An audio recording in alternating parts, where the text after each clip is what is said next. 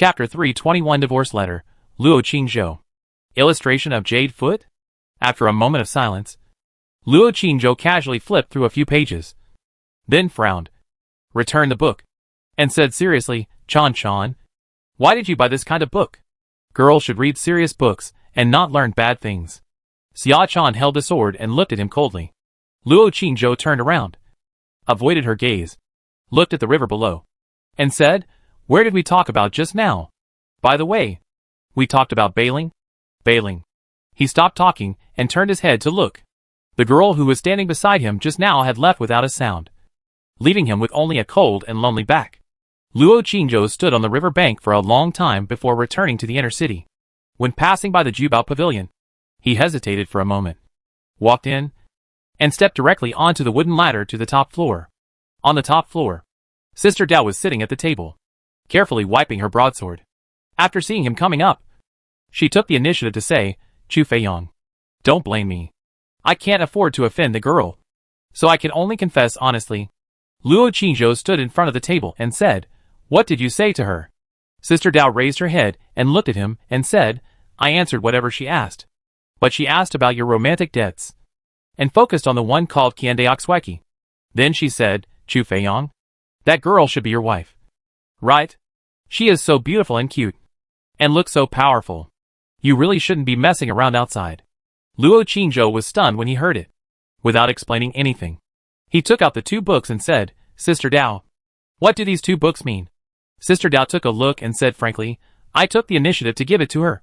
And it was free, because I think she may need to know your interests and hobbies. Luo Qingzhou's mouth twitched, and he threw the book on the table and said, Sister Dao, I think you really need to find a man. Otherwise you are really too idle. After that, he waved his hand and turned away. Dao Jia suddenly said, Chu Feiyang, although it was the first time I met that girl and I only said a few words to her, I can see that the girl cares about you very much. She seems to have some problems with her body and personality. I think you should pay more attention to her.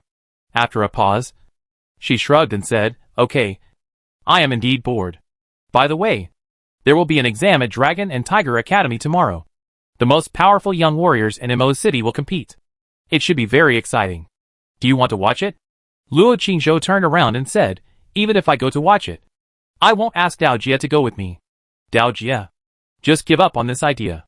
After saying that, she didn't give her a chance to retort and hurried downstairs. TSK? Who cares? Dao Jia pouted and continued to wipe her precious sword with her head down. Luo Qingzhou returned to Qin's house.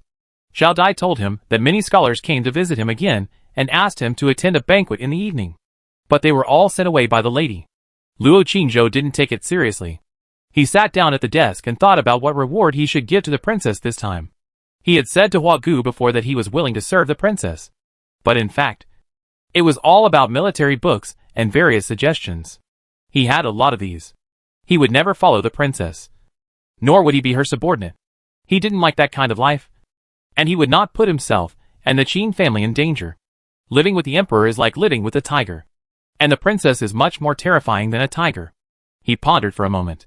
He spread out a piece of rice paper, ground the ink, picked up the pen and wrote, The Divine Mechanism to Enemy Tai by Yin Jing. Human strategy. There is no yin and yang in the sky, no obstacles on the earth. After writing the whole article, the sun was setting outside the window. Luo Qingzhou lowered his head and read it again, and then blew the ink dry and put it on the table to dry. He stood up, stretched his wrists and muscles, and looked down. 2 more drops of spiritual liquid had been produced on the sun and moon treasure mirror. The 2 bottles of spiritual liquid had been given to the second lady, and now he had no drop left. He did not put it away, but stretched out his fingers and absorbed the 2 drops of spiritual liquid on the mirror into his body. He could clearly feel that the energy of each acupoint in his body was overflowing, and the internal force in the Danhai was surging like a wave, and the marrow refining had reached the extreme. This was a sign of a breakthrough, but he always felt that something was missing. He decided to add a few more drops of potion when taking a bath tonight to continue to accumulate more energy and prepare for a sprint. I hope it's in time. His eyes suddenly fell on the gray-white tree root in the porcelain bottle on the table. He paused, reached out and picked it up. He took the tree root out of the clear water in the porcelain bottle and observed it carefully. It looked the same as before, without any change. This tree root is an ancient thing. Isn't it suitable for the current temperature and water quality? He thought about it, took out the storage ring, and planted the trunk in the middle space. There are several medicinal herbs planted in this space. It should belong to the spiritual field. The soil and environment inside must be much better than outside. If it still can't be resurrected, then this tree root will be completely useless. He looked at the space on the left again, ready to see how the two little rabbits were doing. Who knew that as soon as his eyes fell in, he was suddenly startled. Under the blue sky and white clouds, on the green grass ground, the two little white rabbits were fighting with a little fox with fiery red fur. The little fox was slender, and about the same size as the two little rabbits, but its movements were extremely agile. Under the attack of the two little white rabbits, he advanced and retreated calmly, and fought back in various ways. The two sides fought fiercely, and it seemed that neither could defeat the other. Luo Qingzhou was secretly surprised. This little fire fox had been hit on the head by him, and was dead. How could it suddenly come back to life? Looking more carefully, its head is recovered as before. There is no scar on its head, and its fur is still as bright as fire, looking better than before. It seems that the animals in the ancient space are all extraordinary creatures. Not only are they amazing in defense, but they are also extremely tenacious in vitality. This little fire fox is a spiritual creature, and it is probably born very powerful. He looked at it for a while, and when he was about to take out the little fire fox for a careful inspection, Mayor's voice suddenly came from the gate of the courtyard. Son-in-law, the lady and the master are here, and the second young master is here too. Luo Qingzhou came back to his senses immediately, put away the storage ring, got up and walked out. The sun was setting in the distance, and the sky was full of red clouds. It was already evening, and that matter should indeed be resolved. Xiao Dai, Chior, let's go! He called Xiao Dai and Chior in the corridor. It was necessary for the two little girls to go and witness this matter. Xiao Dai was his relative. Chior represented the second young lady. The two little girls seemed to have no idea what was going on, and followed him with a puzzled look on their faces. Luo Qingzhou led them out the door. Outside the door, Qin Wensheng and Song Ryue were talking in a low voice with complicated expressions. Qin Urge frowned, gesturing with his hands in front of him, as if he was still thinking about cultivation. Luo Qingzhou stepped forward and bowed. Father-in-law, mother-in-law, second brother. Qin Wensheng and his wife looked at him and nodded. Qin Chuan came back to his senses and smiled. Qingzhou, second brother is here to make up the numbers. You don't have to care. You can say whatever you want to say later. We are all family, and second brother will not do anything to you. Shut up, Song Ryue shouted coldly. Let's go. Qin Wensheng walked in front. Luo Qingzhou followed behind with two little maids. Chior seemed to have vaguely known what it was about, and the expression on her face suddenly became solemn. Xiao Dai was still confused, but she didn't dare to ask. Other maids and nannies followed behind. As for Nanny Lu, she had already found a reason to resign. More than half of the maids and nannies in the Qin mansion have resigned in the past few days, leaving only a dozen. After the exam of Dragon and Tiger College is over, the family will go to Kyoto, and naturally they will no longer need so many servants. Not long after, the group came to the gate of Lingshan Moon Palace with their own thoughts. Mei hurriedly stepped forward and knocked on the door, but after knocking several times, no one came to open the door. Song Ryue had to knock on the door herself and shouted, Bai Ling, open the door. At this time, the door slowly opened. Bai Ling, wearing a pink skirt, stood in the door, glanced at her, then glanced at the others outside, and immediately said, Madam, the young lady is not feeling well, and has gone to bed. If you have anything, come back tomorrow. Song Ryue was silent for a while, turned her head, looked at her master, and then looked at someone. Although the matter has come to this point, and the result has been decided, both of them are her daughters. She really feels uncomfortable and guilty for destroying one and fulfilling the other. Qin Wensheng did not dare to speak, and turned his head to look at the young man behind him. Seeing that everyone's eyes were looking at him, Luo Qingzhou paused and said, Bai Ling, didn't we agree at noon? Bai Ling looked at him coldly and said, What do you mean by agreed? I don't understand what you are saying. The young lady has gone to bed. If the son-in-law has something to do, come back tomorrow. At this time, a cold voice suddenly came from the yard. Bai Ling, let them in. Bai Ling's eyes suddenly turned red, pouted, made way, turned around and walked away quickly. Luo Qingzhou was silent at the door for a while. And then, he was the first to walk in. Song Ryue followed behind him. Qin Wenzheng, Qin Chuan, and other maids and nannies also followed in. This kind of thing really needs to be witnessed by everyone in the mansion. Under the eaves of the courtyard, a beautiful girl in a snow-white dress was standing there quietly. As beautiful as a painting. The maids and nannies rarely saw her. But every time they saw her, they secretly exclaimed in their hearts, "The young lady is really like a fairy from heaven. So beautiful." Luo Qingzhou glanced at her, lowered his head, walked over, and bowed. "Young lady." Xia Chan stood under the eaves, holding a sword in her arms, as cold as frost. Luo Qingzhou could clearly feel her chill. Qin Jianjia's expression was still cold and calm. She took out the divorce letter and handed it to him. Her beautiful face showed no emotion. Luo Qingzhou took the divorce letter, raised his head, looked into her eyes for a few seconds, turned around, held the divorce letter in both hands, and handed it to Qin Wenzheng for them to read. Qin Wenzheng took it with a complicated expression, slowly opened it, and looked down. Song Ryue stood by, silent, and had no intention of reading the divorce letter. The whole courtyard was silent. After a while, Qin Wenzheng finished reading it, and couldn't help but sighed, looking at the girl who was as cold as snow under the eaves, and said, "Jianjia, Daddy asked you again. Have you decided on this matter?" Luo Qingzhou looked at the snow-white figure again. Qin Jianjia nodded slightly and said coldly, "Dad, let him sign." Song Ryue suddenly choked up and said, "Jianjia, if you don't want to, no one will force you. And Wei Emma won't blame you. Dad and Mother will support any decision you make." Bai Ling's eyes were red, and she trembled. "Miss." Xia Chan stood in the corridor, still motionless and silent. Qin Jianjia said lightly, "Mother, I have nothing to be unwilling about. He and Wei Emma are a perfect match. This is good. Let him sign." Song Ryue wiped her tears.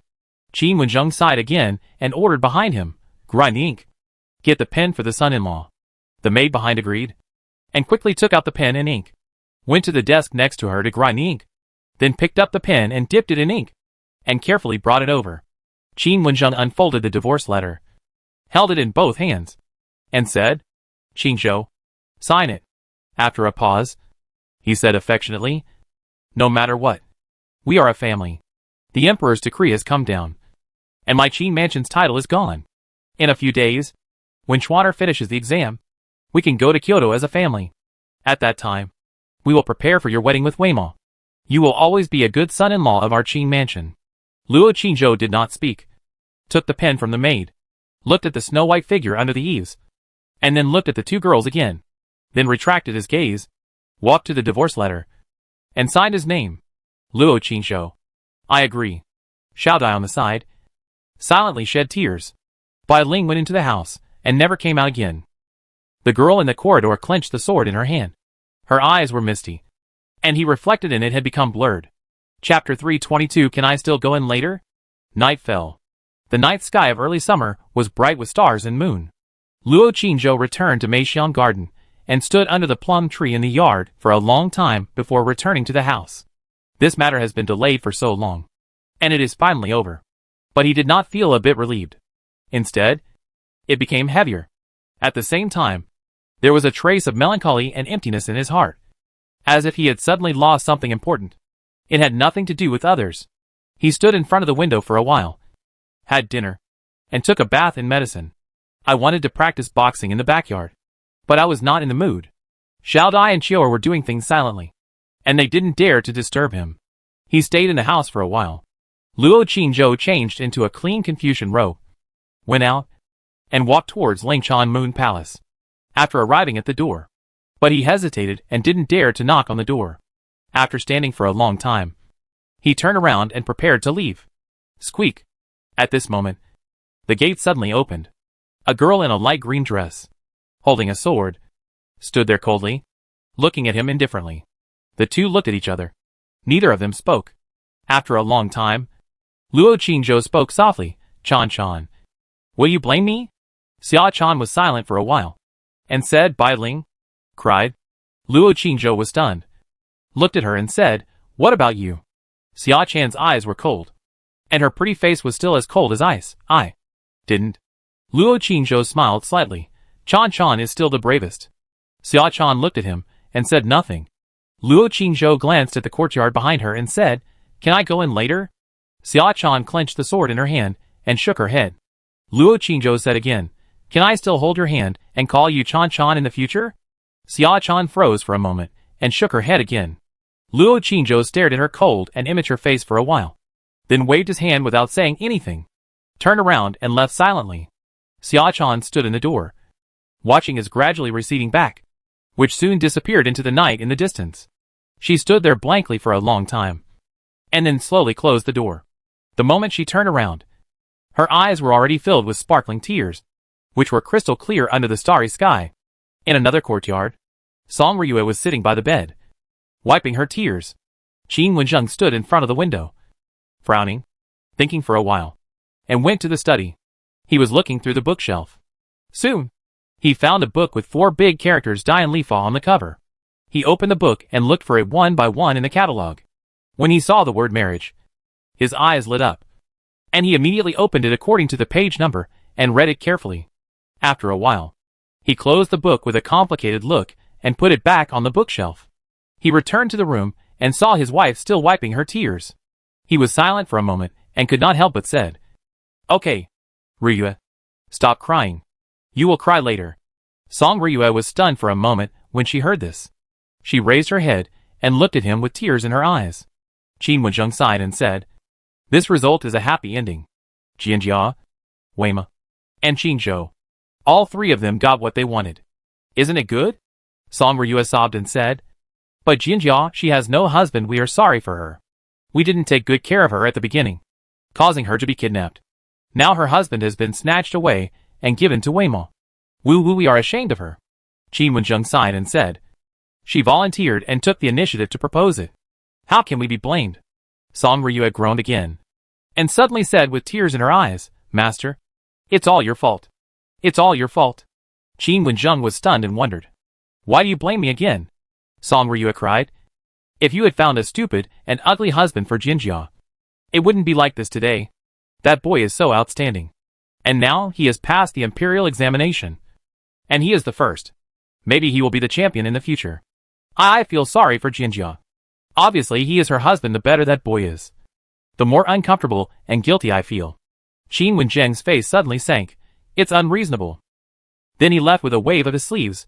"I'm going to the study to rest." Woo woo. There was another cry behind him. Qin Wenzheng glanced outside, smiled bitterly, and shook his head. "Cry. Cry. You will cry in the future." At 3 o'clock in the morning, Luo Qingzhou's spirit left his body, left Qin's house, and flew towards Qinghua's house. After arriving at Qinghua's house, he first checked the defense of the house in midair, then went to the street to find a little wild cat and got into its body. The little wild cat climbed over the wall from the back door and landed in the yard silently, walking forward in the corner of the dark. He came to the courtyard of the second wife with ease. There was a cry in the house. He jumped in from the window and saw a figure with disheveled hair sitting in the corner of the bed, sobbing. He looked for a while, left silently, and went to another small courtyard. 2 maids stood at the door, talking in a low voice. Luo Qingzhou jumped onto the roof silently, uncovered the tiles, and jumped into the room from the beam. "Cat!" As soon as he landed, Luo Xiaolu on the bed found him, with a look of surprise on his face. Luo Qingzhou glanced at her and jumped onto the bed.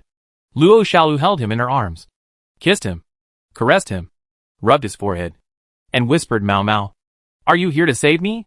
"Thank you. But you are so young. Younger than me. You can't save me. If those bad guys see you, they will beat you to death, Mao Mao. Thank you for coming to see me. Don't come again.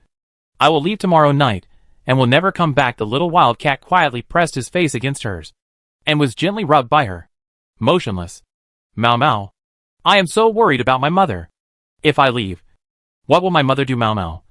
Can you come to help me see my mother and accompany her often in the future?" "Mao Mao, I miss Brother Qizhou too. Do you know Brother Qingzhou? He is so powerful. I heard from my mother that he got the first place in the imperial examination." Luo Xiaolu held him, lay in the quilt, and spoke softly. After a long time, Fong fell asleep. She seemed to have accepted her fate, and there was no fear on her young and innocent face. Luo Qingzhou lay in her arms for a while before getting up and leaving. He jumped onto the beam and onto the roof. He walked slowly on the roof, his amber eyes flashing with a cold light, looking at everything in the mansion. After a while, he jumped down and followed the dark corner to the outside of Luo Yu's yard. He stood not far away and did not move forward rashly. The exam of Dragon and Tiger Academy will begin tomorrow, and the defense here tonight must be tighter than before. Even Luo Yannian may be here. Squeak. He looked for a while, and when he was about to leave, the gate of the courtyard suddenly opened, and a maid came out with a wooden tray. Louis? Luo Qingzhou recognized the maid at a glance. This maid was Luo Yu's personal maid. At the beginning, she not only often bullied Xiao Dai, but also often scolded his mother, and always treated him coldly. Normally, she would live with Luo Yu so that she could take care of him at any time. But tonight, she went into another small courtyard at the back and lived with other maids. Obviously, for Luo Yu's exam tomorrow, no woman in the mansion could get close to him these nights, lest he couldn't help it and affect the competition. Luo Qingzhou followed the maid quietly into the courtyard, and then into the house. There was a big bed in the room on the left, with two maids sleeping on it, playing around. After Louis entered the room, they quieted down, as if they were a little afraid of her. After all, she was the personal maid of the second son of the Luo family, and there was a high possibility that she would be taken as a concubine by Luo Yu in the future. So the maids in the mansion did not dare to provoke her. Louis glanced at the two of them and said with a smile, "Two sluts. Are you horny again? Take off your clothes, and I will come to you after I finish washing up." Of course, she also knew that if she wanted to get along well with other maids and climb higher, she couldn't do it alone. The two maids on the bed relaxed immediately after hearing what she said. One of the maids said with a smile, "Sister Louis, help me hold Hunger down later, and let's check her body carefully." Louis smiled and said, "Okay. Wait for me." She left the room and went to the kitchen to get some hot water. Just as she was about to pick it up, her body suddenly froze, and she stood still.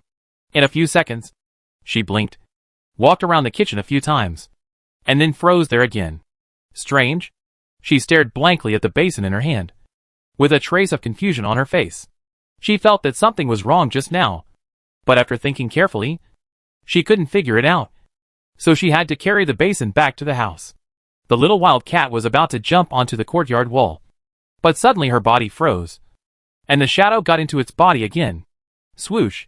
It jumped onto the courtyard wall lightly, and without staying any longer, it followed the dark corner and left Chunghwa Mansion. After walking out of a few streets, Luo Qingzhou came out of its body, flew into the air, looked at Chunghwa Mansion again, and then flew to Yuanyang Tower. Possessing Louis, there should be no problem. The Dragon and Tiger Academy exam takes 3 days, so these nights are when Chunghwa Mansion is most tightly guarded. He needs to find the best time and hit it. Thinking about the plan for the past few days, he soon came to Yuanyang Tower. The rooftop was empty. No one was there. He landed on the rooftop, stood for a while, and suddenly looked at the eaves where the moon-white figure often stood. After hesitating for a moment, he floated over, landed on the eaves, and looked into the distance. Whatever. Go back. Continue. Let's start over again. Don't you have to accompany your wife tonight? Isn't she called Sister Yu? He imitated Sister Yu, standing motionless on the eaves, looking at the dark night in the distance, and muttered to himself in a cold voice. Then he laughed at himself, turned around, and prepared to land on the roof to practice his inner strength. But when he turned around, he suddenly froze there. On the roof behind him, the moon-white figure was standing there silently, looking at him quietly. I don't know how long he has been here. Chapter 323 Promotion. The Earth Dragon turned over. The rooftop was strangely quiet. Luo Qingzhou froze there, his cheeks burning, wishing he could find a tight little hole to crawl into and never come out again. He was just in a bad mood and wanted to adjust his mood. Who knew? He was stunned for a while. He just woke up and floated down quickly, landing next to her, leaving the eaves, and said in a dry voice, Sister Yu, please. The white figure of the moon was still standing there, cold and silent, without any response. He didn't move, nor did he speak. Luo Qingzhou had to bite the bullet and change the subject. Sister Yu, my wife divorced me tonight. The white figure of the moon still didn't speak. Luo Qingzhou walked back a few steps, sat down on the red tile, looked at the night in the distance, and said with a complicated expression, It's strange. I seemed to be reluctant to leave her. I thought it was because of someone else. But when I thought about it carefully, the moment I signed my name, my heart suddenly felt empty, as if it was because of her. The white moon figure turned around, looked at him, and finally said coldly, I remember you said that you had no feelings for her.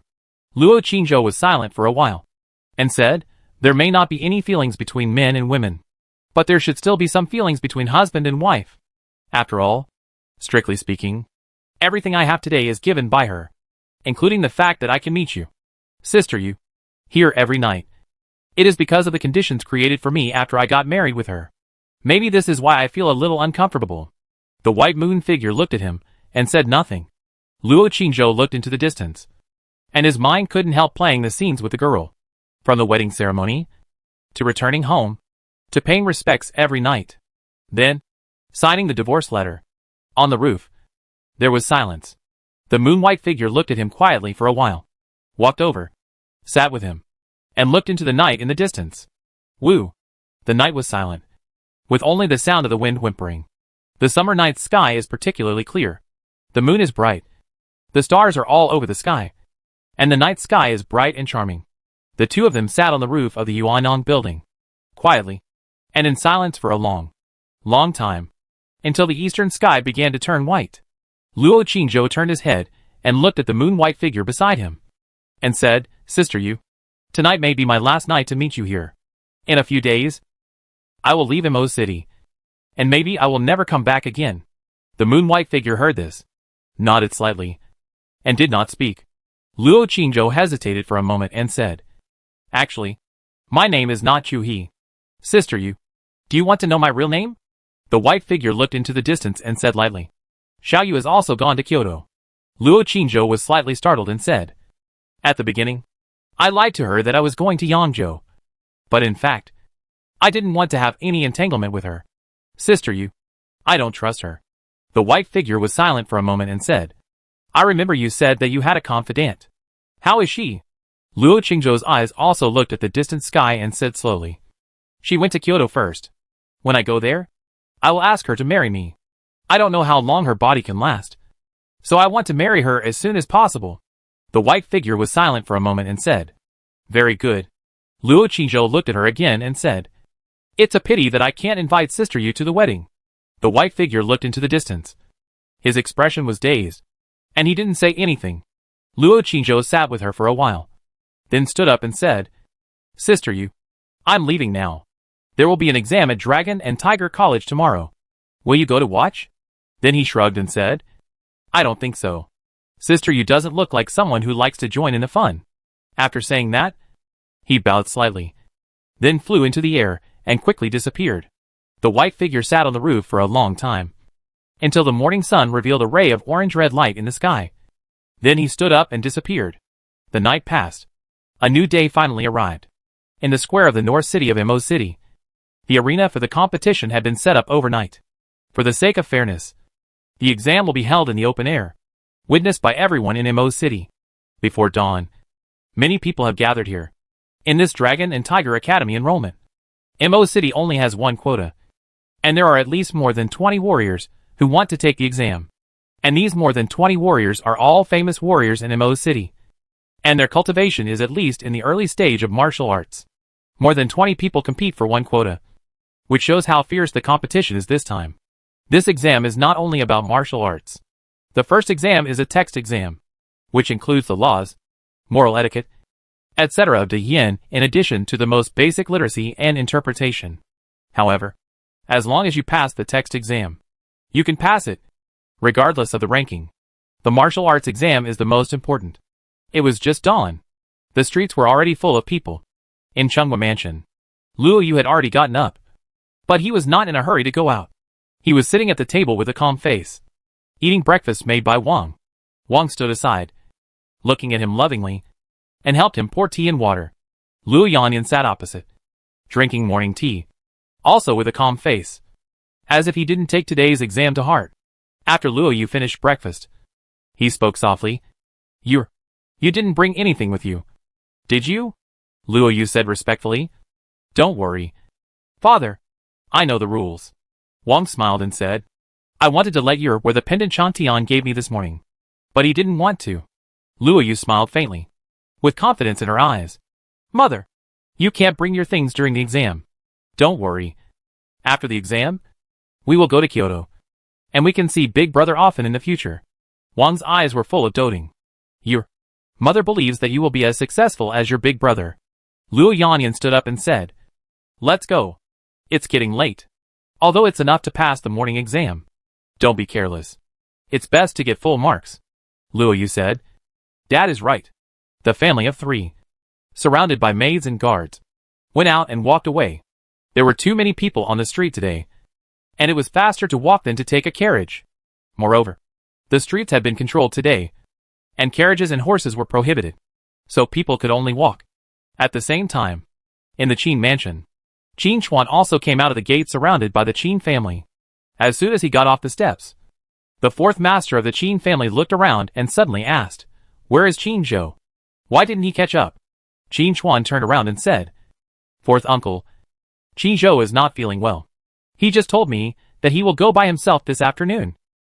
Mr. Qin said quickly, Is the boy sick? Is it serious? Qin Chuan said, He looks normal. He should be fine.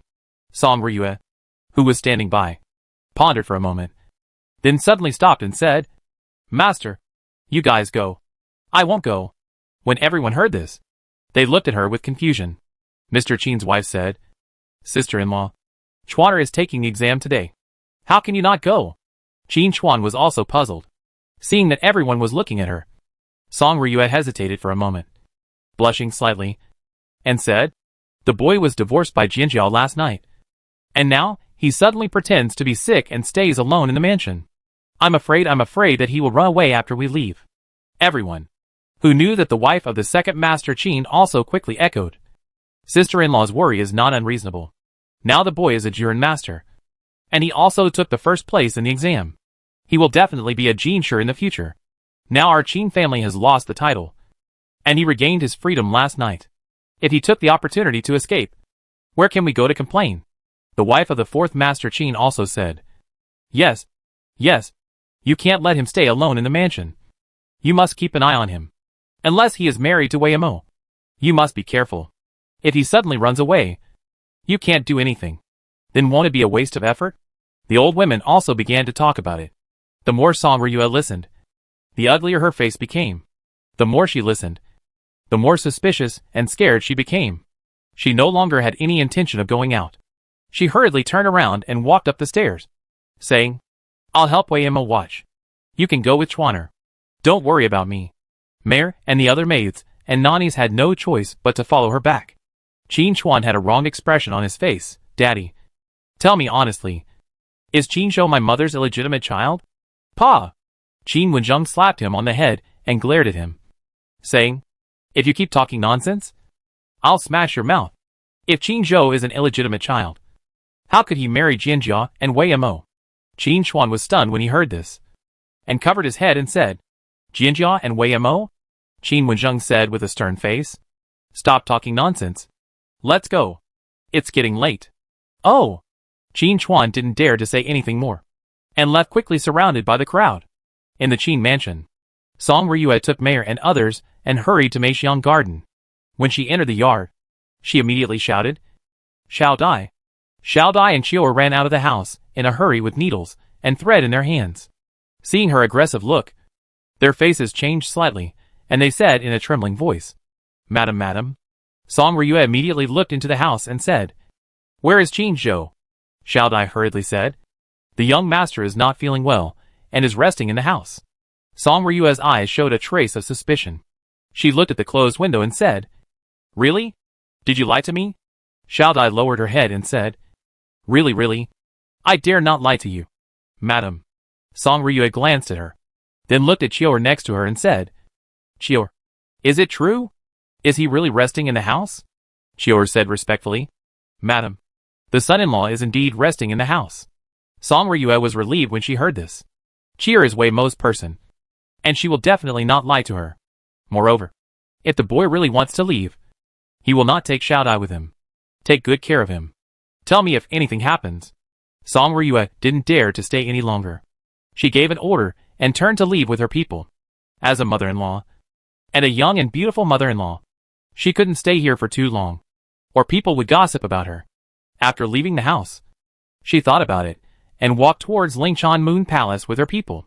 At the same time, at the bottom of the lake in Yuetingyu Garden, Luo Qingzhou's skin was red and hot, and the internal force in the Danhai was surging like a huge wave. He was waving his fists, bursting out the overflowing power in the acupoints, and violently attacking the hard black rock in front. In the morning, he was going to watch Qin Urge's exam with everyone. As a result, after absorbing 2 drops of spiritual liquid, the power in his body suddenly became restless and surging, and his whole body suddenly felt like it was about to explode. He immediately said something to Qin Urge, and then explained it to Xiao Dai and Chior, and then went directly to the bottom of the lake. Boom! The whole body's strength burst out from the internal organs, muscles, fascia, and various acupoints, and then gathered into a river, starting to sprint the last obstacle, from morning to noon, from noon to evening. Boom! A loud noise suddenly erupted from the bottom of the lake. Then the entire lake surface shook, and the lake water surged up like a wave, pouring onto the banks on both sides. A willow tree on the shore fell into the lake with a click. The remaining people in the Qin mansion thought there was an earthquake, and ran out of the house in panic. Song Ryue was supported by Mayor, and ran to the courtyard in a panic. After standing in the courtyard for a while, her face suddenly changed and said, "Hurry. Go to Maching Garden." The group hurried to Maching Garden again. Xiao Dai and Chior were also frightened by the vibration just now, and ran out of the house, and stood in the courtyard. Soon, Song Ryue hurried here, and seeing that someone had not come out yet, she hurriedly walked into the house. Xiao Dai and Chior were both startled, but they did not dare to stop her. Seeing that she was about to break in, Chior hurriedly said, "Madam, the son-in-law is sleeping and has no clothes on." As soon as these words came out, Song Ryue, who was about to push the door, suddenly paused, then turned to look at her and said, "Chior, you were sleeping with him just now. Why didn't you call him out together?" "Chior." Song Ryue ignored her and immediately knocked on the door and shouted, "Qingzhou, come out quickly." The earth dragon turned over. There was no response from the house. Song Ryue suddenly became suspicious, turned her head, looked at the 2 little girls who were scared and pale, and said, "Is he not in the house?" Xiao Dai and Chior lowered their heads, and did not dare to answer again. Song Ryue's face changed, and she immediately opened the door. Just as she was about to go in, Luo Qingzhou's voice suddenly came from the room, "Mother-in-law, wait a minute. I'll get dressed." Squeak! Song Ryue had just stepped in with 1 foot, but before it landed, she immediately retracted it, and quickly closed the door. Xiao Dai and Chior looked at each other in bewilderment. After a while, Luo Qingzhou, wearing a loose Confucian robe, opened the door and said respectfully, "Mother-in-law, I'm sorry. Qingzhou is a little uncomfortable, so I got up a little late." Song Ryue looked at his face and asked with concern, "Are you feeling better now?" Luo Qingzhou said, "I feel much better after a good sleep." Song Ryue immediately said, "Let's go out.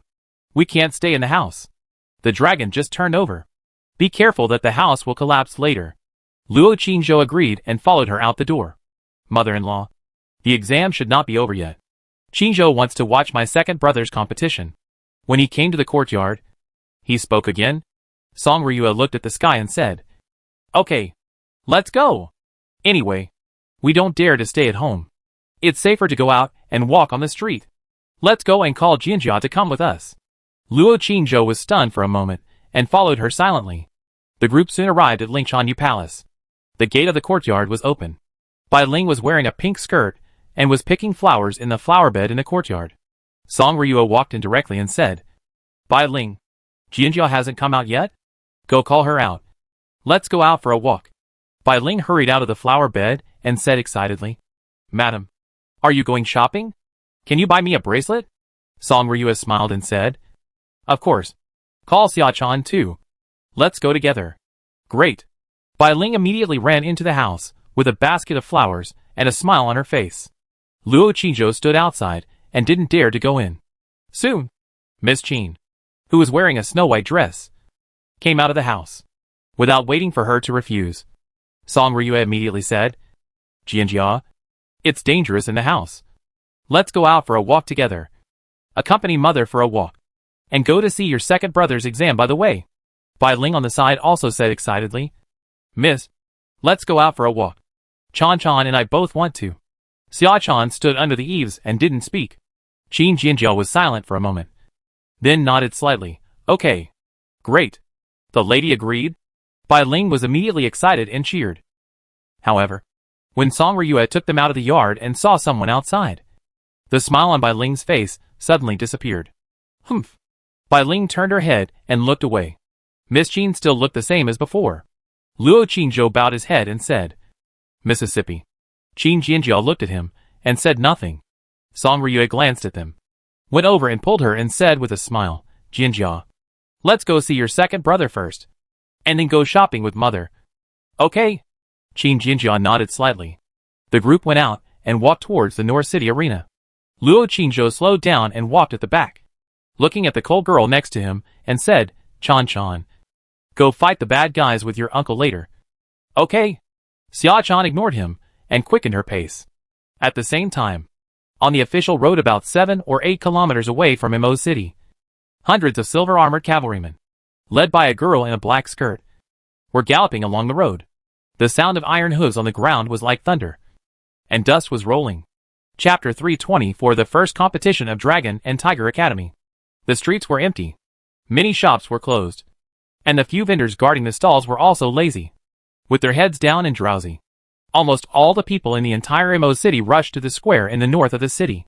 When Song Ryue led a group of people to the north of the city, before they got close, the streets and alleys in front were already blocked. The crowd was bustling, shoulder to shoulder, all looking up at the ring in the square. Those standing nearby were all strong warriors.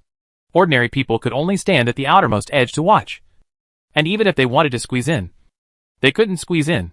The distance was too far, and they couldn't see the competition on the ring at all. Many people just joined in the fun. Of course, there were also some people who wanted to take advantage of the crowds. Fish in troubled waters, steal things, take advantage of a young lady, etc. As soon as Song Ryue approached with the Qin family, she attracted the attention of several ruffians. Seeing that all these women were as pretty as flowers, fair and delicate, their eyes sparkled and they drooled. They also saw that there were no guards or men around these women, only a weak scholar in a loose Confucian robe. They immediately looked at each other and pretended to be ordinary people watching the excitement, squeezing over to touch and take advantage. These women were from wealthy families, so they naturally didn't dare to think of anything more outrageous. Song Ryue's eyes were anxiously looking at the ring in the front, and she ordered the maids to clear the way in front and prepare to squeeze in. This gave the ruffians an opportunity. The men dispersed.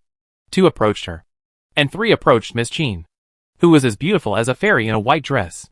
Bai Ling, who was standing next to Miss Qin, looked at the ring in the front with excitement, and seemed to glance at the 3 people. There was a cold light turning between the slender jade fingers in her sleeves. Xia Chan's cold eyes stared directly at the 3 people who were gradually squeezing over, who knew that at this moment, Luo Qingzhou walked directly towards the 3 people, and without saying anything, he punched them in the back of the head several times. The 3 people were pretending to look at the ring in front of them, slowly moving their bodies closer, and before they could react, they were attacked from behind. Their eyes went black, and they fell to the ground one after another. When the people next to them reacted, Luo Qingzhou had already left and walked to the side of the mother-in-law. Song Ryue was looking forward with her neck tilted up, looking anxious. The other 2 were about to approach, and Luo Qingzhou kicked them one by one in the crotch. The 2 screamed on the spot, fell to the ground, and wailed while holding their lower body. Song Ryue was startled, looked at them, turned her head, and looked at the scholar who had been standing next to her without knowing when, with a confused face. At this time, an old lady standing next to her whispered, "Madam, those 2 people just wanted to come over and take advantage of me, but they got kicked in the balls by my son-in-law." Song Ryue. Luo Qingzhou's mouth twitched, and he glanced at the old lady who was hiding her true feelings, and explained, "It wasn't kicked in, Song Ryue." Luo Qingzhou bowed his head and said respectfully, "Mother-in-law, there are too many people inside. The weather is hot, and the game is almost over. I think we should not squeeze in." After hearing this, Song Ryue looked up at the dense crowd in front of her, and then she saw many men deliberately taking advantage of those women, and some even dared to deliberately linger behind them, and her face suddenly became ugly. Just now, she just wanted to squeeze in to watch the martial arts competition, and forgot that there were women behind her. Only then did she react and said hurriedly, Qingzhou is right. Then she said to the maid in front, no need to squeeze. Retreat. Wait for the master and others to come out. The group retreated a distance and left the dense crowd. Luo Qingzhou felt a few eyes coming from behind him, and turned his head to look. Bailing and Xia Chan both turned their heads and looked away. Miss Qin's eyes were looking at him, and she looked into his eyes, still clear and cold, and calm. Luo Qingzhou retracted his gaze, and looked up at the ring in the distance. At this time, he happened to see a warrior being punched and flying out, falling on the edge of the ring, struggling on the ground for a while, and could no longer stand up. The warrior who knocked him away was dressed in black, tall and handsome. He was actually Luo Yu, the second son of Chunghwa Mansion. He stood on the stage, bowed to the defeated warrior, and seemed to say something, with a humble expression on his face. A burst of applause broke out from the audience. Luo Qingzhou looked at the closest place under the ring, and indeed saw the familiar figures of Chunghwa Mansion. In addition to the guards, Luo Yanyan, Wang Chung, and the maids were there. At this time, the maids were cheering and excited. Luo Qingzhou could not see the expression on the face of the eldest lady, but he could imagine the kind and proud smile on her face at this moment. My Yu is indeed the best. I guess she was thinking this in her heart at this time. As for Luo Yanyan, he should have the same idea. Dang. The gong sounded, and the game ended. There were more than 20 warriors participating in the competition today, and only 5 were left. The examiner of Dragon and Tiger Academy met the 5 winning warriors in the back, told them some things, and then announced the end of today's exam. The crowd of people who came to watch the excitement dispersed reluctantly. The crowd was surging and noisy. Seeing this, Song Ryue hurried over to pull Miss Qin and the women to the wall next to them to avoid the chaotic crowd. It was not until the sun was about to set that the crowd gathered here almost dispersed. At this time, Qin Chuanfang, surrounded by the Qin family, came over with a smile on his face and high spirits. The second and fourth masters of the Qin family also talked to him with smiles on their faces, as if praising him. Seeing this, Song Ryue immediately went up to him with a face full of joy and asked hurriedly, Chuan, did you win? Qin Chuan saw her and immediately stopped smiling, saying bitterly, lost. Song Ryue's smile froze when she heard this, and then she realized something was wrong. Everyone was laughing, and immediately glared at him. Dare to lie to your mother. Are you itching again? Qin Chuan said with a face full of grievance. Mother, you are too partial. A few days ago, Qizhou went to take the exam, and you were more active than anyone else. Today I came to take the exam, but you didn't come. Who is your biological son? Song Ryue immediately hit him, and said angrily, nonsense again. It is because you are my biological son that I believe you. That kid Weimo is not here. I have to help Weimo look after him. Qin Chuan glanced behind her, and was immediately surprised. Hey, why is Jianjia out too? Song Ryue was about to speak, but Qin Wenzheng glanced behind her and said, Let's go. Let's go to the restaurant to eat first, and then sit down and talk. Restaurant? Song Ryue was full of confusion. Mr. Qin Air said with a smile on his face, Today, Chuaner passed the written test, and won the martial arts test. We should go to the restaurant to celebrate. The female family members behind also laughed. Yes. Sister-in-law. We should go to the restaurant to celebrate. You can't be stingy. Song Ryue smiled and said, Let's go. Let's go to the most expensive restaurant, and have a good meal. At this time, Luo Qishou also came up and bowed. Second brother. Congratulations. Qin Chuan smiled and patted his shoulder, and sighed, It's just good luck. There will be a competition tomorrow. One of the 5 warriors will be selected. To be honest, second brother really has no confidence. Stop talking discouraging words. Mr. Qin Si immediately said, Chuan, have confidence in yourself. Your performance today is very good. No worse than the other 4. The rest of the Qin family immediately echoed. Qin Chuan smiled, and didn't dare to say anything more. The group left the street, and walked towards the largest restaurant in Mo City. Jiuxinlu. Song Ryue went over and pulled Miss Qin. Qin Wenzheng was talking to the second master, and the fourth master Qin, and the other female relatives were also chatting happily. Luo Qingzhou suddenly asked, Second brother, who are the other 4 winning warriors? Qin Chuan thought for a while, and said, Jiang Yan of the Jiang family, Qian Yiming of the Huwei Escort Agency, He Hong of the Nanshan Boxing Gym in the city, and the last one. He paused, looked at him and said, Luo Yu from Chunghwa Mansion. Luo Qingzhou looked calm and said, They should all be midterm martial artists. Right? Qin Chuan nodded and said, yes. Except for He Hong. Luo Yu and me who use fists. Jian Yin uses swords, and Qian Yiming uses knives. Their strength should not be underestimated. Luo Qingzhou said, second brother will definitely win. Qin Chuan smiled and said, by the way, Qingzhou, the results should be out the day after tomorrow afternoon. We will leave for Kyoto the day after tomorrow. Do you have anything unresolved in Maching? You can tell the second brother. The second brother helped you. Freedom. My mother and dad are worried about you running. Luo Qingzhou was about to speak. And he blinked again. Whispered, the second brother is not worried. The micro ink is so gentle and considerate. So smart and beautiful. You can put it? His shot on his back. Qin Chuan looked back and retracted his neck and dared not say anything again. Song Ryue looked at the two of them arm in arm coldly. Her face gloomy and anger leaping in her eyes. Qin Wenzheng turned a blind eye and led the way. Not long after, the group arrived at Jiuxianlu. Because it was a temporary decision, and no reservations were made in advance. The owner of the store saw so many people coming and quickly ordered the waiter to clean up the table. Then smiled and said, dear guests, the upstairs hall has been reserved today. So you can only be wronged in the downstairs hall. Do you think it's okay? Qin Wenzheng didn't care, and turned to ask the second and fourth masters of Qin. Several people nodded and said, okay. It doesn't matter where you eat. So they decided to come down. The waiter quickly moved the table and stools, and took everyone from the Qin family to sit down at different tables. Qin Wenzheng, Qin Chuan, Luo Qingzhou, the second and fourth masters of the Qin family, and the men in the two masters' houses sat at one table. Song Ryue, Miss Qin, and the women of the second and fourth masters sat at one table. The other maids and nannies sat at one table each. The servants and guards also sat at two tables. The waiter took the menu, and Qin Wenzheng waved his hand and said, there are many people tonight. You can order the dishes yourself, and bring all the good dishes and wines in the restaurant. Just enough for you to eat. The waiter agreed and was about to leave with the menu, when a large group of people suddenly walked in from the door. When the store owner saw them, he immediately bowed and greeted them with a smile on his face. Lord Luo. Mr. Luo, please go upstairs. The seats have been vacated for you. The Qin family and the group of people who just came in from the door looked at each other, all stunned. And then their faces changed. The whole hall suddenly became quiet. Chapter 325 Luo Yu's Hard Knot. Flying knife. Flying knife again. Lord Luo. The shop owner seemed to see something was wrong, and hurriedly smiled and said, these guests have just arrived. I saw that the hall on the first floor was empty, so I let them sit down. If Lord Luo feels inconvenient.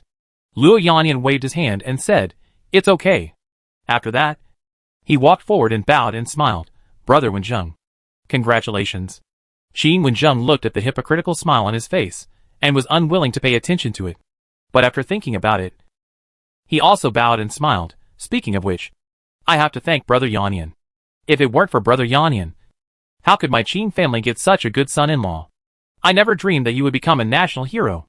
The person who was not wanted by the government came to the Qin family and made a great success. He was able to win the first place in the autumn examination. Brother Yanyan, thank you very much. The muscles at the corners of Luo Yinyan's eyes twitched, but he still kept a smile on his face. Brother Wenzheng, tomorrow our two children will go on stage to compete. I hope you two will stop at a certain point and don't hurt the harmony. Qin Wenzheng smiled and said, of course. Luo Yanyan bowed and said, then I won't bother you. Then he said to the back, let's go upstairs. Wang followed behind him.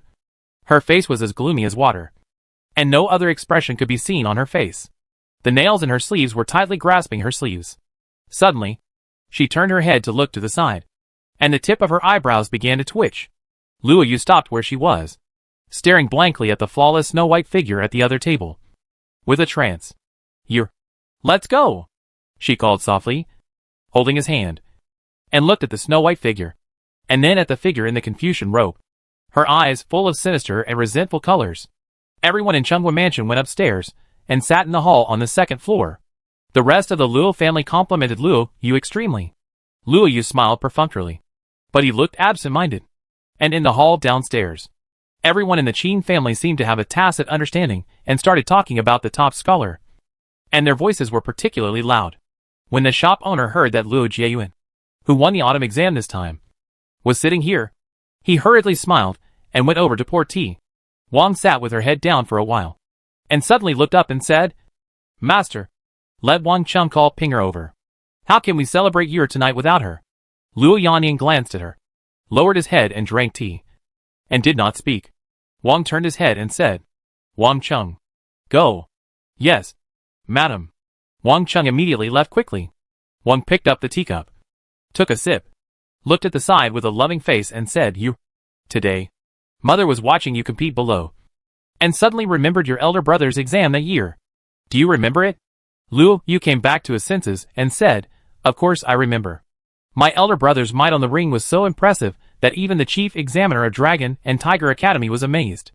There were 5 places at that time, and my elder brother passed the exam with the first place." Wang smiled and said, You are very similar to your elder brother. Mother was watching below today, and it was like seeing your elder brother back then. You two brothers have always been very similar since childhood. I heard from your father that you practice the same things. Mother believes that tomorrow you will definitely get the first place in the exam like your elder brother did that year." Luo Yu smiled and said, "I dare not compete with my elder brother. At my age, my elder brother has already reached the late stage of martial arts." Luo Yannian interrupted, "You are not injured today, right?" Luo Yu said respectfully. "No." Luo Yannian nodded and said, "Go back and have a good rest tonight. Don't think too much, and go all out for tomorrow's competition. Daddy still said the same thing. Life is the most important. Don't be like that person today, who would rather die than admit defeat." Wang also hurriedly said, Your father is right. Life is the most important. If you encounter danger, don't be stubborn. If something happens to you, Mother." Luo Yu held her hand and said, "Mother, I know. You don't have to worry. If I can fight, I will fight. If I can't fight, I will naturally admit defeat. I'm not that stupid. Okay. Wang's eyes were full of love and pampering. Luo Yu turned his head and looked downstairs, but at this position, he couldn't see anyone. He paused, poured a glass of wine, stood up, and said, "Dad, Mom, I'm going to go down and talk to Qin Chuan." Wang's eyebrows twitched. Her lips moved, and she wanted to stop him, but she didn't say anything. Luo Yannian nodded and said, "Go. No matter what. You have to save face." Luo Yu went downstairs with the wine glass and the wine pot. After he went downstairs, Wang tried to hold back, but she couldn't hold it back. She stood up, walked to the railing, and looked down. Luo Yu walked behind Qin Chuan, smiling, and said, "Brother Qin, today you used the spring breeze and rain, which was wonderful, and opened my eyes. I toast you a glass." Qin Chuan glanced at him and ignored him, but he felt that it was impolite and embarrassed the Qin family, so he had to pick up the wine glass and stood up and said, "Brother Luo's boxing is exquisite. I can't compare." The two smiled hypocritically and raised their heads to drink a glass. Luo Yu smiled and said, "Brother Qin, please show some mercy in the competition tomorrow." Qin Chuan sneered, sat down, and did not answer. Luo Yu poured himself another cup, stretched it out to the side, and said with a smile, "Qingzhou, let's have a drink. I heard that you passed the imperial examination this time and won the first place. Congratulations." Luo Qingzhou turned his head and looked at him, expressionless. "Sorry, Second Master Luo, I don't drink." Luo Yu held the wine glass and still smiled. "Tea can replace wine." Luo Qingzhou said, "Sorry, I don't drink tea either." The muscles on Luo Yu's face twitched, but he still smiled. He raised his head and drank the wine in the glass. He was still polite, no matter what. "We are brothers. No matter what you did in the past, the second brother will not take it to heart." After speaking, he poured another cup and walked directly to another table next to him, raised the wine glass and said, "Miss Qin, Luo Yu has always wanted to apologize to you, but never had the chance. Today I finally see you. Luo Yu is extremely terrified. The original engagement was not made by me. Get out."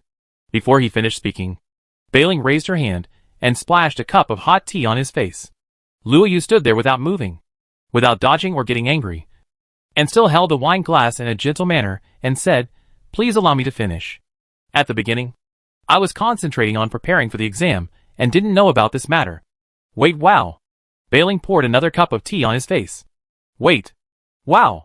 Bailing walked directly in front of him, and poured a whole pot of hot tea on his head. Luo Yu stood there, tea flowing all over his head and face, holding the teapot and teacup tightly in his hands, and finally withdrew his eyes from the snow-white figure and looked at her. Wang stood upstairs. Her face was ashen. She was trembling with anger, and she gritted her teeth and cursed, "Little bitch. How dare you?" Swish. A cold light suddenly shot from below and flew towards her throat like lightning. Ding! Luo Yannian suddenly appeared behind her, stretched out his palm and clapped it. And the cold light suddenly changed direction. And with a puff, it pierced into the pillar next to it. It turned out to be a flying knife. And the tail feathers were still vibrating and buzzing. You can imagine the force that just flew over. But no one saw who threw this flying knife. Luo Yannian's face suddenly turned gloomy. His eyes were burning with anger, and his fists were clenched in his sleeves. Wang's face turned from green to white. Her legs became weak, and she dared not say anything more. "Get lost," Bailing said coldly again. Luo Yu's eyes showed a hint of sinisterness, and the hypocritical smile and elegance on his face could no longer hold up. He raised his sleeves, wiped the wine off his face, turned around with a gloomy face, and went upstairs. Wang gritted her teeth and said angrily, "Master, they are going too far." Luo Yannian looked down with a gloomy look and said, "Brother Wenjing, even if our two families have long severed their relationship, you shouldn't be so cruel, right?" Qin Wenjing looked up and said, "Brother Yannian, I didn't do anything. As for Bailing, she is not under the control of our Qin mansion, and I can't control her. If Brother Yannian wants to do it, I can accompany you to fight a few moves, just as a way to cheer up tonight's dinner. Although I have never practiced martial arts, this old bone can still move a few times. How about it?" Luo Yannian stared at him gloomily. The whole restaurant was silent. At this tense moment, Wang Chung suddenly walked in from the door, followed by a young woman with red eyes. Luo Yannian didn't say anything and turned back to his seat. Wang looked down, pulled her beloved son, and whispered, "Here. Let's go. Let's have dinner." Luo Yu looked at the snow-white and cold figure downstairs again and returned to his seat. Wang took the towel handed over by the maid and wiped the water stains on his face and neck with heartache. Wang Chung took Yang Pinger upstairs. When Yang Pinger saw her, she immediately cried, "Madam, please, don't let Xiaolu be buried alive." Wang took the towel and gently wiped the water stains on her son's body, saying lightly, "Kneel down." Yang Pinger knelt on the ground with a thump, and continued to cry and beg. The muscles at the corners of Wang's eyes twitched, and a touch of venting pleasure appeared in her eyes, saying, "Slap yourself. I didn't say stop. You are not allowed to stop." Snap! Snap! Snap! Yang Pinger slapped herself hard without hesitation, still crying and begging. Wang handed the towel to the maid next to her and smiled. Don't worry. Mother will definitely give you what you like. Eat first. We will go back later to send that little girl off." When Yang Pinger heard this, she immediately rushed over and kowtowed, saying, Madam, please, don't." Wang still had a faint smile on her face, as if she didn't exist. The shop owner and the waiter didn't dare to say anything when they saw the scene. It was very common for wealthy families to punish maids and servants. The dishes had been prepared and came up soon. Yang Pinger was still kneeling on the ground, kowtowing and begging. But no one at the table looked at her. The Qin family downstairs clearly heard the kowtowing and begging, and they were all angry. But they had no reason to interfere in other people's family affairs. Qin Wenjing looked at the young man opposite him, pondered for a moment, and said, "Qingzhou, I went to see the city lord yesterday, and he said he didn't agree with this matter. But his wife and mother cried and asked him to agree, and he couldn't refuse. He said that it was Chunghwa Mansion who took the initiative to bring it up, and he was helpless." Song Ryu snorted coldly, quibbling. Luo Qingzhou said calmly, "Father-in-law, it's okay. Let's eat." Qin Wenjing glanced at him and said nothing. Song Ryu didn't dare to say anything, because this is a family affair between the two families. No matter how angry they are, they can't intervene. The bang bang bang sound and pleading sound above their heads continued. After a while, Luo Qingzhou suddenly stood up and said, "I'll go to the toilet." After that, he stood up and went to the backyard under the guidance of the waiter. After entering the toilet, his soul left his body. He flew into the air and looked out of the city. In his sight, dust was flying on the official road not far outside the city. The soul returned to the body. He came out of the hut. Under the big tree outside, a girl in a light green dress was holding a sword and standing there. When she saw him come out, she turned and went into the house.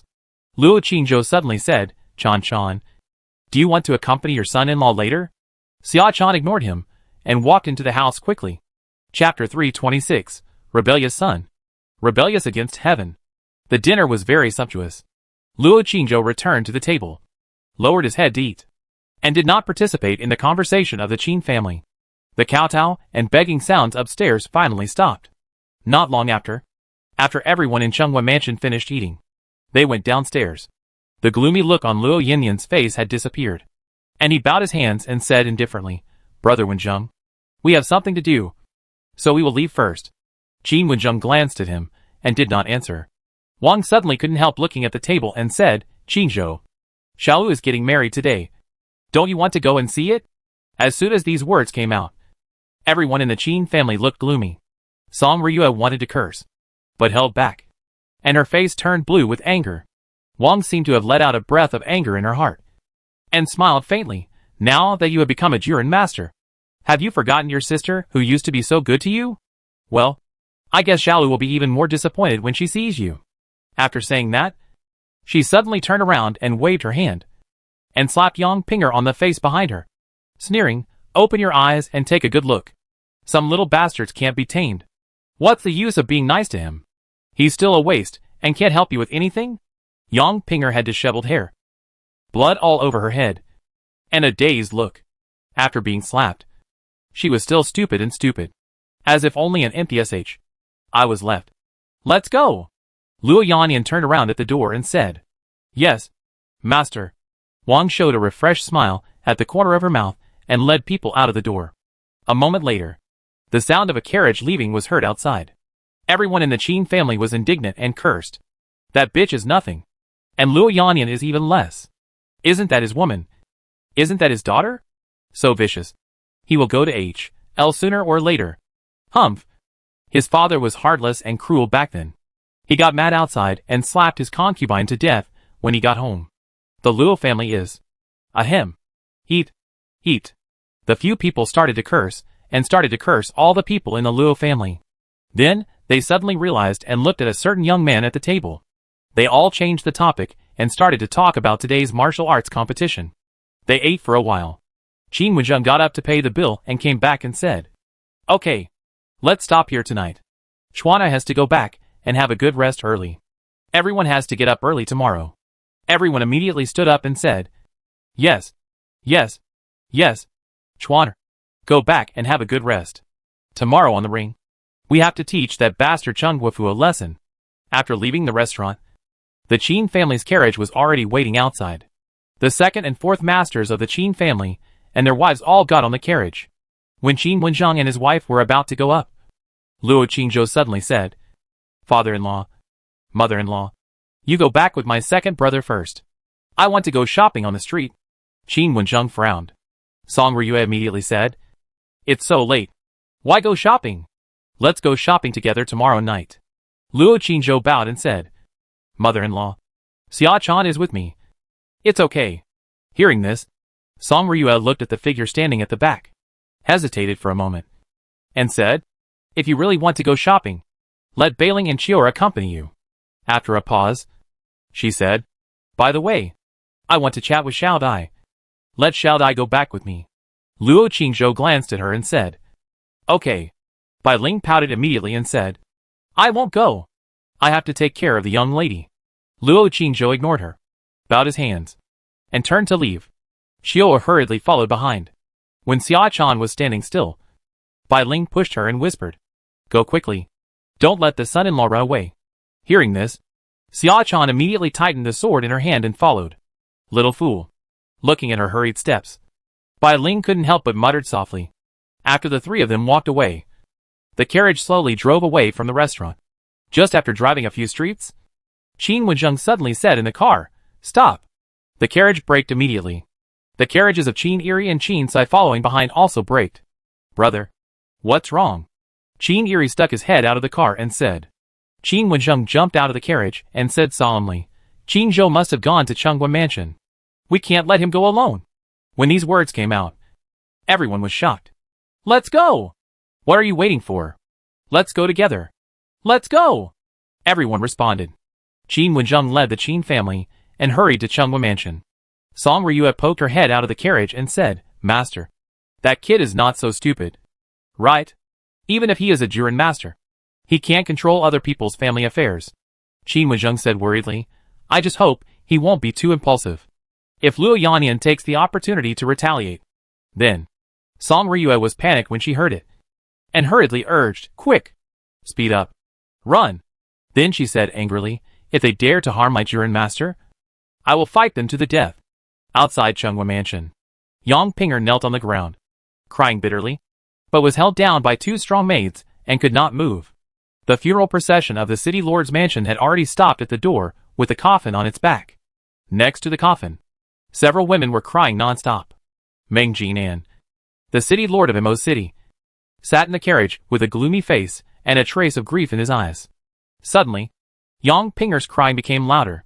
Meng Jinan looked up and saw several maids and nannies surrounding a pretty little girl in a bright red wedding gown, coming out of the mansion.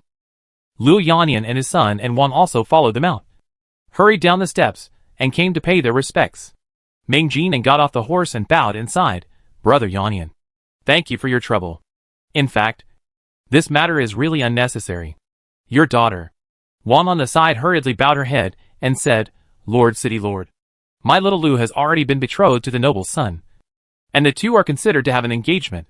No matter what, the marriage must be completed. We in Chunghwa Mansion are not people who break our promises. Luo Yanyan stood aside and said nothing. Master, that's your biological daughter? Please save her, Yang Pinger cried. Wang immediately turned her head and said coldly, Stop her mouth.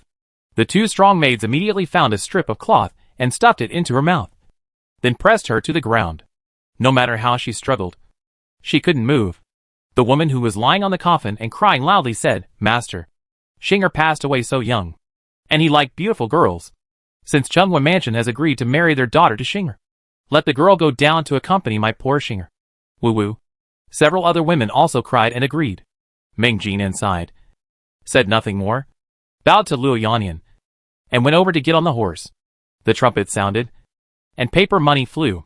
The team was ready to set off.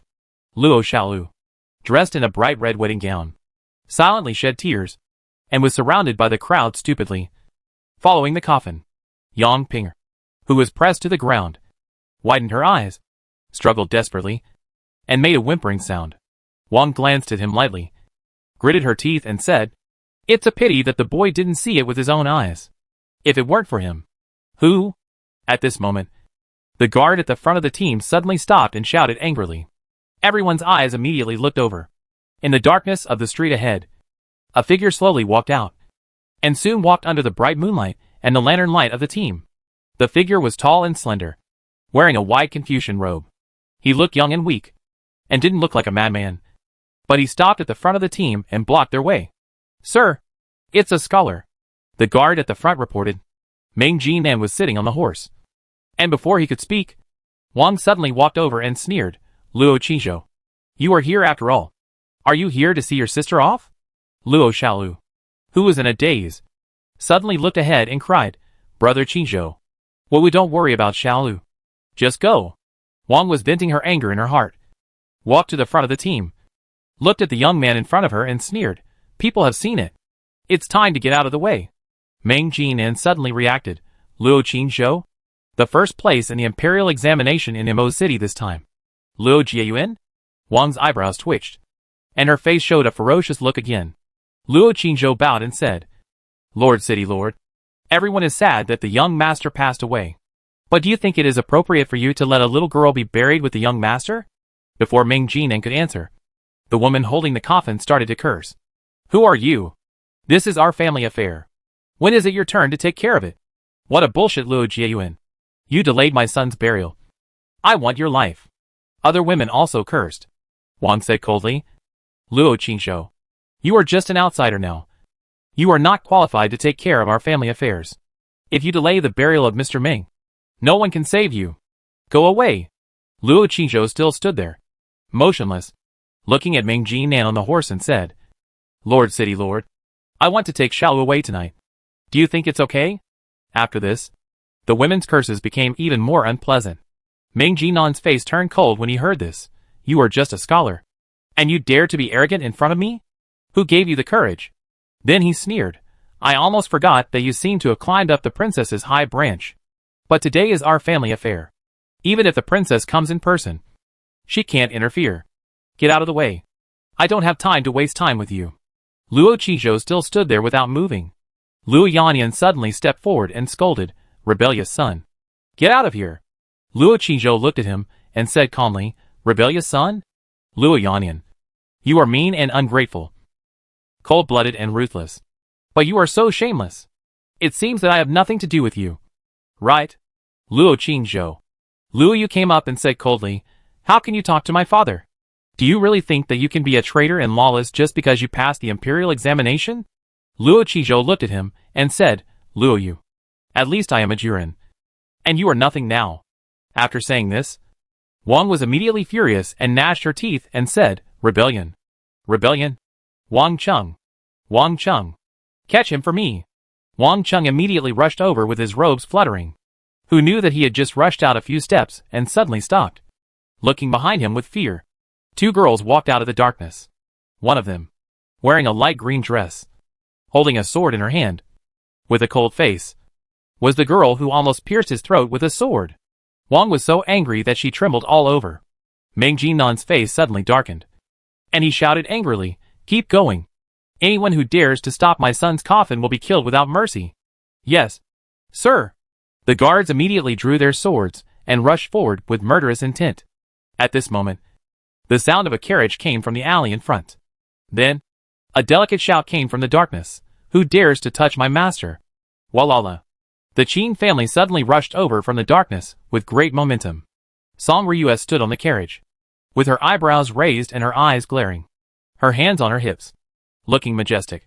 Before the carriage stopped, she jumped off in a hurry, and with a pop, she fell to the ground. Her limbs spread apart, and her face hit the ground. Qin Chuan and the maids and nannies hurried over to help her up. It's okay. It's okay. Song Ryue blushed, glanced at the murderous guards, hurriedly stepped forward, grabbed her son-in-law's hand, and whispered, Qingzhou, go quickly. This is someone else's family affair. We can't interfere, and we can't afford to offend. Chapter 327 Kill them all. Luo Qizhou still did not move. Qin Wenzheng also came up, glanced at him, and bowed to Meng Jinan on the horse. Lord City Lord, can you leave this little girl here and give her a chance to live? Meng Jinan looked at him, narrowed his eyes, and sneered, Brother Wenzheng, now that you have a backer, are you going to take care of my family affairs? Qin Wenzheng said in a deep voice, it's not that Qin wants to meddle in other people's business, but it's too cruel to bury a living person. Besides, this little girl is not an ordinary maid. Even if Brother Yanyan doesn't like her, she is the daughter of Chunghua Mansion and the daughter of an official. She shouldn't be buried with the dead. Meng Jinan sneered, turned his head, and looked at Luo Yanyan on the side, and said, Brother Yanyan, what do you say? Luo Yanyan looked ahead and said coldly, Brother Wenzheng, this is our family affairs. It seems to have nothing to do with you. Right? Qin Wenzheng was silent for a while, and said, it really has nothing to do with it. But I want to save this little girl. Brother Yanyan, please make a condition. It doesn't matter how much money it costs. Wang, who was standing aside, sneered and said sarcastically, your Qin family is rich, but my Chunghua Mansion is poor? Xiaolu belongs to our Chunghua Mansion. We can do whatever we want. We don't need other outsiders to meddle in other people's business. Sir Qin should get out of the way, so as not to delay the burial of the city lord's beloved son. Meng Jinan said coldly, Brother Wenzheng, I gave you face and didn't do it directly. If it were someone else, he would have been beheaded by now. Get out of the way. Qin Wenzheng glanced at the guards in front of him, who were staring at him, then looked at the young man beside him, and sighed, Qingzhou, let's go. This is the family affair of Chunghua Mansion. You are now an outsider, and there is no need to get involved. Our Qin family. Just as he finished speaking, in the darkness behind him, there was a burst of dense horse hoof sounds. Then, the horse hoof sounds got closer and louder. Like thunder rolling, the ground seemed to start shaking. At this time, whether it was the people of Chunghua Mansion, Meng Jinan's people, or everyone in Qin Mansion. Their faces changed, and they looked at the dark alley. Boom! The sound of horse hooves suddenly rushed in from the alley. Then, a group of cavalrymen wearing silver armor and holding sharp weapons, led by a girl in a black skirt, crowded into the alley and ran towards the gate of Chunghwa Mansion. Hundreds of silver-armored cavalrymen instantly occupied the entire alley in an orderly manner. The silver armor on their bodies and the sharp weapons in their hands flashed a cold luster under the moonlight. The murderous aura of this group of silver-armored cavalrymen from the battlefield gathered into a terrible momentum, which immediately frightened the guards of the city lord's mansion. And even the horse under Ming Jinan's crotch was frightened and restless. The girl in the black skirt led the silver-armored cavalrymen and stopped behind the Qin family, looking at everyone here with cold eyes. Ming Jinan's face changed, and he immediately got off the horse and stepped forward respectfully. Miss Ying, does the princess have any instructions? The girl in black skirt sat upright on the horse with a cold expression. She did not look at him, but looked at the young man in Confucian robes surrounded by the Qin family. She bowed and said, Master Luo, what instructions do you have? When these words came out, everyone was shocked. These hundreds of silver-armored cavalrymen came from the front line. Were they summoned by this young man? Luo Qingzhou said directly, I want to take 2 people away from here. Miss Ying, is it okay? Ying said, Young master, please do as you wish. Luo Qingzhou walked directly to Yang Pinger, who was pressed to the ground and blocked by 2 strong maids. Seeing this, the 2 strong maids hurriedly trembled and let go, and stepped back a few steps. Yang Pinger climbed up from the ground, tore off the cloth in her mouth, and ran crying to Luo Xiaolu, who was wearing a wedding gown beside the coffin. The mother and daughter hugged each other and cried bitterly. Luo Qingzhou walked over directly, grabbed Luo Xiaolu, and said, Let's go! The maids and nannies, who had just looked at Luo Xiaolu, all looked ugly, and did not dare to stop him. Wang was trembling all over, and suddenly shouted in a stern voice, Don't leave! Luo Qingzhou pulled the mother and daughter and walked in front of her. Looking at her hideous face, he suddenly raised his palm and slapped her ugly and vicious face with a slap. Her head tilted, and she fell to the ground. This slap was particularly loud. Everyone was shocked. Luo Yu's eyes widened with anger, and he shouted, Little beast, I'm going to kill you! Luo Qingzhou stood there, motionless, looking at him calmly and said, You try? Luo Yu clenched his fists. His clothes were bulging. His eyes were red, and the veins on his temples were bulging. But he still stood there. Wang Chum on the side suddenly roared, like an angry beast, and suddenly jumped up and pounced. Shwa! Just as he jumped into the air, a silver spear suddenly shot out from the hand of the black-dressed girl, instantly piercing his body and carrying him forward for more than 10 meters before being stuck in a big tree in front with a puff sound. His body was nailed there, his eyes wide open. He struggled a few times and died completely. Duh. A silver-armored soldier rode away, pulled out the silver spear, threw away the body, turned his horse back, and respectfully returned the silver spear to the black-dressed girl. The scene was silent. Luo Qingzhou took Luo Xiluo's hand and continued to walk forward with the mother and daughter. Luo Yanyan suddenly said, Miss Ying, although I am no longer an official in the court, I still have a title. My eldest son is also a 4th-rank military officer appointed by the emperor. Even if the princess comes, she will not dare to kill my family at will. What's the reason for you to kill people? Ying held a silver spear and looked at him coldly, saying, The reason is simple. I am willing. Luo Yinyan's muscles twitched at the corners of his eyes, and suddenly shouted, Come here! Arrest this rebellious son and this pair of bitches. No one is allowed to leave here. Luo Yu's figure flashed and blocked the way. The guards of Chunghwa Mansion all swarmed in and surrounded Luo Qingzhou and Yang Pinger, mother and daughter, with murderous intent. Luo Yanyan looked at the black-dressed girl on the horse and said, I don't believe that there is no law in Mo City. This mother and daughter. One is my concubine, Luo Yanyan, and the other is my daughter. Today, I will see who dares to disregard the laws of Dain and forcibly seize my family in front of me and the city lord. Ming Jinan also looked at the black-dressed girl on the horse and sneered. Lord Luo, there is of course law in Mo City. Although I, Ming Jinan, am not talented, I am also the city lord here. Whoever dares to defy the laws of Dain today shall be treated as a rebel and killed without mercy. The city lord's mansion guards suddenly became more courageous, and all of them held their knives against the densely packed silver-armored cavalry. The scene suddenly became silent. The black-skirted girl glanced at the two of them indifferently, raised the silver spear in her hand, and said coldly, "Kill them all." Swish, swish, swish, swish, swish. As soon as the words fell, silver spears rained out from the hands of the silver-armored cavalry in an instant, like huge sharp arrows, densely packed, cold and gleaming, bursting with a piercing sonic boom, whistling towards all the people in Chunghwa Mansion and City Lord's Mansion, Meng Jinan and Luo Yannian, who were still passionate and majestic in the last second. Both changed their faces at this moment. Everyone in Chunghwa Mansion and City Lord's Mansion was also scared to death. Even everyone in Qin Mansion was shocked. No one expected that this black-skirted girl and this group of silver-armored cavalry would start fighting without hesitation.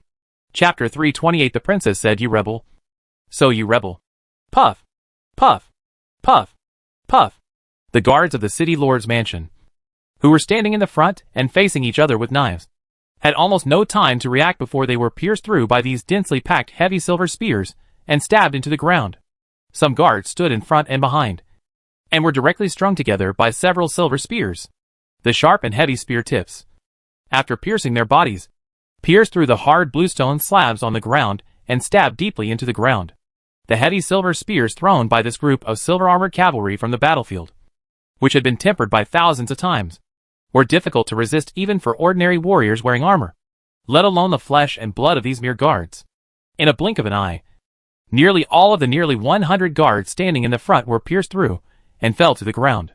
More silver spear rainstorms covered the people of Chunghwa Mansion and City Lord's Mansion behind. Puff, puff, puff, puff.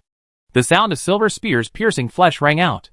The remaining guards of the City Lord's Mansion and Chunghwa Mansion were pierced through and fell to the ground. The First Lady, Second Lady, Third Lady, etc. of the City Lord's Mansion, who were standing next to the coffin, were all pierced through and fell to the ground. Even the coffin was pierced with dense silver spears in a blink of an eye. Meng Jinan was shocked and horrified. He retreated while punching to block. The airflow around him was swirling and whirring. All the silver spears that flew over were knocked away by him. Luo Yannian and Luo Yu hurriedly protected the First Lady Wang and punched to block. The guards and maids, who had some cultivation, did not dare to take it head-on. They dodged left and right, but were eventually pierced through and fell to the ground. Luo Qingzhou and the other two were standing in the crowd, but no silver spear flew over. The ground 2 meters away from the 3 people was full of silver spears pierced into the ground and pierced corpses. The rain of gunfire came quickly and stopped quickly. The people from the City Lord's Mansion and Chunghwa Mansion, who had drawn their swords and confronted each other a moment ago, had all fallen to the ground at this moment, their eyes wide open, and died of fear. After all the silver spears fell to the ground, there were only a dozen people standing at the gate of Chunghwa Mansion. Those 10 people were all pale and terrified at this moment. Mrs. Wang, the eldest lady of Chunghwa Mansion, could no longer say a word at this moment. She was protected by 2 men from Chunghwa Mansion, her body trembling, her teeth chattering, and her originally ferocious and sinister face was now full of fear and confusion. The 2 men who protected her in front of her, one was her husband and the other was her beloved son. And at this moment, their faces were also pale, and their eyes were full of fear. At this moment, they realized that they were nothing in front of these iron-blooded armies galloping on the battlefield. At this moment, they began to regret. Meng Jinan, who was standing not far away, held 2 silver spears in his hands. He looked at the corpses on the ground, and the corpses of his wife and children beside the coffin, trembling all over. His eyes were bloodshot. He looked at the black-dressed girl on the horse and gritted his teeth and said, "You killed the court officials without authorization. Are you going to rebel? Who gave you the courage?" In the silence, his voice trembled and was extremely sharp. The Maching patrol team and government soldiers, who had been alarmed, gathered on the street outside the alley. But when they saw these murderous silver-armored cavalry, they all stopped outside and dared not move forward. They all heard what Meng Jinan said, but they could only pretend not to hear it. Maching is indeed the most powerful city, but in front of the princess's silver-armored cavalry, he is nothing. I'm afraid that the cities that these silver-armored cavalry have trampled down are countless, not to mention the mere Maching. Even the fiefdoms of various princes and dukes, and even the capitals of enemy countries, they have trampled down. If these silver-armored cavalry really rebelled as Meng Jinan said, then they would be even more afraid to move. If they move, they will die. Catch them, the black-skirted girl said coldly. As soon as the words fell, for silver-armored cavalry rushed directly towards Meng Jinan, who was holding a silver spear. Meng Jinan clenched the silver spear in his hand and said angrily, Brother Yanyan, let's rush out together and go to Kyoto to file a complaint. However, no silver-armored cavalry rushed towards the remaining people in Chunghwa Mansion. Luo Yanyan stood there without moving. Meng Jinan roared angrily and threw the silver spear in his hand at the 4 silver-armored cavalrymen, then turned around and jumped up, trying to escape. Swish, swish, swish. At this moment, dense arrows suddenly enveloped his figure, jumping in the air. Then, the silver spear in the black-skirted girl's hand, with a swish sound, shot away with a trace of electric arc. The silver spear flew halfway and suddenly disappeared. Meng Jinan roared and scattered the arrows, but was suddenly pierced through the chest by the silver spear that appeared in front of him, like a kite with a broken string, landing dozens of meters away. Just as he was about to jump up from the ground, the 4 silver-armored cavalrymen had already rushed to him, and the 4 silver spears in their hands stabbed out at the same time with a swish sound. 2 of them pierced through his scapula on both sides, and the other 2 directly pierced through his legs, instantly nailing his entire body to the ground. Seeing this scene, Luo Yanyan and his son and the remaining people from Chunghwa Mansion were all terrified and froze in place, not daring to move. Meng Jinan roared, Rebellion! You want to rebel? You killed the court officials without permission and disregarded the law. Don't even think about living. The 4 silver-armored cavalrymen raised their silver spears and pierced him above their heads. They turned their horses back and stopped in front of the girl in black skirt, and then nailed him to the ground again. The girl in black skirt took her silver spear and suddenly said, Shangwan, since you are here, please come in. An official in official uniform and pale face stood at the entrance of the alley.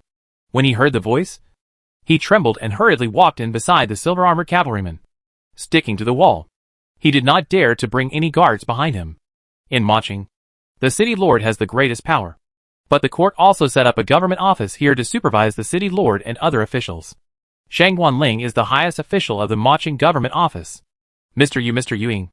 Shangwan Ling came to the horse of the girl in black dress, took a look at Meng Jinan, who was pierced by several silver spears and was in a miserable state, and immediately trembled and spoke tremblingly. The girl in black dress did not look at him, and said coldly, Tell him who is rebelling? Shangwan Ling immediately glared and raised his eyebrows, and said sternly, Meng Jinan, it is you who rebelled. You colluded with the Song family and murdered the Qin family, who still had the title. And you were corrupt and perverted the law. You have been unscrupulous in Maching for many years, embezzled and killed people, and let your son and his wife do evil. The crimes are numerous and unforgivable. This official has already recorded it. And today Mr. Yuing is here to take you to trial. Meng Jinan was shocked and angry, his eyes wide open. He said, I am the city lord appointed by the emperor himself. Even if I am guilty, I should be investigated by the Ministry of Justice in Kyoto. How can you kill my family without any evidence? I don't accept it. I want to see the emperor. Shangwan Ling sneered and bowed to the distance, saying, The emperor has ordered that the princess has guarded the border this time and defeated the enemy. She has made great contributions.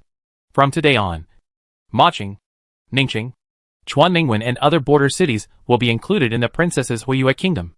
From now on, the laws, finances, military, etc. here will be managed by the princess. Meng Jinan. If the princess says you are guilty, you are guilty. If the princess says you are rebelling, you are rebelling. Meng Jinan opened his mouth. His lips trembled, and he could no longer say a word. Come on! Take this traitor back to the yamen and torture him. No. Torture him. Shangwan Ling shouted angrily. At this time, the palace soldiers at the alley came in hurriedly, sticking to the corner of the wall. Shangwan Ling said again, Zhang Qing, take my token. Lead all the palace soldiers and city guards. Go to the city lord's mansion to arrest people and confiscate the house. No one is allowed to escape. Yes, sir. The palace soldiers immediately carried Meng Jinan, who was limp and in despair, and hurried away. Shangwan Ling looked at the black-dressed girl on the horse, and said with a smile on his face, Sir Yuing, do you have any other instructions? The black-dressed girl looked cold and didn't say anything else. Shangwan Ling immediately bowed and left. The gate of Chunghwa Mansion soon fell into silence again. The black-dressed girl on the horse bowed and said, Mr. Luo, Do you have any other instructions? Luo Qingzhou thought for a while. Suddenly turned around. Walked in front of Luo Yanyan. Looked at the pale-faced and sinister man in front of him and said, Sir Luo, please write a divorce letter, and a letter of guarantee to sever ties with Xiaolu. Is that okay? Luo Yanyan clenched his fists in his sleeves. The muscles at the corners of his eyes twitched. And looked at him fiercely. Mayor. Grind the ink. Song Ryue suddenly shouted. Mei immediately took out the pen, ink, paper and inkstone she carried with her, and began to grind the ink on the ground. Song Ryue sneered.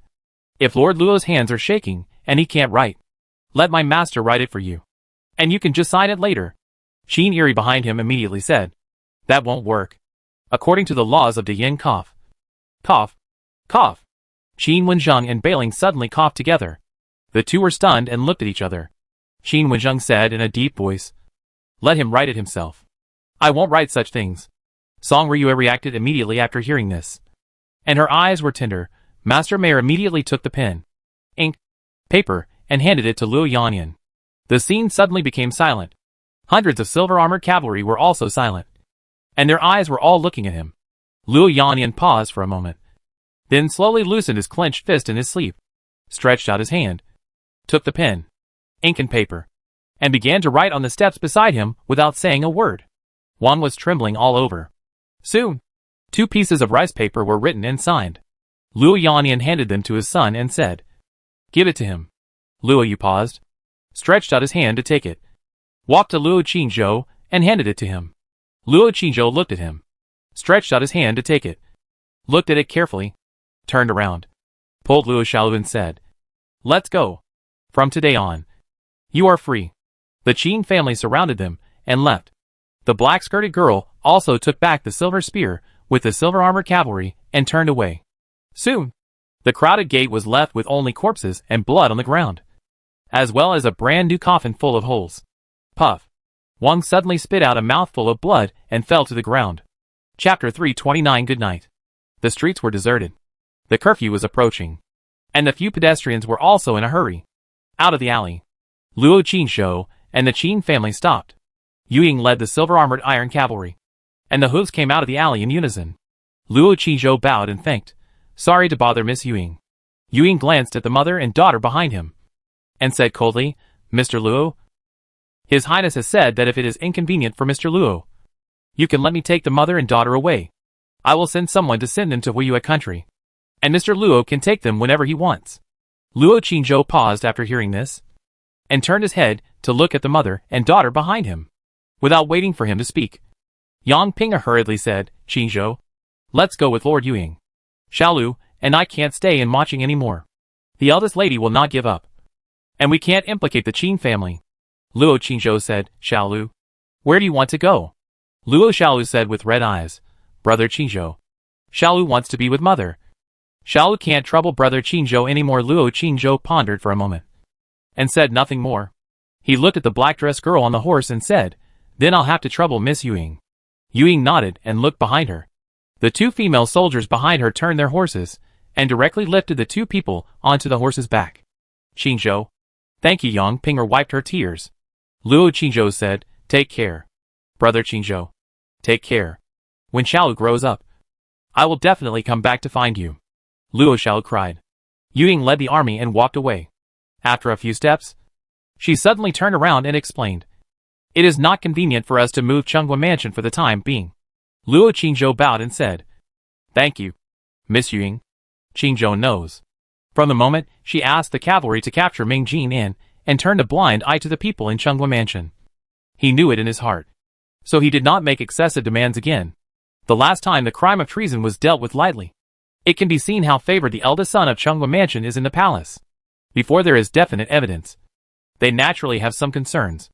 Yuying glanced at him, said nothing more, and left with the silver-armored cavalry, until these cold cavalry disappeared in the distant streets. Luo Qingzhou walked towards the Qin mansion surrounded by the Qin family. Qingzhou, you have owed the eldest princess such a big favor. It will be difficult to repay it in the future, Mr. Qin said. Luo Qingzhou said calmly, Uncle, it's okay. I will pay it back slowly in the future. Qin Chuan's heart surged, and his face was full of excitement. What a majestic silver-armored cavalry. No wonder it is said that once the princess's silver armored cavalry appears, even the most powerful army will be torn apart. Even the most powerful warriors will be trampled into meat paste. The fourth master of the Qin family said, although it is a bit exaggerated, it is also close to the truth. Although the princess's cavalry has only 10,000 people, it is really invincible, and has made great achievements for our great Yen over the years. Qin Wenzheng suddenly said, Qinzhou, that Yuan girl took your sister away to be a hostage. Right? As soon as this was said, everyone in the Qin family quieted down. Luo Qinzhou still had a calm face, maybe. But it will definitely be safer for Xiaolu and her daughter to go to Huiyue country than to follow us. Qin Wenzheng looked at him and said, have you decided? Will you follow the princess in the future? Without waiting for his answer, he suddenly smiled bitterly and said, it seems that there is no choice. Since the last time the princess came to our house to learn from her, we have been tied to the boat. Qin Sai said, brother, there is no need to think so much. It's good to follow the princess. Anyway, we don't have a title anymore. So what are we afraid of?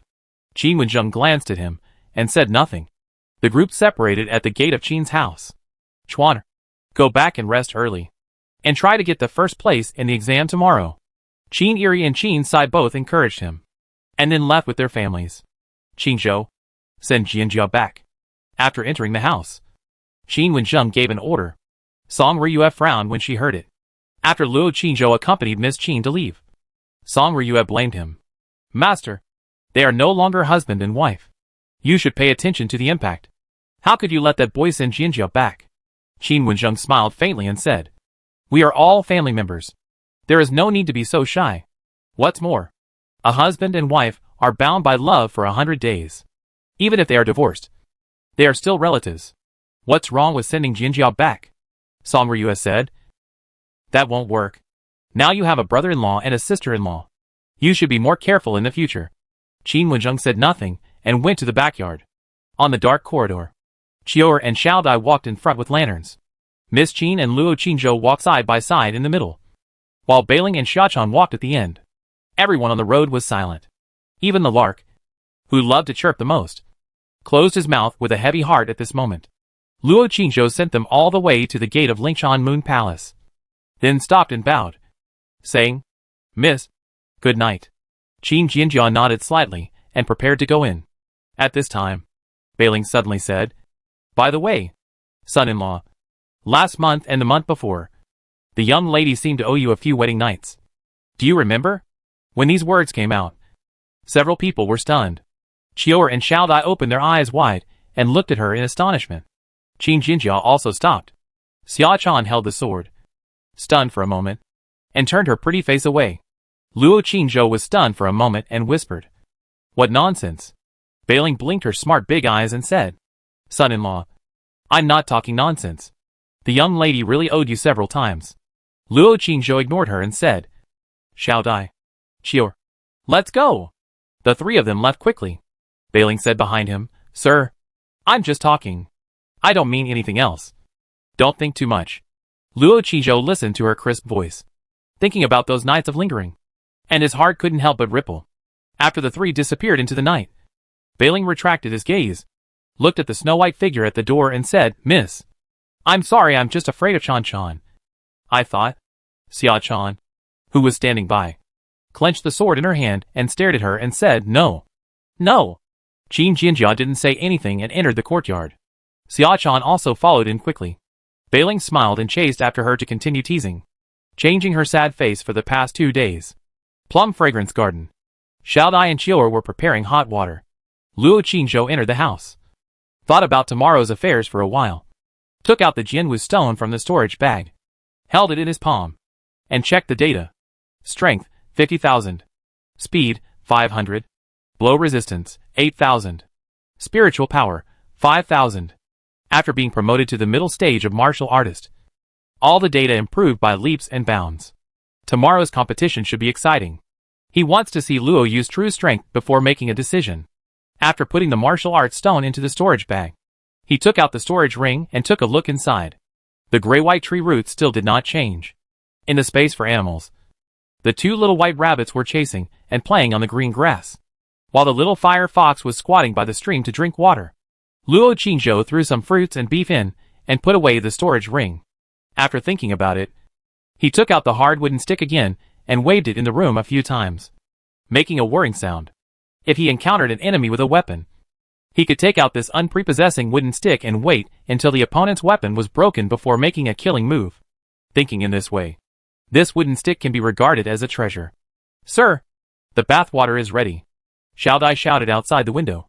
Luo Qingzhou agreed, put away the wooden stick, left the room, helped them carry the wooden bucket filled with hot water in, and put it behind the painting screen. Qior left and closed the door. Xiao Dai helped him take off his clothes and got into the bathtub. Luo Qingzhou dripped 2 more drops of medicine into it. The clear water quickly turned red and was quickly absorbed by him. When Xiao Dai was rubbing his back behind him, Luo Qingzhou turned around, hugged her into the tub, kissed her little mouth and said, "Xiao Dai, the young master only has you now." Xiao Dai blushed, took off the hairpin and headdress on her hair, and her long black hair immediately fell down like black silk. "Sir, I will always be with you." Xiao Dai hugged him tightly with tenderness and love on her face. Luo Qingzhou stroked her soft hair and smooth shoulders and back, and held her tightly in his arms. After a long time, Qior Fan came in to clean up the water stains on the floor. Xiao Dai blushed and lowered her head to help. It was late at night. After the 2 little girls took a bath, they went into their rooms, embroidered for a while, got on the bed, and got into the quilt. After a while, there were sounds of playfulness from under the quilt. Luo Qingzhou lay alone on the bed, thought about things for a while, and closed his eyes. He was going to rest for a while before leaving his body, but he fell asleep without realizing it. In his dream, he smelled the familiar fragrance again. When he woke up, it was pitch black in front of him, and there was a person lying in his arms, kissing him. It was not Xiao Dai. He was stunned, opened his mouth, and wanted to speak, but found that he couldn't speak. The familiar fragrance entered his nose, making him feel as if he was in a dream, or in the clouds, dazed and floating like a fairy. This dream lasted a long time, until he woke up the next day. He was still lying in bed, savoring it with an unfinished mind. Mayor's voice came from outside the window. Xiao Dai hurried in and urged, "Young master, it's time to get up. Madam and the others are ready to leave." Only then did Luo Qingzhou collect his mind and get up to wash. When he brought Xiao Dai and Qior to the front yard, everyone from the 2nd and 4th masters of Qin came. Qin Chuan was surrounded in the middle. Everyone gave various instructions and encouragements. When Luo Qingzhou was about to step forward, he suddenly turned around and looked behind him. Miss Qin, who was dressed in a snow-white dress and as beautiful as a fairy in the morning sun, was also personally pulled over by the mother-in-law. Luo Qingzhou only glanced at her, and his eyes fell on the girl behind her. Chapter 330. This scholar is a pervert. The sun is rising. The streets are already bustling. The carriage carrying the Qin family stopped at the outermost street in the north of the city. The Qin family got off and walked. In addition to the people watching the excitement, there were many guards guarding the streets to prevent chaos. The news that the city lord's mansion was confiscated last night has spread. Many people are talking about it. Luo Qingzhou listened carefully and found that most of them were cheering and cursing the city lord Ming and his family for their evil deeds. Almost everyone was praising the princess. From the previous situation, almost all the people in Mo City were very supportive of the princess. Even Sister Dao regarded the princess as an idol and did not allow others to say bad things about her. Luo Qingzhou had to admire the princess's methods. Of course, this was also earned by her own strength, and it was not allowed to be slandered. After a while, the number of people in the square gradually increased. The Qin family came inside, the place closest to the arena. Qin Wenzheng showed the guard in front of him his son's certificate for the test, and was allowed to stand here to watch. In addition to the family members of the test fighters, other fighters and people of status were allowed to stand in the front to watch. Ordinary people could only squeeze at the outside. It was still early. Everyone in the Qin family was cheering Qin Chuan up, telling him not to be nervous and to perform normally. Song Ryue was worried and told him not to be stubborn, and safety was the most important thing. Anyway, your eldest brother has already entered the Dragon and Tiger Academy, and our family has also produced a champion. It doesn't matter if you fail, and it's not shameful to admit defeat. As soon as she said this, everyone in the Qin family, including Qin Wensheng, glared at her. Sister-in-law, Chuaner hasn't even come on stage yet, and you're already talking about failure. That's too unlucky. Sister-in-law, you can't say that. Who would dislike their own children for being successful? If Chuaner passes the exam this time, our Qin family will have double happiness. Sister-in-law, you'd better talk less. Qin Wenzheng directly scolded, if you can't talk, just shut up. Song Ryue saw that she had angered the Qin family, and she immediately shrank her neck, not daring to say anything. She pouted, turned her head and walked to the back, came to her daughter, and muttered aggrievely, is it wrong for me to worry about my son? Jianjia, is there anything wrong with mother? She said aggrievely again. Qin Jianjia shook her head slightly. Song Ryue sniffed, held her soft jade hand and said, our daughter is still the best. Those stinky old men. They only bully weak women like us. She glanced at someone standing behind, and immediately regained her momentum. Qinzhou, you are now a scholar. Why are you still like a little girl, hiding behind shyly? People are in the front to encourage your second brother. Why don't you join in the fun? Luo Qinzhou stood at the back, and before she answered, Qiu'er next to her hurriedly said, Madam, there will be more and more people later, and the son-in-law is afraid that someone will take the opportunity to squeeze over. So he stands behind to protect the eldest lady. Luo Qinzhou looked at her. Others turned their heads to look at her. Even Xiao Dai next to her looked at her with wide eyes, secretly admiring in her heart, Sister Qiu'er is so good at talking. Is it for this reason? Seeing Miss Qin looking over, Luo Qinzhou hurriedly said respectfully, Mother-in-law, I just didn't sleep well last night. I feel a little dizzy and don't want to talk, so I'm standing here quietly for a while. Song Ryue asked curiously, why didn't you sleep well last night? What did you do? Luo Qinzhou glanced at someone and said, reading. Song Ryue showed a hint of surprise on her face, then nodded and praised. Not bad. You are not arrogant after winning. This time, the Jiren is really just a beginning for you. Qinzhou, you still have to work hard and strive to win the top prize for us. Luo Qinzhou bowed and said, Qinzhou will definitely live up to the expectations of mother-in-law. Song Ryue was full of smiles, and was very pleased and satisfied with his attitude. How could she not benefit from the respect of the Jiren master to her? But the better the other party is, the more nervous she is. She smiled slightly, approached Bailing, and whispered, keep an eye on this kid. Don't let him stand behind and run away secretly. Bailing smiled and nodded. Song Ryue was worried, so she came to Xia Chan and whispered, Chaner, keep an eye on this kid. He is most afraid of you. Don't let him run away. Xia Chan clenched the sword in her hand and said, he dares not. Song Ryue smiled and said, I feel relieved if you are watching. While the few people were chatting, another group of people came over. More than 20 burly men surrounded a tall young man, all wearing blue tights, with the three big characters Beishan Fist embroidered on their chests. He hung from the Beishan Fist gym in the city. Luo Qinzhou remembered that Qin Urge mentioned this name yesterday. After a while, Qian Yiming from Huwei Escort Agency was also surrounded by the crowd. Jiang Yan from the Jiang family came in a white tights, holding a folding fan, surrounded by 4 servants and several maids. Luo Yu from Chunghua Mansion came last, surrounded by Luo Yanyan, Wang, and several maids. Many of the guards of Chunghua Mansion were killed or injured last night, and there were only 4 people following behind the few people today. Luo Qinzhou observed carefully and memorized all the people in Chunghua Mansion in his mind. When he came closer, Luo Yanyan and his son and Wang's eyes all looked at him, with calm expressions on their faces, as if nothing had happened last night. Luo Qinzhou also had a calm face, looking at them, neither avoiding nor giving way. Luo Yu's eyes seemed to stay on him for only a few seconds, and then looked in front of him. Wang suddenly took his hand and spoke to him with a loving face. Luo Yanyan also walked in front of him, blocking his sight. Seeing this scene, Luo Qinzhou paused and looked in front of him. Miss Qin, dressed in a snow-white dress, was standing there quietly, bathing in the morning sun. Even in the noisy crowd, she naturally exuded a pure and fairy-like temperament. Beautiful and ethereal, as beautiful as poetry and painting. Bailing suddenly said, Miss, your husband is peeking at you from behind. Luo Qinzhou looked away. After a moment, he looked at the people in Chunghua Mansion again. Luo Yu had already looked away, and there was no other emotion on his face. He was looking at the stage and clenched his fists. Dang. The gong sounded. The candidates began to enter the venue, under the expectation of the crowd. The 5 candidates walked onto the wide arena one after another, and went to the back to draw lots. In front of each candidate, there was a box with the names of the other 4 candidates in it. Those who caught each other started the competition. If they failed to catch the first time, they could continue to catch.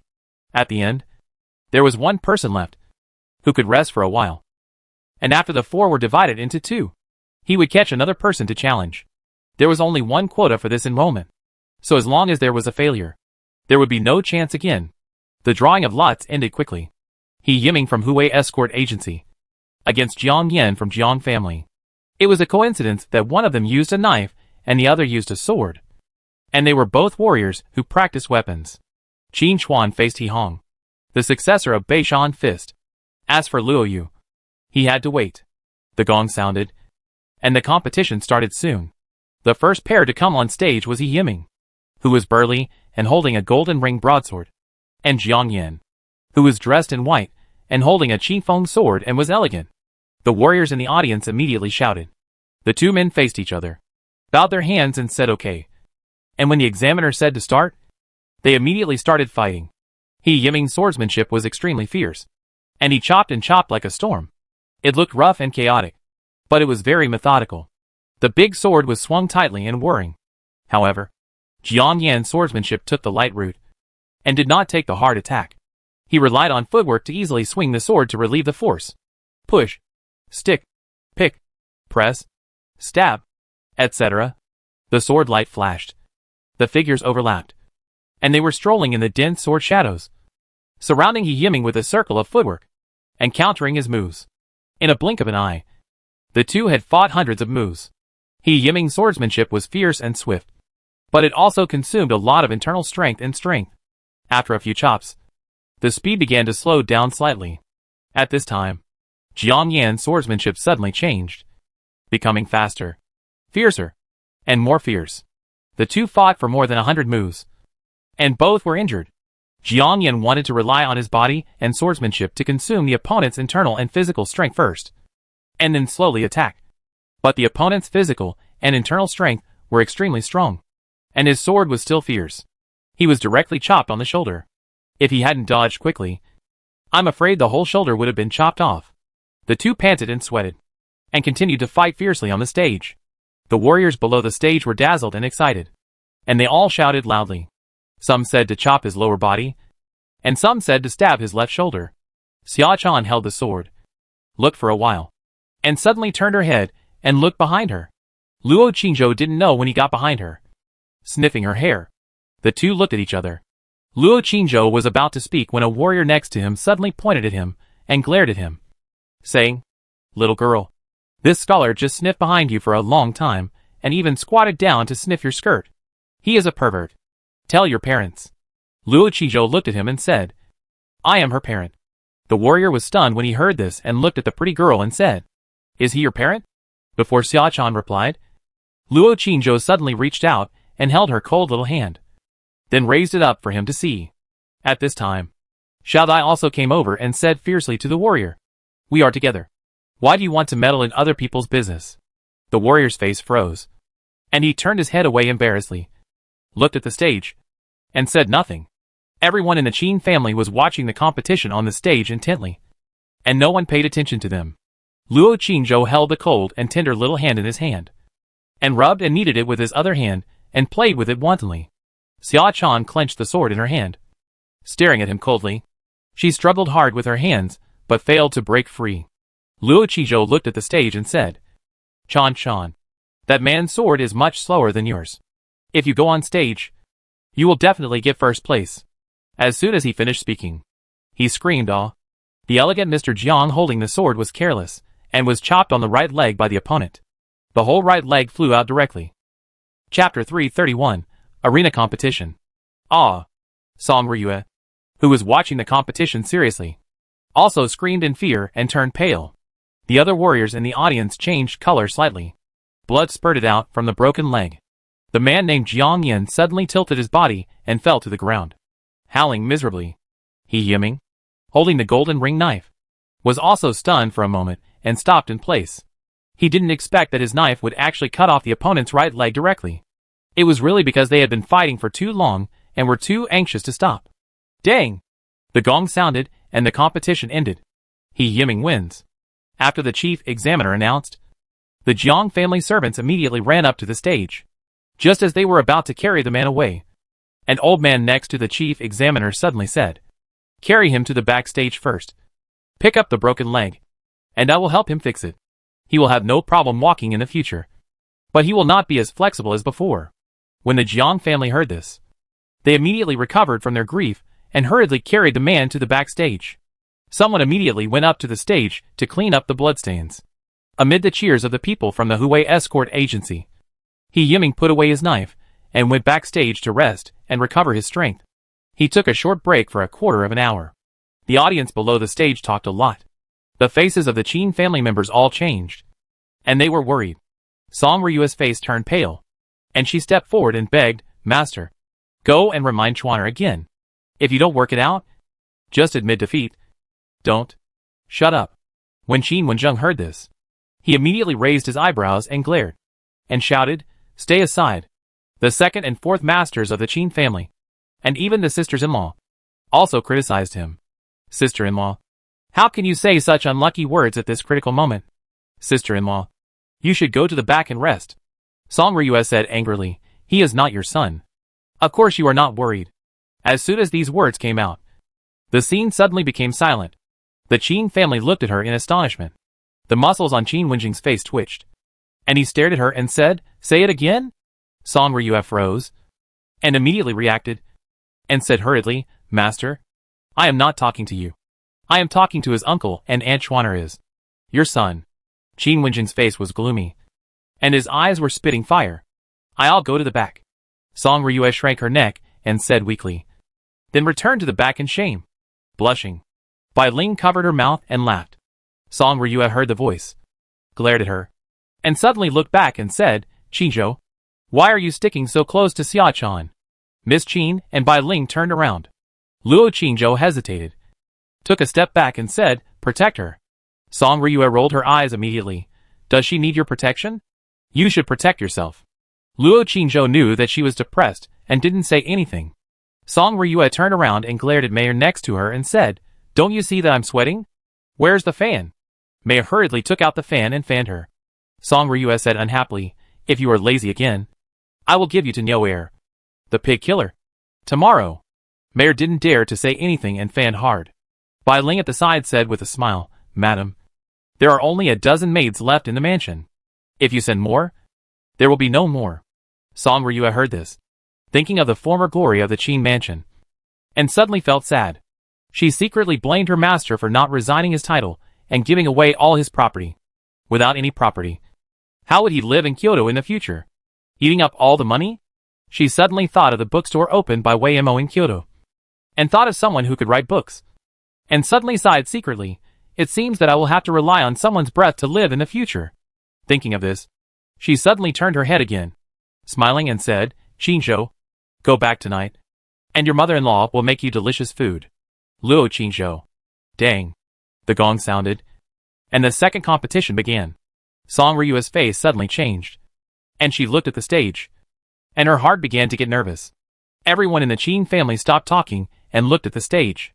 Luo Qinzhou quietly stepped forward again, stretched out his hand to hold the cold little hand that was tucked into the sleeve, and slowly stroked and kneaded it. Xia-chan clenched the sword in her hand, struggled for a while, but failed to break free. Then she stepped back with her right foot and stepped on his instep. Luo Qinzhou's expression did not change. He was still playing with her soft little hands in her soft sleeves, and his eyes were looking at the stage. Xia-chan stepped on it without moving, and the little hands in her sleeves did not struggle anymore. Her pretty face was as cold as ice, and her eyes were also looking at the stage. Xiao Dai and Chior looked at each other and pretended not to see it. "I am He Hong from Beishan Boxing Gym.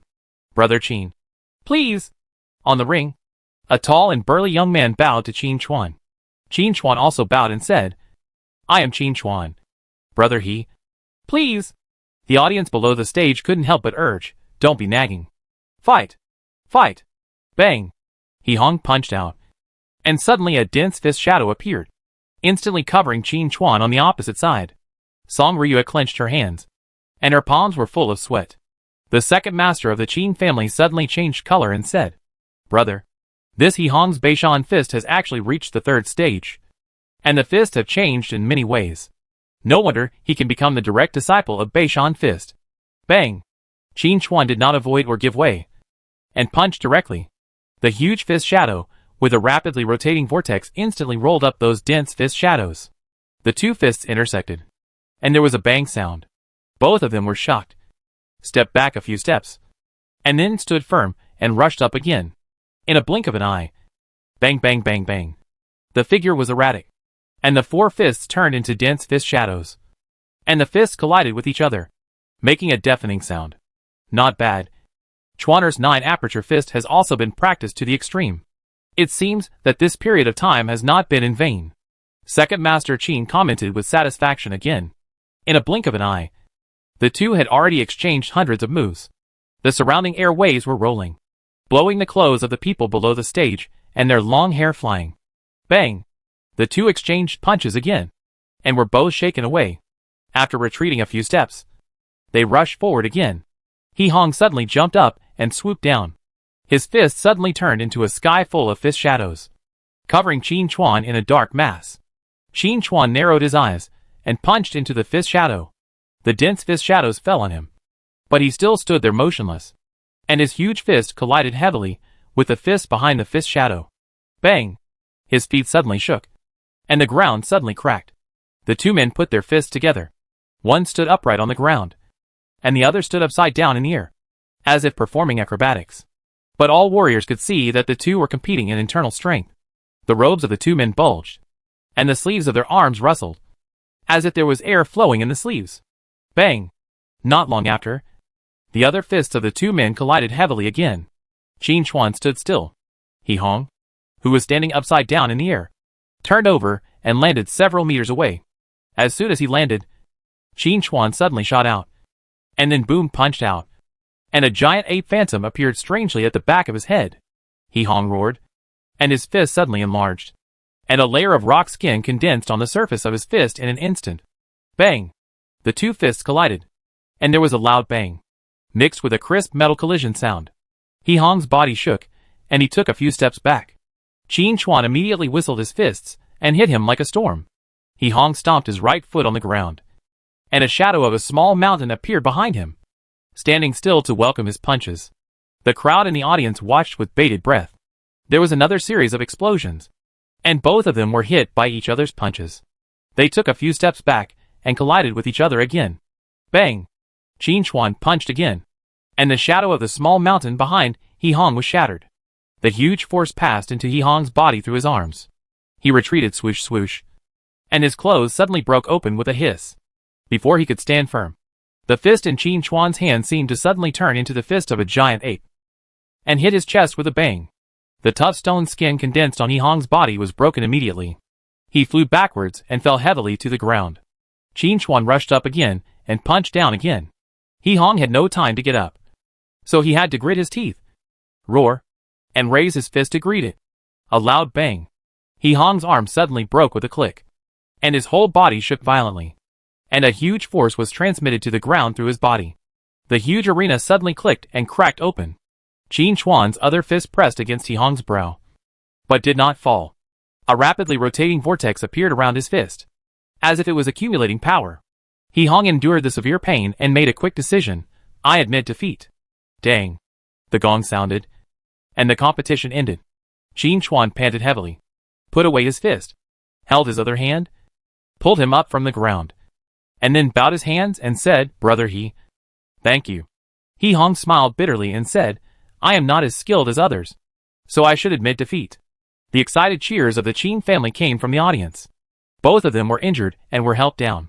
The competition is temporarily over, and the two winners need to rest and heal their wounds. The final battle will be held in the afternoon.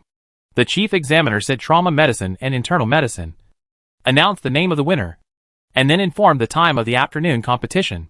Many people who were watching the excitement dispersed with reluctance, but most people, eating their own food, still gathered in this square, waiting for the arrival of the afternoon decisive battle.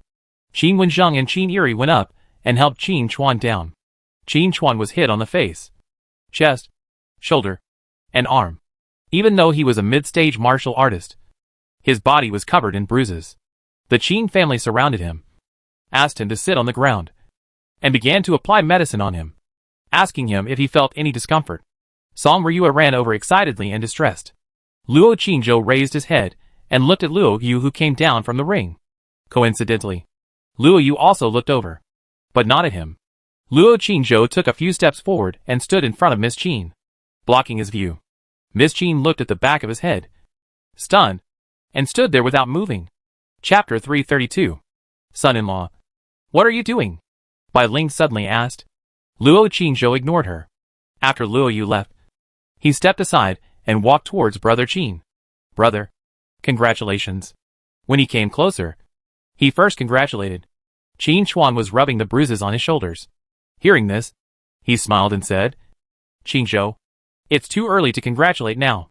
There is a decisive battle in the afternoon. Luo Qingzhou asked. After the decisive battle in the afternoon, will the results come out? Didn't you say that the exam will take 3 days? Mr. Qin next to him said. It is indeed 3 days. The first place winner in the afternoon decisive battle needs to wait until tomorrow evening, when no one comes on stage to challenge, to be considered the real winner. Luo Qingzhou asked in confusion.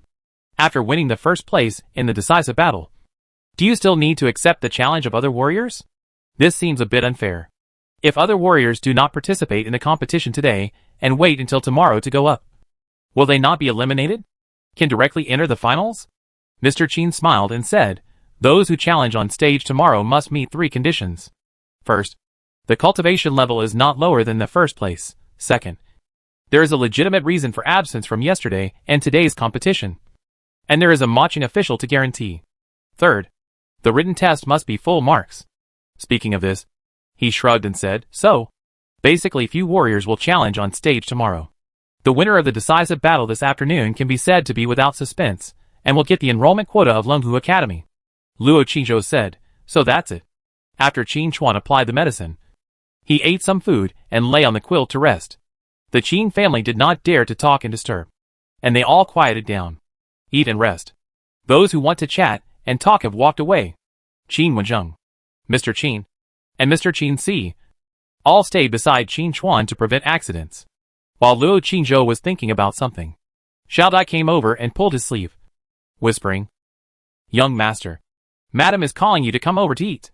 Luo Qingzhou came back to his senses and turned to walk to the back. The floor was covered with a white cloth blanket, and Song Ryua and Miss Qin were sitting there, with exquisite snacks and fruits in front of them.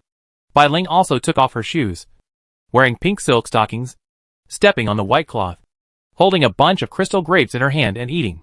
Xia Chan still held the sword, standing outside, motionless. The other maids were also standing outside.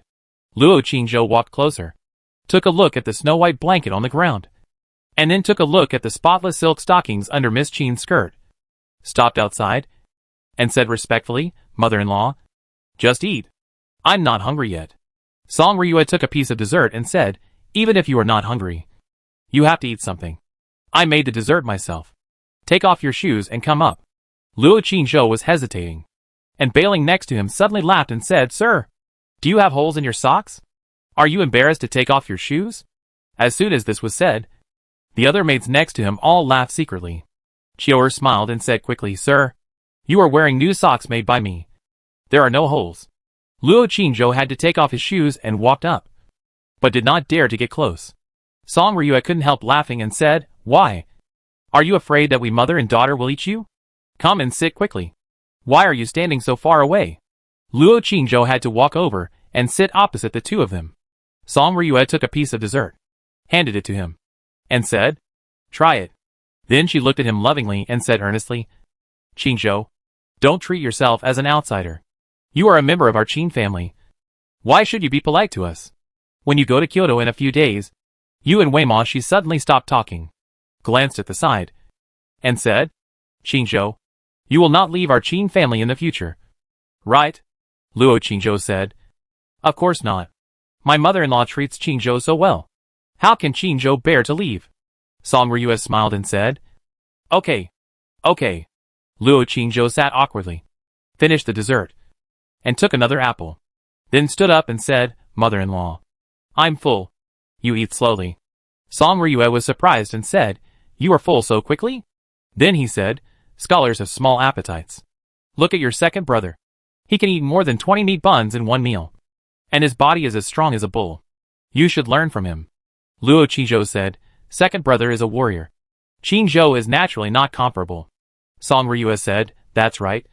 But you also need to exercise regularly to keep your body better and stronger. These weak women in our Qin family will rely on you in the future. Yes. Luo Qingzhou responded. Put on his shoes. Retreated to a distance. Pretending to take a walk. Song Ryua looked at his back. The smile on her face disappeared. And she suddenly turned her head to look at the side. Whispering, Jianjia. Do you think that boy will run away? He is now a scholar. A free man. And has the eldest princess as a backer. Will he dislike our Qin family? Bai Ling answered for her lady on the side, Madam. Chan Chan is here. If the son-in-law dares to run away, Chan Chan will not let him go. Song Ryua turned her head and looked at Xia Chan behind her. And her face was full of smiles. She picked up a piece of snack and said, Channer. Come. Come and have snacks. Xia Chan shook her head. When Luo Qingzhou was walking not far away, he suddenly saw two familiar figures under a big tree behind him. He hesitated for a moment and walked over. Under the tree, Dao Jie, who had short silver hair, was talking to Chu Xiaoxiao, who was petite. The two seemed to be talking about the previous martial arts competition. Luo Qingzhou pretended to take a walk. Slowly walked to the side of the two. Then stopped and looked away. Sister Dao turned her head and looked at him. And was stunned. Chu Xiaoxiao also looked at him. And a trace of doubt suddenly appeared on her face. And she whispered, Sister Dao. This young man looks familiar. Sister Dao looked at him again and whispered, the day before yesterday. The autumn exam results were announced. I saw him. Surrounded by a group of people. It seems that he is the first place in this imperial examination. Jiayuan. When Chu Xiaoxiao heard it, her eyes widened and her face was full of surprise. Master Jiayuan? So amazing. So young. And, at this point, she lowered her voice and said, Sister Dao. This young man looks so handsome. Are you going on a blind date? It just so happens that you like scholars. Do you want to go? No. Sister Dao immediately shook her head. Two faint blushes appeared on her cheeks. And she glanced at the boy again, whispering, she doesn't like me. Chu Xiaoxiao saw her like this, and was obviously moved. She immediately coughed and walked over, saying, Sir, are you here to watch the martial arts competition alone? Don't run around. There are many people here, and there are many warriors. If you are bumped into, you will be hurt. Let us protect you. For free. Luo Qingzhou turned his head, raised his chin slightly, looked at Sister Dao and said, Girl, were you talking to me just now? Sister Dao blushed immediately, stretched out her finger, and pointed in front of him. Luo Qingzhou then lowered his head and looked at the petite girl in front of him, who was only as tall as his chest. Just as he was about to speak, a familiar voice suddenly came from behind him, Son-in-law. What are you doing? Luo Qingzhou's mouth twitched, and he turned and left. Bai Ling glared at him, and then looked at the two strange girls coldly, her eyes full of warnings. Son-in-law? Chu Xiaoxiao was stunned for a moment, looking at the back of the young man, and suddenly slapped her head, and said in a flash, Sister Dao, I remember. This young man seems to be the son-in-law of the Qin family. Last time, the Qin family was led by the princess's silver-armored cavalry to move the grave outside the city. When the carriage passed by the gate of Jubao Pavilion, the curtain was lifted, and I happened to see him and his wife. His wife is so beautiful, gentle and weak, and she is a very gentle lady at first glance. Sister Dao said embarrassedly, Look at you. Just now you chatted with her randomly, and she was almost misunderstood by her family as seducing her son-in-law. Chu Xiaoxiao looked at the slender figure in a pink skirt, and said with envy, That sister is so beautiful, and she smells so good. She just called him son-in-law and looked jealous. She must be his little girl. Sister Dao shrugged, sat down under the big tree, and didn't think about it anymore. Luo Qingzhou was caught by Bai Ling, seeing that everyone was looking at him. He had to explain, I was taking a walk just now, and saw that person's hair was white, and she looked like a young girl. So I was curious and went to take a look. Bai Ling immediately said from behind, Just now, the son-in-law was chatting with that little girl. The little girl looked younger than Xiao Dai. Luo Qingzhou said, Hey, where is Xia Chan? Everyone turned their heads to look, and Xia Chan was gone. Qior suddenly pointed to a big tree not far away and said, There. Xia Chan was sitting under the big tree alone, holding a sword. with her head down. I don't know if she was resting or thinking about something. Luo Qingzhou immediately said, I'll go and take a look. Bailing also wanted to follow. But she looked at him and stopped again. Luo Qingzhou came under the big tree, squatted down and said, Chan Chan, why are you sitting here alone? Xia Chan lowered her head tightly, buried her cheek in her knees, and whispered, she knows me. Luo Qingzhou was stunned for a moment, and suddenly turned his head and looked at the two figures under the big tree in the distance. Last time you followed me, she knew you were with me, and I was wearing a mask at the time. You are afraid that she will see you today and guess my true identity, right? Xia Chan buried her face and said nothing. Luo Qingzhou suddenly felt pity in his heart, stretched out his hand, stroked her hair, and said softly, Chan Chan, I went back to find her last time. I asked her why she gave you those 2 books. Guess what she said to me? Xia Chan still lowered her head and said nothing. Luo Qingzhou looked at her little face hidden in the hem of her skirt and whispered, she said you are my wife. After a pause, he suddenly said again, Chan Chan, the uncle likes you. Be the uncle's wife. Okay. Chapter 333 Final Battle. The surroundings seemed to be suddenly quiet. Xia Chan slowly raised her head and stared at him blankly. After a long time, she reached out and grasped the hilt of the sword. Luo Qingzhou's color suddenly changed, and he hurriedly said, Chan Chan, don't. The uncle is not joking. It's sincere. Xia Chan clenched the hilt of the sword in her hand, and her eyes returned to their previous coldness. I am not bailing. Luo Qingzhou stared into her eyes and said slowly, of course the uncle knows that you are not bailing. You are Xia Chan. So the uncle He covered his eyes and lowered his head. So, don't say such words to me. And you are not my uncle. Xia Chan said coldly, holding the sword, stood up and walked away quickly. Luo Qingzhou squatted on the ground for a while, rubbed his eyes, stood up, turned around and looked at her slender and cold back, frowned, and murmured, shouldn't I call myself the uncle? If I am the uncle, how can I let her be my wife? While thinking, Bailing came over with a smile, looked at him with a gloating face and said, Uncle, were you beaten by Chan Chan again? You deserve it. Who made you bad? Luo Qingzhou rubbed his eyes, glanced at her and said, where am I bad? Bai Ling curled her lips. During the competition on the ring, the uncle was always playing with Chan Chan's little hand. Right? Luo Qingzhou denied it flatly. No. Bai Ling snorted coldly. Humph. Besides playing with Chan Chan's little hand, you also kept rubbing against her back. My lady, my wife and I all saw it. When Luo Qingzhou heard this, he immediately said anxiously, nonsense. I only played with Chan Chan's little hand. I didn't. He suddenly stopped talking, looked at her triumphant and proud look, paused, and said softly, Bai Ling, do you want to eat candied haws? You still have a few strings here. When Bailing heard this, her eyes lit up and she nodded quickly. Yes. You eat. You must eat. Luo Qingzhou walked a few steps to the side, stood behind a big tree, and said, come. You will eat. As he spoke, he reached into his arms. Bailing suddenly laughed and stood still. Son-in-law, do you think people will be fooled by you? You? Luo Qingzhou suddenly took out a little white rabbit from his arms and said, do you want to touch it? Bailing was stunned for a moment, then immediately walked over with eyes wide open, excitedly saying, rabbit. Such a cute rabbit, ah. A moment later, Luo Qingzhou walked out from behind the tree. Bailing leaned against the tree, her body soft, her eyes blurred, her expression dazed, her lips sparkling, her dress untidy. Damn it! I haven't touched his rabbit yet. But he is first. Luo Qingzhou returned to the crowd and sat down on the ground at the outermost part, thinking about things in his heart.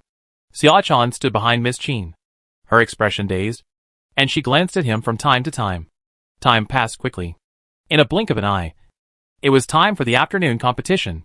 The square was once again filled with bustling people. Dang! With the sound of a gong, 3 participating warriors stepped onto the stage. Luo Yu walked to the wooden box, reached his hand in, and began to draw lots to decide who to compete with first. Since he had a bye in the last round, he needs to defeat 2 people in this round to win. If he loses in the first round, there will be no chance. The person he chooses by drawing lots will suffer some losses. If he wins, he will have another competition, but he will get enough rest time, as well as personal healing and replenishment from the teacher of Dragon and Tiger Academy. and a big tonic pill. There is only one quota this year, but the previous rules have not changed. So this situation will occur. However, truly powerful warriors are naturally not afraid of these.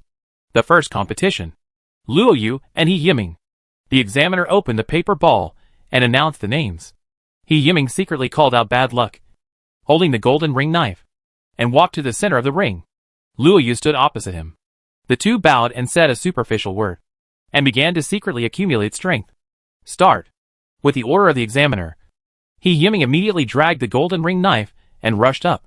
Luo Yu stood still, his body slightly bent, his eyes fixed on his movements, like a cheetah ready to attack. Swoosh! He suddenly jumped out. He Yiming slashed at his face with a knife, but he dodged it accurately and punched out. He Yiming also dodged sideways, and the golden ring knife in his hand did not release the force. With a flip of his wrist, the cold blade suddenly cut from bottom to left and cut horizontally. Jung. Luo Yu punched the blade, and it made a sound of metal collision. He Yiming's tiger's mouth shook, and the big knife in his hand was knocked off its position. But he turned around, and the big knife drew a circle around his body and chopped up again. The two fought closely, one with a knife and the other with a fist. One move after another, and the movements became faster and faster. Soon the two figures became phantoms. In a blink of an eye, the two had gone through hundreds of moves, but they were still evenly matched, and it seemed that neither could do anything to the other. Luo Qingzhou watched every move from the stage. Their figures reflected in his pupils, and his mind was also playing and recording. Schwa! More than 10 minutes later, He Yiming slashed at Luo Yu's shoulder with a knife. Luo Yu seemed to have no time to dodge, and was chopped directly. The sharp steel knife instantly cut through his skin and flesh, and cut on his bones, making a crisp sound. Bang! But at this time, Luo Yu's fist suddenly enlarged and hit He Yiming's chest heavily. The two took a few steps back and stood firm. Luo Yu's shoulder was bloody, and he stood there, clenching his fist. He Yiming was punched in the chest, and his ribs first felt a sharp pain, and then the clothes on his back suddenly burst open with a pop. On his back, a red fist mark appeared. Nanshan Tombi fist. Hit the cow across the mountain. Qin Eri exclaimed in a low voice. He Yiming endured the pain, roared, and rushed forward again, waving the golden ring knife in his hand. Luo Yu stepped back with his right foot, slightly bent his body, and his two fists suddenly turned into metallic silver, and his legs suddenly tensed. Then, he jumped out with a whoosh sound. Zheng! He actually took the fiercely chopped big knife with one fist, and the other fist suddenly lit up with a fist light, and punched up with a bang. This punch hit He Yiming's chest again. He Yiming's body was shaken by the punch, and he retreated swoosh swoosh, before he could stand firm and gather strength. Luo Yu's tense legs had already shot out again, and a punch hit him on the chin again. After two consecutive punches, He Yiming was completely unable to stabilize his retreating body and the disordered internal force in his body. Bang! Boom! Boom! Luo Yu took this opportunity to punch him with a series of punches, hitting 5 points in his chest. The last punch hit him directly in the stomach. He Yiming was knocked out and fell heavily on the edge of the ring. He struggled on the ground for a few times, as if he wanted to get up, and Luo Yu jumped up again, punching him on the back. Boom! He Yiming fell to the ground completely motionless. Dang! The sound of the gong sounded, and the winner was decided. Luo Yusheng, the examiner announced, and then said, Teacher Wu, wait for him to go down to heal his wounds and replenish his strength. Wu Feng, take He Yiming to the backstage and try to treat him. Yes, sir. Several people immediately went on stage and took Luo Yu and He Yiming to the backstage. Some people cheered and some cursed in the audience. The people of Huey Escort Agency were all cursing Luo Yu for being cruel and ruthless, and some people cursed directly at Luo Yannian. Luo Yannian put his hands behind his back and looked calm. Wang stood behind him, and there was no other emotion on her face. Luo Qingzhou glanced at them for a few times, retracted his gaze, and then found that Bailing was standing next to him without knowing when, with one foot on his foot, but her eyes were pretending to look forward. Luo Qingzhou glanced at her, and when he was about to take action, he suddenly felt a chill. Turning around, Xia Chan was looking at him coldly beside him. Luo Qingzhou also looked at her and pointed at the ground. Xia Chan looked at him for a while, walked over with a cold face, looked forward, and suddenly stepped on his other foot. Luo Qingzhou. Both feet were stepped on. One on the left and one on the right. Luo Qingzhou looked around, said nothing, and looked forward like them. At this time, he suddenly heard Xiaodia's low voice behind him. Sister Qiu. Look! The young master really likes feet. An hour later, the gong sounded again. Luo Yu came out from the backstage. The wound on his shoulder was almost healed, and his eyes were full of energy. The examiner looked at the audience and said, Luo Yu was just injured. We originally proposed that he rest for a night and compete again tomorrow. But he insisted on competing now. His wound is fine. After treatment, it has healed and will not have any impact on his performance. So this competition is still fair. Does Luo Yu's family have any objections? Luo Yanyan bowed and said, Sir, we have no objection. The examiner glanced at him and nodded. Okay, let's start. Luo Yu walked to the middle of the ring and stood still. Qin Chuan also walked to the opposite side of him and looked at him. Everyone in the Qin family held their breath and stared at it nervously. The other people watching the excitement in the audience were also looking forward to this final battle. Seeing this scene, they became even more excited. Although fists and feet have no eyes, it is better to just decide the winner and avoid death. The examiner said another sentence and then sat down. Dang. The gong sounded and the decisive battle began. The two looked at each other. Neither of them was in a hurry to attack. Luo Yu suddenly said lightly, Brother Qin. I'm sorry. I may not be able to hold back my fist later. Qin Chuan clenched his fist and said coldly, Luo Yu. I may not be able to hold back my fist. Because it was very excited when it saw the villain. And it was so excited that it couldn't stop. Luo Yu was silent for a while. And suddenly said, Has that little bastard slept with everyone in your Qin family? Including you? Otherwise, why would you love him so much? Qin Chuan clenched his fist, suddenly rushed up, and said coldly, Because he hacked you. The immortal of Chunghua Mansion. Including you. Luo Yu. So we are happy. Bang. The fists of the two suddenly collided with each other. Chapter 334 On the Spot Breakthrough. Winter. The weather in August is still extremely hot. The sun is scorching overhead. The people crowded in the square are sweating profusely. But they still stand on tiptoe, stretch their necks, and stare at the exciting battle on the stage. For ordinary people, they can no longer tell who is who on the stage. After a few hard punches, Luo Yu and Qin Chuan suddenly became faster. The stage was whistling with strong winds. After images were heavy, and piercing sonic boom sounded continuously. The terrible air wave was centered on the two people, rolling up dust and spreading around like a wave. The person standing in the front had his clothes fluttering. Those with weaker strength could hardly stand steadily. Seeing the air wave rushing in, Qin Wenzheng and Qin Eri and Qin Sai were all standing in the front to resist. But the women standing behind them still had their long hair flying, their dresses fluttering, and their faces pale.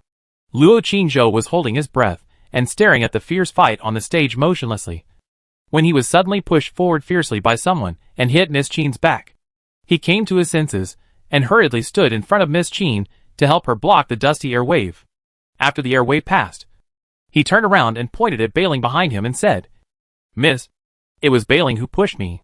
Qin Jinjiao looked at the stage with a cold expression and did not speak. Bailing immediately said angrily, Son-in-law, you are wronging me. Which eye of yours saw that I pushed you? Luo Qingzhou glanced at the others behind him.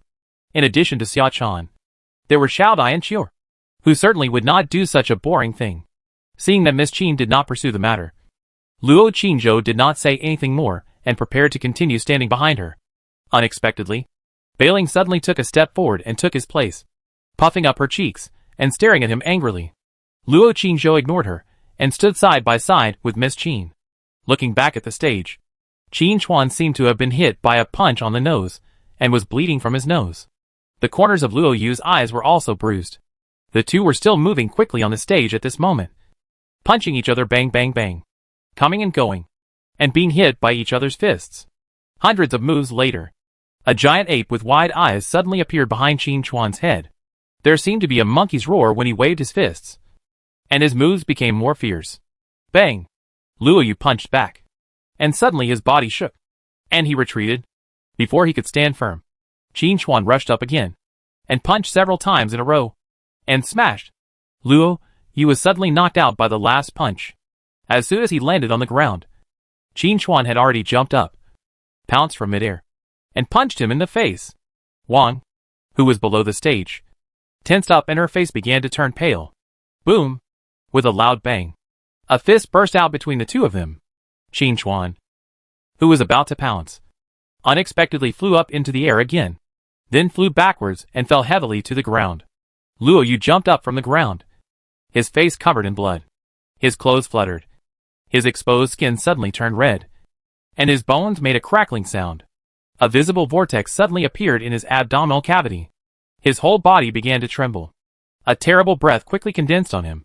The examiner saw this scene and showed a look of surprise on his face. The second master Qin on the steps changed color and hurriedly shouted, "Chuaner!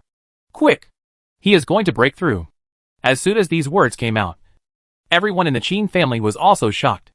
Qin Chuan jumped up from the ground, almost without any hesitation, rushed up with a whoosh, and then accumulated all his strength in his fists, and punched him in the chest with a boom. Luo Yu stood in place, his whole body red, his face ferocious, and he did not dodge. The punch carrying terrifying power. Boom! Hit his chest firmly. He was knocked out by a punch, and a mouthful of blood spit out of his mouth. But the momentum of his whole body suddenly burst out.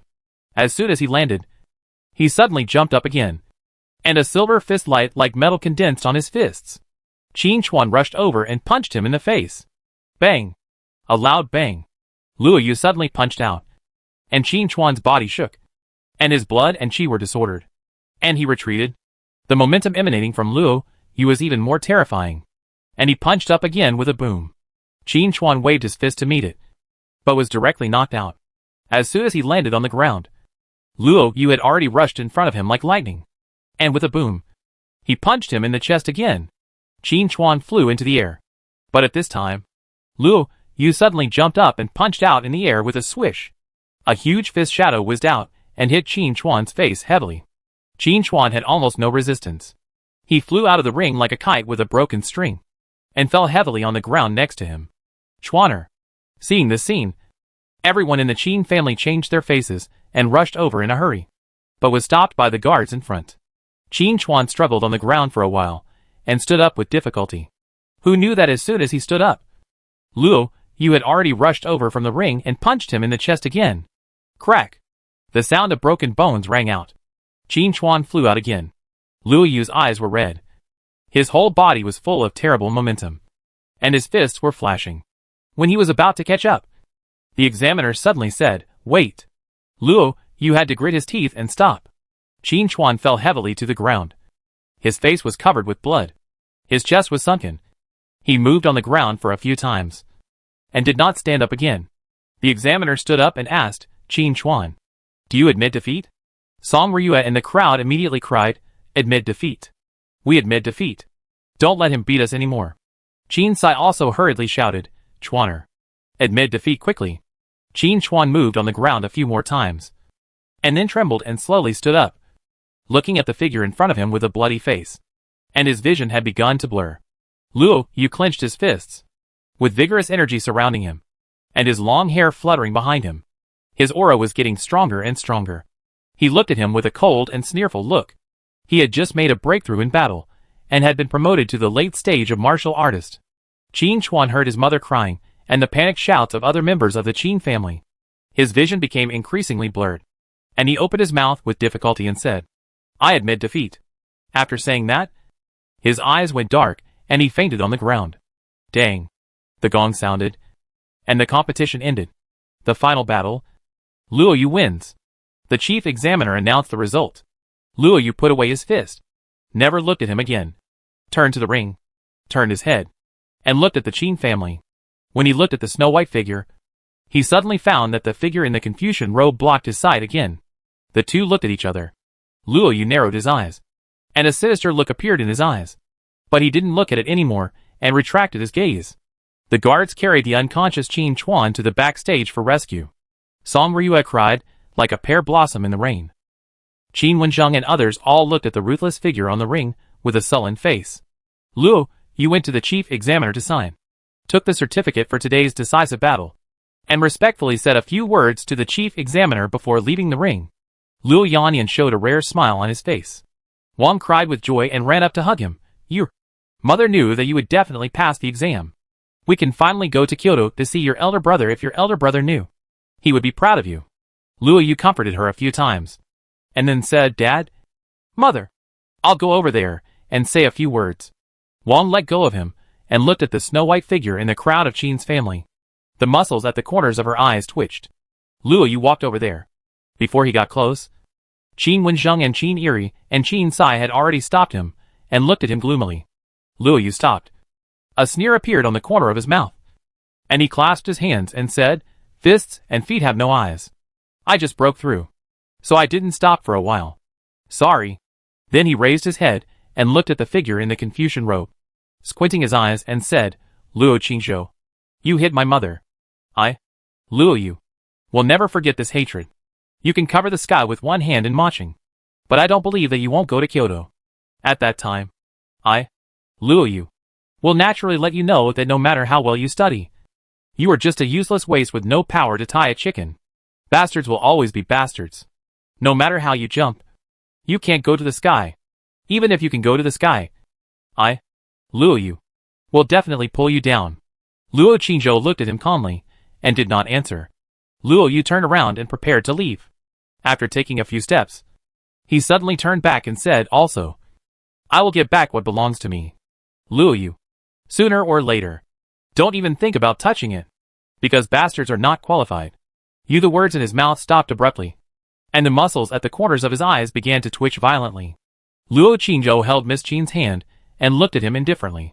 Luo Yu said nothing more, turned around and walked away quickly, clenched his fists, and flashed with a terrible murderous intent. After he walked away, Luo Qingzhou let go of the cold and soft jade hand in his palm, paused, turned his head, bowed and apologized, Miss. I'm sorry. It's okay, Qin Jinjia said indifferently, looking at the ring, as if she didn't take it to heart. Qin Xuan's family. Come in. At this time, a voice suddenly came from behind the ring. Qin Wenzheng and Song Ryue, as well as the second and fourth masters of Qin, all hurried over. Not long after, second master Qin and fourth master Qin carried Qin Xuan, who had been bandaged, out from the backstage. Song Ryue wiped her tears and sobbed. When the maids saw this, they also started crying. Qin Xuan opened his eyes and stared blankly at the sky, looking lost. The dent in his chest had been repaired. All the other wounds on the ground were smeared with medicine. Qin Wenzheng came over, sighed, and said to everyone, It's fine. It will be fine after a few days of rest. That's good. That's good. It's fine as long as it's fine.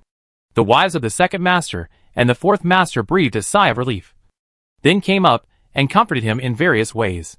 Chuaner, it's okay. You are still young. There will be opportunities in the future. Yes, Chuaner, there are many opportunities. Don't be discouraged. Luo Qingzhou stepped forward and said, Second uncle, I will lift it. Second master Qin lifted it with one hand and waved his hand with the other hand, saying, No, Qingzhou, you can't lift it with your body. Second uncle is very strong. It's okay. Luo Qingzhou didn't say anything more, and looked at second brother Qin on the wooden board. He wanted to say a few words of comfort, but he didn't know what to say. The Qin family comforted and surrounded the injured Qin Chuan and left the square. The other crowds who were watching the excitement also dispersed with unsatisfied discussions. The sun set quickly. After returning to the Qin mansion, everyone accompanied Qin Chuan for dinner. Qin Chuan's mood improved a little, and he sat up by himself and said, I'm fine. Second uncle and fourth uncle, you all go back. The crowd said a few words of comfort before dispersing. Song Ryu and several maids stayed in the room and chatted with him. Luo Qingzhou left with Miss Qin. Qin Wenzheng glanced at them at the door and said in a deep voice, Qingzhou, get ready tomorrow. We will leave for Kyoto the day after tomorrow. Luo Qingzhou nodded. Qin Wenzheng looked at him and said, If you have time tomorrow, go out of the city to burn incense for your mother. If you want to come back in the future, it will probably be next year's Qingming festival. Before Luo Qingzhou answered, Qin Wenzheng suddenly said, Jinjia should also go with you. You didn't go to the last tomb relocation. You are leading this time, so it is right for you to go to burn incense. After all, Qingzhou is now a member of our Qin family. Just think of it as helping Wei Mo. Luo Qingzhou lowered his head and said nothing. Qin Jinjiao was silent for a while, and nodded slightly. "Qingzhou." Send Jianjia back. Qin Wenjun glanced at the two. Luo Qingzhou agreed and left with Miss Qin. Night had fallen. Chior and Xiao Dai walked in front with lanterns. Luo Qingzhou and Miss Qin walked side by side in the middle. Xia Chan and Bai Ling followed behind. The moon was bright and clear, and the night sky was full of stars. Luo Qingzhou and Miss Qin walked slowly, in silence. At this moment, he suddenly felt that he and the girl beside him were no different from before they divorced. When he was about to reach Lingshan Moon Palace, he turned his head and took a look. The moonlight was soft, and that beautiful and flawless face seemed to have lost its former coldness and revealed a hint of tenderness. He was stunned, and when he walked to the door of Lingshan Moon Palace, he suddenly couldn't help asking, "Miss, have you never smiled before?" Qin Jianjia stopped and looked at him with cold eyes. "Good night." Luo Qingzhou didn't dare to say anything more. He bowed and left quickly with Xiao Dai and Chior. Bai Ling looked at his back and said in surprise, "Miss, the uncle seemed to be teasing you just now." Qin Jianjia didn't say anything else and went in. Xia Chan followed him in. Luo Qingzhou thought about the plan for tonight all the way. After returning to Meixiang Garden, Xiao Dai behind him suddenly said, "Sir, the one who pushed you and bumped into the eldest lady from behind today was not Sister Bai Ling." Luo Qingzhou was stunned when he heard it, turned his head and looked at her, and said, "Who is that?" Xiao Dai blinked, smiling, and didn't answer. Chior on the side smiled and said, "Uncle, it must not be Xiao Dai and the servant. The remaining person. Can't the uncle guess it?" Luo Qingzhou was stunned, and a hint of surprise appeared on his face. "Xia Chan? Why would that girl suddenly do such a thing?" Lingshan Moon Palace. In the pavilion in the back garden, a beautiful girl in a snow-white dress was sitting quietly in front of a stone table, looking at the moonlight in the pond, with a trance, and no one knew what she was thinking. Plum Fragrance Garden. After Luo Qingzhou finished his medicinal bath, he washed his body and hair several times with ice-cold well water in the courtyard. He returned to his room, refused Xiadia's request to sleep with him, closed the door, and took something out of his storage bag. Outside the window, the night was getting darker. Chapter 335 The Final Carnival of the Victors. Luo Yu's shock. Chunghua Mansion. Brightly lit. A lively dinner was being held in the hall. The table was already full of guests who came to congratulate, and guests were constantly coming in at the door, holding valuable gifts in their hands and smiling. They did not receive an invitation, but came to congratulate on their own initiative. Although the results of the Dragon and Tiger Academy exam will not be officially announced until tomorrow, the final result is no longer a suspense. Luo Yu has broken through to the late stage of martial artist. There is no qualified martial artist in Mo City who can challenge him on stage. Even if someone goes on stage, with Luo Yu's current cultivation and age, he will definitely be admitted by Dragon and Tiger Academy as an exception. So everyone came to congratulate in advance. Luo Yanyan greeted him at the door with a warm smile on his face. Wang was busy serving tea and water to the women in the inner room, and the smile on her face could not be concealed, as if she suddenly became several years younger. Luo Yu, dressed in a white robe, politely entertained guests in the hall, still with a humble look on his face, without any airs of a martial artist. In addition to the people of the Luo family, the guests who came to congratulate tonight included some distant relatives and some wealthy families in Mo City. Even though they knew that Chunghua Mansion had offended the eldest princess, some people were still willing to come and curry favor with him. The eldest son of Chunghua Mansion is now a favorite of the emperor. Now the second son of Chunghua Mansion has been admitted to the Dragon and Tiger Academy, and he will naturally have a bright future in the future. Many children of wealthy families in Mo City are developing in Kyoto, so they naturally want to take this opportunity to curry favor with them. The servants added tables and stools in the inner room. Several chefs invited from Zuixinlu are busy in the back kitchen. Plates of exquisite dishes were brought to the table one after another, and jars of good wine were opened. The aroma of food, the aroma of wine, and various congratulations floated throughout the hall and the inner room. Luo Yanyan led the last wave of guests into the house. After exchanging pleasantries, they sat down. Then, he poured a glass of wine, stood up and said loudly, "Everyone came to congratulate my son tonight. Luo is very grateful. Let me drink a glass first to express my gratitude." After speaking, he raised his head and drank it all. Luo Yu also stood up and held a wine glass, and toasted everyone with a smile on his face. All the guests cheered enthusiastically, and various praises came one after another. "Nephew Yu is so young. but he has already reached the late stage of martial arts. I am afraid that his future achievements will not be worse than nephew Chantian. I heard that Chantian is now a favorite of the Emperor. After your graduates from the Dragon and Tiger Academy, he will definitely be able to enter the palace directly. Brother Yanyan, you have 2 talents of dragons and tigers, which is enviable.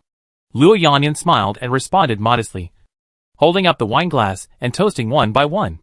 Luo Yu stood beside him, holding a wine pot, pouring wine for him. A picture of a loving father and a filial son, which attracted the envy and praise of everyone. In the inner room, the female relatives of each guest were sitting.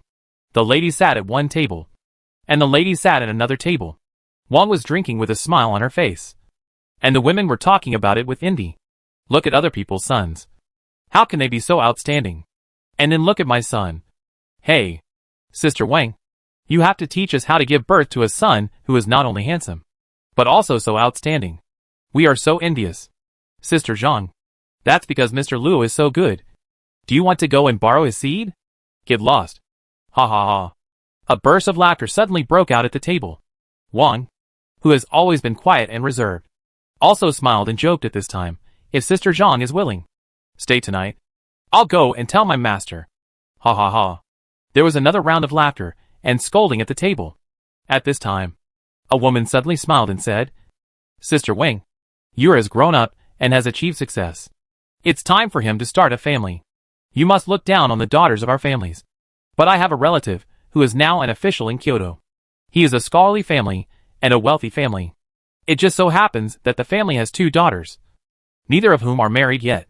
Do you want me to help matchmake? The smile on Wang's face faded slightly, and she said, Not yet. We respect Yura's ideas. He can get married whenever he wants. He has just been admitted to the Dragon and Tiger College. Let's wait for another 2 years. I will urge him then. Another woman smiled and said, Sister Wang, the position of the wife should be cautious. But Yura can take a few concubines first, so that they can go to Kyoto to take care of him. Then he whispered, I brought my daughter and niece today. Sister Wang can take a look first, or let Yura come and take a look. When the other women heard this, they all smiled and looked at the table next to them. Wang did not refuse this time, and said with a smile on her face, Okay, let Yura see it later, as long as he likes it. I, as a mother, will not have any objection. There was another burst of laughter in the hall outside. Wang stood up, walked to the door, looked outside, and the smile on her face became more and more intense. Her eyes were full of love and pride. Luo Yu held the wine glass and toasted at each table. He was polite and approachable. I don't know what he said, but everyone laughed. When he came here, Wang said softly, You drink less. You still have to go on the stage tomorrow. A middle-aged man at the table smiled and said, Sister-in-law, this little bit of wine is nothing to Yura. What's more, the results are already out. Don't worry. With Yura's current strength, no one dares to challenge on the stage.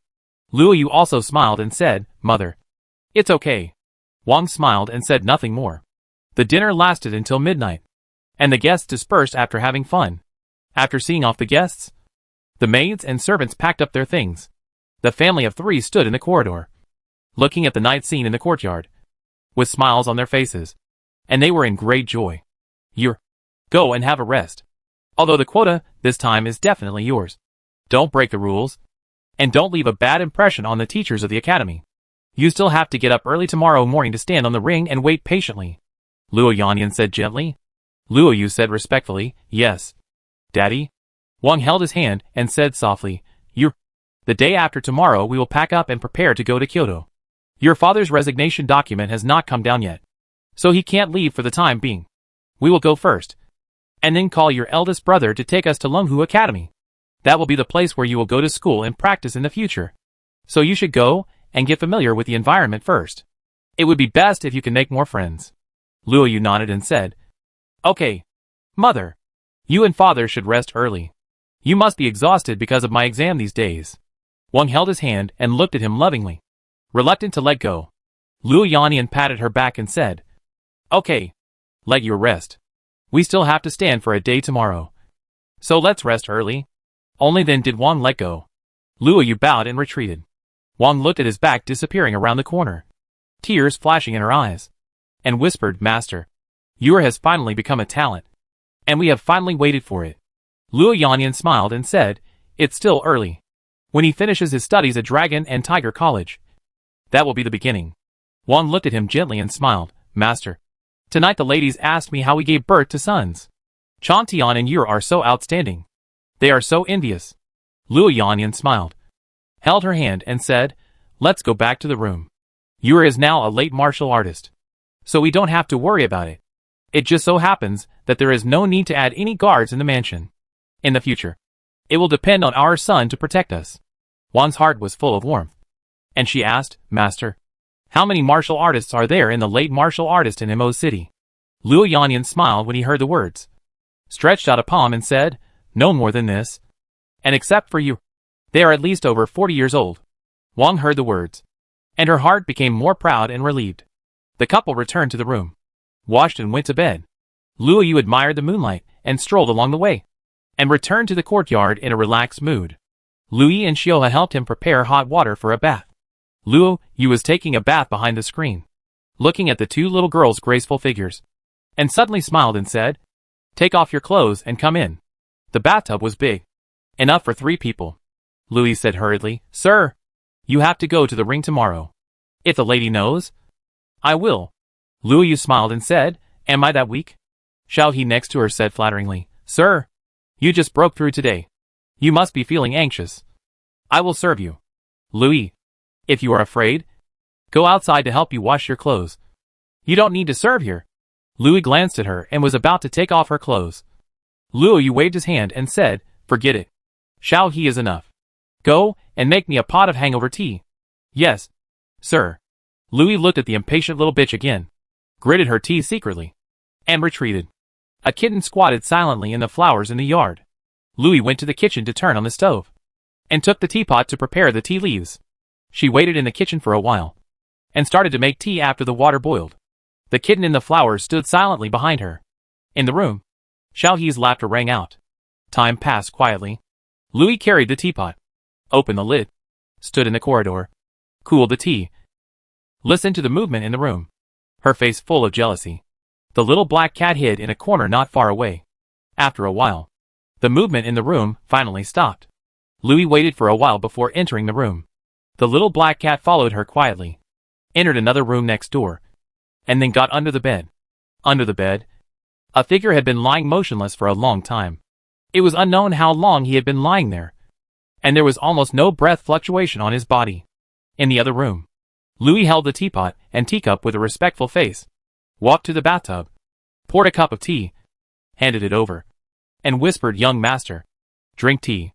Luo Yu was sitting in the bathtub with his eyes closed. After a while, Luo Yu opened his eyes, took the teacup, and was about to put it to his mouth. After a pause, he put the teacup to the mouth of the maid in his arms and smiled. Xiao He, drink water. Xiao He was indeed thirsty, and immediately opened her little mouth and drank it all up. Luo Yu held the empty teacup, and stroked her tender shoulders with his other hand. After a while, he handed the teacup to Louis and said, give me the teapot. Louis quickly took the teacup and handed the teapot over. Luo Yu held the teapot, put his mouth directly to the spout, gulped down a few sips, moaned comfortably, and said, I'm really thirsty after drinking. Xiao He in his arms laughed, Sir, it's not just because of drinking. Ha ha ha. Hearing this, Luo Yu laughed and picked up the teapot and took a few sips. LV, who was holding the teapot, gritted her teeth secretly, her eyes full of jealousy and resentment, looked at her hatefully again, lowered her head and retreated. At this moment, Luo Yu, who had just stood up and supported Xiao He's slender waist, suddenly changed his face, covered his stomach, and showed a trace of panic in his eyes. But almost in an instant, he returned to normal, looked at Louis who walked to the door and said, by the way, Louis, my father said he would come over later. You go and tell him that I'm busy for the time being and ask him not to come over. LV heard this and agreed at the door, and immediately put the teapot in her hand on the table in the living room, ready to go out. But she just turned around from the table and suddenly froze in place, eyes wide open, looking at the figure that appeared silently like a ghost in front of her. Her whole body was stiff, her mouth opened, her fingers trembling, her eyes wide open, her face full of disbelief. You. Bang! Luo Qingzhou punched her in the face. directly smashing her head and flying out. Then, he made a mooing sound all over his body, and instantly flew into the room like a cannonball, and flew straight to the bathtub behind the screen. Bang! A figure suddenly flew out of the bathtub, and his bones were smashed by him, and he died on the spot, without even a scream. At the same time, a fist with a terrifying aura suddenly hit out of the bathtub. Bang! With a loud bang, Luo Qingzhou punched and collided heavily with that fist. A huge force passed through his arm and into his body. He was shocked and took a few steps back. Crack! Wow! The bathtub suddenly burst open, and the bath water in the tub rushed out instantly.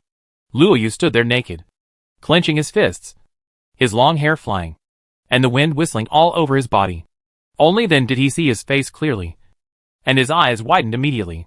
The fierce expression on his face suddenly turned into a complex expression of astonishment, shock, doubt, incredible, and unbelievable. Luo Qingzhou clenched his fists, looked at him, and rushed up again without any hesitation.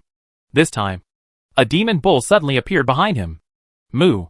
A deafening bull moo resounded through the night. Chapter 336 Wang's crying. Boom! There was a loud bang, and the air was like a tide. The two fists collided fiercely again. Luo Qingzhou's body shook, and just as he was about to be repelled, he stomped his left foot on the ground suddenly, and with a bang, he almost sank into the ground. The whole ground suddenly cracked. He rushed up like a cannonball again, and punched with both fists. Bang! Savage impact. Luo Yu was about to gather his strength to fight back, but his head suddenly felt dizzy, and he was hit in the chest with a bang, flew out, and hit the wall behind him heavily. The wall actually cracked with a click, and his whole body was embedded in it. But he was still strong, jumping out in an instant, his fists flashing, and bang, another punch. Luo Qingzhou was shocked and took 2 steps back. Luo Yu almost didn't hesitate, and Wu swept out and ran towards the window. But his head suddenly felt dizzy again, and before he could react, there was a sudden boom behind him, and a huge fist flew over. The fist was sizzling with lightning. Luo Yu suddenly felt a sharp pain in his back, and was knocked out again. At the same time, there was a sound of broken bones, and the smell of burnt skin on his back. He fell heavily at the window. Before he could stand up, the huge fist with lightning fell again. Bang! There was a loud bang, and lightning sizzled. His back clicked and sank directly into it, and he spit out a large mouthful of blood from his mouth, and turned around in a hurry and said, "Qingzhou, we are brothers." There was a sound of fluttering clothes outside the yard. Luo Qingzhou took out the mask, put it on his face, and took out the black wooden stick and walked towards him. "You, it's you." Luo Yu looked at him wearing a mask. His pupils shrank, and his whole body trembled. Bang! Luo Qingzhou smashed his head with a stick, instantly smashing his protective wind and membrane, and directly smashed his head open. Blood splattered. Shwa! A cold light suddenly flashed through the window. Then the old man in a gray robe, holding a precious sword, flew in from the window, and the sword in his hand drew a circle of cold light. Luo Qingzhou had already accumulated all his strength, and the moment he jumped in from the window, the black wooden stick in his hand suddenly smashed over. Jung! A sharp buzzing sound sounded. Then with a click, the precious sword in the old man's hand was instantly broken, and at the same time, the whistling black wooden stick hit his chest with a bang, and directly knocked him out of the window again. Luo Qingzhou raised his stick again and hit Luo Yu's neck with a bang, breaking his neck directly. Then he put away the stick, and the lightning crackled on his fist, ready to punch out the soul. Bang! A huge fist suddenly broke through the wall next to it and flew in from outside the wall. He suddenly punched the fist, and his body was shaken and flew out.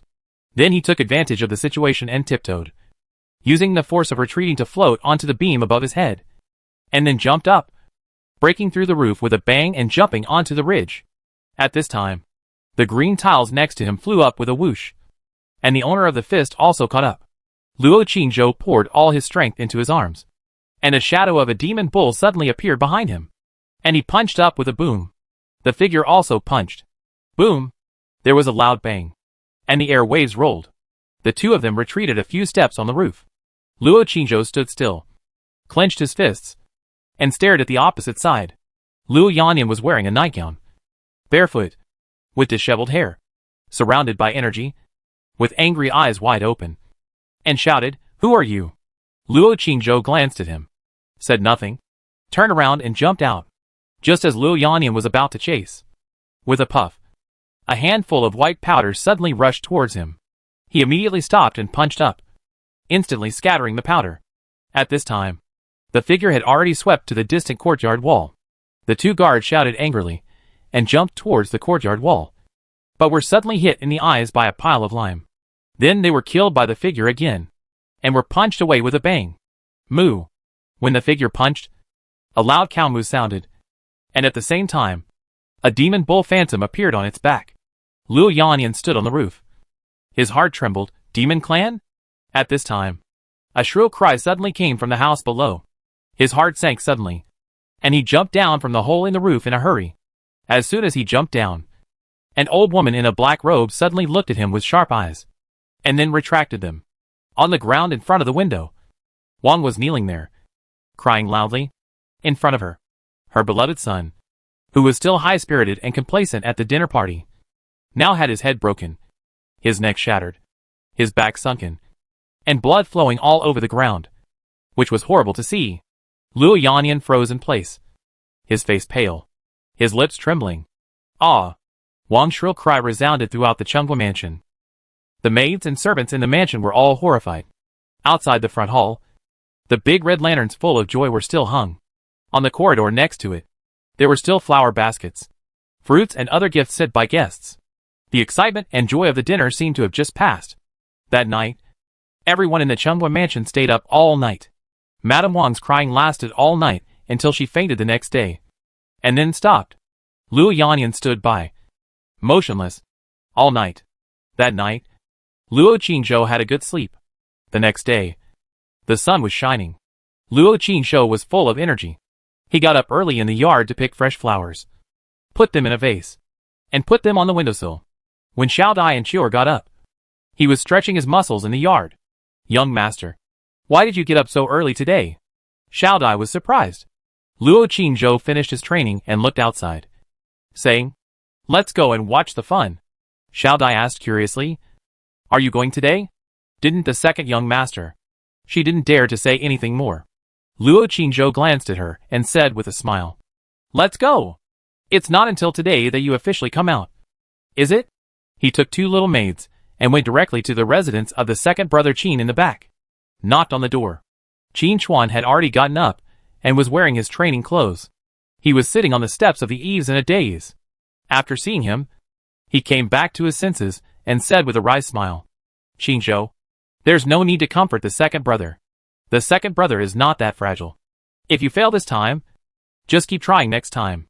Luo Qingzhou said, "Second brother, I'm not here to comfort you.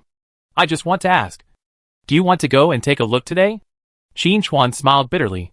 What to see?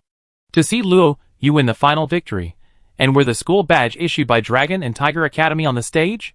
He shook his head and said, "No." Luo Qingzhou said nothing more and prepared to leave. Qin Chuan suddenly looked at him and said, "Qingzhou, I'm sorry that second brother couldn't help you beat him. Last night, I heard from my mother that after Luo you defeated me. He went to show off and say harsh words to you. Don't worry. Second brother will definitely work hard to practice and protect you." Luo Qingzhou stopped and paused, and suddenly turned around and said, "Second brother, if you are fine, you should accompany me to take a look. Where you fall, you get up from there. You lost to him, so you should go and see how proud he is, and then use this as motivation to practice hard so that you can defeat him in the future. Escaping will only leave a shadow in your heart. I may feel guilty when I see him in the future, and it may be even more difficult to defeat him." Qin Chuan frowned slightly, chewed on his words carefully for a while, and immediately stood up and said, "Qingzhou, you are right. You are indeed a great talent. You should get up from where you fell. Victory and defeat are common in the military, and the second brother should face it bravely. Let's go and see his smug face. The second brother will beat it to pieces sooner or later." Song Ryue just came in from the door with a bowl of soup, and suddenly saw the two of them arm in arm, ready to go out. The look in her silly son's eyes was no longer as depressed and gloomy as last night, and he actually rekindled his fighting spirit. She was stunned for a moment and asked, "You?" Luo Qingzhou hurriedly said, "Mother-in-law, my second brother wants to go out for a walk and relax. Let me accompany him." Qin Chuan glanced at him, grinned, and said, "Mother." "Yes. Do you agree?" Song Ryue looked at the two of them suspiciously, handed the medicine in her hand to Mayor behind her, and asked, "Where to go?" Qin Chuan smiled and said directly, "Go see Luo Yu." Song Ryue's face changed slightly when she heard it. Qin Chuan said calmly, "Don't worry, Mother. I'm fine. I just want to go see him. I will get up from where I fell. I will never give up like this. I will remember his proud face today, so that I can use it as motivation to practice hard and strive to defeat him next time." Luo Qingzhou also glanced at him. Song Ryue was stunned for a moment, and her eyes suddenly turned red. She said with a face full of relief, "Chuaner, you said it well. Well, you should get up from where you fell. Mother thought you would be depressed for a while, but I didn't expect you to cheer up so quickly. That's great. Let's go. Mother will go with you." Luo Qingzhou. The group went out and happened to meet Qin Wenzheng outside. "Qin Wenzheng, Ryue, you said it well. Well, you should get up from where you fell, is that what you said?" Song Ryue glanced at her son and nodded. "Yes. I said it. I just said it when I encouraged Chuaner." Qin Chuan glanced at her and said nothing. "Okay. Let's go together." Qin Wenzheng glanced at Luo Qingzhou next to him, paused, and said to Mayor, "Go and call Jianjia, and tell her to accompany her second brother to watch the competition." As soon as the group walked to the front hall, Qin Eri and Qin Sai also came with supplements. A moment later, Qin Eri and Qin Sai, "Brother. Well said. Well said. Where you fall, you will get up from there. As long as Chuaner works hard, he will definitely be able to defeat Luo Yu in the future. Brother, I didn't expect you to be so good at talking. It seems that you have been free for this period of time and read a lot of books." Qin Wenzheng smiled modestly and said lightly, "SOSO." He glanced at his wife. Song Ryue looked at him dimly and didn't dare to say anything. Not long after, Miss Qin, dressed in a snow-white dress, came over with Bailing and Xia Chan. Luo Qingzhou glanced at her and lowered his head slightly, as a greeting. At the same time, he was secretly surprised with the temperament and original style of this young lady. She had already given face to him when she went out to watch the competition yesterday. I didn't expect that she didn't refuse today. It seems that she is becoming more and more humane. The Qin family went out again in a mighty procession. At this time, the Chunghua mansion. The door was closed tightly, and it was still silent. Chapter 337 Number 1. Soul Sword Kills. The sun is rising. The streets are already bustling. The vendors are shouting and vehicles are passing by. In the North Square, the Dragon and Tiger Academy exam has not ended yet, and the arena is still there. But almost everyone knows that the results of yesterday have come out, so not many people went to watch the excitement today. The Qin family's carriage stopped at the crossroads. Qin Wenzheng led everyone down the carriage and prepared to walk over there, but suddenly hesitated, turned to look at Qin Eri and Qin Sai, and whispered, "Will it be embarrassing?" Qin Eri and Qin Sai hurriedly said, "Brother, it's not embarrassing. It's not embarrassing." At this time, the people next to them pointed at them, and someone whispered, "It's him, the son of the Qin family, who almost won yesterday, but was beaten down by the son of Chunghua Mansion and almost killed. The son of Chunghua Mansion is very powerful. Yesterday on the ring, he suddenly broke through to the late stage of martial arts. I heard from my uncle that there are not many martial arts masters in the whole Imo city, and he is still so young." Several people whispered and walked towards the square. Qin Wenjing's face was gloomy. Qin Eri and Qin Sai also hesitated and whispered, "Brother, how about we not go?" Qin Wenzheng immediately glared at them, and when he was about to speak, Qin Chuan stood out from the crowd and walked directly to the ring alone. "Let's go!" Qin Wenzheng didn't hesitate and followed immediately. The second and fourth masters of the Qin family didn't dare to say anything more and followed behind. The group came to the same position as yesterday. The guards under the ring looked at them and were a little surprised. Qin Chuan walked closer and looked up at the ring, his eyes full of fighting spirit. After a while, there were more people in the square. However, compared with the hustle and bustle of yesterday, it was much more relaxed. At least it was not crowded, and everyone had the opportunity to stand in the front position. The examiner was a teacher from Longhu Academy named Lu Qingyuan. He came very early today. When it was Chinshur, the crowd waiting to watch the excitement began to get a little restless. Why hasn't the son of Chunghua Mansion come yet? Don't you think you don't need to come because you won the final yesterday? It shouldn't be. I guess something delayed him. Wait a little longer. The examiner is not in a hurry. Why are you in a hurry? Everyone whispered. The sun rose higher and higher. Until the hour of C. Close to noon. Luoyu still did not come. At this time, even the chief examiner Lu Qingyuan could not sit still. He said something to the person beside him with a serious face. And then the person hurried away. It took about an instant stick of time. The person hurried back and whispered in his ear, Sir, I just went to see that the gate of Chungwa Mansion was closed. I knocked on the door for a long time, but no one opened the door. I don't know where the person went. Lu Qingyuan frowned. The person said, Sir, do you want to wait any longer? Lu Qingyuan said in a deep voice, Keep waiting. According to the rules, we will wait until the evening. If he doesn't come by then, he will be disqualified. The people who were ready to watch the excitement in the audience waited for a whole morning, but did not see anyone on the stage. And they all started to curse. Many people were talking as they left. Could it be that the boy got carried away and went to a brothel last night? Got sucked dry and couldn't get up. Maybe he had a dinner party last night, drank too much, and slept at home. In this case, if a warrior comes up to challenge and the boy hasn't come yet, what should we do? Just keep waiting until the evening. If the boy hasn't come yet, he might be disqualified. Then, the second place winner of yesterday's decisive battle will come up to accept the challenge. At noon, the sun was blazing. Most of the people in the square dispersed immediately. The Qin family couldn't stand the heat either. Seeing that everyone was wiping their sweat and their stomachs were growling, Qin Wenjun could only say, Let's go. Find a restaurant to eat first, and come back in the afternoon. Fourth Master Qin couldn't help but scold. That kid was probably too proud last night, and forgot about it. Second Master Qin frowned and said, Not really. Even if he forgot about it, Luo Yanyan wouldn't forget. It must be something else. But he will definitely come. They have been thinking about this quota for several years. Song Ryue took a handkerchief and wiped the sweat on her swan neck, muttering, It's best to sleep soundly. Luo Qingzhou glanced at her. Bai Ling next to her suddenly said, Madam, the son-in-law was peeking at you just now. Luo Qingzhou. Song Ryue was stunned for a moment when she heard the words, turned her head to look at him, rolled her eyes and said, What? Do you think what I said is uneducated? Luo Qingzhou hurriedly said. Qingzhou didn't think so. Humph! Song Ryue snorted and ignored him again. She was really hot and sweaty. Luo Qingzhou turned his head and glanced at Bailing. Bailing immediately hid behind Xia Chan and pouted. Son-in-law, if you dare to retaliate against me, Chan Chan will not forgive you. Luo Qingzhou ignored her. Qin Wenjun took people and found a restaurant to have lunch. After lunch, they drank tea and chatted for a while upstairs before going to the square again. On the ring, the chief examiner Lu Qingyuan was still sitting there dutifully. Strange. Why hasn't that guy come yet? Qin Chuan was also puzzled. Some people still gathered in the square.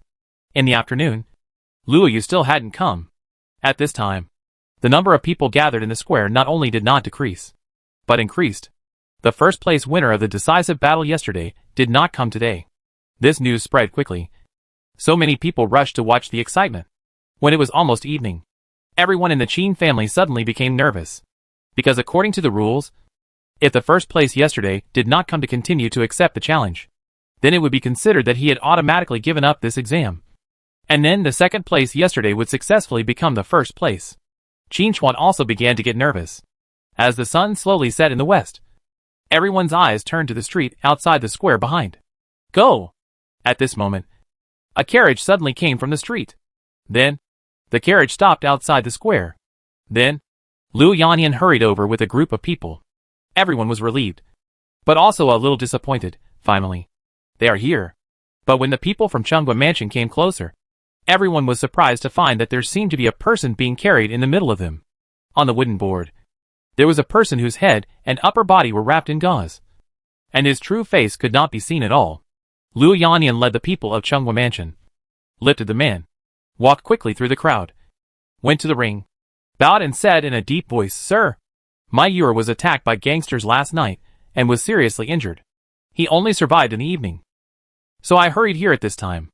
Please forgive me. Lu Qingyuan's face changed when he heard it, and he immediately stood up and walked closer with people. He looked at the person on the wooden board and his expression became solemn. Old Wu, take a look, he ordered. An old man walked out from behind, squatted down and took a look at Luoyu. who was wrapped tightly, and reached out to touch his head and neck.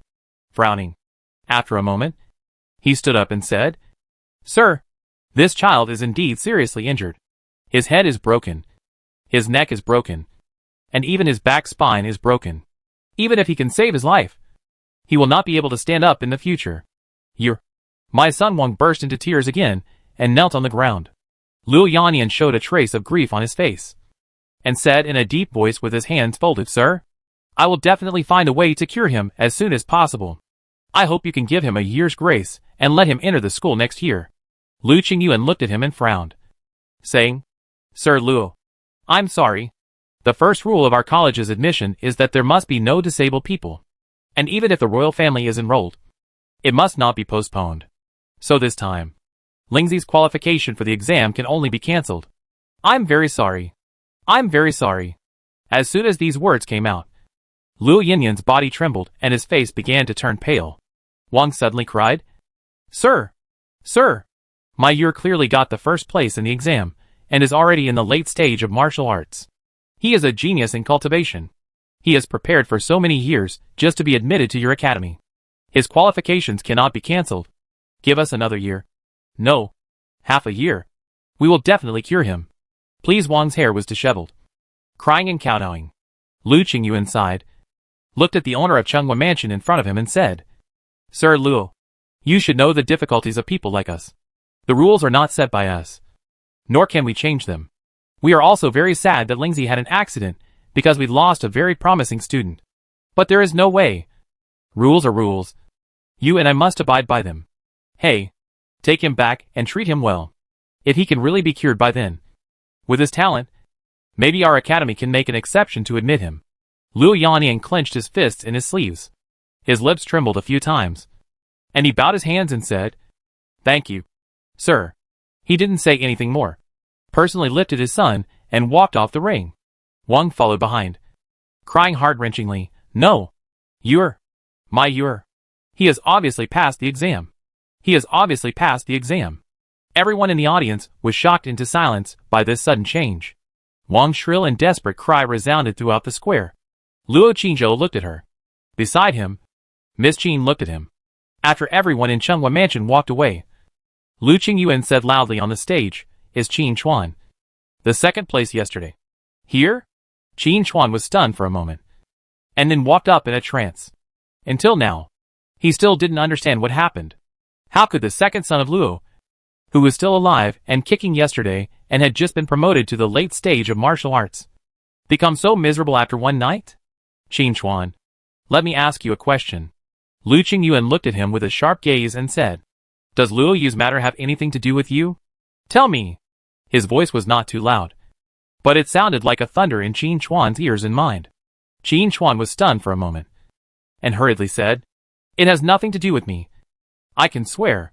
Lu Qingyuan stared at him for a while, then nodded and said, Congratulations. You have officially become a member of our Dragon and Tiger Academy. Qin Chuan stayed there. His mind was blank. Off stage, Bailing suddenly looked around. A look of doubt appeared on her face, and then turned her head and said, Xiao Dai, where is your young master? Xiao Dai pointed to the back and said, The young master just said that he had a stomachache and left first. Bailing looked suspicious. What about Xiaochan? Xiao Dai said, It seems that she left with the young master. The carriage was moving slowly on the street, and the crying in the carriage continued. Wang cried all night last night, and fainted until this morning. After waking up at noon, she continued to cry. Now her eyes are almost blurry from crying. The old nanny in a black robe next to her persuaded again, Madam, crying is useless. The second young master's life is saved, which is a good thing. When we go to Kyoto, let the eldest young master find someone to treat him. There are many talented people in Kyoto, and he will definitely be cured. As for the Dragon and Tiger Academy, there will be opportunities in the future. Wang cried and said, Who is so cruel to harm my Yu like this? Luo Yannian sat at the door with a gloomy face and did not speak. Under the scorching sun, a shadow was flying rapidly in the sky and soon landed in a mansion. A cat jumped onto the wall and entered a courtyard. But soon, it flew out of that courtyard, avoided the servants and guards in the mansion, entered another courtyard, and then entered the house from the roof. The carriage soon stopped in front of the gate of Chenghua Mansion. Luo Yannian personally carried the person in. Just as he was about to carry him back to the previous courtyard, he suddenly said, "Carry him to my study." Luo Yu was wrapped tightly, with only his eyes exposed on his face. His eyes were open, but he couldn't say a word. Luo Yannian carried him to the study, carefully placed him on the couch in the inner room, squatted down and asked softly, It's okay. Rest well. Dad will definitely find someone to cure you." Wang was crying on the side. Luo Yannian squatted in front of the couch, looked at it with grief for a while, then stood up and said, "You stay with Yu first. I'll go to the government office. I must get to the bottom of this matter." Wang cried and said, "Master, you must help Yu get revenge." Then she looked at the couch again and said softly, My son, don't be afraid. You will be fine. Father and mother will definitely protect you." Luo Yannian didn't say anything else and walked out quickly. When he walked out of the house, he suddenly said to the hunched figure standing at the door, "Mammy, please. That man is a mid-stage martial artist. You are the only one in this mansion who can protect you. Don't leave before I come back." And, at this moment, Wang's terrified scream suddenly came from the room. Swoosh! Luo Yannian and the old nanny rushed in almost at the same time.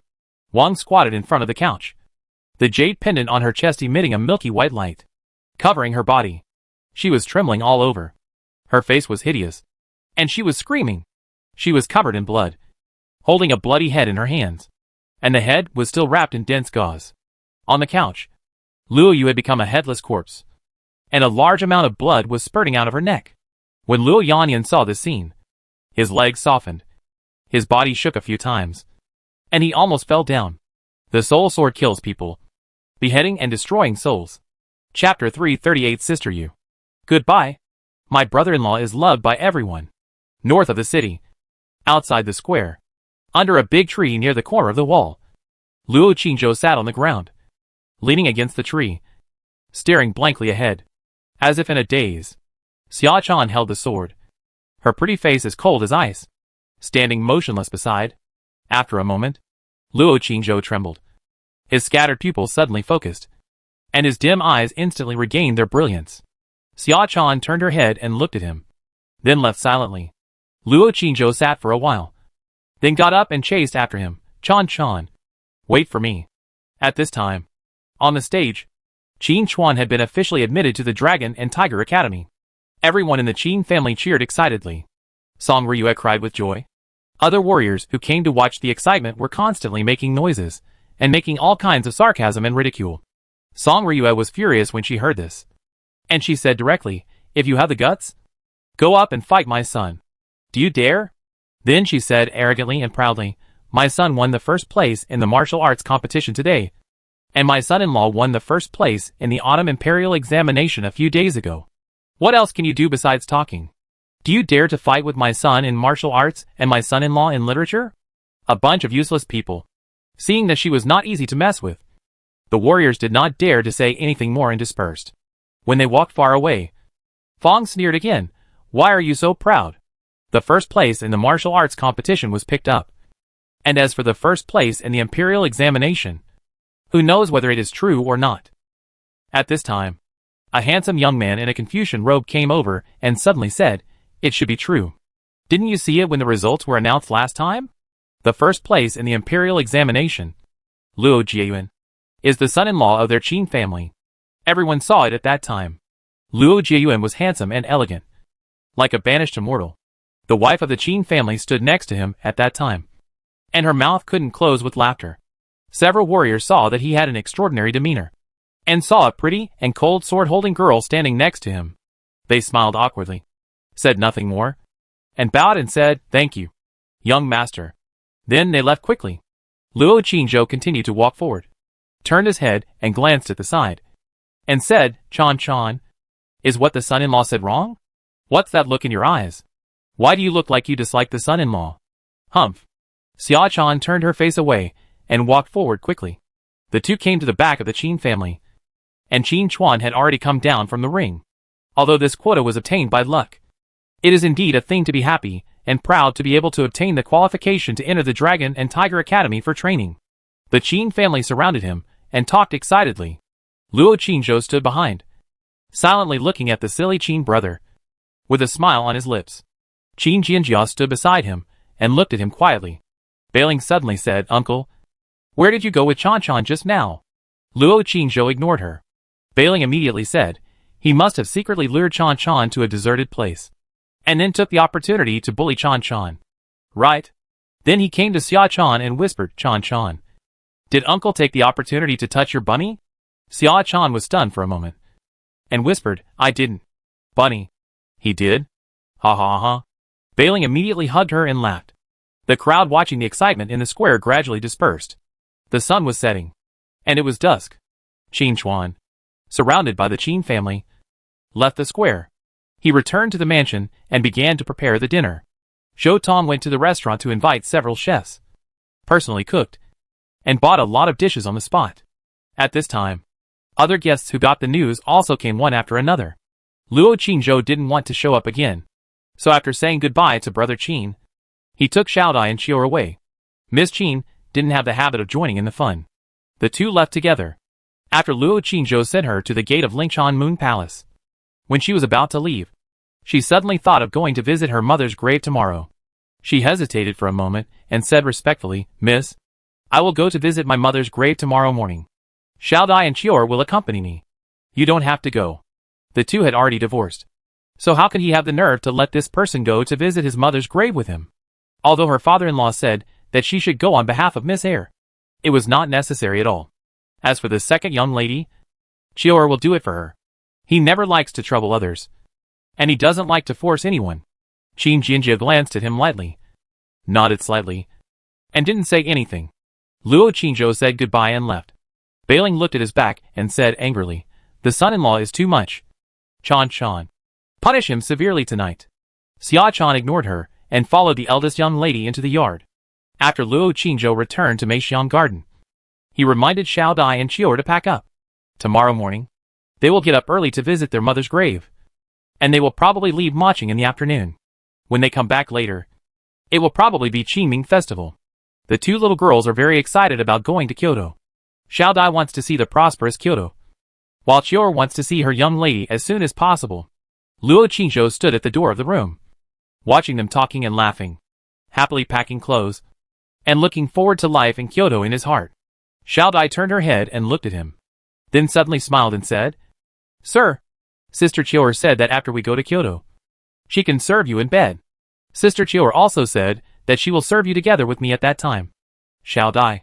Qiu blushed with shame, turned her back, and lowered her head tightly to fold her clothes. Luo Qingzhou glanced at her slender figure and asked, "Qiu, how long did Xiaodai and I make love each time? Did you write it down? Are you going to tell the second lady after we go to Kyoto?" Qiu whispered guiltily. "No. No." Luo Qingzhou was silent for a while, and said, "Son-in-law is not blaming you.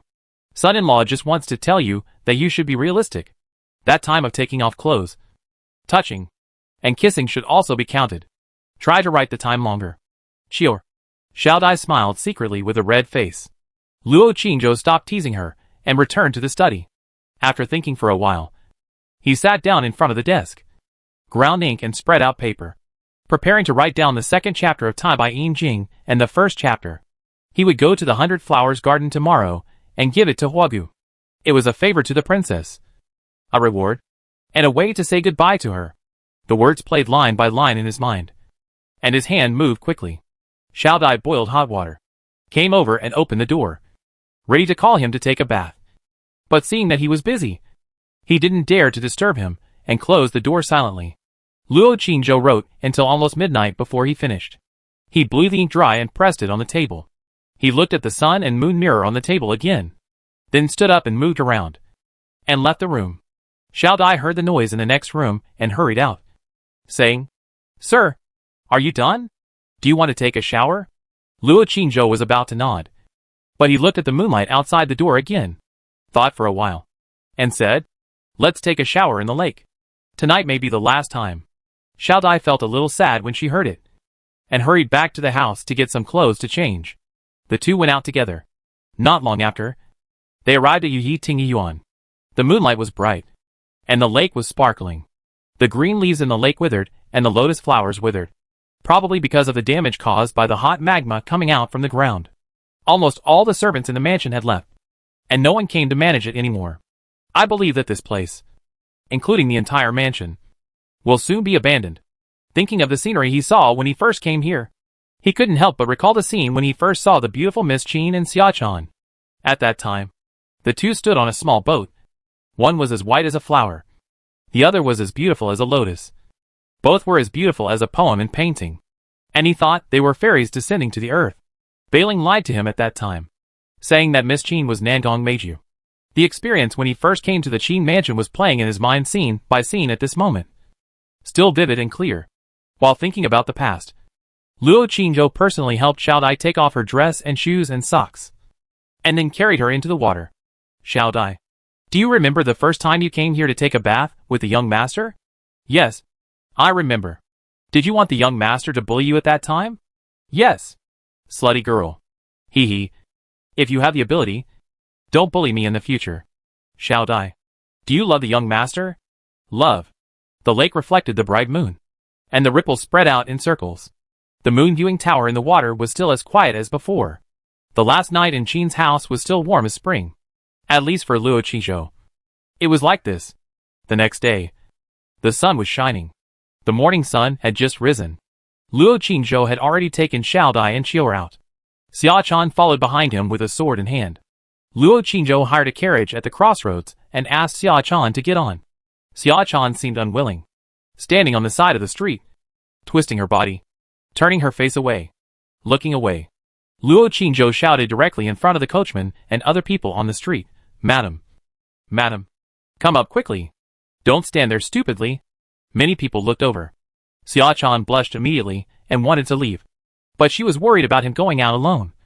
So she had to walk quickly to the carriage, jumped on it, and got into the car. Luo Qingzhou quickly covered his eyes and said, "Don't hit my face and eyes. I have to go see my mother later." Xiachan stared at him. Her fists clenched tightly, and then slowly loosened. With a cold face, she sat down opposite. Xiao Dai smiled beside her. "Sister Xiachan, the master said that you can hit someone else." Qiu smiled secretly beside her. Xiachan held the sword in her arms and stared at him coldly for a few more times, then turned her pretty face away and looked away. Luo Qingzhou asked, "Chan, who asked you to follow me?" Xiachan had a cold face and ignored him. Luo Qingzhou said, "I guess it's madam." "Right." Xiachan still ignored him. Luo Qingzhou took out the pairs of silk stockings from last time and said, Chan, look, they are all made for you. Take off your shoes and socks and try. Can your son-in-law help you take them off?" Qiu on the side looked at him meaningfully. Xiao Dai smiled secretly. Luo Qingzhou was about to squat down, but Xiachan's other hand suddenly grasped the hilt of the sword and looked at him coldly. Luo Qingzhou sat back immediately and said nothing. The carriage quickly left the city and ran on the spacious official road. Soon, it passed through several small roads and arrived in front of the Qin family's ancestral tomb. Luo Qingzhou took the things and got off the car with a few people, told the driver to wait here for a while, and then took Xiao Dai and others to go in from the village road. The villagers saw them and immediately came up to ask.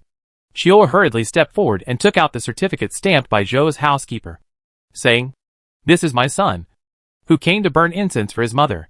One of the villagers heard this and looked at the elegant young man in a Confucian robe. His eyes suddenly lit up, and he said in surprise, "Could it be that Mr. Luo Jiayuan Luo, who won the first place in this imperial examination?" Xiao Dai immediately said proudly, "It's my son." When several villagers heard this, they were immediately surprised and happy. They hurriedly led the way enthusiastically and congratulated him in various ways. A group of children who were playing at the head of the village also ran over and shouted excitedly behind them, "The top scholar of the Qin mansion is here! The top scholar of the Qin mansion is here!" With a shout, adults and children in the village came out to watch the excitement. More and more people gathered around the few people. These people have settled here since their ancestors, and they all guarded the tombs of the Qin family. It is said that their ancestors were all private soldiers of the Qin family's ancestors, and people who had received favors from the Qin family's ancestors. After settling here, they gradually formed a village and multiplied here from generation to generation. Luo Qingzhou quickly asked Xiao Dai and Qiu to distribute the candies and snacks they brought to the children, and then corrected them with a smile It's not the top scholar. It's the deputy top scholar. Xiao Dai said on the side. Anyway, the young master will pass the exam and become the top scholar in the future. The other villagers all nodded with a smile. That's right. That's right. Young Master Luo is the reincarnation of Wingkuxing. And he will definitely pass the exam and become the top scholar in the future. These guys are congratulating him in advance. Luo Qingzhou was a little embarrassed by the praise, and asked Xiao Dai and Chior to temporarily pack some silver coins and give them to the children. When they arrived in front of the mausoleum, the villagers stopped and still gathered together to discuss with envy and awe. In this era, for ordinary people, scholars are the best. And scholars who pass the exam are even more amazing. They will be officials in the future. And they are real nobles. The Qin family is really rewarded for being a good person. They got a son-in-law who turned out to be a literary star. He passed the imperial examination and ranked first. Yes, every year the Qin family sends people to deliver meat and vegetables to us. The land here only charges us a small rent. The nearby villages are envious. Mr. Qin is really rewarded for being a good person. By the way, which daughter of Mr. Qin did this son-in-law of the Qin family marry? The second daughter.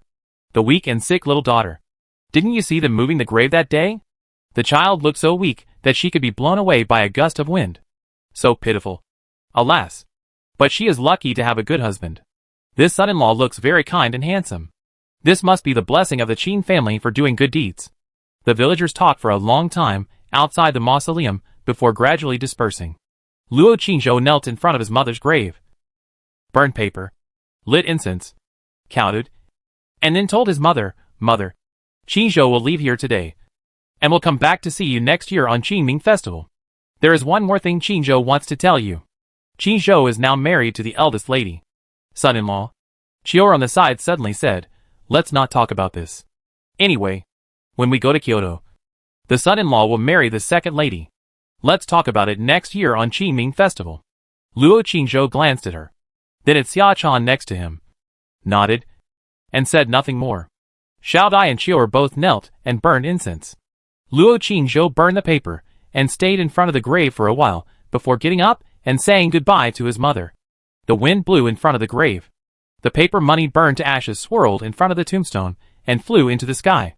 Luo Qingzhou led the three people out of the village, said goodbye to the villagers, and got on the carriage. Go! The carriage ran on the road. Luo Qingzhou looked at the distant grave outside the window, and said in his heart, "Mother, I have avenged you. I killed his son in front of that vicious woman, so that she will live in pain forever. As for that vicious woman, I will never let her go." The carriage carrying four people quickly entered the city, and stopped at the alley of Baiwa Garden. Luo Qingzhou took them out of the car, and walked into the alley. When he came to the door of Baiwa Garden, he took out the 2 pieces of rice paper with words written on them, and then went forward to knock on the door. The door opened quickly. Hua Gu, who was dressed in a bright red dress, and was charming but not coquettish, appeared in the door with the maid. Hua Gu looked at him with joy, then glanced at the maid behind him, smiled slightly, and said softly, "Mr. Luo, come in and talk?" Luo Qingzhou handed her the things in his hand, and said, "Miss Hua Gu, no need. Please give these 2 scrolls to His Highness, and thank His Highness for me. By the way, tell His Highness that I will leave today. If there is anything in the future, you can ask someone to contact me in Kyoto." Hua Gu took the rice paper. The smile on her face gradually disappeared, and she looked at him pleadingly. "Mister, are you leaving so soon? Can you take Hua Gu with you? In this way, it will be easier to contact His Highness in the future." Luo Qingzhou declined apologetically. "I'm sorry. I'm not leaving alone. I'm just a son-in-law of the Qin family, and I can't bring anyone with me without permission." Hua Gu frowned and looked at him dimly. "Young master, you are lying again. Young master has passed the imperial examination and is valued by His Highness. Let alone taking Hua Gu alone. Even if you take a few more people, the Qin family will not make it difficult for you. Young master, Hua Gu has no other extravagant requests. I just want to be with you and serve you, and be a little maid. Young master, you are unwilling to satisfy Hua Gu even this wish." Luo Qingzhou said nothing more, bowed his hands, and prepared to leave. "Young master." Hua Gu stopped him, turned around, took the golden phoenix sword from the hand of the maid behind him, held it in both hands and handed it to him, and said, "Young master, did you deliberately forget the sword of His Highness?" Luo Qingzhou took a look and had to take it. Hua Gu said softly, "Young master, I hope you don't let his highness down." Luo Qingzhou said nothing more. Holding the sword, turned around and left, and put it into the storage bag after walking away. Hua Gu stood outside the door, staring at his receding back in a daze, until the bag disappeared at the alley. And then he sighed faintly. "Miss, why don't you tell young Master Luo that we are going to Kyoto too? His highness has already gone to Kyoto a few days ago," the little maid behind him said. Hua Gu smiled bitterly. "What if I tell him? Young Master Luo doesn't care about me at all, and he can't take us on the road with him." The master and servant stood at the door for a while before entering the house and packing up. Luo Qingzhou returned to the Qin mansion with Xiao Dai and the other two. Everyone in the Qin mansion had packed up and were ready to leave. 3 carriages were already parked at the gate. "Go by land first, then take a boat." Luo Qingzhou followed him down the steps, looking in the direction of Yuannong Tower, and murmured in a low voice, "Sister Yu, goodbye." Miss Qin, who was following behind him, looked at him quietly. Half an hour later, the carriage carrying the Qin family left the city. 5 days later, they arrived at the canal dock leading to Kyoto. At the same time, in the backyard of the mansion of the Prince of Nangui in Kyoto, a weak girl in a plain white dress was proofreading the text of a printed book in the pavilion. Jewers stood aside and quietly ground ink. There was a pond outside the pavilion. In front of the railing by the pond, the tall and graceful Princess Nandong, wearing a purple dress, was bending her slender waist and lying there with her beautiful buttocks raised, staring at the little goldfish in the water that opened its mouth to grab food in a daze. Soon, another girl in a white skirt came over with a book in her arms. She looked at the pond and said, "Meiju, are you causing trouble outside again? Daddy is calling you over. Remember to hide the lime powder on your body first." Nandong Meiju, who was lying in front of the railing, stood up and frowned, saying impatiently, "I wouldn't have come back if I had known. It's annoying." Qin Weimo in the pavilion looked up at her and smiled. "Sister Meijiao, Maching is not as good as Kyoto." Nandong Meiju glanced at her, said nothing, and left quickly. The girl in a skirt and holding a book walked into the pavilion and asked softly, "Weimo, they should have set off by now." "Right," Qin Weimo said. "I don't know." Then he smiled and said, "Sister Shui, are you so impatient to meet my brother-in-law?" Nandong Shui nodded calmly and said, "Yes, when he comes, I will have a good argument with him. Last time I wrote to him, he only replied to your letter and not mine." "How hateful." Qin Weimo chuckled. "Brother-in-law is just like that. He doesn't like trouble." "Sister Shui, don't be offended." Nandong Shui sat down next to him and snorted. "Of course I will blame him. Unless he comes, listens to my opinions, modifies Baochai's ending, and tells me a few stories, I can't calm down." Qin Weimo smiled and said, "There are many stories about my brother-in-law. Whatever stories Sister Shui wants to hear, there should be all of them." Nandong Shui suddenly looked at her meaningfully and said, "Weima, you just came back at noon, and you couldn't wait to go to the street to find a new house. Why? Do you want to live alone with your brother-in-law so much?" Qin Weimo smiled slightly and said, "Sister Shui, it's mainly because you care so much about and look forward to my brother-in-law, and I'm afraid you will snatch him away." Nandong Shui immediately curled her lips. "Tsk. Don't worry. I have no interest in a son-in-law. That's not necessarily true. My brother-in-law is loved by everyone, full of charm. No girl can resist his temptation. Tsk. Bragging. What about you? As for me, I have already fallen." Chapter 339 Luo Jieyuan. Shui Tiaogu 2. Jingwei Canal. It starts from Beiwei Mountain and ends at Jingyu River. It goes down the river at a very fast speed.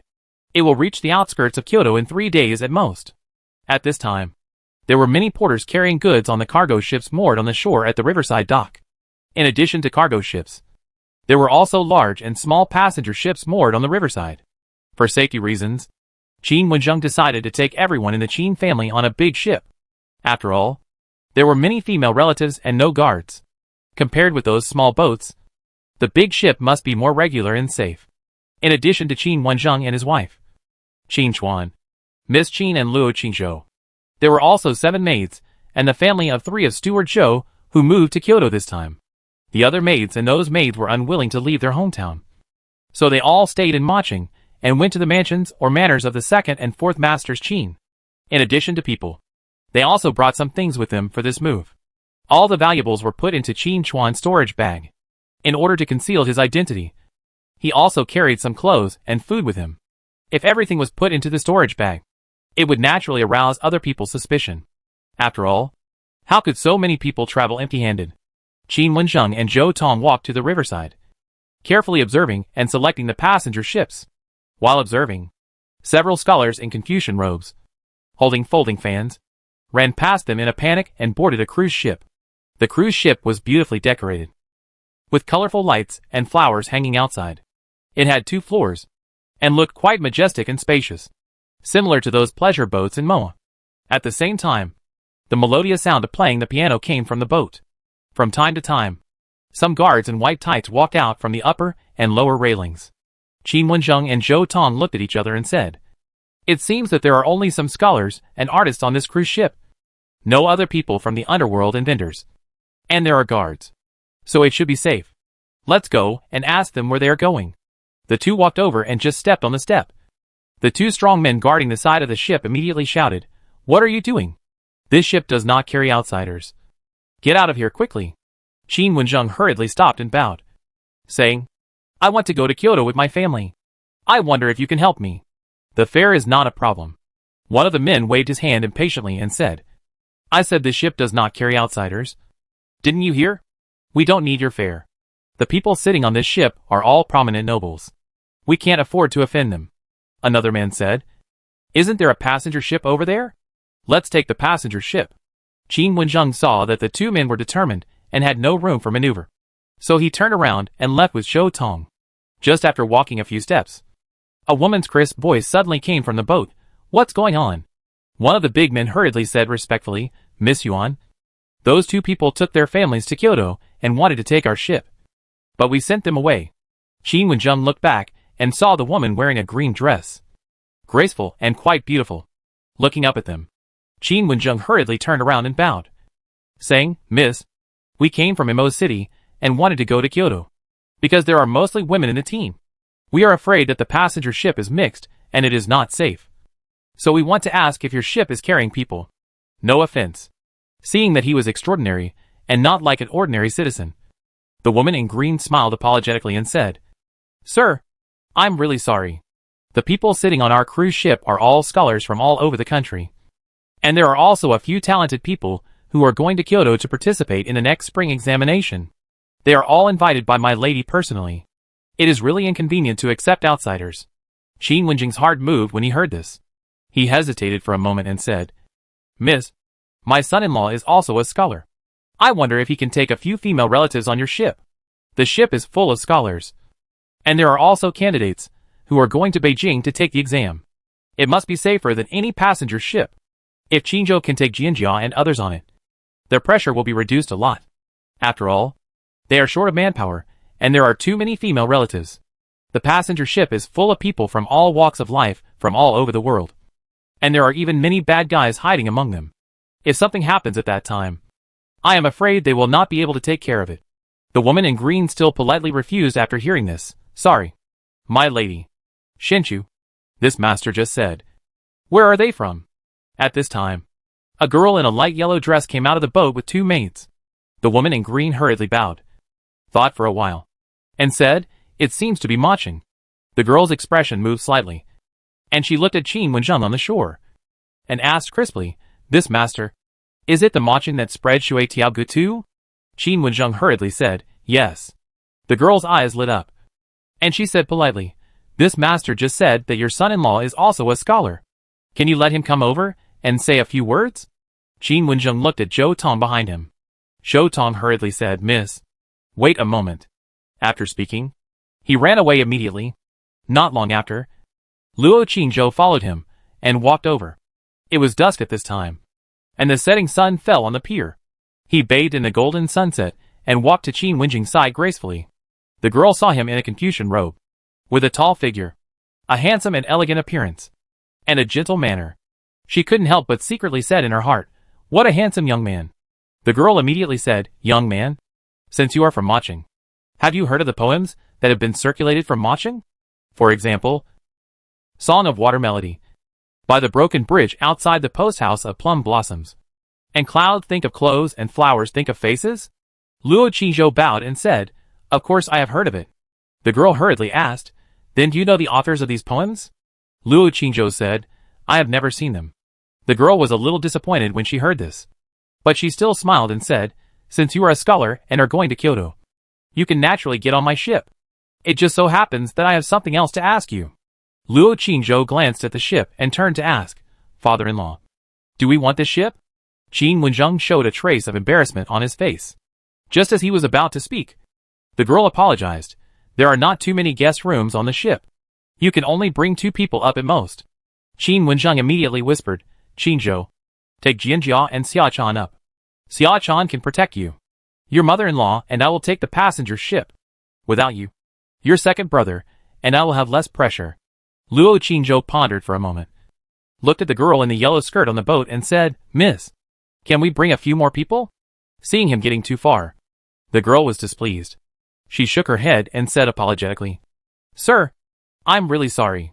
I just said that there are not many guest rooms on the ship. And you can only. Luo Jiayuan. At this time, 3 scholars suddenly walked out of the cabin.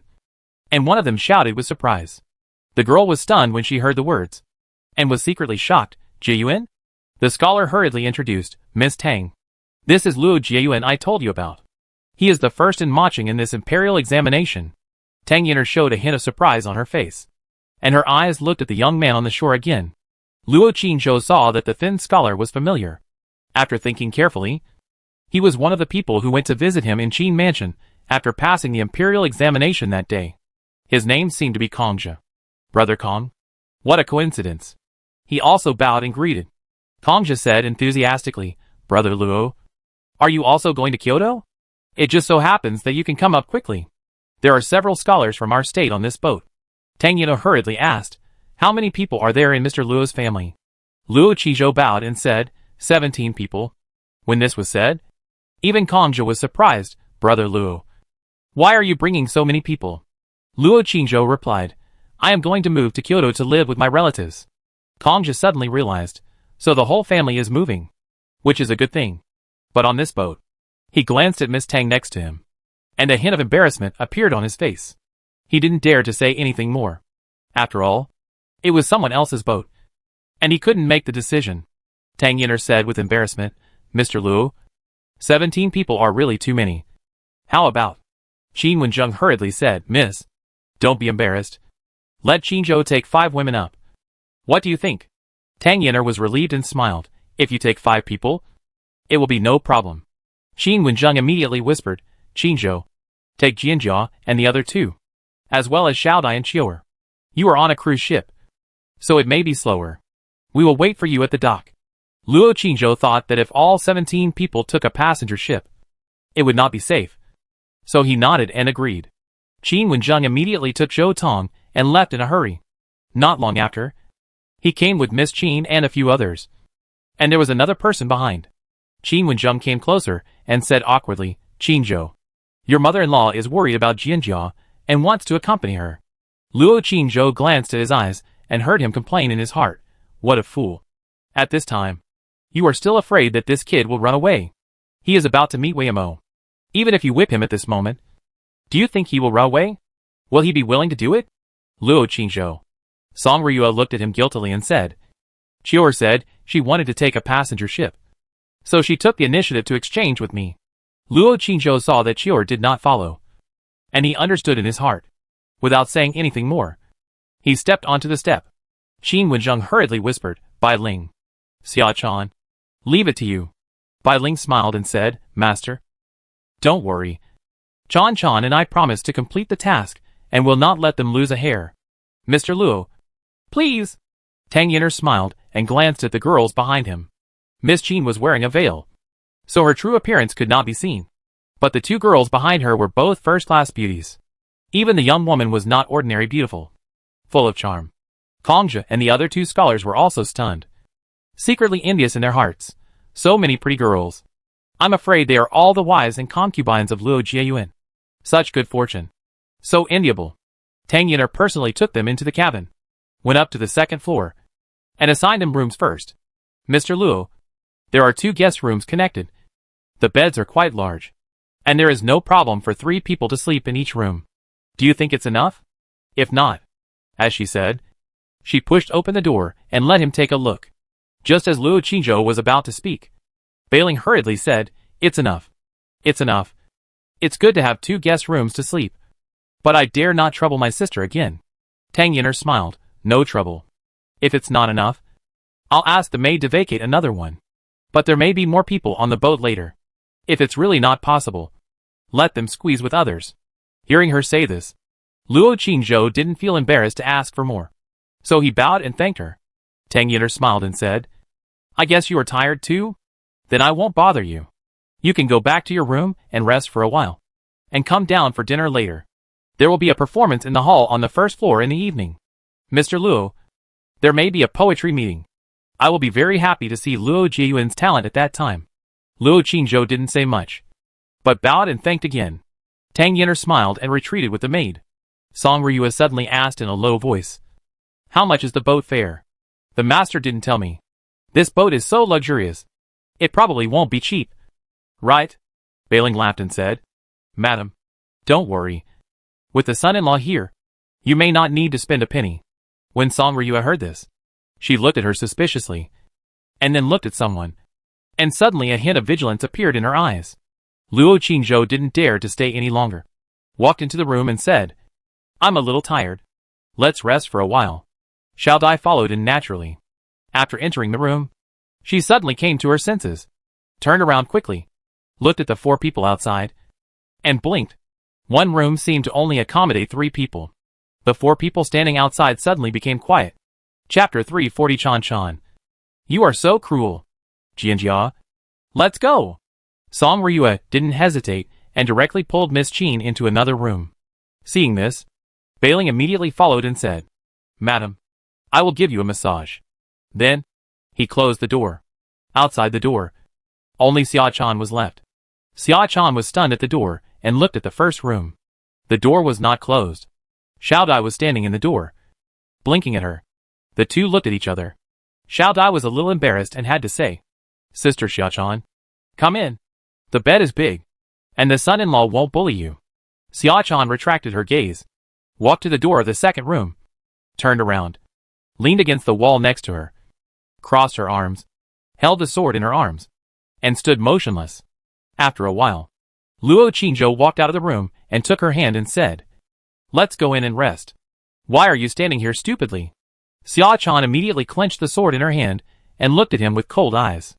Luo Qingzhou didn't give her any explanation, and he pushed and pulled her into the room and closed the door. The room soon became quiet. Not long after, the door of the next room slowly opened. Bailing poked her head out stealthily, opened her smart eyes, and peeked at the door and the corridor outside. Then turned her head and said, "Madam, Chan Chan was really tricked into the room by the son-in-law."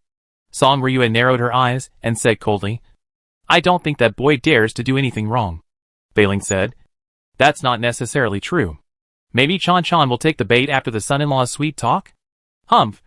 Is Chaner that stupid?" Song Ryue snorted coldly, paused, and suddenly got up from the bed and said, "That girl really looks that stupid."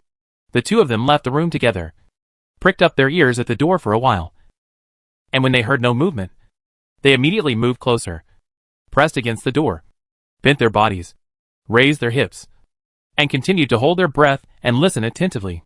There was silence in the room. The two of them kept the same posture and listened for a while. When they were about to straighten up, they suddenly heard a crisp pop sound in the room. Then, pop, pop, pop. The sound continued. Song Ryue's face changed immediately. Bailing opened her eyes wide. At this time, Xiaoda's panting voice suddenly came from inside. "Sister Xia Chan, come on. Come and help me." Then Xia Chan's voice came from inside again. "Oh." Song Ryue was furious and slammed into the door with a bang. The door was not locked and was directly knocked open. Song Ryue's eyes widened and said, "Boy, stop. Let go of my Chaner."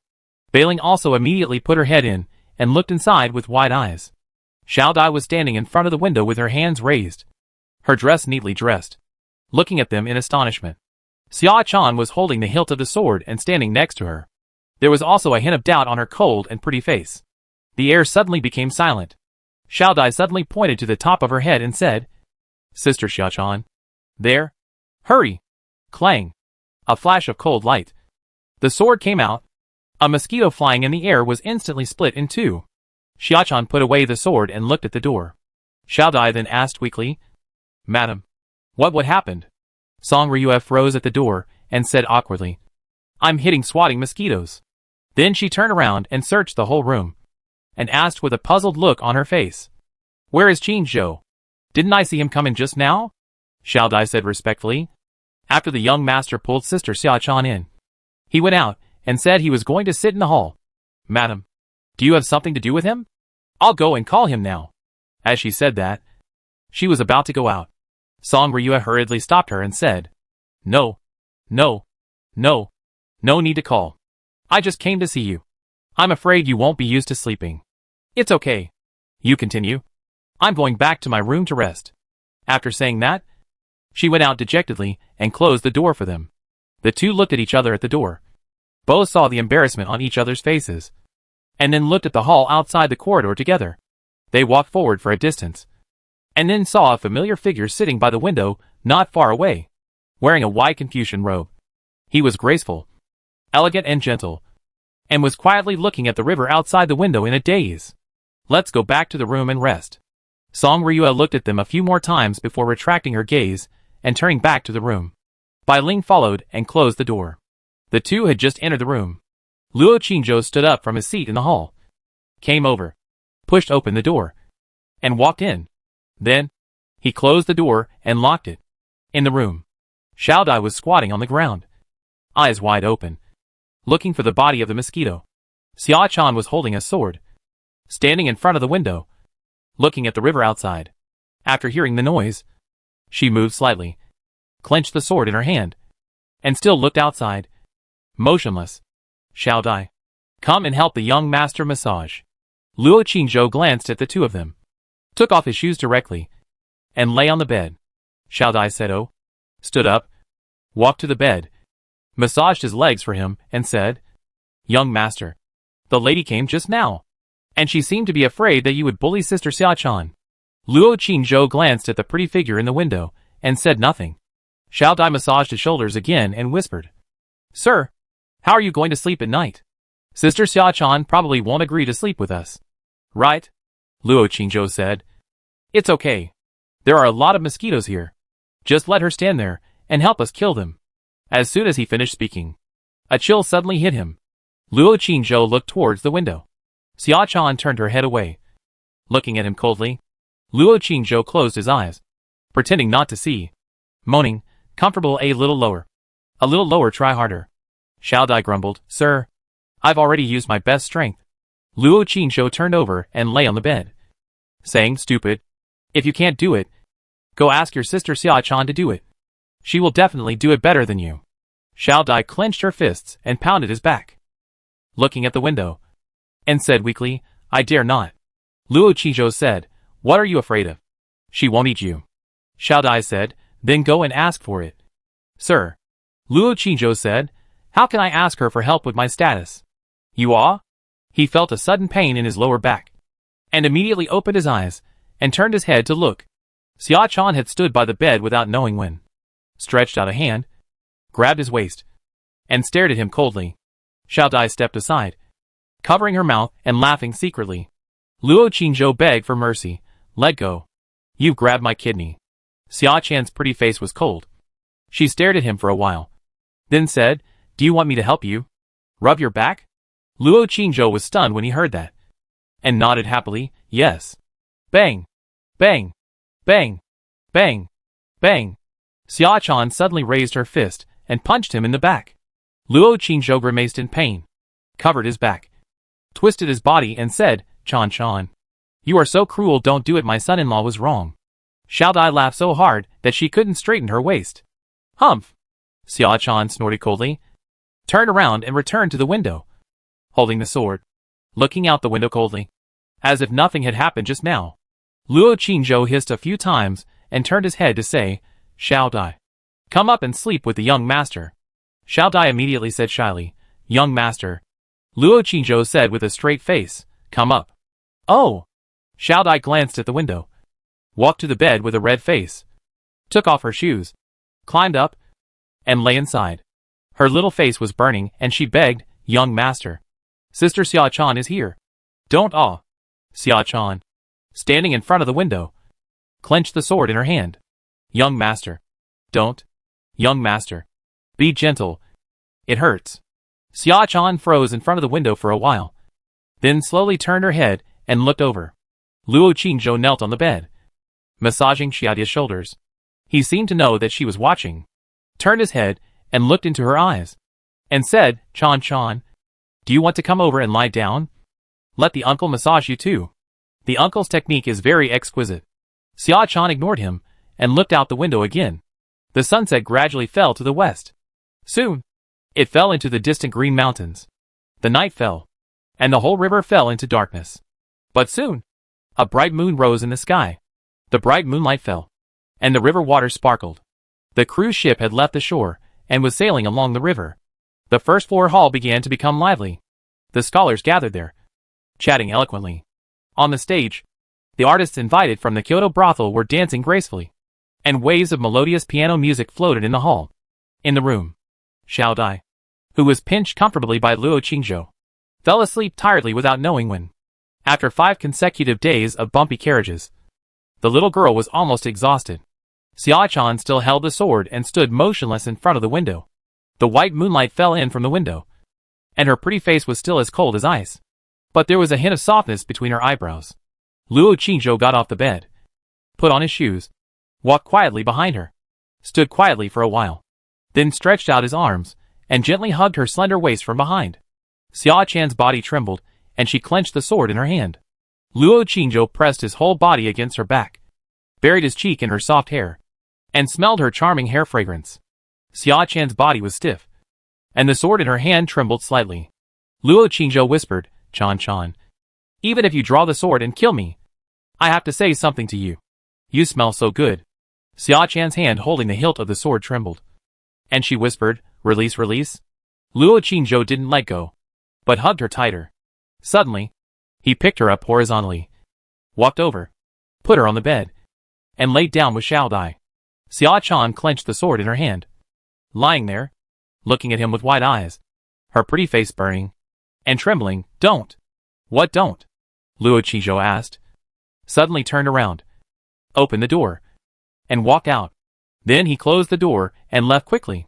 Xia-chan lay there quietly, staring at the door in a daze, with a look of confusion on her face. Squeak! At this time, the door was suddenly pushed open. A head suddenly poked in from outside, opened his eyes wide, looked at the bed, and then looked at other places in the room. Then, another head poked in from under the first head, also looking at the bed and other places in the room. "Madam, it seems that only Chan and Xiao Dai are in bed, and the son-in-law hasn't sneaked in yet. I saw it. Should we wake them up? Let them sleep. When they have enough sleep, they won't have to sleep together at night. Madam is wise." He. "Madam, there are women from the brothel dancing in the hall on the first floor. It's so lively. Should we go and have a look?" "No. A bunch of rouge and powdered sluts, twisting their hips and waists and throwing seductive eyes. It's disgusting to watch. What's so good about it?" "Madam." But the son-in-law must have gone. Song Ryua's face suddenly changed, and she stood up straight and said hurriedly, "Let's go. Let's have a look." After that, she hurried out immediately. Bai Ling held back her laughter and followed behind. The two of them hurried downstairs one after the other. As soon as they reached the first floor, they heard a woman on the stage singing in a gentle voice, "People have joys and sorrows. The moon has ups and downs. This matter has been difficult to be perfect since ancient times." Song Ryua was stunned for a moment. Then her face changed, and her steps became more urgent. Chapter 341. On the right side of the hall, Luo Qingzhou was sitting by the window, talking with Kongzhi and 2 other scholars.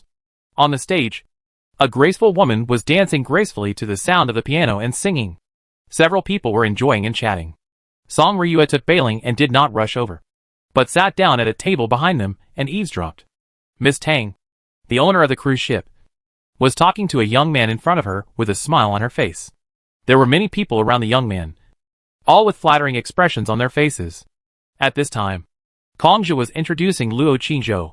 That man is Bai Yulo of the Bai family in Jiangnan. He is known as one of the 7 great talents in Jiangnan. He has been famous for his talent for a long time. He also passed the imperial examination this time. Miss Tang personally came down from the boat to invite him. It is said that he is best at writing lyrics.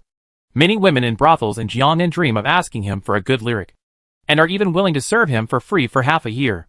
Luo Qingzhou took a look and asked curiously, "Write a lyric, and you can play in the brothel for free for half a year?" As soon as this was said, Song Ryue, who was sitting in the back seat, narrowed her eyes immediately. Kongzhe smiled and said, "Of course. With his talent and fame, he doesn't need to spend a penny even if he lives in a brothel every day. On the contrary, those top courtesans will take the initiative to give him money." The young man named Li Fang next to him explained, "If he writes a good poem and asks a woman in a brothel to sing it, not only will the woman's value double, but the brothel will also become famous, and the number of customers will naturally increase." Another young man named He Was Song smiled and said, "Brother Luo, just like the Shui Tiao Gutu that has been circulated in your Mo city, you can listen. This poem is now circulating all over the country.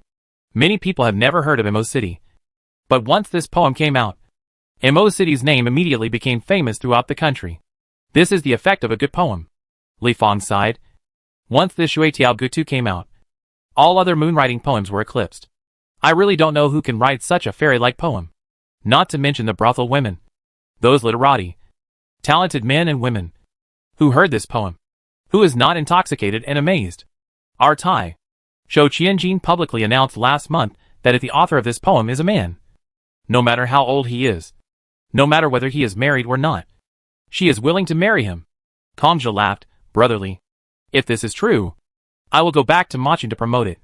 And maybe the one called Umo will show up. He Was Song sighed. It's a pity that such a great poem has been spread out without even knowing whether the author is a man or a woman. If I can write such a fairy-like poem, I won't have to go to Kyoto at all. Go find a place to live. Go live in a brothel. Live in Chunhua Tower today. Live in Qiuxiang Courtyard tomorrow. And live in Xiangshuan Pavilion the day after tomorrow. Change the place to live every day. Change the bride to sleep every night. And don't spend a penny. It's really beautiful. Uh-huh. Brother I'm afraid your waist won't be able to bear it by then. I'm afraid, brother, he will be sucked dry after living there for a month."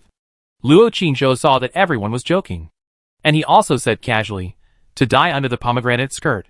Even as a ghost. It's romantic. Maybe, brother, he is willing to die of exhaustion on a woman." As soon as he said this, he suddenly felt a chill on the back of his neck. He turned his head and looked, and just met a pair of flaming beautiful eyes. He froze, turned his head silently, closed his mouth, and said nothing. "Brother Luo, well said. To die under the pomegranate skirt. To be a ghost is also romantic.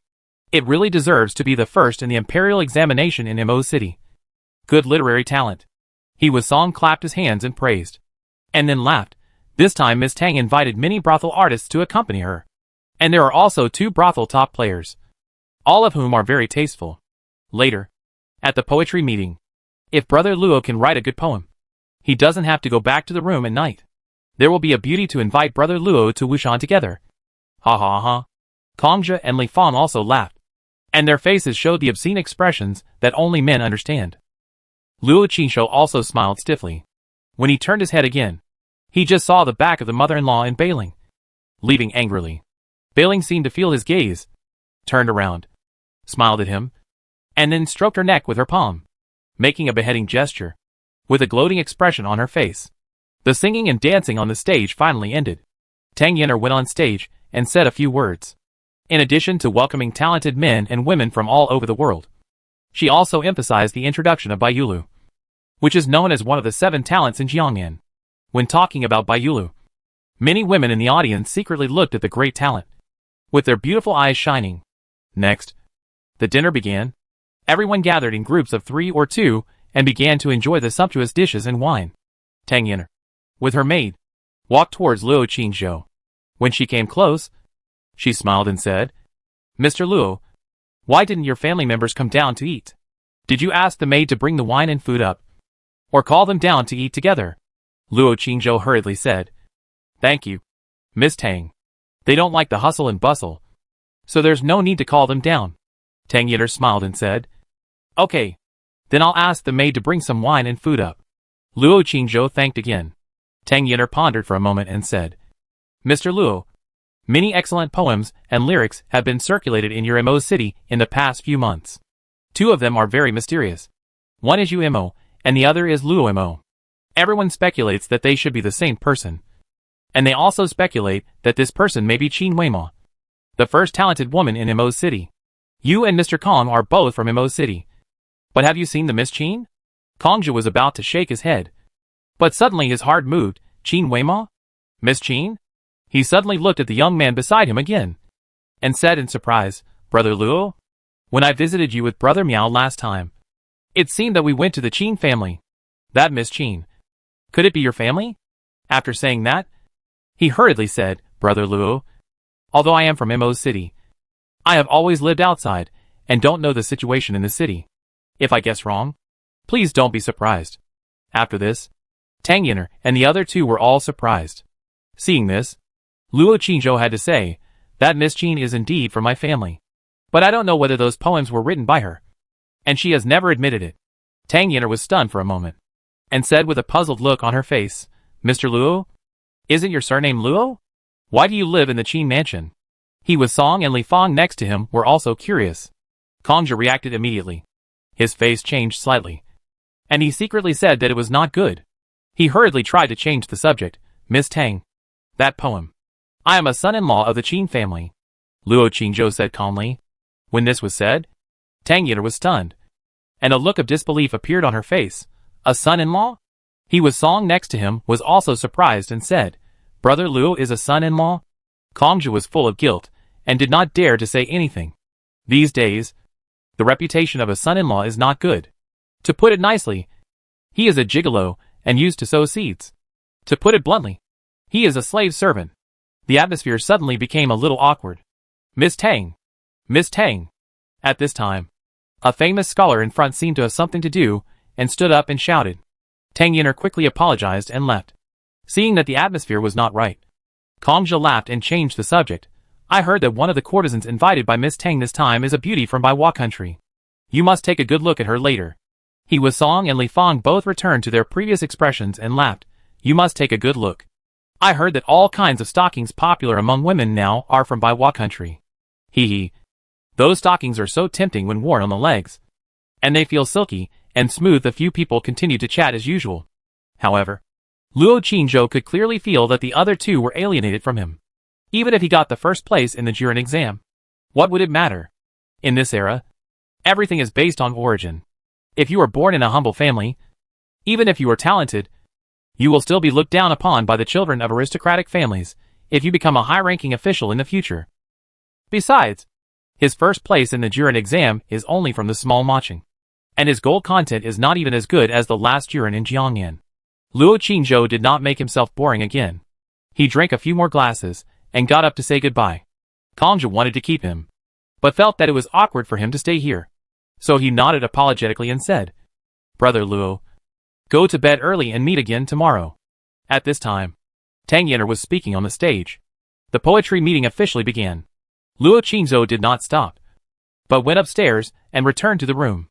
Not long after he entered the room, Song Ryua went downstairs with bailing again with a gloomy face. After searching around the lobby on the first floor, he did not find him. At this time, he just heard Tang Yitter announce on the stage that the poem would be titled Wine. All the talented men and women began to think about it. Bai Ling walked to the side of Kongzhi and the other 2, and asked fiercely, "Where is my son-in-law? Was he seduced away by the courtesan in the brothel?" The 3 were stunned, seeing her fair face and watery eyes. She was pretty and charming, even with a fierce expression on her face. She was very cute. They were all stunned, as if they did not hear what she asked. Song Ryua also came over at this time and asked coldly, "Where is he?" Kongzhi reacted immediately and said quickly, "Brother Luo has just gone upstairs. He should have gone back to his room to rest. Didn't you see it?" The 2 were stunned and then left quickly.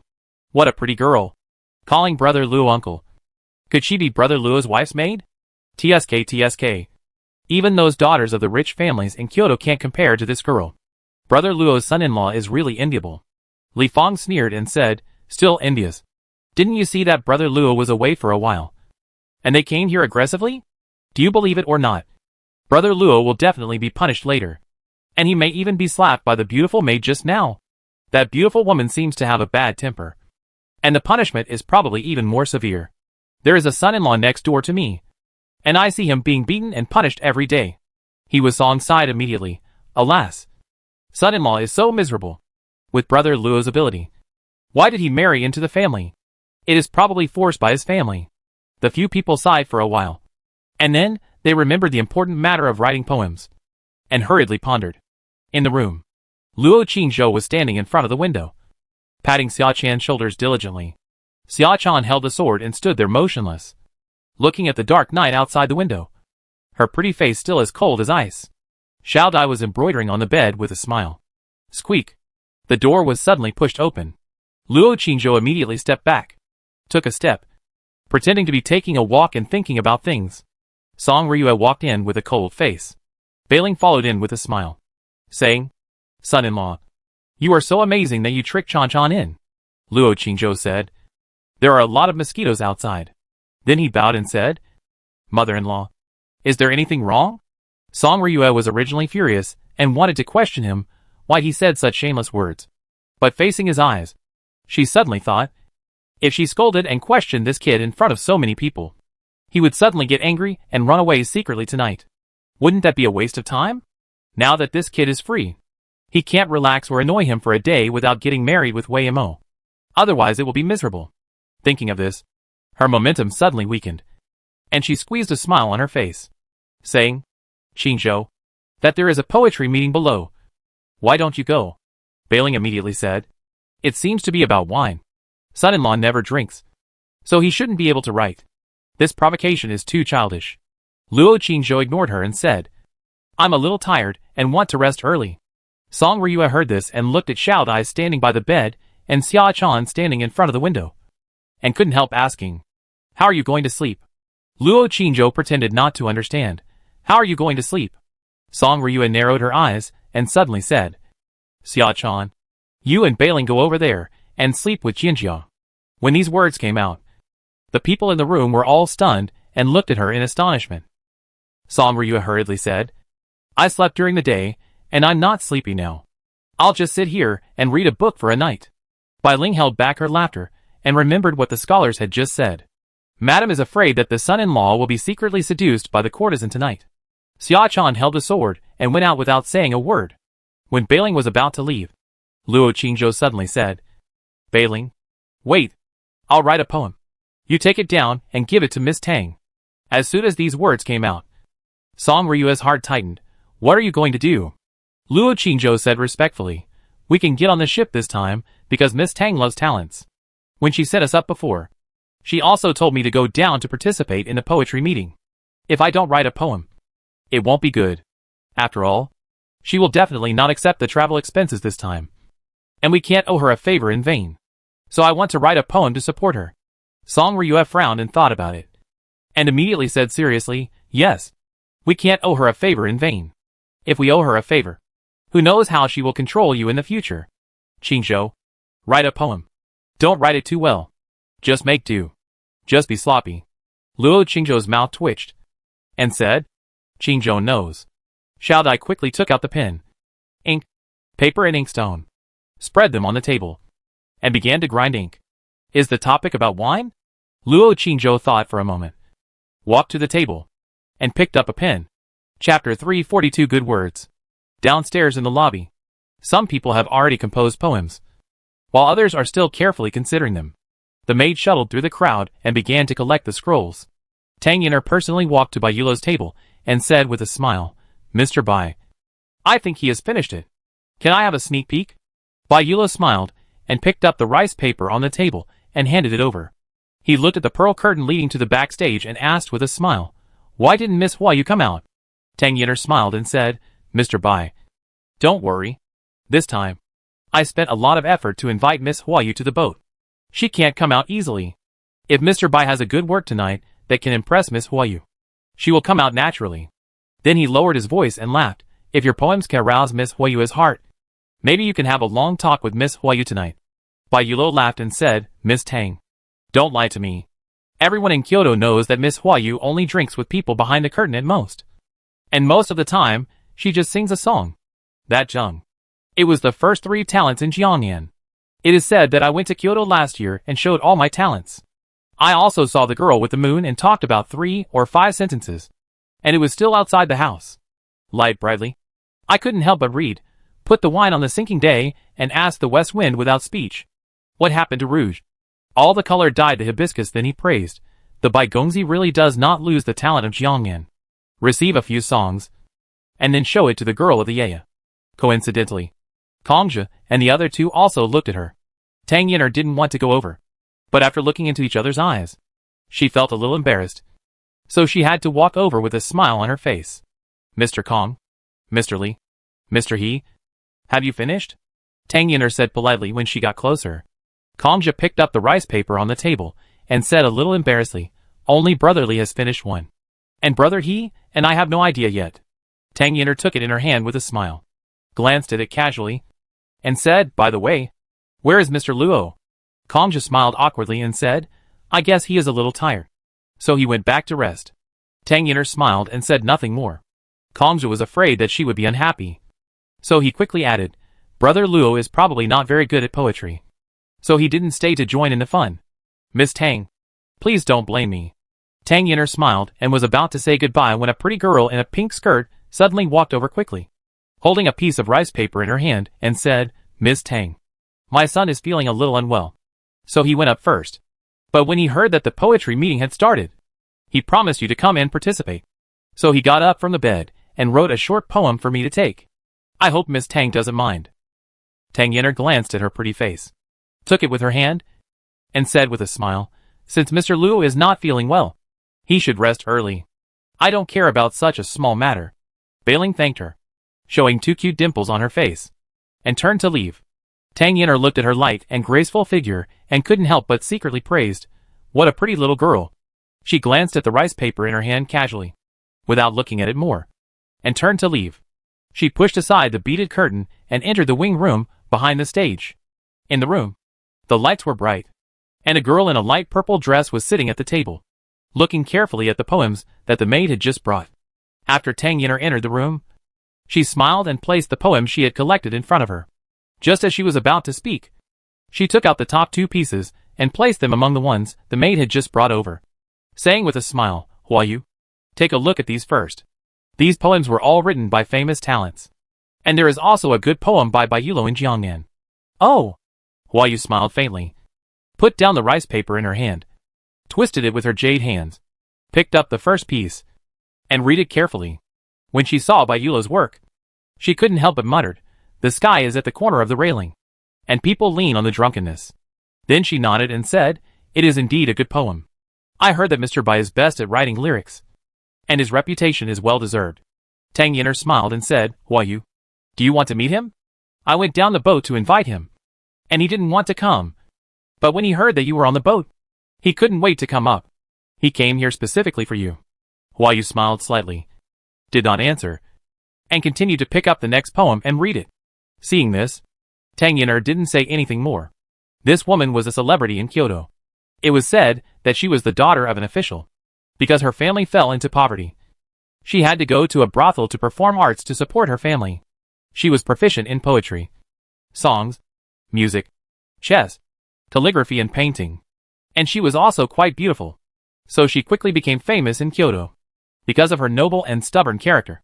Even if the sons of the rich and powerful came, she would not see them. So her popularity was increasing. She also took a lot of effort to invite her up to play through her friends. So she naturally didn't dare to force her. Huayu, don't you have anything else you like? Tang Yin'er saw that she was still silent after reading the poem she had just received, and she couldn't help feeling embarrassed. Huayu sighed and said, they are all poems with gorgeous words and empty content. They are far inferior to Mr. Bai's poem, not to mention the ones that have been circulated in Maching. Oh, I don't know when I can meet Miss Qin after saying that. She sighed again, took the stack of works brought by the maid, put it in front of her, and started to read. Tang Yin'er didn't dare to disturb her again. When she was about to leave, Huayu suddenly said looked at the rice paper in her hand and said, this work is quite interesting. Tang Yin'er was startled when she heard it. and leaned over to look down. I advise you to get drunk tonight. Don't talk about tomorrow's affairs in front of the wine. Cherish the host's heart. The wine is deep, and the feelings are deep. You must worry about the short springtime. Don't complain about the full golden cup. When you meet wine, just laugh. How long can life be? After reading, Tang Yin'er looked at the name below, Luo Qingzhou. Luo Qingzhou? That son-in-law? She was stunned for a moment. The first thing she thought of was not Luo Jiayuan, but that son-in-law. And she couldn't help but feel ashamed. Hua Yu smiled and said, "This poem is still okay. I think this Mr. Luo is also a talented man with a good reputation." Tang Yin'er hurriedly said, "Hua Yu, I forgot to tell you. This Mr. Luo is the son-in-law of the Qin family in Maching. Guess which Qin family this is? It is the residence of Miss Qin, the most talented woman in Maching. Isn't it a coincidence?" As soon as these words came out, Hua Yu's eyes lit up and a hint of joy appeared on her face. "Really? Didn't Miss Qin come with you?" Tang Yin'er was stunned for a moment when she heard this. And suddenly her mind appeared with several girls that Mr. Luo brought with him when he boarded the ship. Thinking carefully, one of the girls was wearing a snow-white dress and a veil on her face. She looked extraordinary and fairy-like. Could it be? Thinking of this, she immediately became excited. "Hua Yu, I don't know if Miss Qin came with you, but I tell you, Mr. Luo brought several girls with him when he boarded the ship today, one of whom." She told everything she saw today in detail.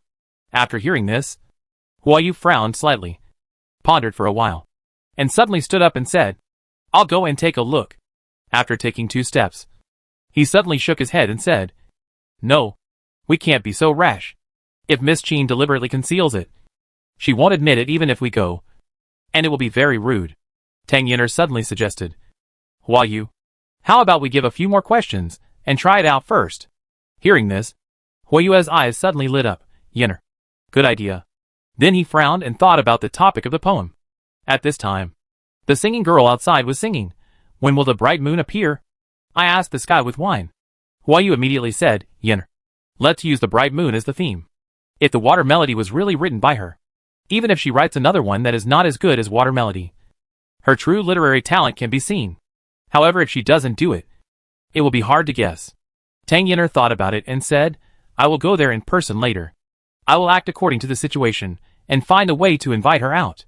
Hua Yu nodded and said, "Yin'er, please." Tang Yin'er smiled and went out. She walked onto the stage first, and after everyone quieted down, she announced the next theme. Use the bright moon as the theme? When the scholars heard this, they all felt embarrassed. If it was in the past, this poem with the theme of bright moon would naturally be easy to write. But now, with the water melody suddenly appearing, who dares to humiliate themselves again? But since it was a poetry gathering, everyone just joined in the fun and wrote a poem at random. Hearing this topic, Bai Yulo also frowned slightly. When Tang Yin'er came down from the stage, he hurriedly said, "Miss Tang, has Miss Hua Yu read that little poem?" Tang Yin'er smiled and said, "Of course I have read it." Miss Hua Yu also praised Mr. Bai and said that the little poem was very well written. Bai Yulo was secretly relieved when he heard it. He wanted to ask a few more questions, but seeing that she seemed to be busy, he had to smile and say, "That's good."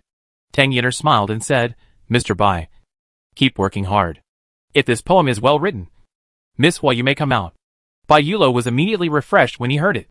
Tang Yin'er said goodbye and left, and went directly to the second floor. At this time, in the room, Song Ryue was chatting with Xiao Dai about making clothes. Luo Qingzhou was afraid that Xiao Dai would tell him about making various stockings that he taught her, so he was quite nervous and kept warning her with his eyes. Xiao Dai held back her smile and answered respectfully. Luo Qingzhou was too embarrassed to go to bed and rest, so he sat at the table and pretended to read a book. Not long after, there was a sudden sound of footsteps outside. Then, there was a knock on the door. Chapter 343, a poem for Sister Yu. Xiao Dai went to open the door immediately. The door opened. Tang Yin'er stood at the door and said with a smile on her face, "Did Mr. Luo rest?" Song Ryue stood up immediately, with a hint of vigilance on her face. Luo Qingzhou walked to the door and bowed. "Miss Tang, is there anything?" Tang Yin'er smiled and said, "Is it convenient for me to come in?" Luo Qingzhou hesitated for a moment and stepped aside and said, "Please." Tang Yin'er entered the room and saw the young lady standing in the room. She was stunned for a moment, and her face quickly returned to normal. She said, "Mr. Luo, The poem you just wrote was very good. Even Miss Huayu praised it. Luo Qingzhou did not ask who the Huayu girl was, but just said it politely and modestly. Tang Yin'er glanced at him and smiled. Everyone is having fun down there. Mr. Luo, aren't you going down? Luo Qingzhou said. I've been traveling for days, and I'm really tired. So I'm not going down. Seeing this, Tang Yin'er didn't want to force him. So she smiled and said, the second question just came out, with the bright moon as the theme. Mr. Luo, can you try to write another one? Just to show your support? Luo Qingzhou pondered for a moment and said, the bright moon? This is not easy to write. Miss Tang, I may not be able to do it for a while. Come out, or stay here for a night to think about it, and give the young lady an answer tomorrow. Okay? Tang Yin'er's eyes moved, and she smiled and said, of course. After a pause, she smiled again.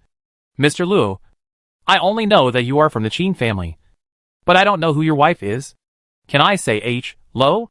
When Luo Qingzhou didn't know how to answer, Song Ryue suddenly said, his wife is in Kyoto now. Not here. Tang Yin'er looked suddenly enlightened, and said politely, you are? Song Ryue said, I'm his mother-in-law. Tang Yin quickly saluting and asked, when Luo Gongzi came up, I saw a woman wearing a veil. The woman with Song Ryue was a little impatient, but thought that it was a boat of others. Tao, don't blame the little girl. The little girl just heard that the first talented girl Qin, Mo Chung, was your family, so she wanted to ask. The lady Qin was your daughter? Is she not here? Song Ryue narrowed her eyes and said, she is my second daughter, now in Kyoto. Go. Can the little girl visit Gui Qianjin? Song Ryue's face showed a hypocritical smile, and said, of course. Tang Yin saw this, and did not continue to ask. It is said that Miss Qin, the most talented lady in Mo City, has been sick since childhood, and needs the help of a maid to walk. If it is true, then the woman who just boarded the boat is definitely not Miss Qin, and there is no need for Aunt Qin to lie to her. Tang Yin'er went downstairs, and returned to the backstage room. Huayu had finished reading all the poems, and was waiting. When she saw her come in, she quickly stood up and said, Yin'er, what's wrong? Tang Yin'er shook her head and said, then Miss Qin should not be here. She then told him about the conversation she had just had and her guesses. Huayu was a little disappointed after hearing this. I also heard that Miss Qin is very weak, and can't even stand the wind. Tang Yin'er smiled and said, but she is in Kyoto. We will definitely have a chance to see her when we go back this time. Huayu nodded and said, so, the little poem just now was written by Mr. Luo. Yin'er, is he thinking about it with the theme of the bright moon? I really want to see it. Tang Yin'er shrugged and said, Mr. Luo said he can't do it for a while, and he will give me an answer tomorrow. Huayu. Hearing this, she smiled bitterly and said, yes, the poem Shui Tiao Gu Tu about the bright moon came from Maching. I guess the talented people in Maching will be ashamed to write poems about the bright moon in the future. At this time, the maid came in with a stack of rice paper and said, Miss, some young masters have finished their poems, so I will collect them first. Seeing this, Tang Yin'er did not disturb her anymore, and retreated, saying, I will go to see if Mr. Bai has finished his work. Hui nodded, took the rice paper from the maid, and lowered her head to read it carefully. Upstairs, in the room, Song Ryue was questioning Luo Qingzhou. How did she know that Weimo was from our family? Luo Qingzhou said, Kongzhou went to the mansion and guessed it. When Song Ryue heard him mention those bad friends below, she remembered the topic they talked about below before, and immediately said with a gloomy face, don't make friends outside in the future. Those people are not good people at first glance. Don't lead you astray. Luo Qingzhou said respectfully, yes, mother-in-law. Song Ryue endured it, but finally couldn't help saying, I heard that there are brothels everywhere in Kyoto. Qingzhou, will you go there in the future? Luo Qingzhou said firmly, no. Song Ryue glanced at him and said earnestly, when you go to Kyoto, marry Weimo and treat Weimo well. Study hard at home and prepare for next year's spring exam. If you pass the imperial examination, you will be worthy of your mother. Your mother has worked hard to raise you alone and tried her best to support your studies. You can't let her down. I will not live up to her expectations. Luo Qingzhou bowed his head and said, Qingzhou will remember the teachings of my mother-in-law. Song Ryue was very satisfied with his good attitude and said in a slow tone, as long as you work hard, our Qin family will be proud of you. Whatever you want, your mother-in-law will satisfy you. Kyoto is very prosperous, and there are many temptations. You must stick to your heart, and not be blinded by your eyes, and fall into depravity. Wei Mo has done so much for you. I hope you won't let her down. Luo Qingzhou said. Don't worry, mother-in-law. Qingzhou will definitely not let down the second lady. Song Ryue nodded, afraid that she would be disgusted if she continued to talk too much. So she changed the subject and said, Why didn't you write a poem just now? Didn't you think of it? Or didn't want to pay attention to her? Luo Qingzhou said, I don't want to pay attention to her. Song Ryue smiled and said nothing more. Okay. Go to bed and rest. Luo Qingzhou glanced at her, then at Xiao Dai next to her, and then at the bed, with a touch of discomfort on his face. Song Ryue sat on the chair and said, Don't worry about me. Just go to sleep. I'm not sleepy at all. I plan to read all night tonight. After saying that, she opened her mouth and yawned twice. Luo Qingzhou and Xiao Dai both looked away to avoid embarrassment. Xiao Dai, you go to bed and rest. I'm not too sleepy, Luo Qingzhou said, sat down in front of the window, and picked up the book next to him. Xiao Dai saw the two of them sitting, and she, a servant, didn't dare to go to bed alone to rest, so she could only say, Sir, I'm not sleepy either. Song Ryue glanced at the two of them, yawned again, and thought to herself, This is not a solution. If I sit here, they will definitely be embarrassed to go to bed. Besides, she was sleepy too. Forget it. I'm going back to my room. You guys rest. Song Ryue thought for a while, stood up, opened the door and walked out, pushing open the door next door. In the room, Qin Jianzhou was sitting in front of the window reading a book. Xia Chan was holding a sword, standing in the corner, leaning against the wall, motionless. Bailing was sitting on the bed, fiddling with a sachet. Song Ryue walked to the bed and said, Bai Ling, you look good. Are you sleepy? Bai Ling raised her head, revealing two shallow dimples on her face, and smiled. Madam, I'm not sleepy. I'm in good spirits.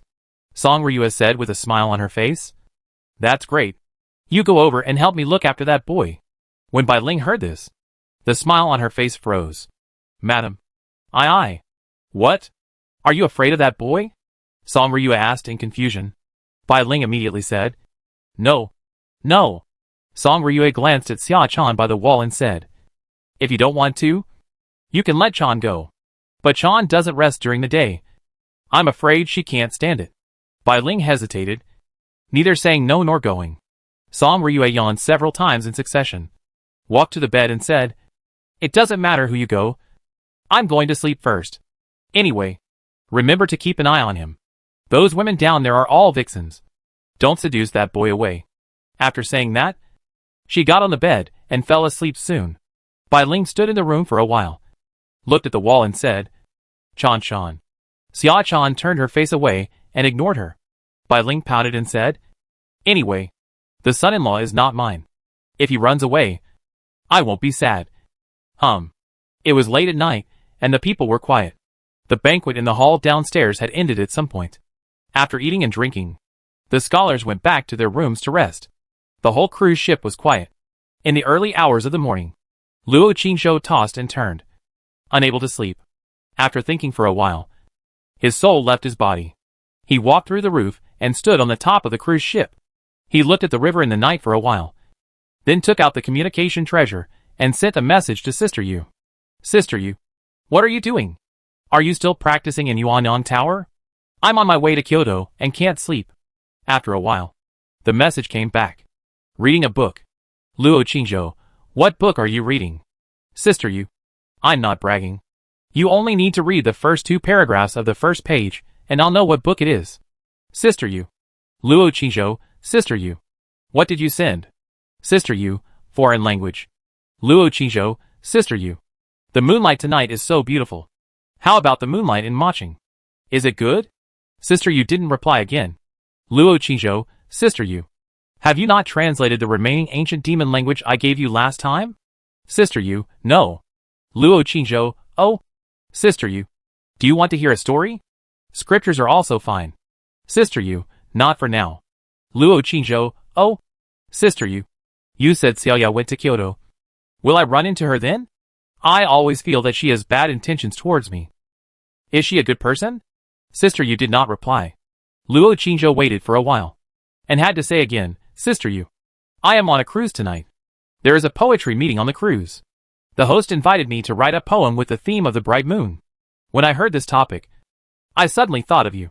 Sister Yu. In fact, I have already written it in my mind. But I just don't want to show it to others first. Sister Yu.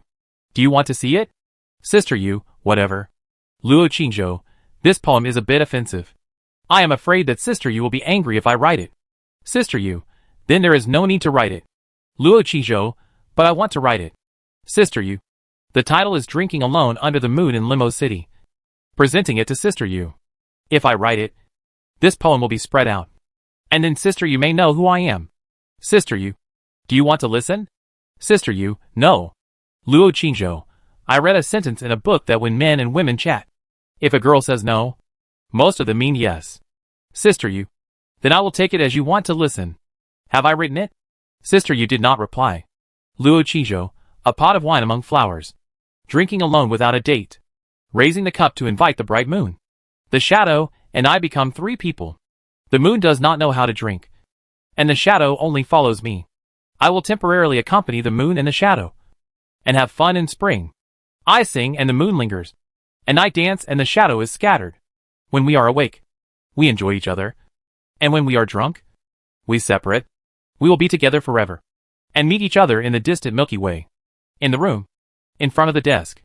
A figure in a snow-white dress is looking down at the jade in her hand. When she saw the last two lines. When we are awake, we enjoy each other. But when we are drunk, we go our separate ways. We will forever be together. And meet in the distant Milky Way. A trance appeared in her eyes. Luo Qingzhou, Sister Yu. Don't get me wrong. It's just a poem. And I mean no offense.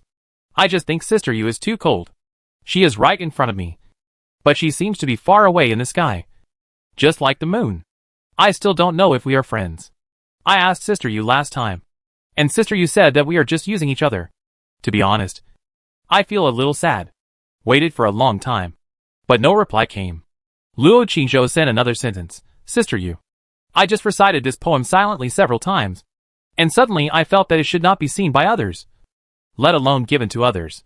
So, I decided not to let anyone else know except Sister Yu. Sister Yu. Good night. After a while, the message came back. Good night. Luo Qingzhou looked up. The night sky was deep. And the moon was bright. Is that moon-white figure still standing on the Yuanan Tower? Looking at the darkness in the distance. Thinking about things that will never end? Who will accompany her in the future nights? She stood there alone. Sad and cold. Spending every dark night. Will she feel lonely and sad? Looking at the moon and thinking for a while. He returned to the room, and his soul returned to his body. The next day, during dinner, Tang Yin'er came to ask about the poem. Luo Qingzhou told her that he had only thought of a few sentences, and had not yet completed them, and hoped that he could be given a few more days. Tang Yin'er did not force him after hearing this. Of course, she did not raise any hope, because none of the poems with the theme of Bright Moon last night could be praised by Miss Huayu. Even the one written by Bayulo was very ordinary. 2 days later, the cruise ship finally sailed to the ferry outside Kyoto City. Qin Wenzheng, Qin Chuan, and others had arrived the day before. They were waiting at the ferry at this time. In addition to them, Qin Weima, who got the news, also came from the city under the escort of Nangong Meiju. When Qin Wenzheng saw her, she was coughing, and the snow-white handkerchief in her hand had been stained red. Her cheeks became thinner, her face became paler, and her body looked weaker. Qin Wenzheng was anxious in his heart, but he did not dare to show it. Several people persuaded her to wait in the carriage, but she stubbornly refused to go in. She coughed and said softly, I hope my brother-in-law can see me first when he gets off the boat. And I also want to see him first. Qin Chuan stood beside her with a tall figure, holding an umbrella to shield her from the wind, and sighed secretly in his heart. Jewers supported her weak body, looked at her pale face, and tears rolled in her eyes. In the evening, the beautifully decorated cruise ship finally sailed towards the ferry. On the boat, the guests were packing up and saying goodbye to the host. Luo Qingzhou also took Miss Qin and the others downstairs and found Tang Yin'er. He thanked her first, then handed her a piece of paper and said apologetically, I just finished the poem today. I didn't want to show it to you, but since I promised Miss Tang, I can't break my promise. Thank you for taking care of Miss Tang all the way. When I get to Kyoto, if there is a chance, I will come to thank you again. He didn't mention the travel expenses. If he mentioned it, the other party would not ask for it, and it would be rude. This poem should be regarded as travel expenses. Tang Yener was busy. Hearing this, she took the rice paper and handed it to the maid behind her, asking her to take it to the house. Then she smiled and gave him a note with her address in Kyoto. Because many guests said goodbye to her, she just said a simple sentence and hurried away. Luo Qingzhou didn't care. He looked at the dock in the distance and saw the delicate figure in the crowd wearing a plain white dress, supported by the maid, standing softly under the umbrella. His eyes showed light, and he unconsciously took a step forward. The snow-white figure beside him glanced at the dock, slightly turned his face, and looked at him. In the side room behind the stage, Huayu and the maid were packing up. At this time, a maid knocked on the door and put a piece of rice paper on the table, saying respectfully, "Miss Huayu, this is what Mr. Luo gave to my lady," saying that he had just finished it today. Huayu glanced at the table, nodded and said, "Okay. I know." The maid bowed her head and left. Huayu didn't take it to heart and continued to pack up the xylophone, calligraphy and paintings, etc. When she finished packing, the cruise ship had just docked. She had time to walk to the table, picked up the rice paper on the table, and was ready to take a look and throw it away directly. Even Mr. Bai, who was known as one of the 7 talents in Jiangnan, could not catch her eye with his poems after thinking hard, let alone others. But when she saw the first sentence on the paper, her heart suddenly jumped, and the casual and indifferent look on her face immediately became solemn. The bright moon rises over the sea, and the world is at this time. Chapter 344. The cruise ship docked. The sunset filled the sky, and the river flowers looked like fire. At the ferry where the setting sun was shining, a weak girl in a plain white dress stood in the front under the protection of everyone. A young man in a Confucian robe got off the boat and walked straight towards her. The two looked at each other, as if they had 1,000 words to say. But at this moment, they couldn't say a word. The girl seemed to want to run towards him, but after seeing the figure behind him, she held back. She stood there, supported by the maid, her face pale and bloodless, but her eyes were as bright as stars. Second Mississippi. The young man stopped in front of her. "Brother-in-law?" she whispered softly. Her eyes were tender and affectionate. The two looked at each other with affection, and when they were about to hold each other's hands, a young woman suddenly came out from behind the boy and reminded him, "You can't call me brother-in-law anymore." The girl was stunned, looked at the snow-white figure not far behind the boy, was silent for a while, and said softly, "Brother Qingzhou?" In the end, she did not stretch out her hand and put it in his palm, nor did she throw herself into his arms and give him the most passionate kiss as she had imagined countless times before. "Let's go. I'm tired." Song Ryue saw that the two were still standing there stupidly, afraid that they could not help but do something inappropriate, and afraid that the eldest daughter behind them would be embarrassed. So she hurriedly urged them to leave. Qin Wensheng also said, "Let's go. If you have anything to say, we can talk about it when we get back." Just as the group was about to leave, an anxious and tender voice suddenly came from the boat. "Mr. Luo." "Wait a moment." A girl in a light blue dress, holding a piece of rice paper in her hand, ran out of the cabin with an anxious look on her face. She only wore silk stockings on her feet, and she didn't even have time to put on her shoes. She panted and said, "Mr. Luo, can Huayu say a few words to you?" "Huayu? Miss Huayu? The courtesan of Tianxiang Pavilion in Kyoto?" The people who were getting off the boat or picking up people at the ferry were all surprised and excited, and their eyes all looked over. There are big stars in every era, and in Kyoto, this Miss Huayu is one. Even unmarried women, many of them regard her as an idol. In this era, brothel women are not all prostitutes, but also support many popular artists. Those who can be selected as courtesans are all absolutely talented and charming. In addition to her high attainments in music, chess, calligraphy and painting, Huayu can also dance and act on stage, and has performed at royal banquets many times. Even in the aristocratic circle, she is very popular. At this time, she suddenly appeared on the cruise ship at the ferry, which naturally attracted the attention and excitement of many people. Tang Yener and Bai Yulo, who were talking at the railing outside the cabin, heard the sound and hurried over. Huayu held the hem of her skirt, holding a piece of rice paper in her hand, without shoes, and looked at the crowd on the ferry with an anxious face. She seemed to want to chase from the step, but was stopped by the two maids behind her. There were too many people at the ferry, and they didn't dare to let her go up. After hearing her shout, the young master Luo just looked back and left quickly, without any intention of stopping. Hua Yu stood at the step to the shore, staring blankly at the figure walking away quickly, as if wondering if she had shouted too softly just now, and the other party might not have heard it. Tang Yin'er hurried over and asked, Hua Yu, what's wrong? Hua Yu came to her senses and quickly grabbed her hand and asked, That Mr. Luo, did you leave his address? Tang Yin'er was stunned and said, Which Mr. Luo?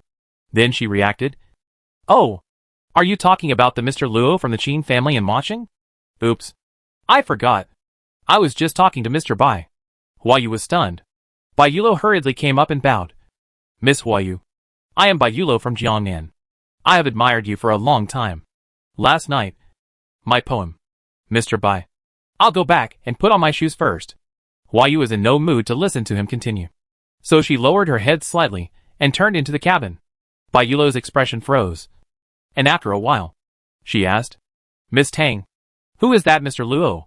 Tang Yin'er was full of doubts, and said, The son-in-law of the Qin family in Maching. Strange. Why is Hua Yu so excited all of a sudden? Mr. Bai. Excuse me. I have to go in and take a look. After that, she hurried into the cabin. Bai Yulo stood alone at the railing, frowning, and fell into deep thought. The Qin family got on the carriage. There were 4 carriages in total. Luo Qinzhou, Miss Qin, Song Riyue, Nandong Meiju and Zhuer Meyer were sitting in the same carriage. Miss Qin and Bailing took the initiative to sit in the carriage at the back. Qin Wenxiang and Qin Chuan sat in the 3rd carriage. The maid sat in the last carriage. The 4 carriages were arranged in front and behind, and drove towards the city. Not long after they started driving, Qin Weimao couldn't help asking, Sister Brother Qizhou, was that Miss Hua Yu just now? I often hear people talking about her in Kyoto. How did you provoke her? Luo Qinzhou replied, I didn't. I haven't even seen her or talked to her. If you don't believe me, ask my mother-in-law. Song Riyue rolled her eyes and said, I asked you to write a poem so carelessly. Why did you write it so well? Someone must have seen the poem you wrote. Luo Qinzhou wanted to argue a few words, but after thinking about it, he gave up. Qin Weimao chuckled and said, With your talent, even if you write a mediocre one, it will definitely be a top-notch masterpiece. Then he deliberately asked, Brother-in-law, someone just called you to talk. Why didn't you respond? Luo Qinzhou glanced at her and said, I don't know her. Qin Weimao smiled and said, That Hua Yu girl is very famous in Kyoto. She is the Oiran of Tianxiang Pavilion. Many literati in Kyoto want to meet her but can't. Brother-in-law actually refused. What a pity. Luo Qinzhou knew that she was deliberately teasing and didn't say anything. Song Riyue secretly remembered the name Tianxiang Pavilion and decided to stay away from there in the future. Cough cough cough. Qin Weimao was about to speak when she suddenly coughed again. Zhuer on the side hurriedly took out a handkerchief and put it in front of her mouth. Qin Weimao's pale cheeks were flushed with blood. After panting for a while, he calmed down, took off the handkerchief, and said softly, I'm fine. Zhuer said with tears in her eyes, Miss, but you all Zhuer. Qin Weimao glanced at her. Zhuer bit her lip and said nothing more, tears welling up in her eyes. Song Riyue said with a worried look on her face, Weimao, you look very bad. Have you been ill again recently?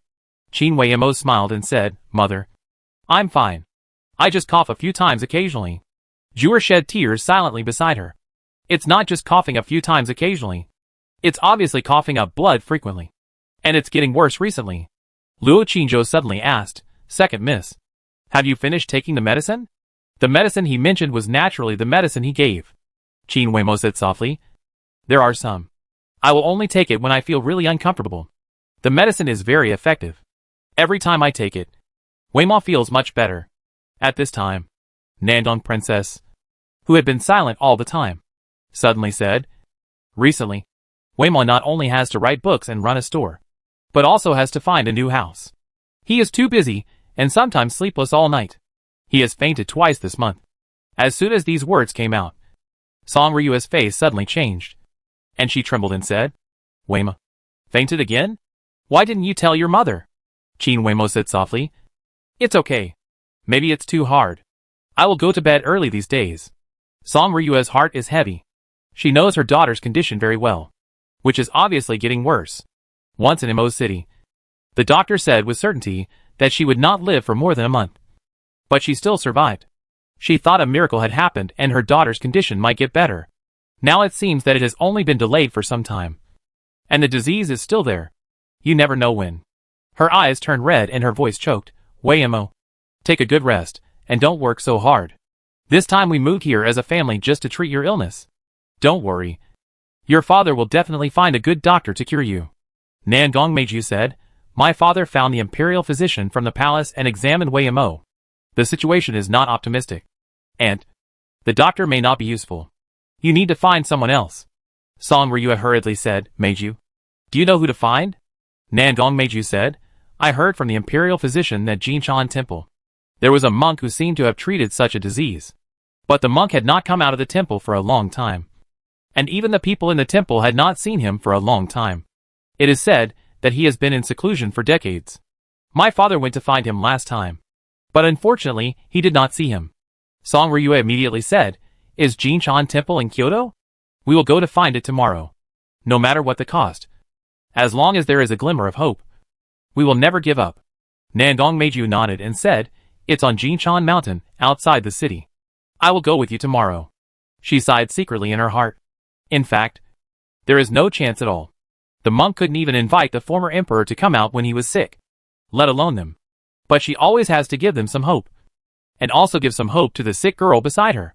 With hope, she can have the motivation to continue living.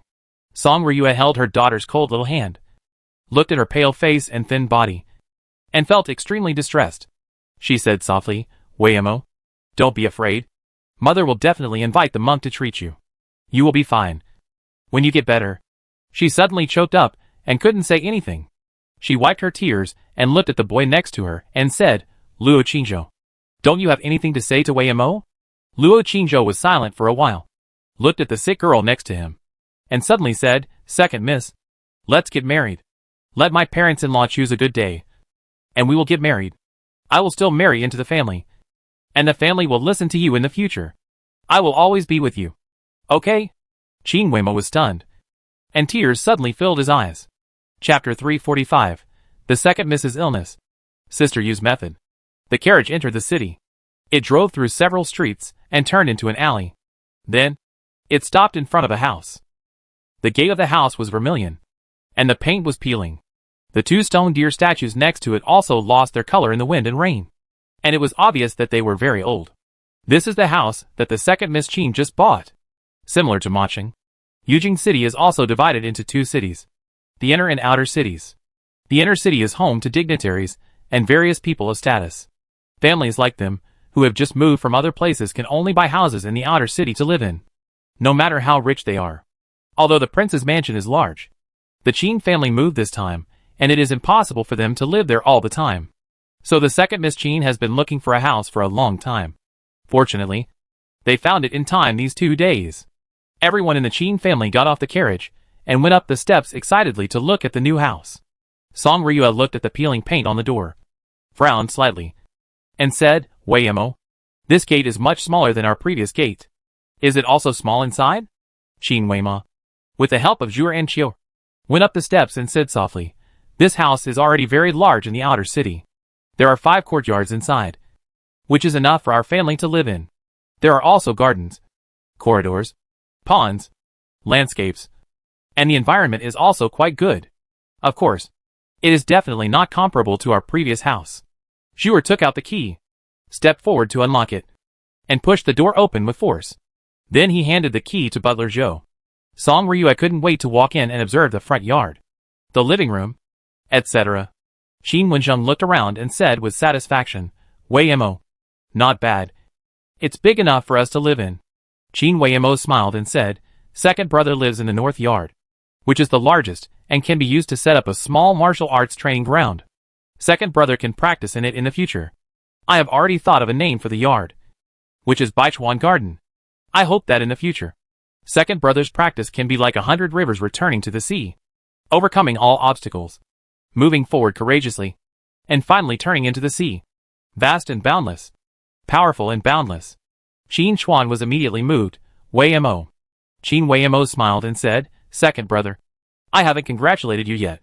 You passed the exam. Entering Dragon and Tiger College. Qin Chuan was a little embarrassed and smiled bitterly. It's just luck. Qin Weimo glanced at someone and smiled. It's not luck. It's because my second brother is a good person and has accumulated good fortune. So naturally God will help him. I guess this result was arranged by God a long time ago. Brother Qingzhou. What do you think? Luo Qingzhou glanced at her and said, well, the second lady is right. Qin Chuan couldn't help but turn his head and smiled. No matter what Weimo says in the future, Qingzhou will probably nod and say the second lady is right. Right? Luo Qingzhou said, the second brother is right too. Others were immediately amused. The family was happy, and soon integrated into the atmosphere of the new home. Nandong Meiji came over and said goodbye, Uncle. Aunt. Weima. I'm going back first. If you have anything, come to the palace to find me. Qin Wenzheng nodded and said, Meijiao. When we settle down, we will visit the palace and thank the prince for taking care of Weimo for me and your aunt. Nandong Meiji agreed. Did not disturb them anymore. And turned to leave. After she left, Song Ryue came over and whispered, Weima, why does Meiji look unhappy? Qin Weimo glanced at someone again and said, I don't know. Maybe she saw you coming and thought of Maching. And then thought of the days in Maching.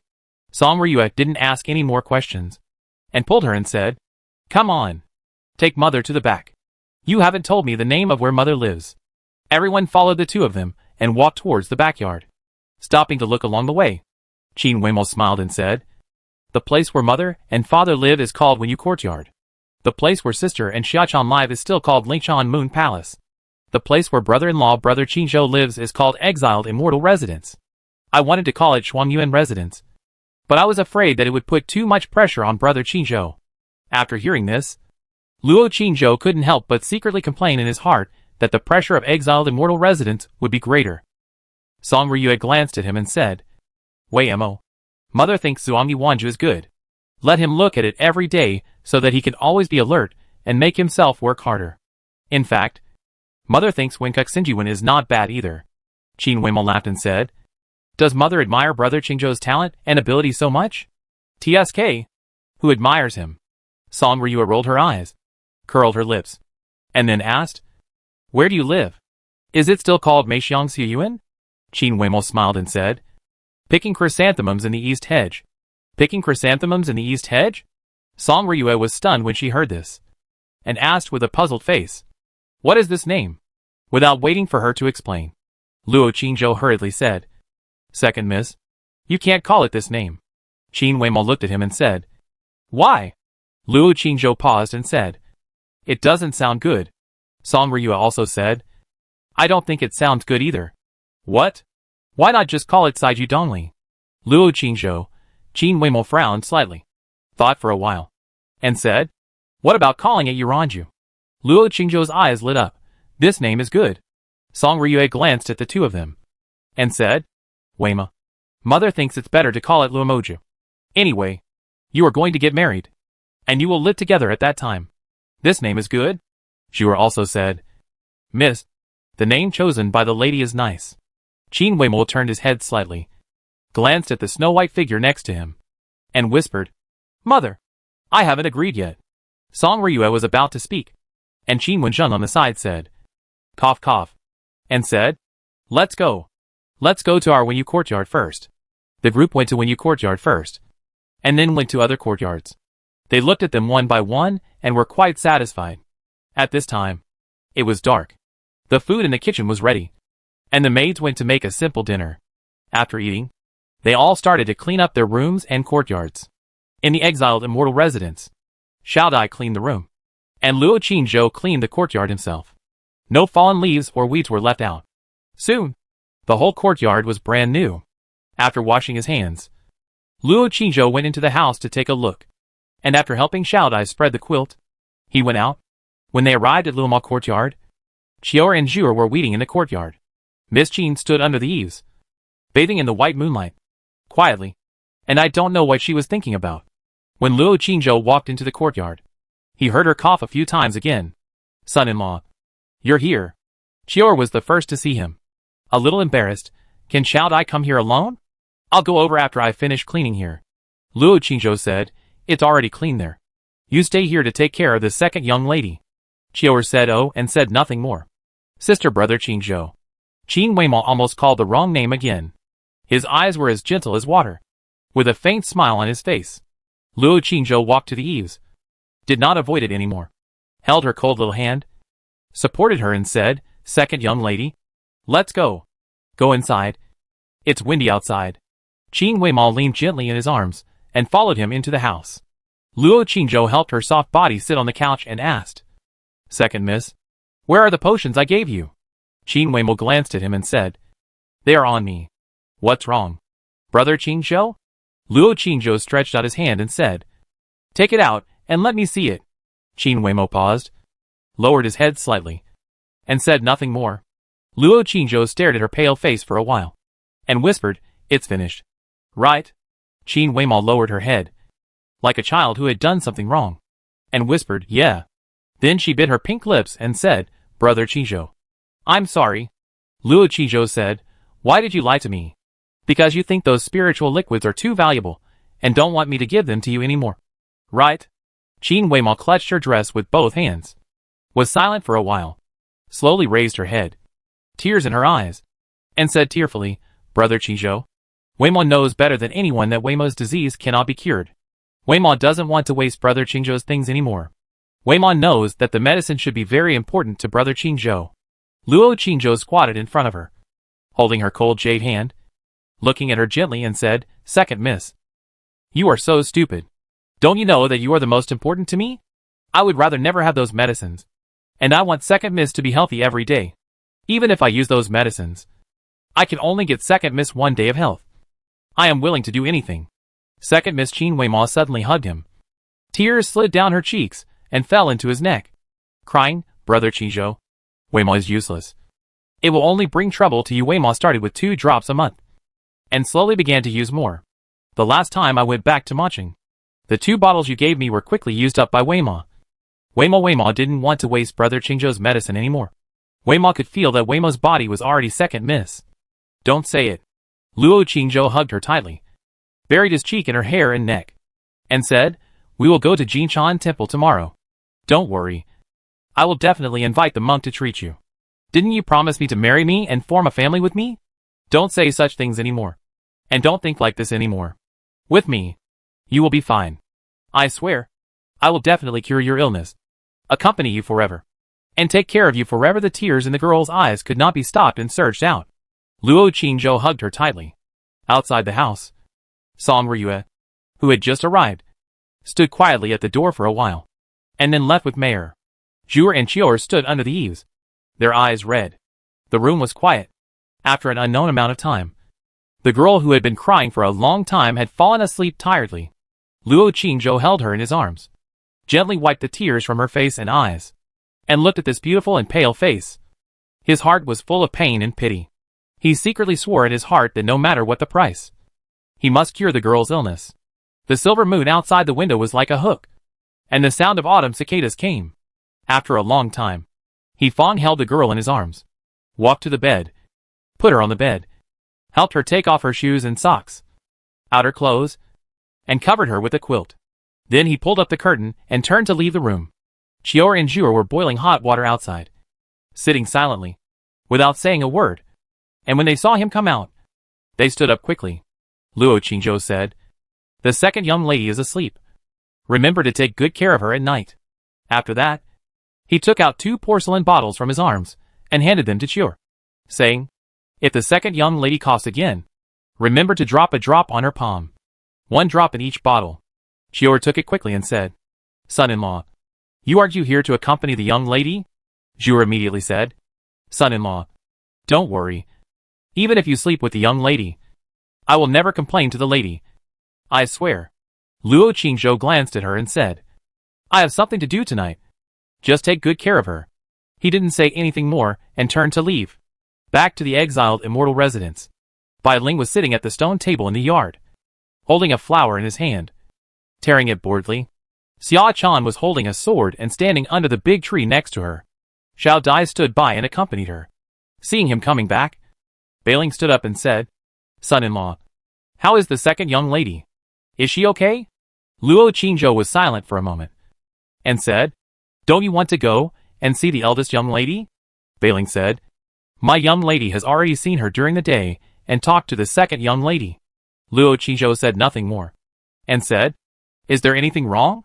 If not, I will take a shower and rest. I have to accompany the second young lady to the Jinshan temple tomorrow. Bailing hesitated for a moment, shook her head and said, It's okay, son-in-law. Then you should rest early. Then he turned his head and looked at the young lady under the tree. The woman said, Chan, do you have anything else to say to the uncle? If not, we will leave. Don't bother the uncle. Xia Chan clenched the sword in her hand, looked at him for a while, and whispered, Tomorrow, I will go too. Help you catch him. Bai Ling said, Uncle, Chan wants to help you catch that monk and treat the second lady. Luo Qingzhou was stunned, walked under the tree, reached out and touched her head, and whispered, Go back and rest. I will take you with me tomorrow. Xia Chan opened his hand, held the sword, and walked away quickly. Bai Ling followed him to the door, turned back and muttered, Sexy uncle, either touching me or Chan. He must touch Xiaodai tonight. Xiaodai blushed immediately. Luo Qingzhou ignored her, went into the kitchen, filled the bathtub with hot water, carried her in directly, then dripped the medicine and started to take a bath. The medicine was almost used up. It was time to change it. When he has time, he will go out and find a reliable shop that sells warrior items.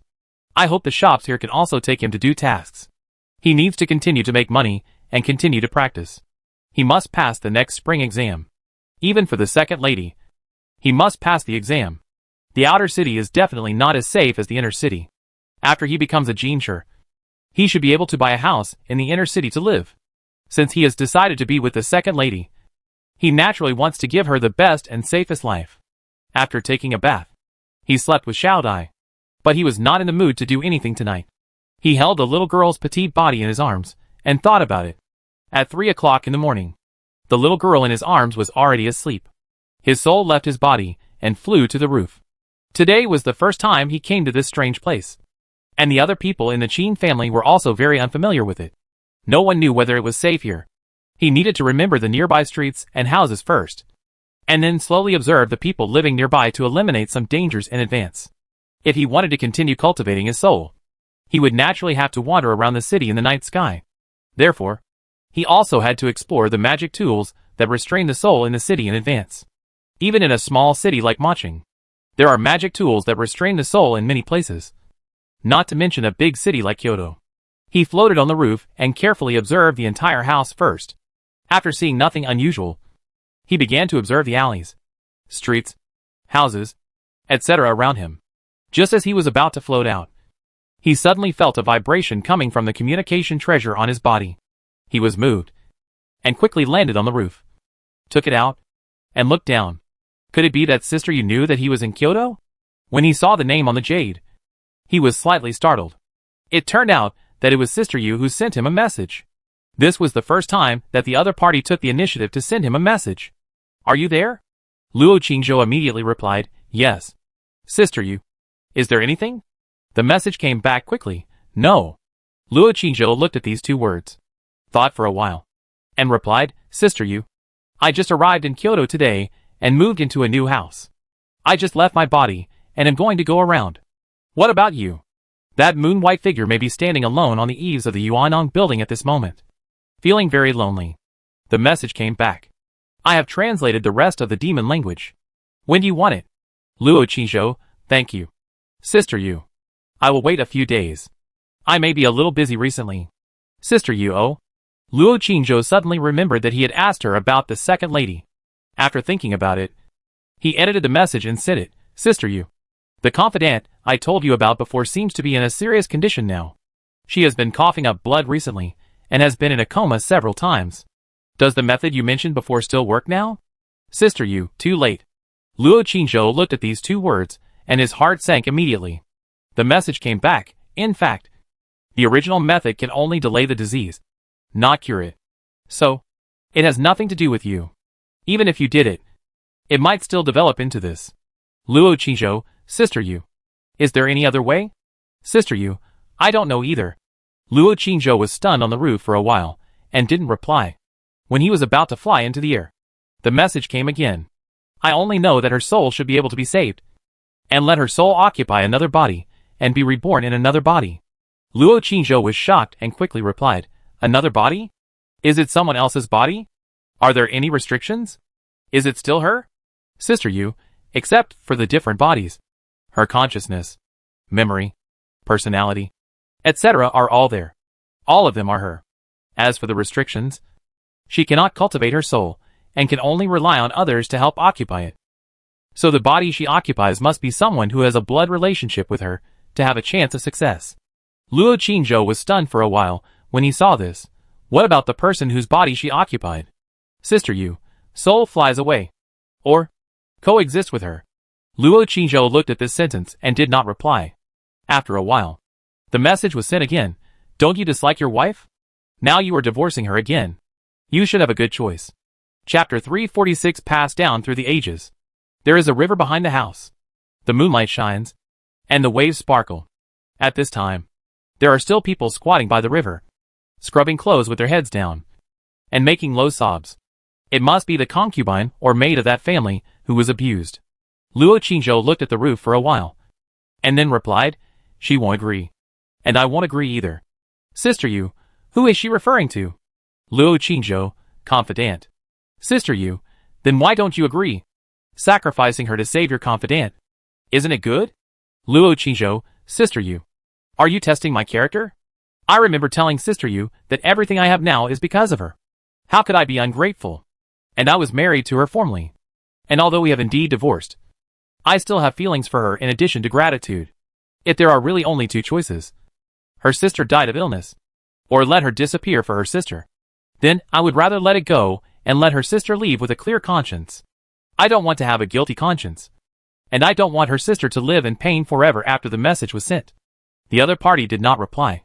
Luo Qingzhou said again, Sister Yu, I will not let her die of illness.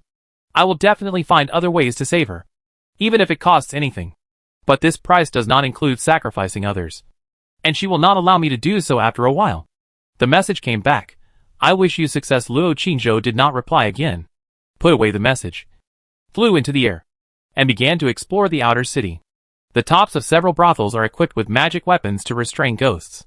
There are more powerful magic weapons on the walls leading to the city, and the walls leading to the inner city. The security in the outer city at night is indeed very bad. There are many fights on the streets and alleys, and various gambling houses are brightly lit and bustling. Of course, the roof of the casino also has magic weapons to restrain ghosts. There are also gang fights. Luo Qingzhou only walked half a circle, and saw two groups of people fighting with weapons. Some people were directly chopped to the ground and bleeding. After he walked around the entire outer city, his heart suddenly became heavy. At the same time, he became more determined to move to the inner city. Although Kyoto is prosperous and there are more people managing public security, there are more crimes due to the huge benefits. These things cannot be eliminated, and some even involve government officials. Therefore, for safety, he must take the Qin family away from this mixed ghost place as soon as possible. The only way is to pass the exam next spring. This is not difficult for him. It is now September, and there is less than half a year before the exam in February next year. I hope nothing else will happen in this half year. After exploring the outer city, he returned to the mansion. He continued to sit on the roof, bathing in the bright moonlight, and practicing the soul. I don't know if there are no soul practitioners here, or if they didn't come out tonight. Anyway, he didn't see any tonight. Wandering alone at night, it is indeed a bit lonely. But practicing is lonely. Just now, when he was exploring along the way, he saw many martial arts halls. He was thinking whether to find a master and join a sect, so that he wouldn't have to worry about the technique in the future. At the same time, with someone to guide and someone to practice with, he would definitely be able to practice much faster than before. However, he didn't want to show up now. After all, he was in Kyoto, so he was still a little hesitant. Let's help the second lady cure her illness first. Others will be discussed later. It was almost 5 o'clock when he returned to the house and went to sleep. He slept at the other end, stroking the little girl's delicate and tender feet, and fell asleep. A night passed quietly. The next day, it was just dawn. Mayor's voice suddenly came from outside. Xiao Dai. Hasn't the son-in-law gotten up yet? Madam is waiting outside. Xiao Dai. who was sweeping the courtyard, immediately ran into the house and shouted, "Young master! Get up quickly! Madam is here!" Luo Qingzhou woke up from his dream, and stayed in bed for a while before getting up. Xiao Dai hurriedly helped him put on his clothes, socks and shoes, and then went to fetch water for him to wash his face, brush his teeth and comb his hair. After packing everything up, Luo Qingzhou Fong wore a white Confucian robe and went out. Song Ryue was waiting outside the door with a frown on her face, with a trace of fatigue between her eyebrows. Obviously she didn't sleep well last night. She also knew in her heart that it would be difficult to invite the monk. After all, even the prince himself didn't see him. Luo Qingzhou walked over and said, "Mother-in-law." Song Ryue came back to her senses, looked at him, and asked, "Didn't you accompany Weimo last night?" Luo Qingzhou did not hide it and answered, "I went to accompany the second lady to talk for a while last night. I came back after she fell asleep." Song Ryue was silent for a while and said, "Qingzhou, I am not a pedantic and stubborn person. Now Weimo is like this, and you like each other? So if she is happy, you can stay there to accompany her at night in the future. I won't say anything." After a pause, she said, "But you should also know that she is weak now, and can't do anything. Don't worry. If you really can't help it, you can find Jur and Chior. If you like Mare, you can find her." Mare immediately lowered her head and blushed. Luo Qingzhou showed a trace of embarrassment on his face, and hurriedly said, "Don't worry, mother-in-law. Qingzhou has always respected the second lady, and would never dare to do anything casually." Song Ryu sighed, said nothing more, and said, "Let's go and call Jianjia. This time our whole family is going out. No matter what, we must invite that monk to come out to treat Weimo." Luo Qingzhou said nothing more and followed behind. The small courtyard in front is Lingshanyu Palace.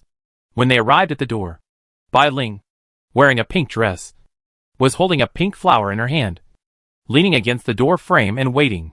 When she saw them, she hurriedly shouted inside, "Miss, the lady is here." Miss Qin was sitting in the yard, reading a book quietly. Hearing this, she slowly stood up and walked out with Xia Chan. Song Ryue looked at her and said, "Jianjia, please work hard. Today we are going to ask that monk to treat Weimo. Weimo is your sister. She is in a very bad condition now. Mother hopes you can accompany her more." Qin Jianjia nodded slightly. "Let's go." Song Ryue said nothing more, and led them back the same way. Luo Qingzhou's courtyard was in the middle, with Lingshanyu Palace where Miss Qin lived on the left and Miss Qin's second residence on the right. Song Ryue didn't think much about it. When passing by the exiled immortal residence, she took a look inside and said, "Let Xiao Dai come with us. We just moved here, and the house is not safe yet. We can't leave them at home." Luo Qingzhou was originally going to call Xiao Dai to come with him. Seeing that she said so, he hurriedly said to the courtyard, "Xiao Dai, come out." Xiao Dai came out of the courtyard in a green dress, with sweat on her forehead and a blush on her tender cheeks. I don't know what she was busy with just now. Song Ryue stared at her for a few times and suddenly asked, "Have you had dry heaves recently? Or feel uncomfortable and don't want to move?" Xiao Dai was stunned for a moment, shook her head, and said respectfully, "Madam, no." Song Ryue frowned slightly and glanced at Luo Qingzhou next to her with a strange look in her eyes, as if she was suspicious of something. Luo Qingzhou hurriedly walked up to her and whispered, "Mother-in-law, we haven't thought about having children yet." Song Ryue looked at him with surprise and said, "I just asked one question, and you guessed what I was going to say? Are you familiar with these?" Luo Qingzhou whispered, "It's all in the book." Song Ryue stared at him for a few more times, said nothing, and continued to move forward. Luo Qingzhou breathed a sigh of relief, seeing Xiao Dai following behind him with a red face. He reached out and touched her head, whispering, "Xiao Dai, do you want it?" Xiao Dai said, "Yes." Luo Qingzhou said, "No, you don't." Xiao Dai pouted her lips. "No, I just want. Let's have another baby in 2 years. It's too young now." "No, I just want it now." "Then you give birth. Give birth now. Immediately. Right away." Woo. While the two were talking in a low voice, a cough sounded behind them. Luo Qingzhou turned around and saw Bailing coldly saying, "Son-in-law, stop flirting in public. Be careful of the impact." Luo Qingzhou ignored her and looked back. Miss Qin and Xia Chan were looking at him. Soon they came to where Miss Qin lived. Miss Qin hadn't decided what to call this place. But Luo Qingzhou would definitely not let her call it Kaiju Dongli, or something like that. Chior and Zhuer quickly helped Miss Qin out of the house. Miss Qin's face was still pale, but her eyes were much brighter. It was obvious that she had a good sleep last night. Although it was autumn, the weather was still hot. Miss Qin wore a plain white long skirt inside, and a soft plain white cloak outside. Her weak and thin body was wrapped inside, which made people feel more pity. Mother, sister, brother Qingzhou. She greeted them one by one in a soft voice, and then smiled and said, I haven't seen you for a few months. Xiao Dai has become more lovely. Bailing and Shachan are the same. Song Ryue felt distressed, and went over to support her personally, saying, Let's go. Your father has hired a carriage, and is waiting outside the door. Meiju is here too, and they are all waiting outside. Let's go to Jinshan Temple today, and let the monk treat you. Qin Weimao smiled slightly. With bright eyes and white teeth, it just so happens that our family can go to the mountains to have some fun together. Then he turned around and said, Brother-in-law, I heard that there is a wall outside the Jinshan Temple. Every literati can write poems and songs on it. If there are good works, the monks in the Jinshan Temple will take the wall away, put it in the temple, and then move a new wall out. It is said that the great talent of the previous emperor, Nanshan Jusher, left a work there, and every tourist who went there would go to see it. I heard that those who have seen Nanshan Jusher's works will have all kinds of insights. Brother-in-law, you can also leave a work when the time comes. Maybe it will be passed down through the ages, like the monk Nanshan. Song Ryue next to him immediately coughed and reminded, Brother-in-law, haven't you woken up yet? Qin Weimao was stunned for a moment, then reacted, stuck out his tongue, and whispered, Brother Qingzhou. Luo Qingzhou was seriously thinking about how to invite the monk out. Hearing this, he casually said, It's okay. The second lady can call you anything. As soon as these words came out, the air suddenly became quiet. The eyes of several people all looked at him. Luo Qingzhou was playing various scriptures in his mind, which made him dazzled. He walked forward a few steps, and found that everyone had stopped in place. He was stunned and said, What's wrong? Chapter 347. The sun is rising. Outside the gate, the carriage is waiting. Princess Nandong, wearing a purple dress, is bathing in the golden morning sun. She stands tall and beautiful beside the gate with her hands behind her back, staring at one of the stone deer statues in a daze. She came back to her senses after hearing the voice. Song Ryue helped Miss Qin down the steps, and said with gratitude, Meijiao, thank you for your trouble. Nandong Meiju smiled faintly and said, Aunt, don't be polite to me. You are new to the capital, and are not familiar with the road. It is my duty to take you there. It just so happens that I can take the opportunity to go out and play. Miss Qin smiled and said, Mother, Sister Meiju has been confined by the prince for many days. If you hadn't come, she wouldn't have been able to come out.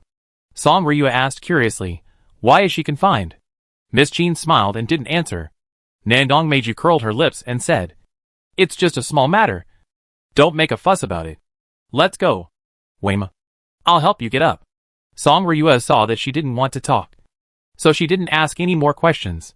The two of them supported Miss Qin Air on the left and right, and got on the carriage. Luo Qingzhou took Xiao Dai and followed behind Brother Qin Air, preparing to get on the carriage behind. Miss Qin Air suddenly stuck her head out of the window and whispered, Brother-in-law, get up and sit here. Song Ryue's scolding voice suddenly came from the carriage again, Brother-in-law. Miss Qin Air immediately changed her words, Brother Qingzhou, come. When Luo Qingzhou was hesitating, Brother Qin Air pushed him over and said with a smile, Qingzhou, go sit with Weima. Talk to her and relieve your boredom. Luo Qingzhou had to turn around and said, Xiao Dai, then you and Chior should sit in the back, with Bailing and the others. Xiao Dai agreed, and sat in the last carriage with Chior and Zhuer. Luo Qingzhou got on the carriage, entered the compartment, and sat down next to Miss Qin Air, lowering his head and looking straight ahead. To be honest, he really didn't want to sit in the same compartment with them. If it was only Miss Qin Air and the maid, it didn't matter. The key point was that there was also the mother-in-law and the 1,000 cuts of shame princess, sitting opposite them and being stared at by them. I always felt a little uncomfortable. Miss Qin Air suddenly poked her head out of the window again and whispered, Sister, there is still room for people here. You come up too. When Qin Jinjiao was about to speak, she said again, Sister, Weimo missed you and wanted to talk to you. Bailing hurriedly said, Miss, go talk to Miss Air. Qin Jinjia didn't say anything else and walked to the first carriage. Mayor hurriedly walked outside, pulled her up, and helped her into the compartment. In the compartment, Nandong Meijiao and Song Ryue sat on the left, and Mayor also sat on the left. Luo Qingzhou and Miss Qin Er sat on the right. There was a long and narrow white jade tea table in the middle, and a soft blanket on the floor. Qin Weimao quickly pointed to the side and said, "Sister, sit here." Qin Jinjia stood there without moving. Song Ryue, who was sitting opposite, also frowned slightly and looked at someone unkindly. If they sat like this, wouldn't someone be sitting in the middle, with the elder sister on the left and the younger sister on the right? She glared at her second daughter. Was this girl doing it on purpose? Luo Qingzhou reacted and quickly stood up and said, "Miss, you sit here." Qin Jinjia did not sit down, but walked to Mayor's seat and sat down. Mayor had no choice but to sit on the right seat. Luo Qingzhou sat down. Qin Weimao said softly, "Sister, is Xia-chan okay?" As soon as this was said, the other people in the car were a little surprised and confused. Why did they suddenly ask about Xia-chan? Qin Jinjia said lightly, "Not bad." Qin Weimao said, "I heard from Chior that Xia-chan is willing to communicate with others now, and occasionally says something. Right?" Qin Jinjia did not answer, and looked at someone opposite. Qin Weimao suddenly turned around and smiled. "Brother Qingzhou, did Xia-chan talk to you and help you grind ink?" Luo Qingzhou's mouth twitched. "Sure enough, Chior is a spy," he said calmly. "I don't know. As for grinding ink, Chior and Xiaodai were not here at the time. Just happened to have time, so I asked her to help." Qin Weimao smiled and said, "Brother Qingzhou is really amazing." Weimao remembers that Xia-chan's hands seemed to only be able to hold a sword. "I didn't expect that she could help Brother Qingzhou grind ink." Song Ryue suddenly interrupted. "That girl can also grow flowers?" Qin Weimao asked in confusion. "Grow flowers?" Song Ryue also said puzzledly. "During that time, she often came to my place and grew flowers for me with a little brother and sister. I asked her why she wanted to grow flowers, and she said she wanted to make money. I asked her what she wanted to do with the money. She didn't answer. I gave her money, but she didn't want it. She wanted to grow flowers to make money. So when I give the little brother and sister the regular money every month, I will also give her some." After listening, Qin Weimao slightly frowned his thin willow eyebrows and fell into deep thought. After a while, she asked, "Mother, where are the little brother and sister?" Song Ryue said, "They don't want to leave Maching, afraid that their parents won't be able to find them when they come back. So I asked your second aunt to take them home." Qin Weimao thought for a while, and suddenly turned around and asked, "Brother-in-law, did you borrow money from Xia-chan?" She suddenly remembered that when her brother-in-law asked her to borrow money, he might have first asked Xia-chan. But Xia-chan didn't have it, so he asked her, seeing that everyone was looking at him. Luo Qingzhou hurriedly said, "Borrow money? No. Why would I borrow money from her?" "Really?" Qin Weimao asked again. Luo Qingzhou said, "Really?" Song Ryue said, "He stays at home studying all day. Where can he spend money? If he needs it, he can just ask us directly. Why would he go to Xia-chan?" Qin Weimao didn't say anything else. Luo Qingzhou also fell into deep thought, and began to connect a series of things in his mind. He borrowed money from Chan-chan. Chan-chan gave him all the money. He accepted it, but it was not enough. So he went to borrow money from the second young lady. Chan-chan suddenly started to plant flowers in the back garden one day. She wanted to make money. Why did she want to make money? She had no worries about food and drink. She didn't buy anything, and she never went out alone. She had no place to spend money. Even though she liked to eat candied haws, she never went out alone to buy them. The answer was about to come out. Luo Qingzhou suddenly felt a pain in his heart. The carriage left the city and drove towards the Wofo Mountain. More than 10 kilometers away in the east, Jinshan Temple is located on the Wofo Mountain. Almost every day, there are endless tourists and pilgrims. Song Ryue glanced at the pedestrians outside the window, feeling uneasy, and asked, "Meijiao, isn't Jinshan Temple very famous in Kyoto?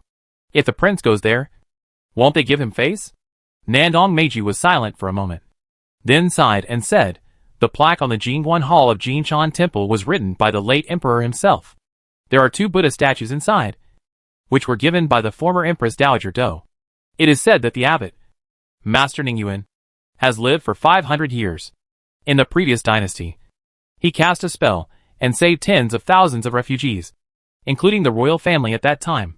In Kyoto, almost all the 100. Surname. As long as there are incurable diseases or other wishes, they are willing to go to Jinchan Temple to burn incense and make wishes. It is said to be very effective. So, and last time my father went there, he didn't even see the abbot of the other side. But he didn't get angry. My father said that in the disaster season, even when the emperor went there to make wishes, he was respectful. Song Ryue was shocked and became more desperate. Then what should we do? Nandong Meiju didn't dare to tell the truth, fearing that she would be more desperate. Not to mention the retreating monk master Wukong. Even the abbot and the 10 elders of Jinchan Temple. They might not be able to see them. At most, they can only see the small host or the elder who receives guests from other temples. And it depends on luck. And go and try. If it doesn't work, we will think of other ways. She could only persuade like this. Song Ryue said sadly, other ways? If there are really other ways, we won't. She didn't dare to continue talking. Nor did she dare to look at her daughter. Qin Weimo said softly, Mother, it's okay. Even if we can't see the monk, it doesn't matter. We will just go out as a family to play. Weimo is actually very happy in his heart. He is already very satisfied to be able to go out as a family. As for other things, since it is destined, let it go. Weimo has long thought it through. Cherish the present and the people around you, which is the most important thing. Song Ryue's heart ached, and her eyes turned red. In the carriage, the atmosphere was depressing and fell into silence. Qin Weimo suddenly turned around and smiled. Brother-in-law, you have so many stories in your stomach. Can you tell us a story to relieve boredom? Luo Qingzhou saw that everyone was looking at him, thought about it, and said, Is it okay to tell a joke? Qin Weimo smiled and said, Of course. If brother-in-law can make sister laugh. Song Ryue suddenly interrupted him. Brother-in-law. Brother-in-law. Who is your brother-in-law? Qin Weimo's smile froze slightly, and he lowered his head and said, Brother Qingzhou. Luo Qingzhou hurriedly said, Then I will start. Then, he started to talk. There is a monk, named Bu Zen. He was called a Zen master in name, but in reality, he had no knowledge and relied on his 2 attendants to answer questions for him. One day, the 2 attendants were out, and a wandering monk came to ask him for advice. The wandering monk asked, What is Buddha? The Zen master could not answer, and in panic, he looked around. The wandering monk asked again, What is Dharma? The Zen master still could not answer, so he looked up and down. The wandering monk asked again, What is a monk? The Zen master still could not answer, and he had no choice but to close his eyes. Sweating profusely, the wandering monk asked again, What is blessing? The Zen master still didn't know, but stretched out his hand in a panic. With a face full of shame, the wandering monk didn't say anything, said goodbye and walked out of the temple gate. He happened to meet 2 waiters coming back, and told them, I asked about Buddha, and the Zen master looked east and west, which means that people have east and west, but Buddha has no north and south. I asked about Dharma, and the Zen master looked up and down, which means that Dharma is equal, and there is no distinction between high and low. I asked about monks, and he just closed his eyes and rested his mind, which means that the one lying in the depths of the white clouds is a highly respected monk. I asked about blessings, and he stretched out his hand, which means to guide sentient beings. The knowledge of this great Zen master has really reached the realm of enlightenment. The waiter returned to the Zen master, and the Zen master was anxious and ashamed and scolded, Where have you been? You didn't come to help me. So I went out of the ocean. He asked Buddha, and he taught me to look east, but I can't see you, and to look west, but you can't see you either. He asked Dharma, and he taught me that there is no way to go up to heaven and no door to enter the earth. He asked monks, and I was helpless, so I had to pretend to be sleepy and close my eyes. He asked for blessings, and I felt ashamed that I knew nothing, and I was still an elder. I might as well stretch out my hand to beg for food and be a beggar. Puff. As soon as he finished speaking, Mayor next to him couldn't help laughing. Qin Weimo also covered his mouth and chuckled. Nandong Meiju still had no expression on his face. Miss Qin still had a cold expression, and I didn't know if she heard it, but there seemed to be ripples flowing deep in her eyes. Song Ryue was confused, blinked her eyes and said, What do you mean? You said a lot, and I didn't understand a word. In fact, she was so worried that she didn't listen carefully. She only heard the Zen master and monk talking to each other. When Luo Qingzhou was about to speak, a clear voice suddenly came from outside the window. Donor. You went to Jinchan Temple. But you made fun of the Zen master. Which is not moral. But what you said people have east and west. Buddha has no north and south. Dharma has no high and low. Only equality is indeed deafening. Thank you. When Luo Qingzhou heard the voice, he quickly opened the curtains and looked. I only saw a middle-aged monk in a grey robe and carrying a long stick, riding a white horse, passing the caravan and leaving in a cloud of dust. In the blink of an eye, he had disappeared in the dust in front. Chapter 348 The Buddha chanting poems on the Buddha chanting wall. The old monk is shocked. At the foot of the Wofo mountain, there are many tourists and vendors shouting. It is so lively. The steps up the mountain are even more bustling and noisy. There are people alone, some with their families. There are also couples. There are also groups of 3 or 5 calling friends.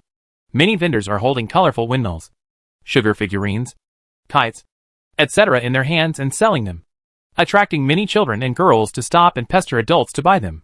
The carriage stopped at the intersection outside. Nandong Meiju led the Qin family and came to the steps up the mountain with ease. The lively atmosphere relieved the depressed and uneasy mood of the Qin family. Seeing that this group of people were dressed in luxurious clothes and brought guards, the tourists took the initiative to make way for them. And the vendors who stopped tourists on the roadside to shout about the goods in their hands also took the initiative to retreat. Nandong Meiju walked in front with a cold face. Imposing. The tourists looked away timidly after just one glance. Everyone has their own aura. Some are weak. Some are strong. People living at the bottom of society have the weakest aura, and are the most inferior and timid in their bones, while those who are in high positions or born as nobles, as well as those who are powerful, naturally have a strong aura, which makes people intimidated and unconsciously feel guilty and timid. After they passed by, the tourists behind them dared to talk in a low voice. I wonder which wealthy family in Kyoto is going on a trip. Look! Even their maids are dressed brightly and beautifully, and each one is as beautiful as a flower. I'm afraid it's not just a wealthy family. It looks like a noble from the inner city.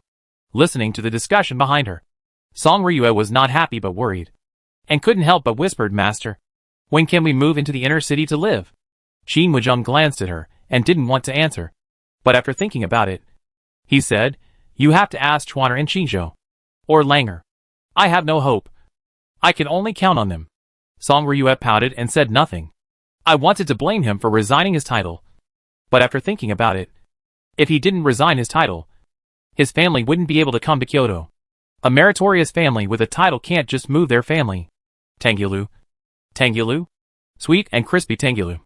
A dark-skinned girl with long braids and a floral dress on the side of the road was holding a pole in her arms, which was full of bright red and tempting Tengyulu. And she was shouting crisply. A gray-haired old man sat behind her, occasionally shouting a few times. Luo Qingzhou turned his head and asked, Who wants Tengyulu? Bai Ling was the first to raise her hand and said, I eat it. I eat it. Brother-in-law. I eat it. Luo Qingzhou said. Then you go buy it. And buy a string for everyone by the way. Bai Ling. Humph. Brother-in-law is so stingy.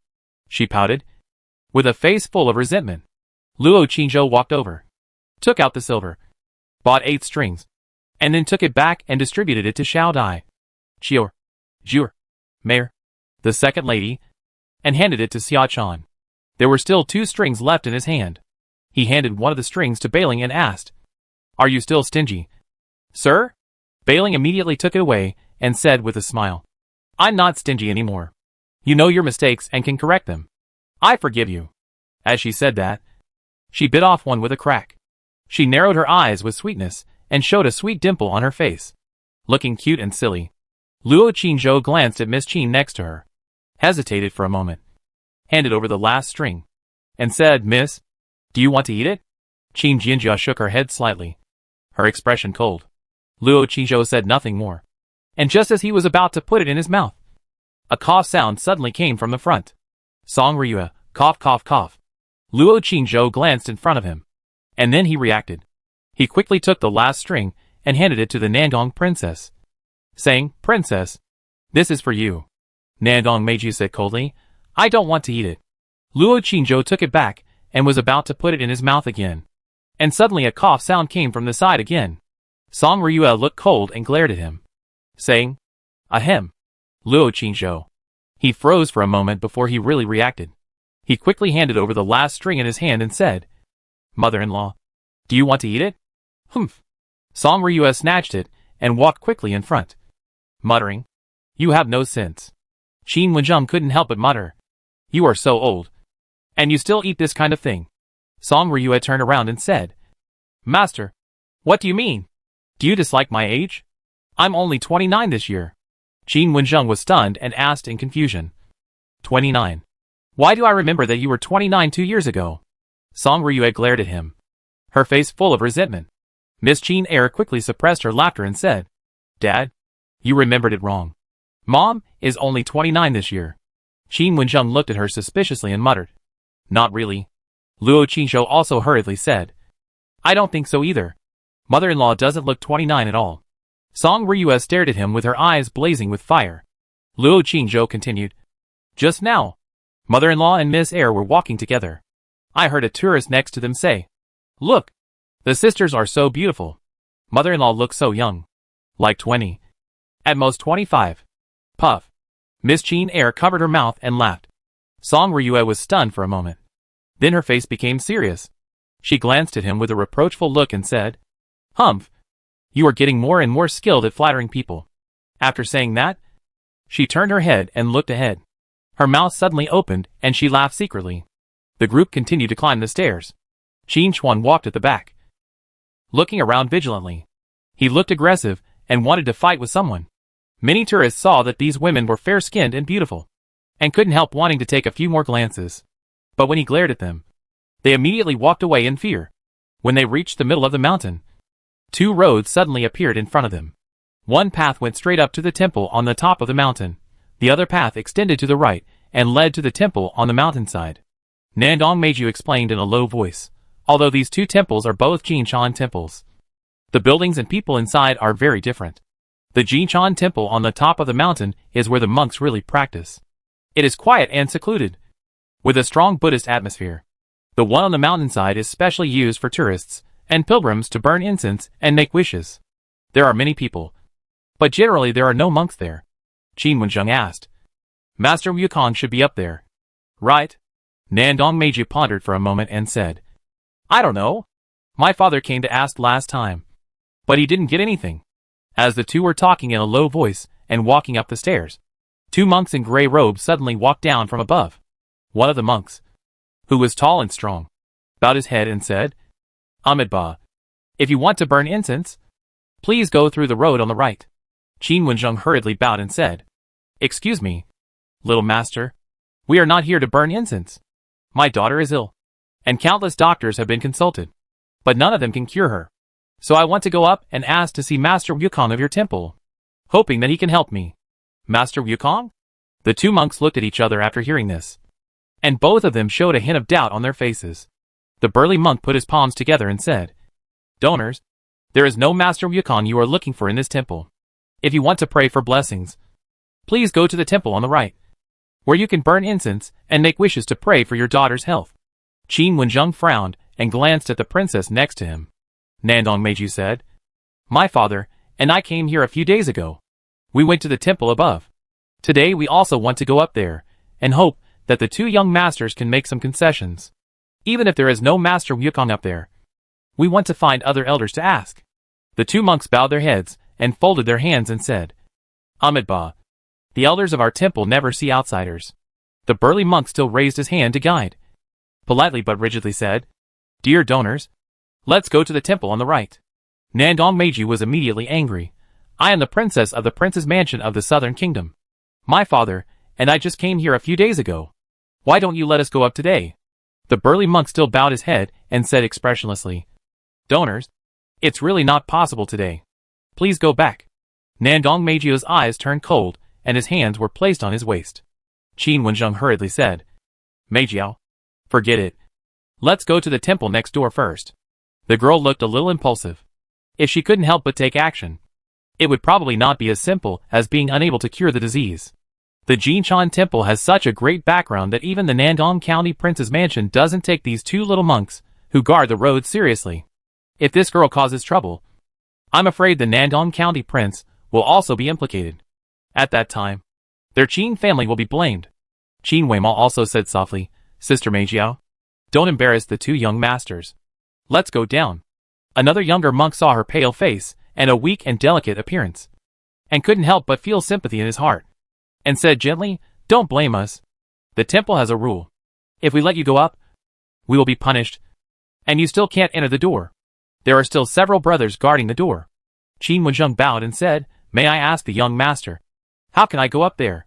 The young monk said, "Unless other brothers and uncles know you and personally meet you, or the elders invite you. There is another way. There is a Buddhist chanting wall at the entrance of the temple below. If any of you can leave a good painting or poetry on the wall, it will be noticed by Uncle Huiming and carried to the temple above for collection. Then you will also be invited to go up." Qin Wenzheng was moved when he heard this.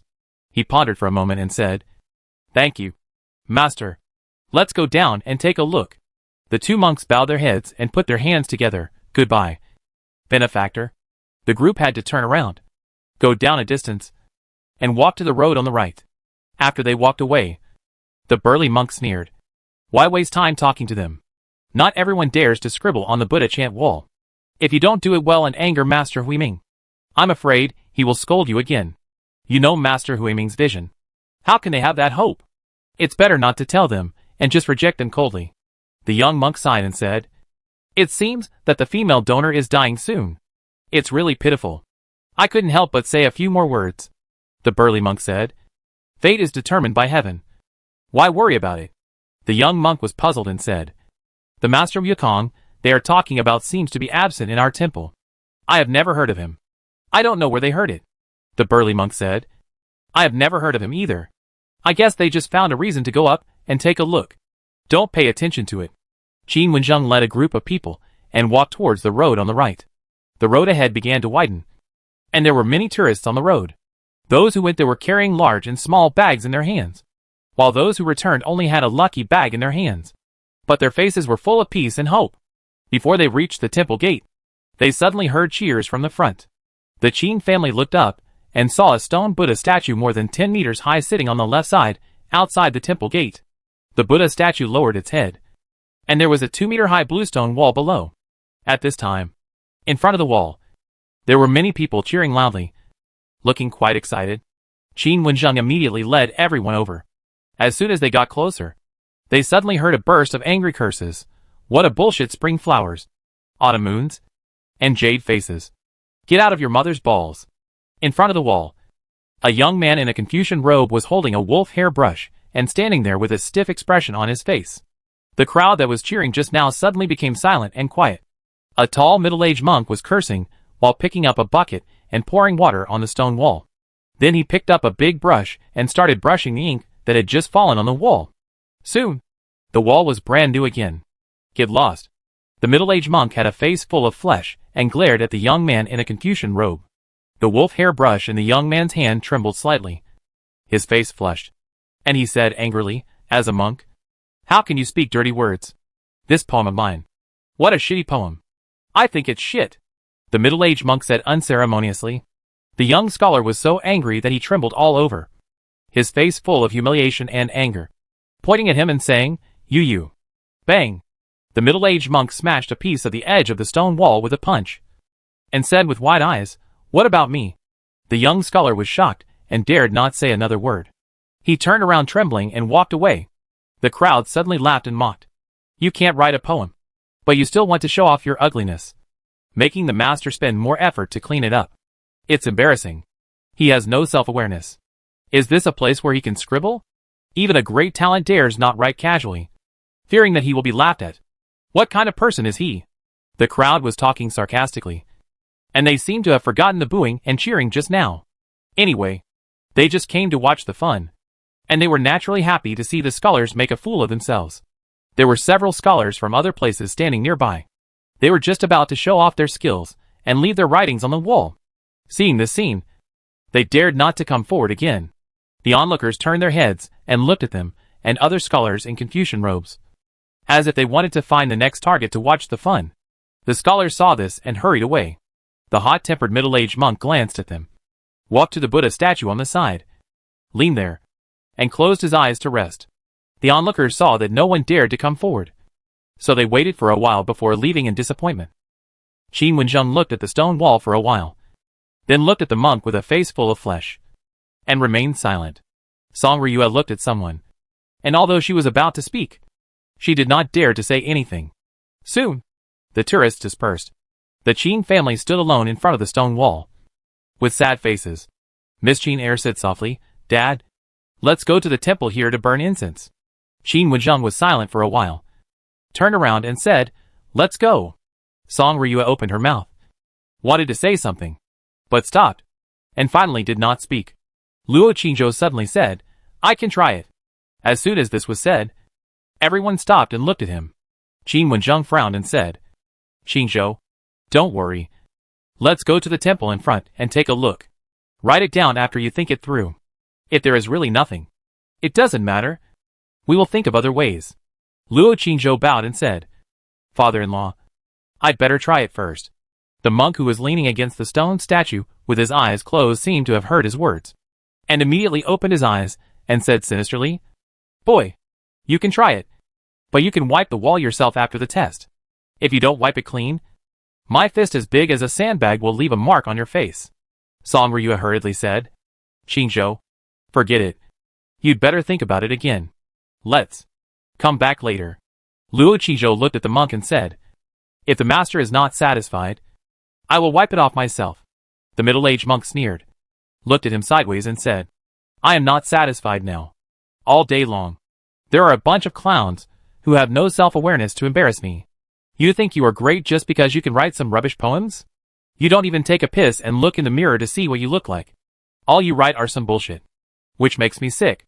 Luo Qingzhou ignored his scolding and turned around and said, "Chior, grind ink." When Chior came out, he brought a pen, ink, paper and inkstone with him. Chior heard the words, glanced at him, and immediately took out a pen and inkstone from the package, and then took out an ink block.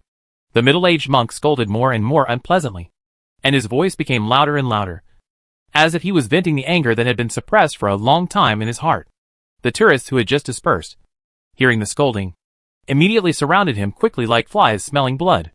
Luo Qingzhou looked calm, picked up the pen, and walked to the wall. Chior also walked over with the inkstone, stood beside him, slowly grinding the ink in her hand, and saw more and more people gathered around, and her heart suddenly became uneasy. Qin Wenzheng and others also showed an uneasy look on their faces. Luo Qingzhou picked up the pen and dipped it in ink.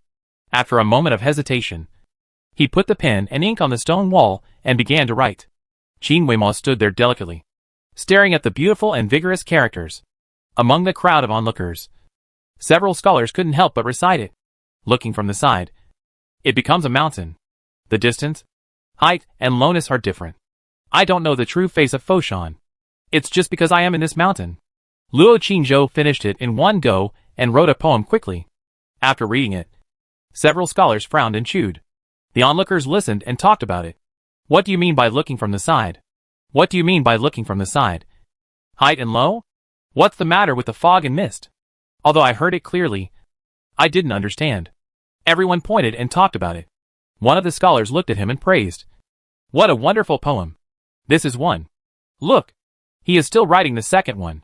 Everyone was surprised and immediately quieted down, staring at the young scholar's writing. Jinshan Temple on the Sleeping Buddha Mountain. I heard that the sun rises when the cock crows. Don't be afraid of the floating clouds blocking your view, because I am at the highest level. After one of the scholars finished reading, the middle-aged monk, who was still leaning against the Buddha statue with his eyes closed and sneering, frowned and opened his eyes. Then, he walked over, stood in front of the stone wall, and stared at it. "Look, there is a third one. This young man is so brave that he wants to write 3 in a row." Everyone was surprised. Qin Wenzheng and others also held their breath, and their faces showed surprise. A scholar stared at the third one, and his heart suddenly began to beat rapidly. He felt vaguely that he seemed to witness the birth of an extraordinary miracle today. The moon is far away, and the mountain is near. So the moon seems small. Then this mountain is bigger than the moon. If someone has eyes as big as the sky, when you see the mountain is high, and the moon is wider. Luo Qingzhou finished writing in one breath, and was about to mention his name at the end. The middle-aged monk suddenly frowned and shouted, "What a shit poem. Clean it up." Pa! A crisp sound. As soon as the middle-aged monk finished speaking, A palm suddenly slapped him hard on the back of his shiny head, and he did a somersault directly, and with a bang. He fell to the ground in a big letter shape. Hack you, master, uncle, master. The middle-aged monk looked back, and the anger on his face froze. He hurriedly got up and said flatteringly, Uncle, master, why did you come out in person? An old monk in a grey robe, thin and tall, with grey eyebrows, suddenly appeared silently, staring at the wall in front of him, with a solemn look between his eyebrows. The solemnity soon turned into shock, and then turned into thinking. Uncle, master. You? Pa! As the middle-aged monk approached, the kind-looking old monk suddenly slapped him hard and sent him flying, then shouted angrily, Stupid thing! If I don't come out, you will destroy the rare treasures of my temple that will be passed down through the ages. Come over here. Lift up this wall, and quickly send it to the mountain. The middle-aged monk was beaten so hard that he saw stars, but he didn't dare to show any disrespect. He jumped up from the ground in a hurry. Then, in the stunned expressions of the crowd, he walked to the stone wall, and suddenly roared, and pulled the wall up from the ground and carried it on his shoulders. The old monk reluctantly withdrew his gaze from the 3 poems on the wall, and then walked up to the young man, put his hands together, lowered his eyebrows, and said respectfully, Sir, if it is convenient, please come with me to the mountain. I have some questions that I want to ask you. After speaking, he lowered his head again and bowed deeply to beg. Chapter 349, talking about Buddhism with the Master. Buddhist verse. The body is a Bodhi tree. The ancient tree is tall and deep, and the breeze is gentle. The middle-aged monk with a bad temper walked in front with his shoulders against the wall. Luo Qingzhou and the old monk, who called himself Huiming, walked side by side and followed behind. Qin Wenzheng and other people from the Qin family followed silently at the back. Huiming praised, Mr. Luo is a great talent. Those 3 poems look simple and plain, without fancy words, but they are full of exquisite Buddhist principles. Mr. Luo is so young, but he can have such enlightenment, which is commendable. Luo Qingzhou did not beat around the bush and said directly, Master Huiming, we came to your temple today to ask for something. Huiming put his hands together and said, If you come to treat the female donor behind you, Mr. Luo, I'm really sorry. I can't help you. Luo Qingzhou looked at him and said, Master Huiming, is there a monk named Yukong in your temple? Yukong? Huiming was slightly startled when he heard it, and then shook his head and said, Mr. Luo, there is no such person in my temple. Luo Qingzhou turned his head and looked behind him. Nangong Meiji said with a cold face, My father said there is. Maybe he is not qualified. You can go to the elders or the abbot later. Amitabha. The elders of this temple never see guests. As for the abbot, even I haven't seen him for a long time. Huiming replied politely. The group came to the steps and climbed up. The burly monk and the young monk guarding the steps were surprised to see them come back with the wall. They hurriedly said respectfully, Brother Jingxin, Uncle Huiming. Jingxin, who was carrying the wall, ignored them. Huiming said gently, I will take these guests up. The quota for today is full, so don't let anyone go up. The 2 monks hurriedly replied, Yes, Uncle. The group passed by the 2. When Song Ryua passed by, she glanced at them arrogantly and raised her chin. Humph. Luo Qingzhou thought for a while and said, Master Huiming, how can the abbot be willing to see guests? Huiming sighed and said, Mr. Luo, life and death are determined by fate, and wealth and honor are determined by heaven. Why do you force it? Luo Qingzhou wanted to say my fate is determined by me, not by heaven, but he felt that it was too childish, and he would probably be punched away by this old monk who believed in heaven and Buddha. Besides, he came here today to treat the second young lady. After a moment of silence, he said, I have done my best and have a clear conscience. He then said, Master, saving a life is worse than building a 7-story pagoda or 100 Buddha temple. But it is better to save one person. Please let us see the abbot. Huiming's eyes wavered when he heard this, and he murmured, Saving a life is worse than building a 7-story pagoda or 100 Buddha temple. But it is better to save one person. Then he said, Where did you get this from? Mr. Luo? Luo Qingzhou said, Speak as you please. Huiming was silent for a moment, and was about to speak when a monk carrying a wooden stick suddenly walked out of the woods next to him and asked, I have learned a lot from thinking about what you said on the way people have east and west. Buddha has no north and south. Dharma has no high and low. Only equality. Master often says that I am impulsive and impatient when doing things, and I don't have a normal mind. Can you explain to me what a normal mind is? If you tell it with a story like before, it will be the best. Huiming glanced at him and introduced him, Amiba. Master Luo. This is my junior fellow monk Huiran. Huiran put his palms together. Senior brother. I didn't expect you to come out in person to greet the distinguished guest. Huiming smiled and said, Master Luo is so talented and shining. How dare I neglect him? Remember to write down the sentence you just said. Huiran nodded and agreed. And then said, Master Luo, can you help me solve my doubts? Luo Qingzhou said, then Master Huiran. Can you tell me where the abbot is? Huiran did not hesitate and said, of course. Luo Qingzhou pondered for a moment and said, ordinary mind can probably be summarized in 5 words. Anytime, any heart, any situation, any fate, and any joy. Huiran immediately asked, what is any time, any heart, any situation, any fate, and any joy? I am stupid. Master Luo, can you tell me the story we had on the road before? Huiming and everyone in the Qing family stopped and looked at him with bated breath. Qing Weimao looked at him with sparkling eyes, and 2 blushes appeared on his pale cheeks. Luo Qingzhou pondered for a moment and said, during the dog days, a large area of grass in the temple turned yellow and withered, which was very ugly. The little monk couldn't bear it and said to the master, Master, go and sow some seeds.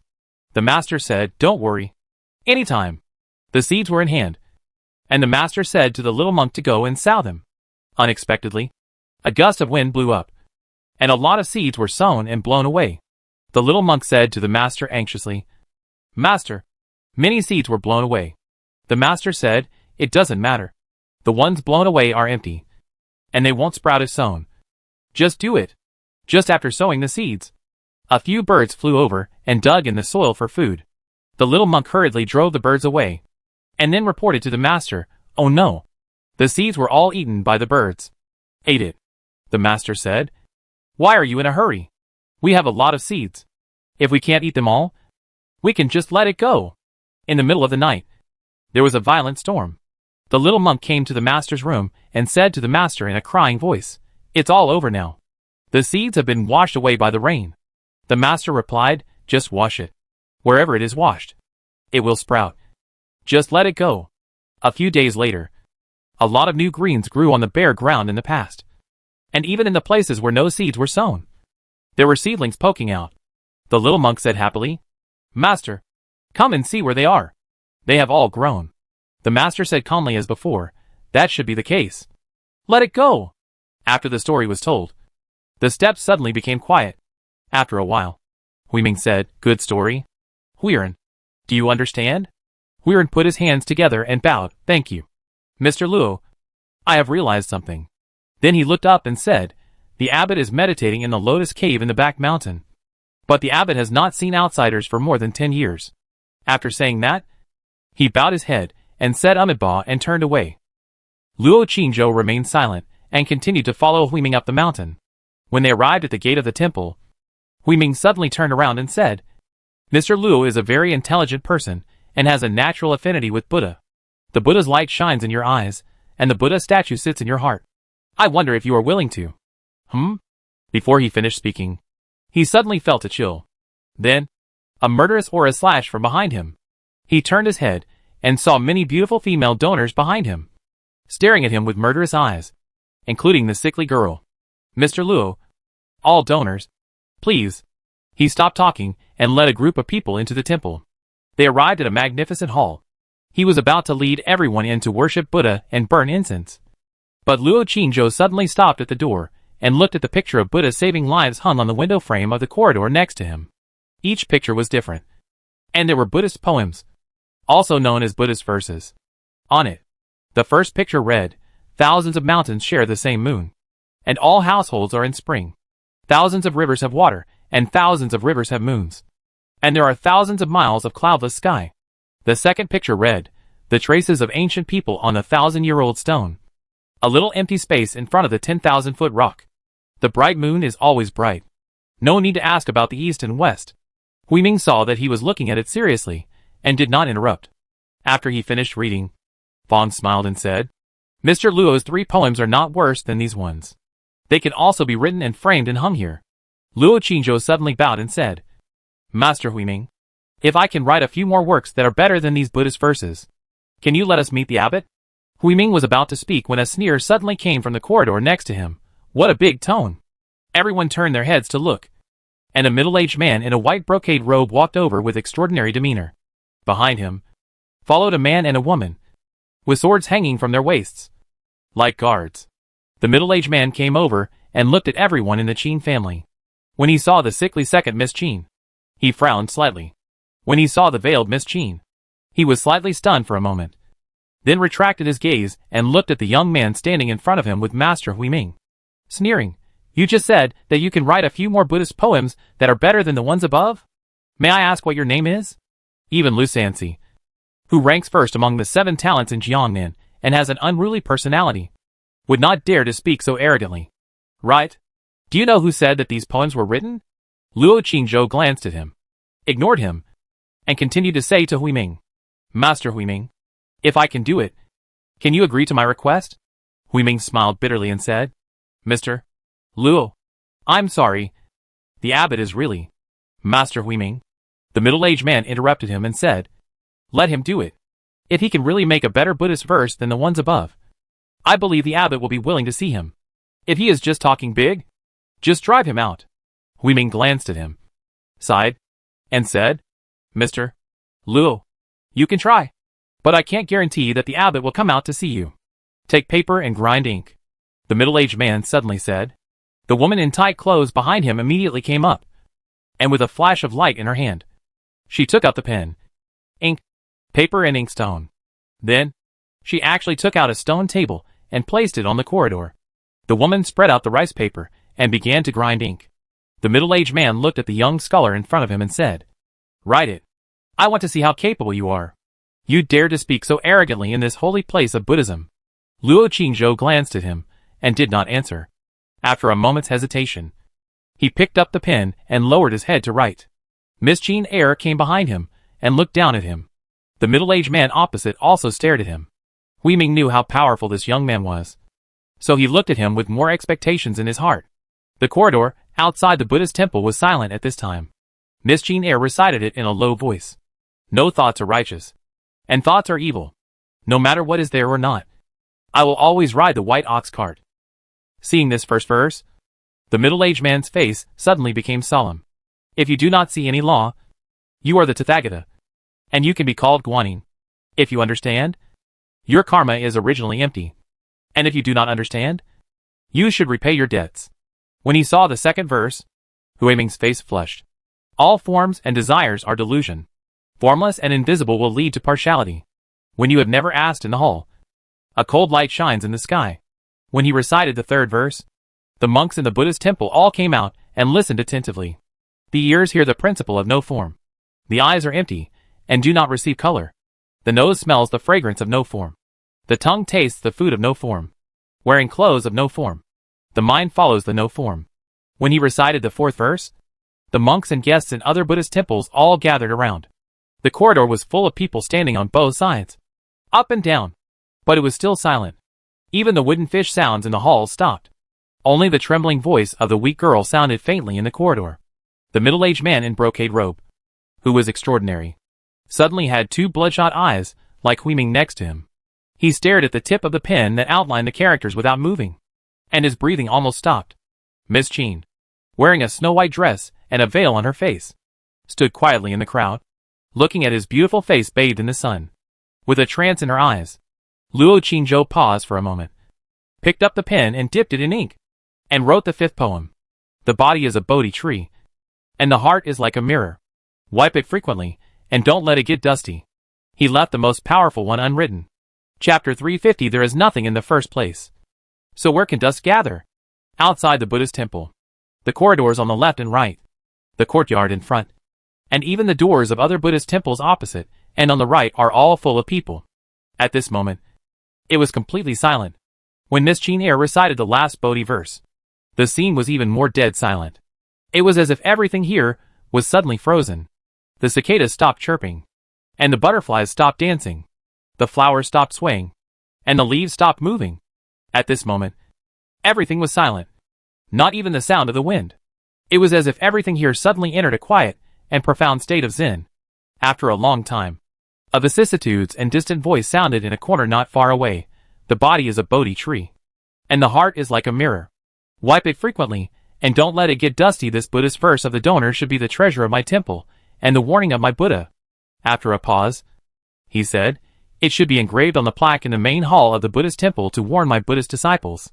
Huiming and other monks heard the voice, turned their heads and looked at it. Their faces suddenly changed, and they hurriedly bowed their heads and put their hands together. Amitabha. Huiming hurriedly introduced, Mr. Luo. This is the elder Mo Ming of my temple. Mo Ming. Uncle Master Ming hasn't come out to see guests for 3 years. If you want to see the abbot, you can ask him. Luo Qingzhou looked at the old man in gray robe and skinny body, and hurriedly bowed and said, Elder Mo Ming. Can I meet the abbot, master? The old monk was about to speak, but suddenly frowned and shouted, Huiming. Huiming was stunned when he heard it. Before he could react, the rice paper with 5 Buddhist verses on the table was suddenly snatched away by the middle-aged man in brocade robe with extraordinary demeanor. It was quickly rolled up and suddenly disappeared in the palm of his hand. Huiming's face changed drastically, and he hurriedly said, Your Majesty. No!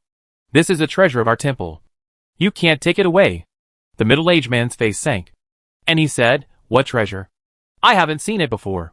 After that, he turned around and left. The female guard immediately collected the pen, ink, paper, and stone table and followed behind. Several monks in front of the corridor immediately stopped them. Prince, leave my temple's things behind. Bang! The male and female guards immediately drew their swords and protected the middle-aged man. The middle-aged man sneered and said sternly, The rice paper and ink are all mine. When did my things become your temple's things? When these words came out, the monks were speechless. Huiming opened his mouth, but could not refute, so he could only look at Elder Mo Ming. Mo Ming looked indifferent, and put his palms together and said, Amitabha. Prince Duan. The pen, ink, paper and inkstone are indeed yours, but the things on them were left by the distinguished guests invited by my temple. I hope that the prince will show mercy and return the things. The middle-aged man suddenly turned his head and looked at the young man, and said domineeringly, Boy, I took the things away. Do you have any objection? Luo Qingzhou said directly, Give it back. The corner of the middle-aged man's mouth twitched suddenly, and he said angrily, I won't give it back. What do you want? After saying that, he ran away and shouted directly at the monk who was blocking him, Who dares to stop me? I am seriously ill, and now I am dizzy. If I suddenly die in your temple, the consequences will be borne by myself. The monks who were blocking him in front, as well as the warrior monks who had gathered at the door to stop him, all looked stunned. The middle-aged man took this opportunity to take the male and female guards and fled, and soon disappeared. Everyone in the courtyard was stunned by the empty door. Amitabha. Mo Ming and Huiming both bowed their heads and chanted the Buddha's name with a kind look. In fact, it can be translated into one word, grass. At this time, a monk said cautiously, Uncle Huiming, let this young man write another one. Huiming heard this and sighed. When the Buddhist verses are written on paper, only the first ink is spiritual. The second time, the Buddha's light is dim. The young monk listened and seemed to understand. Huiming, bring the distinguished guest to my meditation room. Mo Ming gave instructions and turned away. Yes, uncle. Huiming agreed, looked at the young man in front of him with complicated eyes, put his hands together, and said respectfully, Mr. Luo, please, you can take the 3 people over. Hearing this, Luo Qingzhou turned around without hesitation and supported Miss Qin Air, and looked at Qin Wenzheng again. Ahem. Song Ryue suddenly coughed and said, Xiachan and I will go. Then he gritted his teeth and said in a low voice, Master, don't worry. If they dare to say that Qingzhou has a connection with Buddha again, I will let Xiachan give them a chill. Qin Wenzheng glanced at her and said in a deep voice, Jianjia and Xiachan go. You stay.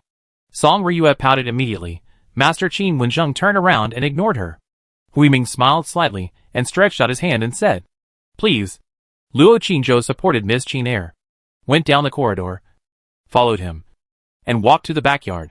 Turning his head, Miss Qin, who was wearing a snow-white dress, followed bailing not far behind. Xiachan, holding a sword, stood alone in the corner in silence. She was originally looking at him, but when she saw him looking at her, she turned her head away and looked elsewhere. She couldn't get close to the second lady, so she couldn't follow him. Song Ryue was also looking at him with resentment at this time. Passed through the courtyard gate. There was silence and no one behind.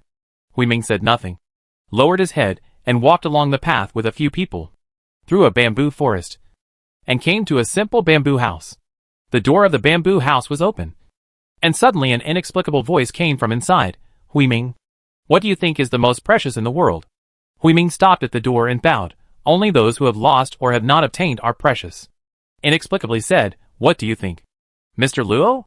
Luo Qingzhou, who was supporting the weak second lady Qin, also stopped, turned his head to look at the girl's pale cheeks and tender eyes, and replied, the most precious thing in the world is what you have now. It was quiet inside. The soft jade hand in his hand also trembled slightly. An inexplicable voice came, Huiming, now do you know why you have been guarding that wall at the foot of the mountain for so many years? Huiming was ashamed and bowed his head and said, my disciple is stupid. Come in. Inexplicable said gently. Huiming's attitude became more respectful, and he hurriedly said, Mr. Luo, please. Luo Qingzhou bowed his head slightly, supported Miss Qin Air, and entered the house. The house was very simple. There was nothing on the ground except 2 cushions.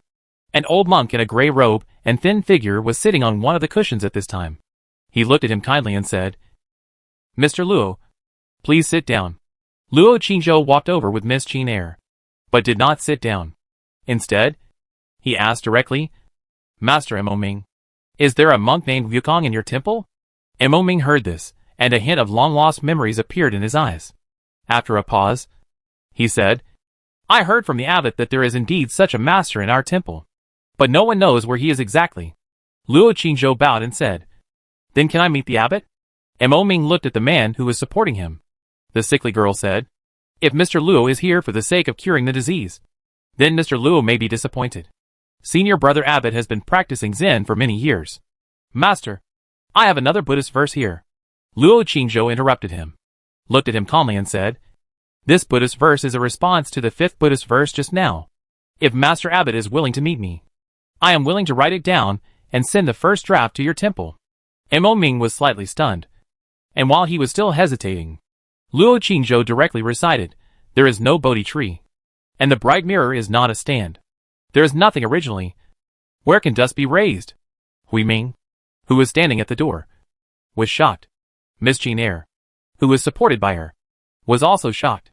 Mo Ming, who was sitting on the futon, muttered a few words in his mouth, and 2 traces of blood gradually appeared on his face. The body is a Bodhi tree. The heart is like a mirror. Wipe it frequently. Don't let it collect dust. There is no Bodhi tree, and the mirror is not a stand. There is nothing. So where can dust collect? After reciting these 2 poems many times, he suddenly stood up, put his hands together, and bowed deeply to the young man in front of him. Amitabha. Mr. Luo. Wait a moment. He muttered to himself and left in a hurry. When he walked to the small courtyard outside, he suddenly turned back and said, Huiming, go get the pen, ink, paper and inkstone. Huiming came to his senses and immediately took the order and left. The 2 hurried away, one in front and one behind. The bamboo house became quiet. Luo Qingzhou helped Miss Qin Air and sat on the futon. Suddenly, Beiling's voice of flattery came from behind. Son-in-law is so powerful. Even those old monks have been tamed by him. Luo Qingzhou's mouth twitched, and he turned his head and scolded, don't talk nonsense if you don't know how to speak. Do you know what taming means? Beiling pouted and said, then the second lady has been tamed by the son-in-law. Is that okay? Luo Qingzhou glared at her again, and when he was about to continue scolding, Miss Qin smiled softly and said, brother-in-law, Beiling is right. Wei Mo has indeed been tamed by you convinced. Obedient, and honest. Luo Qingzhou hurriedly reminded, second miss. I called you the wrong name. After saying that, he turned around and glanced at the snow-white figure behind him. But the other person was wearing a veil on his face, and no expression could be seen. Oh, brother Qingzhou. Miss Qin corrected her mistakes immediately. I don't know if she did it on purpose. With her intelligence, how could she always call you the wrong name? When Luo Qingzhou was doubting, there was a sudden sound of hurried footsteps outside. Then, Huiming's voice came, Mr. Luo. The abbot has come out, and is waiting for you in the reception room. Please follow me. Luo Qingzhou helped Miss Qin up, and left the small bamboo house. Outside the door, Huiming, holding a pen, ink, paper and inkstone, smiled awkwardly and said, Mr. Luo, can you write down the Buddhist verse first? As if afraid that he would regret it. Luo Qingzhou nodded and said, Of course. Huiming quickly spread out the rice paper on the stone table in the courtyard, then ground the ink himself, and couldn't wait to write. Luo Qingzhou took the pen, dipped it in ink, pondered for a moment, and wrote, There is no Bodhi tree, and the bright mirror is not a stand. At the same time, on the reclining Buddha mountain, the giant Buddha, who was about 100 feet tall, had his eyes closed. I don't know if it was the sunlight or something else, but suddenly a golden light flashed, as if he opened them. Chapter 351. Color is emptiness. Emptiness is color. Reception room. No tables. No chairs. No tea. Only a few cushions neatly placed on the floor. In the corner, sandalwood was burning, and the smoke was curling. 2 old monks were sitting opposite each other, talking. One of them was the thin elder in Maching. The other was the abbot of Jinshan Temple, Master Ningyuan. Master Ningyuan had white eyebrows and a skinny body. It was said that he had lived for more than 500 years. But his face was still ruddy, and he was in good spirits. Brother, you haven't seen guests for more than 10 years. Right? 15 years. How is your practice going? Brother? Seemingly understandable. Not quite. Seemingly enlightened. Not quite. Hey, that young scholar. Today he wrote 6 Buddhist verses in a row, all of which shocked me. Especially the last 2 Bodhi verses, which made me feel awakened and moved my Buddhist heart. So I had to disturb you. Brother, don't blame me. If I blame you, why should I come out? Those 2 Bodhi verses are indeed the treasures of this temple. And they are also the golden words to spur us on. And they are also the supreme Buddhist treasures for my Buddhist disciples to practice. I should really come out to see this little guest. Brother, he came to save people. There is a woman beside him, who looks like she is born with a weak body and soul. Judging from her complexion, she should have been a flower that has withered long ago. But I don't know why she can hold on until now. But it seems that she is no longer alive. It's been a long time. I'm afraid that even if senior brother takes action, he will be powerless. If I can save her, I will save her. If I can't, I can only let her go. Senior brother? The young man asked to see Master Wukong. I don't know where he heard this name from. The old master hasn't been born for 100 years. And I don't know how he is now. It's hard for us to see him, let alone him. I haven't seen him for 100 years. Since that distinguished guest left so many Buddhist verses and treasures for our temple, we naturally can't let him go empty-handed. Master Wukong must not be allowed to see him. If people can't be saved, then we can only give some gifts in return. What gifts are you going to give back? It depends on what he needs. He can read the scriptures in the Sutra Pavilion of our temple. He can also choose 2 martial arts from the Dharma Academy to take away. Amitabha. It should be so. The 2 chatted for a while. Huiming said respectfully at the door, Master Abbot. Master Moming. Young Master Luo and his men have been brought here. Moming said, Please bring the distinguished guests in. The door opened. Huiming walked in with the 4 men. Ningyuan raised his head and looked at the door, his eyes flashing with deep light. When he saw the young man, he couldn't help but secretly said in his heart, What a restrained and talented young man. He put his hands together and bowed slightly. Master Luo. I am Ningyuan. And I am polite. Luo Qingzhou supported Ms. Qin Air, walked closer, and bowed slightly and said, Master Ningyuan. I am very sorry to disturb you today. But my sister has been ill for a long time, and has been suffering for a long time. There is no medicine to cure her. So I came to trouble you. I heard that there is a monk Wukong in your temple with boundless magical powers. Maybe he can cure my sister's illness. I wonder if you can help me. Ningyuan sighed and said, Master Luo is polite. With the Buddhist verses that Master Luo left for my temple. If my temple can help, I will never refuse. But Master Wukong was in seclusion for 100 years, and has not come out. This Wofo mountain is thousands of miles long and has countless caves. We really can't find it. We really can't help. After a pause, he said, Mr. Luo, can you ask this female donor to stretch out her left palm so that I can see it? Hearing this, Luo Qingzhou hurriedly helped Ms. Qin Air to step forward, spread out her delicate hand, and handed it over. Ningyuan stared at her. After a moment, he looked at her brows and pupils again, and said softly, Can you cough? Qin Weima coughed twice in a low voice. and 2 faint traces of blood appeared on her pale cheeks. Ning Yuan frowned slightly, looked at her for a moment, then retracted his gaze and sighed softly. Luo Qingzhou's heart sank, and he said, "Master, how about it?" Ning Yuan was silent for a moment, and said, "Mr. Luo, can I talk to you alone?" Luo Qingzhou was about to agree, and the girl beside him whispered, "Master, don't be shy. I know how my body is, and I know it myself. Master, just say it directly." Ning Yuan hesitated and looked at the young man in front of him. Luo Qingzhou said, "Master, please tell me. My sister can bear it." Ning Yuan sighed and said, "The body and soul are weak. The 5 internal organs are exhausted.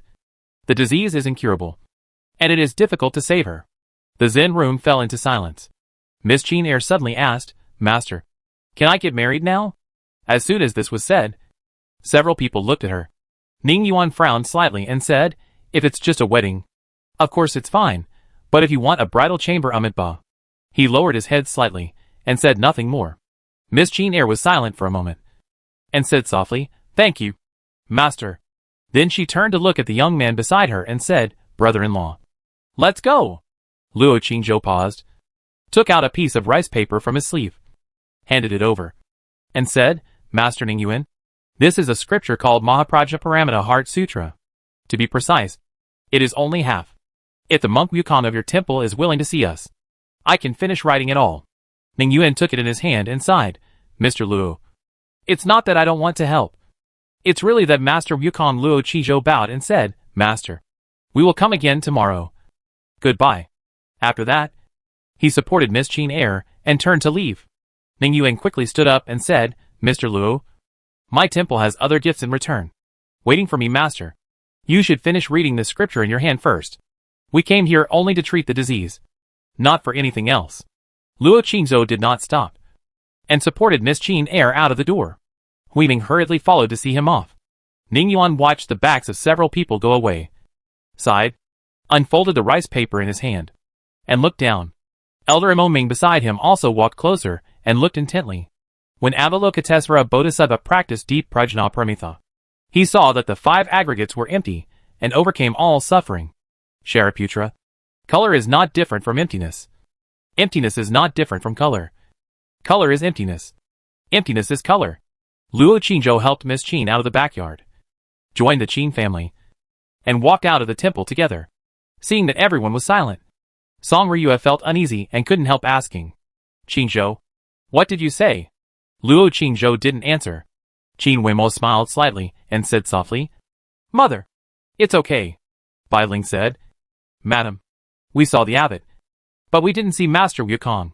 Song Ryue asked hurriedly, "Did the abbot treat Wei Yimo? What did he say?" Bai Ling showed 2 shallow dimples on her face and said, "The abbot said that the second young lady looks fine, and we don't have to worry." Song Ryue looked at her suspiciously. "Jianjia, you say?" She looked at her eldest daughter. Qin Jianjia was silent for a moment and said, "It's hard to save." After this, everyone fell silent and their mood suddenly became heavy. Song Ryue didn't say anything. Hui Ming walked in front and sent them to the gate. Fawn bowed his head and was about to speak when a bell suddenly rang in the temple. Then, dang, dang, dang. The bell rang rapidly and continuously. Hui Ming's face suddenly changed, and he hurriedly ran back, saying in a hurry, "All donors, please go down the mountain quickly. There may be a powerful enemy invading the temple." Qin Wenjin's face changed, and he hurriedly said, "Let's go." Nandong Meiji listened to the bell that was still ringing, frowned and said, "My father said that if there is an enemy invading Jinshan Temple, the bell will be rung at most 10 times. But now it is more than 10 times. It may be a powerful enemy that can destroy the temple." At this time, other pilgrims hurried out of the temple, running down the mountain with panic on their faces. Luo Qingzhou suddenly saw a familiar figure. "Damn it! Are you here to arrest me? I just stole a few poems from them, and they are not theirs." The Duke Duan suddenly ran out of the temple with 5 guards. When he saw the Qin family, he was stunned for a moment.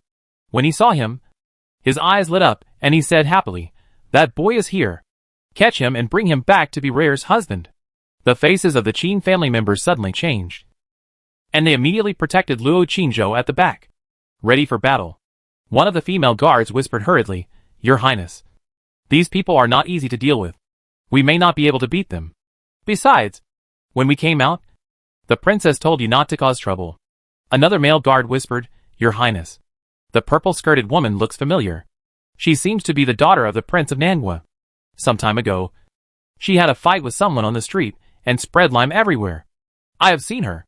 Prince Duan was stunned when he heard this and said, The daughter of the 13th brother? Why haven't I seen her? Then he said, Well, the 13th brother just returned to Beijing from his fiefdom last year. I went there several times and didn't even see him.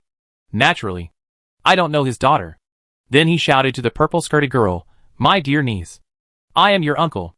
Who is that kid? Is he your relative or servant? Is he married? Can he be married into my Prince Duan's mansion? Everyone in the Qin family glared at him. Nandong Meiju stepped out of the crowd and said, Uncle 18. He is the son-in-law of my aunt's family and has already married. When Prince Duan heard this, he was immediately disappointed and said embarrassedly, What bad luck. Since he is a family member, I will forgive his disrespect just now. After that, he led his people and left. After they walked away, Nandong Meiju explained, That man is the younger brother of the late emperor, who is very favored and was named a prince as soon as he was born. He is usually idle and likes poetry and painting, but he usually doesn't bully others or rob people's things. He stole those poems before, and he will pay for them when the time comes. Also, I heard from my father that his family has only one daughter, who should have just turned 9 this year. Everyone in the Qin family turned their heads and looked at someone. At this moment, Hui Ming, who had just hurried back to the temple, suddenly ran out again in a hurry and shouted, Mr. Luo! Mr. Luo! Please stay. The abbot asks you to go back. At this time, the bell in the bell tower was still ringing urgently. In the huge Buddha statue on the Wolfo mountain, a figure suddenly opened his eyes. Chapter 352, Conversation with the Master. The way to save the second miss. Dang. The rapid sound of the bell echoed throughout the Wolfo mountain. The pilgrims and tourists in the temples all hurried out of the temples on the mountain and the mountainside, and went down the mountain in a panic and confusion. The martial monks in the temple and the elders of each courtyard, etc., all came out in a hurry. Even the monks in seclusion came out immediately to prepare to meet the enemy. But soon, those murderous monks returned with a confused look on their faces, and they didn't know what happened. The 10 elders of Jinshan Temple all appeared in the meditation room in the reception room, asking what happened. Several elders were older than Abbot Ningyuan, seeing that there was no invasion by foreign enemies. But the bells were still ringing. They couldn't help but question Ningyuan. Ningyuan took out the half of the sutra and asked the 10 elders to circulate it, and then said, Only by using this method can Master Wukong come out. Only when Master Wukong comes out can this sutra be complete. This is the fortune of my Jinshan Temple, and the fortune of my Buddhist sect. When Guanyin Bodhisattva practiced deep prajna paramitha, he saw that the 5 aggregates were empty, and overcame all sufferings. A skinny old monk took the rice paper, lowered his head to read a few sentences, and suddenly his whole body was shocked. And he said in surprise, Could this be the Heart Sutra of Buddhism that has long been lost in ancient times? Another old monk who had just finished reading it put his hands together and lowered his eyebrows and said, Amitabha. There was only this sentence that was passed down at the beginning. I thought I would never see it again in this life. But I didn't expect to see it today. Fortunately, Ning Yuan, this sutra and the young scholar, as well as what happened today, must not be spread to others. Ning Yuan lowered his head and said, Disciple will remember. Several old monks passed it to each other, and couldn't put it down. They read it once and again, as if they couldn't see enough. What about that young man? Ask him to write the next chapter? An old monk with big ears was so impatient that he scratched his head. Ning Yuan lowered his head and said, Master, don't worry. Huiming has already gone to invite that young master, but we may not be able to meet the conditions given by that young master. The old monk with big ears immediately said, I will go to the back mountain and use the lion's roar to call Master Wukong. Another old monk immediately said, No, wait a little longer. The front yard of the temple. Huiming was returning with Luo Qingzhou and his party. The yard was full of monks, some with their hands folded and kind eyes, some holding sticks and aggressive, all talking in low voices, not knowing what happened. Seeing Huiming bringing back another wave of pilgrims, a middle-aged monk carrying a stick and looking fierce immediately stopped him and said in a gruff voice, Brother Huiming, why are you still bringing pilgrims up? The bells are ringing so fast. Didn't you hear it? Hui Ming saw him blocking the way, and hurriedly pushed him and said, Brother Huiwu, please get out of the way. Don't scare the guests. It's the abbot's order. When these words came out, the monks around were all shocked. The monk named Huiwu's face changed, and he hurriedly made way and said, Is the abbot out of retreat? Hui Ming didn't have time to pay attention to him, and quickly turned around and apologized. Don't blame Mr. Luo. Please come in. The abbot and the 10 elders are waiting in the reception room. When these words came out, the monks were even more surprised, and they all looked at the group of people with curiosity and confusion. The abbot came out, and even the 10 elders came out? Huiwu hurriedly stepped back a few steps upon hearing this, and immediately put the stick on his shoulder upright on the ground. Hui Ming led a group of people into the courtyard gate, walked through several Buddhist hall corridors, and walked to the backyard. Just after turning into a round door, a young monk who was sweeping the floor suddenly asked, Mr. Luo, the master often said that there are 3 realms in life. Do you know which 3 realms they are? Hui Ming immediately shouted, Step down. The young monk, still holding the broom, stood there, his eyes deep in vicissitudes. Hui Ming suddenly found that he was clearly walking forward, but the scenery in front and around him was motionless. He seemed to be marking time. Luo Qingzhou and the Qin family who followed behind all felt the same way. At this moment, the cicadas suddenly stopped chirping, and the sun suddenly disappeared. The wind was silent, and the flowers no longer swayed. Luo Qingzhou's eyes fixed, and he immediately answered, Look at the mountain as a mountain, and look at the water as water. Look at the mountain as not a mountain, and look at the water as not water. Look at the mountain as a mountain, and look at the water as water. The young monk put his hands together, bowed his head and said, Amitabha, how do you view the fame and wealth, power and color in the world? Luo Qingzhou replied, The mind is originally unborn, but it exists because of the environment. Everything is the law. Like a dream, like a bubble, like dew, like lightning. Hui Ming looked at him with bated breath. At this time, in the Zen room in the reception room, Abbot Ningyuan and 10 elders were standing there with their hands together, bowing their heads and eyes. The whole Zen room was silent. On a cushion on the ground, a boy who was only 1 meter tall was sitting cross-legged, with his eyes closed, and Buddha light flashing around him. From his body, the conversation outside was coming. When Luo Qingzhou said, The mind is originally unborn, but it exists because of the environment. Everything is the law. Like a dream, a bubble, a shadow, like dew and lightning. The Buddha light on the boy became stronger. Ning Yuan and the 10 elders all held their breath, echoing this sentence in their minds, with different expressions. The young monk asked again, Since you have this enlightenment, what are you obsessed with? Luo Qingzhou said, I am not a saint. I have my own obsessions. The young monk asked again, What is a saint? Luo Qingzhou said, A saint must understand the truth of heaven and earth, and must be able to spread grace to educate the masses. The young monk said, Can my Buddha be a saint? Luo Qingzhou said, Buddha is Buddha, and people are people. The young monk said, What is Buddha? Luo Qingzhou said, It is an awakened person. It can awaken itself and others, awakening and acting. Perfect. So it is called Buddha. What is an enlightened person? A person who truly and perfectly realizes the truth of the universe and life. That is, an all-knowing person who understands the truth of all dharmas. What is a human being then? Life has no end, and thinking has no end. The young monk paused, and then asked, Then, young master, do you want to become a Buddha right away, or do you want to practice and become a saint? Luo Qingzhou said, I am stupid, and I can't give up the 7 emotions and 6 desires of ordinary people. I would rather be an ordinary person. The young monk suddenly smiled. Good, good. Then he stood still. After a while, he looked confused. Hui Ming woke up and hurriedly said, Young Master Luo, please. At this time, the surrounding scenery had returned to its original state.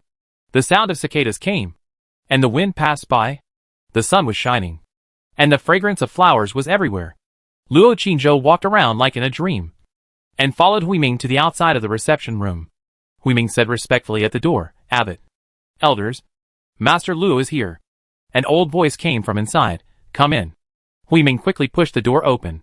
Luo Qingzhou supported Miss Qin Er, and walked in with Miss Qin Da and Beiling. Song Ryue wanted to follow in, but was stopped by Qin Wenzheng who was standing beside her. She just listened to the conversation for a long time, and didn't understand a word.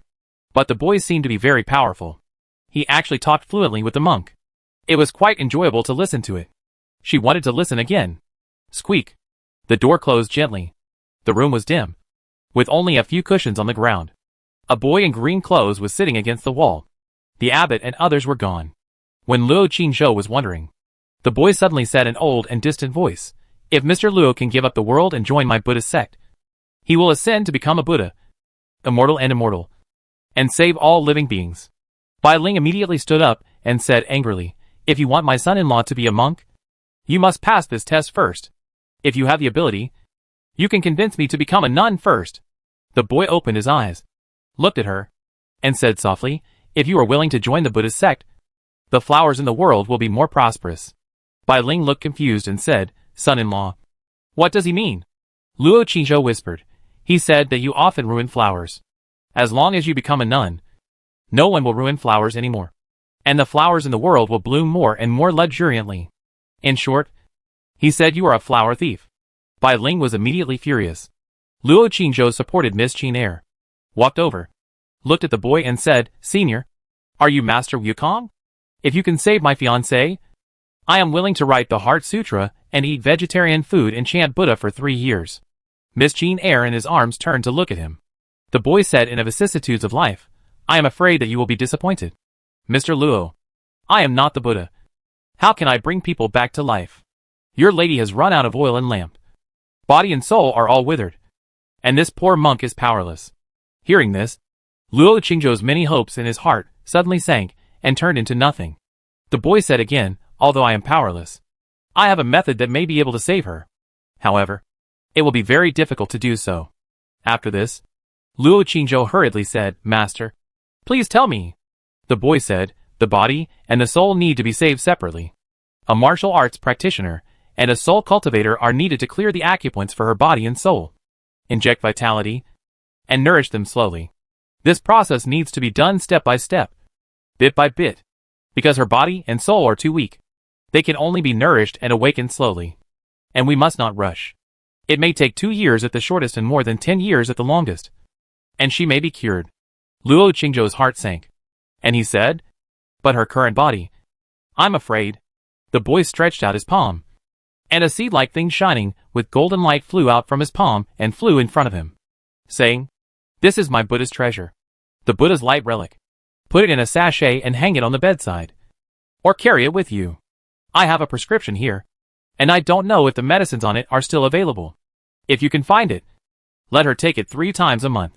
With the nourishment of this Buddha's light relic, maybe she can survive for a few more years." As he spoke, a prescription also flew out from his palm. Luo Qingzhou quickly took it and thanked him. The boy said, "It has medicinal materials written on the front and methods of healing written on the back." "Mr. Luo, what I said is difficult. Not the medicinal materials and methods of healing, but it is difficult to find a martial arts practitioner and a soul cultivator. A martial arts practitioner must at least be close to the realm of a martial god, and a soul cultivator must be in the realm of a yang god. Only in this way can it be effective." "Martial god? Yang god?" Luo Qingzhou frowned and said, "Master, are there such masters in this world?" The boy was silent for a while and said, "Of course there are, but it's hard to find them, and it's even harder to get them to help. This kind of healing method that defies fate will increase their thunder tribulation and bottleneck difficulty. For masters of that level, the difficulty of a line may be fatal." Luo Qingzhou looked at the Buddha's light relic and the prescription in his hand and fell into deep thought. The boy closed his eyes and said in a vicissitudes of life, "Mr. Luo, you don't need to leave the remaining half of the Heart Sutra. After all, I can't help much." Luo Qingzhou felt heavy in his heart, seeing that he had closed his eyes and was speechless. He bowed his head again to thank him, supported Miss Qin Air, and walked towards the door. The boy suddenly opened his eyes again and said, "Mr. Luo, you actually have hope." Luo Qingzhou turned his head and looked at him. The boy didn't say anything else and closed his eyes again. Miss Qin looked at him. In the courtyard outside the house, the abbot's Master Ning Yuan and Master Muming were quietly waiting for him. Chapter 353. Good brother, it's your sister Yu. Amitabha. In front of the temple gate, the abbot Ning Yuan and Imo Ming Hui Ming and others put their palms together and bowed their heads to see the guests off. until the pedestrian disappeared at the steps below. He slowly raised his head and looked at the pen and ink in his hand. Then he ordered in a deep voice, "Hui Ming, notify the elders of each temple that today's events are all sealed in the temple and cannot be discussed or spread." Hui Ming immediately bowed his head and said, "Yes." Abbot Ning Yuan's eyes looked at the steps below again, and he couldn't help but sigh, "What a pity.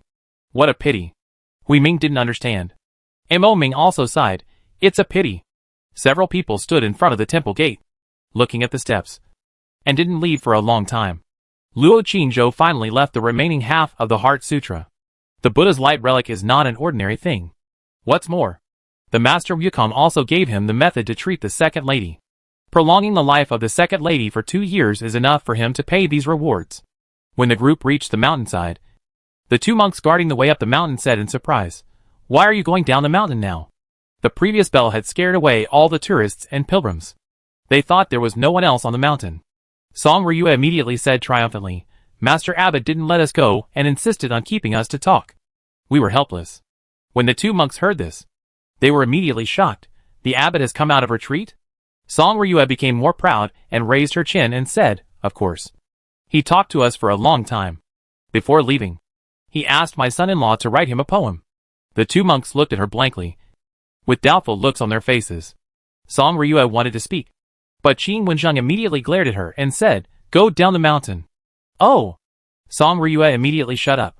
When the group reached the foot of the mountain, Qin Wenzheng had time to ask, "Qingzhou, did you see Master Wukong? What did he say?" Everyone in the Qin family looked at him nervously. Luo Qingzhou only said 2 words, "There is hope." When these words came out, everyone in the Qin family was excited. Song Ryue hurriedly asked, "How to save?"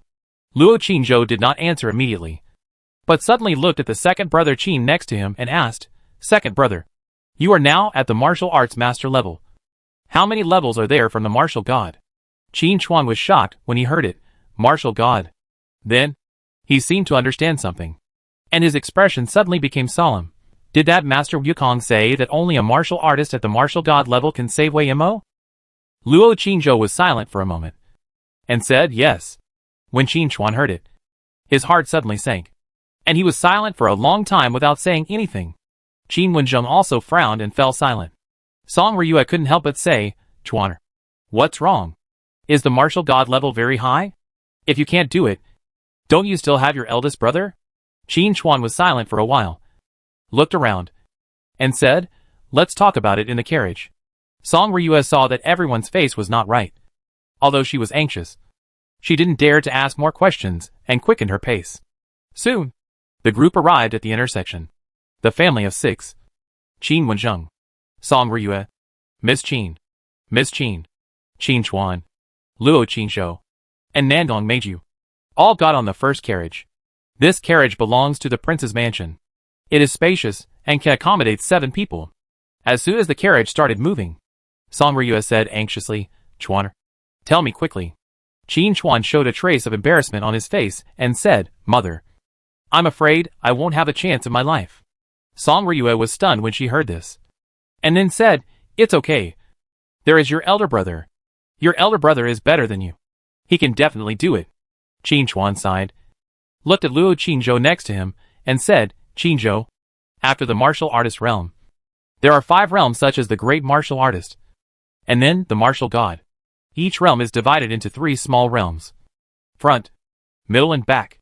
It is very difficult to break through each major realm, and the further back you go, the longer it takes. As for the martial god you mentioned, as far as I know, no one in the entire Great Yin Empire and this continent can reach that realm." As soon as these words came out, the carriage fell into silence. After a while, Nandong Meiju suddenly said, "My father said that more than 100 years ago, a master who looked like a martial god appeared in Dayan, and it seemed that he was just passing by. As for who he was, there is no way to verify it. From the ancient times to the present, there must have been some masters who cultivated to the realm of martial gods, but they have long been hidden, and no one knows where they are. Nowadays, the cultivation resources are scarce, not like the ancient times, so it is difficult for today's warriors to achieve the achievements of those warriors."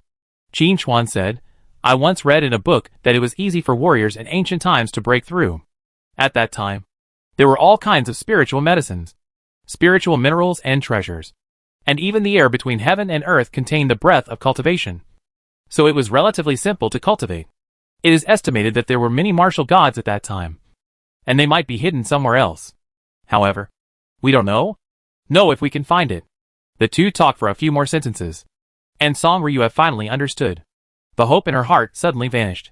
She looked at the opposite side and said, Qingzhou, are you sure that old monk didn't play tricks on you? Luo Qingzhou was silent for a while. And said, since there is the word martial god in this world, there must be people who have cultivated to become martial gods.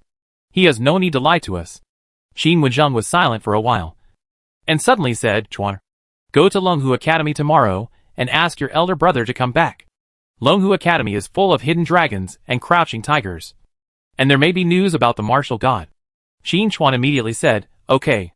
Qin Wenzheng said again, Qingzhou, as long as you can find a master in the realm of martial god. Can you save Wei Mo? Luo Qingzhou paused, nodded and said, yes. Miss Qin Air next to him glanced at him, hesitant to speak, and finally did not speak. Miss Qin on the other side also glanced at him. The carriage fell into silence. Several people seemed to be thinking about things. After the carriage entered the city, Luo Qingzhou suddenly looked at the purple-skirted girl opposite and said, Princess, when we go back later, I will give you a prescription with several medicines written on it. Please help me see if I can buy them. As for the price, Qin Wenzheng immediately said, Meiju, as long as we can buy them. The price doesn't matter. We brought some family property from Maching, and we originally came to Kyoto to treat Wei Mo's illness. Nandong Meiju nodded and said, I'll take it back and have a look. If I can buy it, I will naturally try my best to buy it. If I can't buy it, I will ask my father for help. Or I will go to the palace to find someone to help. Qin Wenzheng hurriedly thanked him. Thank you very much. Luo Qingzhou explained. The prescription was sent by Master Wukong. Those medicines should be boiled 3 times a month for the second lady to take, which can delay the second lady's illness. Nandong Meiju immediately said, I will definitely find a way to get it. Song Ryu said with red eyes, Meiju, I have to trouble you again. Nandong Meiju said, and? You are welcome. It's my duty.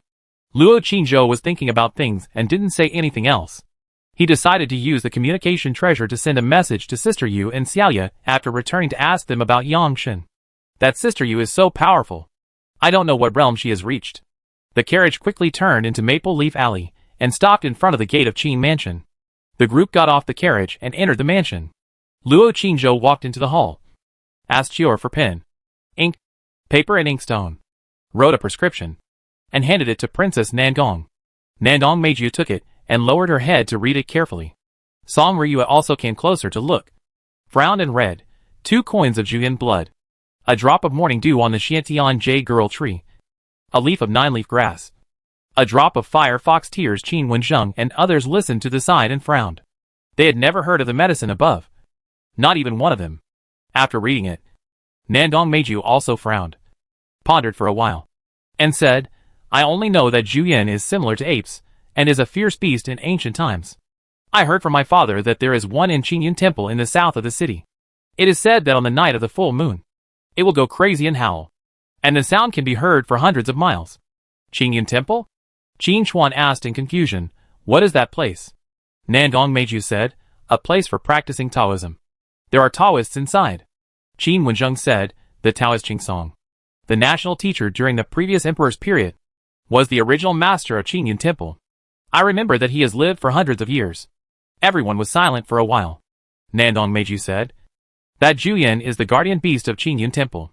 It may be difficult to get blood from it. Qin Chuan frowned and said, Meiju, haven't you heard of the other medicines? Nandong Meiju said, I seem to have seen Juyakeo in a book. I'll go back and look for it. I'll go back and ask my father about the other medicines, and then go to the palace to ask the imperial physician and other people. After that, she went over and shook Miss Qin's hand, saying, Wei Mo, it's okay. I will definitely help you find these medicines. Qin Weimo nodded slightly, but did not thank him. Nandong Meiji said goodbye. I'll go back first. After that, he hurried away.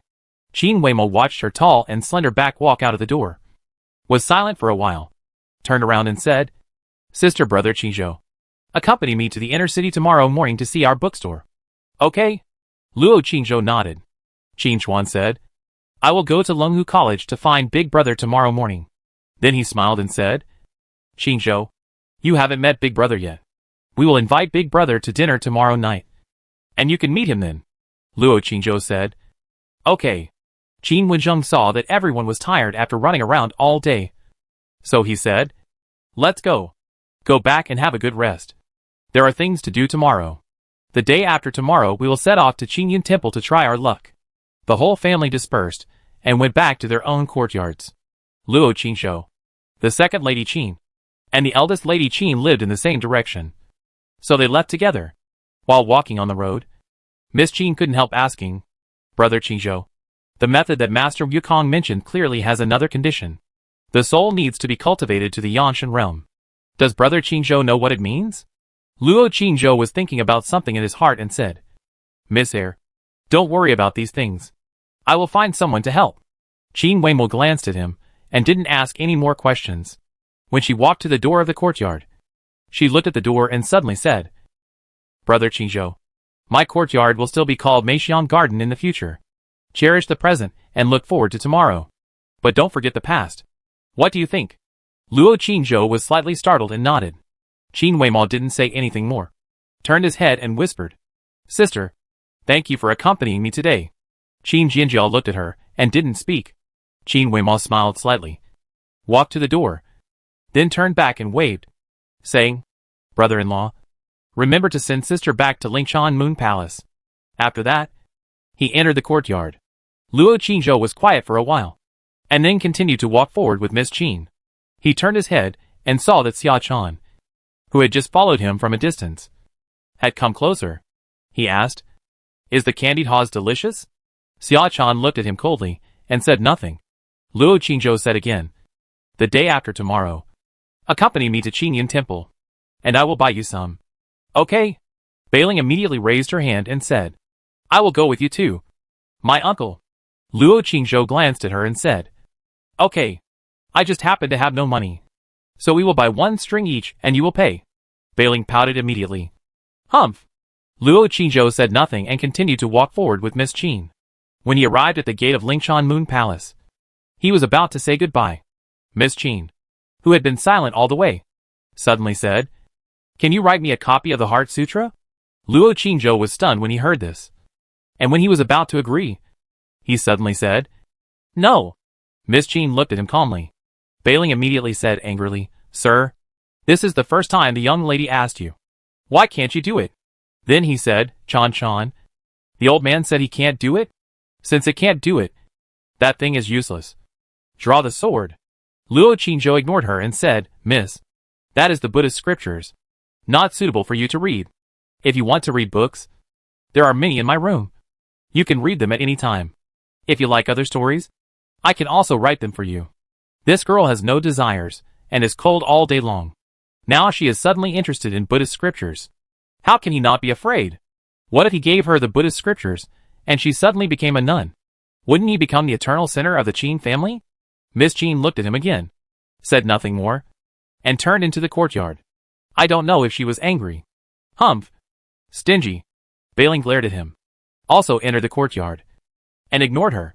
Just as Xia Chan was about to follow in, Luo Qingzhou grabbed her cold little hand and explained in a low voice, Chan. It's not that the uncle is stingy. The uncle just thinks that the eldest lady has some problems with her personality, and is afraid that she will suddenly become a nun after reading the Buddhist scriptures. So he didn't dare to give it to her. Xia Chan paused, looked at him and said, Miss. No. Luo Qingzhou met her eyes, thought for a while, and said, Then I will go back and write an article, and find a few books for the eldest lady, and you can come and get them later. Okay? Xia Chan glanced at him, said nothing more, broke free from his hand, and entered the courtyard. Luo Qingzhou stood outside the door for a while before turning back. After returning to the exiled immortal residence, he said a few words to Xiao Dai, went into the house, took out the message, and sent a message to Sister Yu and Xiao Ye respectively. Sister Yu, what realm are you in now? What is Yanshan? Have you reached the Yanshan realm? Xiao Ye, do you know the Yanshan realm? Are you almost there? After sending the message, he lay down on the couch, thinking about things while waiting. After a while, the message came back. Celia, brother. Brother. Why are you asking about the Yanshan realm? Are you almost there? How can it be so fast? Brother. Don't scare me. I'm sorry. Brother. I've been very busy recently, so I didn't reply to your message.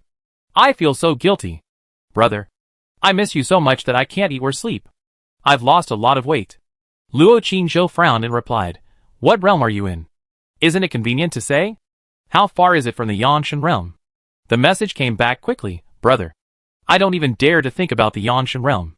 It's too far away. But I know there is someone who should have hope. Luo Qingzhou saw the message and sat up immediately.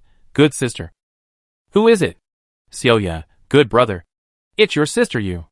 At this time, the jade stone suddenly vibrated again. Chapter 354, Juanjiasan Song. A poem for the eldest lady. Sister Yu, after 9 thunder tribulations, it is Yanshan. Luo Qingzhou hurriedly said, Sister Yu, what is your current level of cultivation? Are you almost at Yanshan? Can you tell me? Sister Yu, it's still early. Seeing that she seemed unwilling to speak out, Luo Qingzhou could only say, Sister Yu, do you think I have a chance to reach Yanshan? Sister Yu, yes. Luo Qingzhou immediately said, How long will it take? Sister Yu, I don't know. Luo Qingzhou was stunned for a while, and could only say, Sister Yu, I took her to see a senior monk for treatment today. The senior monk told me that the only way to cure her is to need a warrior with the realm of martial god and a soul cultivator with the realm of Yanshan to cooperate with her to treat her. In this way, perhaps her disease can be completely cured. After a long time, the message came back. It's much harder than my method. Luo Qingzhou, but at least she is still her Sister Yu. Then I wish you success. Luo Qingzhou paused and said, Sister Yu, can you help me? I can pay any price. The message didn't come back. Luo Qingzhou waited for a while and put away the message. After lying on the couch for a while, he got up and walked to the desk in front of the window, looking at the sun and moon treasure mirror on it, muttering, It seems that I can only rely on myself. And rely on you. If those few medicines are enough, plus the Buddha's light relic, the second lady can still support for 2 years. In these 2 years, he has 2 ways to go. One way is to practice hard by himself, relying on the sun and moon treasure mirror. Maybe he can succeed. When he was promoted, the sun and moon treasure mirror had a mutation, and the spiritual liquid produced was even more powerful, allowing him to quickly break through to the middle stage of the martial artist. Then, it is very likely that the mirror will undergo a second or third mutation. The sun and moon treasure mirror had absorbed his blood, and perhaps it could sense his cultivation and the energy he needed. So it mutated according to his current cultivation. So this path also has a chance. The second path is to continue looking for those hidden martial gods and Yang god masters, as long as he can find them. He has so many books in his mind, and perhaps he can get their help. After all, he has practiced, and those books are indeed very useful for masters. Also, when he reaches a certain level of cultivation, perhaps he can also rely on those scriptures and stories to cultivate. In that case, the cultivation speed will be faster. It is better to rely on yourself than to rely on others. Anyway, there are still 2 years left. He must at least give it a try. With a decision in his mind, he felt a little relieved, and at the same time, his heart was full of motivation. He decided that when he had time in 2 days, he would go to inquire about the nearby sects or boxing gyms, worship a master, and practice with other martial artists. In that case, it would definitely be much faster than practicing alone at home. At the same time, there is no need to worry about the mental method and the technique. Outside the window, the sun sets in the west, and it is already dusk. The girl in a light green dress, holding a sword, stood silently under the pear tree in the yard. It was unknown how long she had been standing there. Luo Qingzhou was stunned for a moment, and said, Chan, come in and help your son-in-law grind ink. The girl under the tree glanced at him, hesitated for a moment, and walked towards the house. Luo Qingzhou went over and opened the door. Waiting at the door, when she walked to the door, he hurriedly said, Don't move. I'll help you take it off. As he said that, he squatted down, picked up her slender legs, and helped her take off her shoes. Then, he suddenly took off her stockings while she was not paying attention. A chill suddenly hit me. Luo Qingzhou hurriedly took out another pair of snow-white stockings from the storage bag, helped her put them on, and looked up and said, I made them specially for you. I wanted to give them to you last time, but you refused. Put them on. Don't let me down. As he said that, he lowered his head to help her take off the shoes and socks on the other foot, and then put on the new stockings. Xia-chan held the hilt of the sword and looked at him coldly. Luo Qingzhou stood up and said, I give you something, but you want to draw your sword to kill me. Chan, are there people like you? Xia-chan still held the sword and looked at him coldly. Luo Qingzhou turned and went into the house, saying, Come in. Help your uncle grind ink. Xia-chan followed him in, and said coldly behind him, Give it back to me. Luo Qingzhou turned his head and asked with a puzzled look on his face, What do you want me to give you back? Xia-chan stretched out her little hand, looking at him coldly. Luo Qingzhou looked at her for a while, spread his hands and said, What is it? It seems that your uncle didn't take anything from you. As soon as the words fell, the pair of snow-white silk stockings that had just been taken off her feet suddenly fell from his wide cuffs. The air suddenly became very quiet. Luo Qingzhou picked it up from the ground with a calm face, put it directly into his storage bag, and said, Chan, your uncle will help you wash it and then give it back to you. After that, he ignored her, walked to the table and sat down, took a piece of rice paper and spread it out, tapped the table with his fingers, and ordered, Grind the ink. Xia-chan stared at him from behind, puffed up her cheeks, and then walked over, picked up the ink block, and slowly ground the ink. After rubbing it for a few times, she couldn't help but said, I took a shower and just changed. Luo Qingzhou picked up the pen and said, It's okay. My uncle likes to help you wash. By the way, what kind of books does the young lady like to read? Xia-chan was stunned for a moment, lowered her head, and two blushes climbed up on her fair face. She whispered, I don't know. After that, she lowered her head even tighter, her face full of inferiority. She didn't know many words, and she didn't know any of the books the young lady read.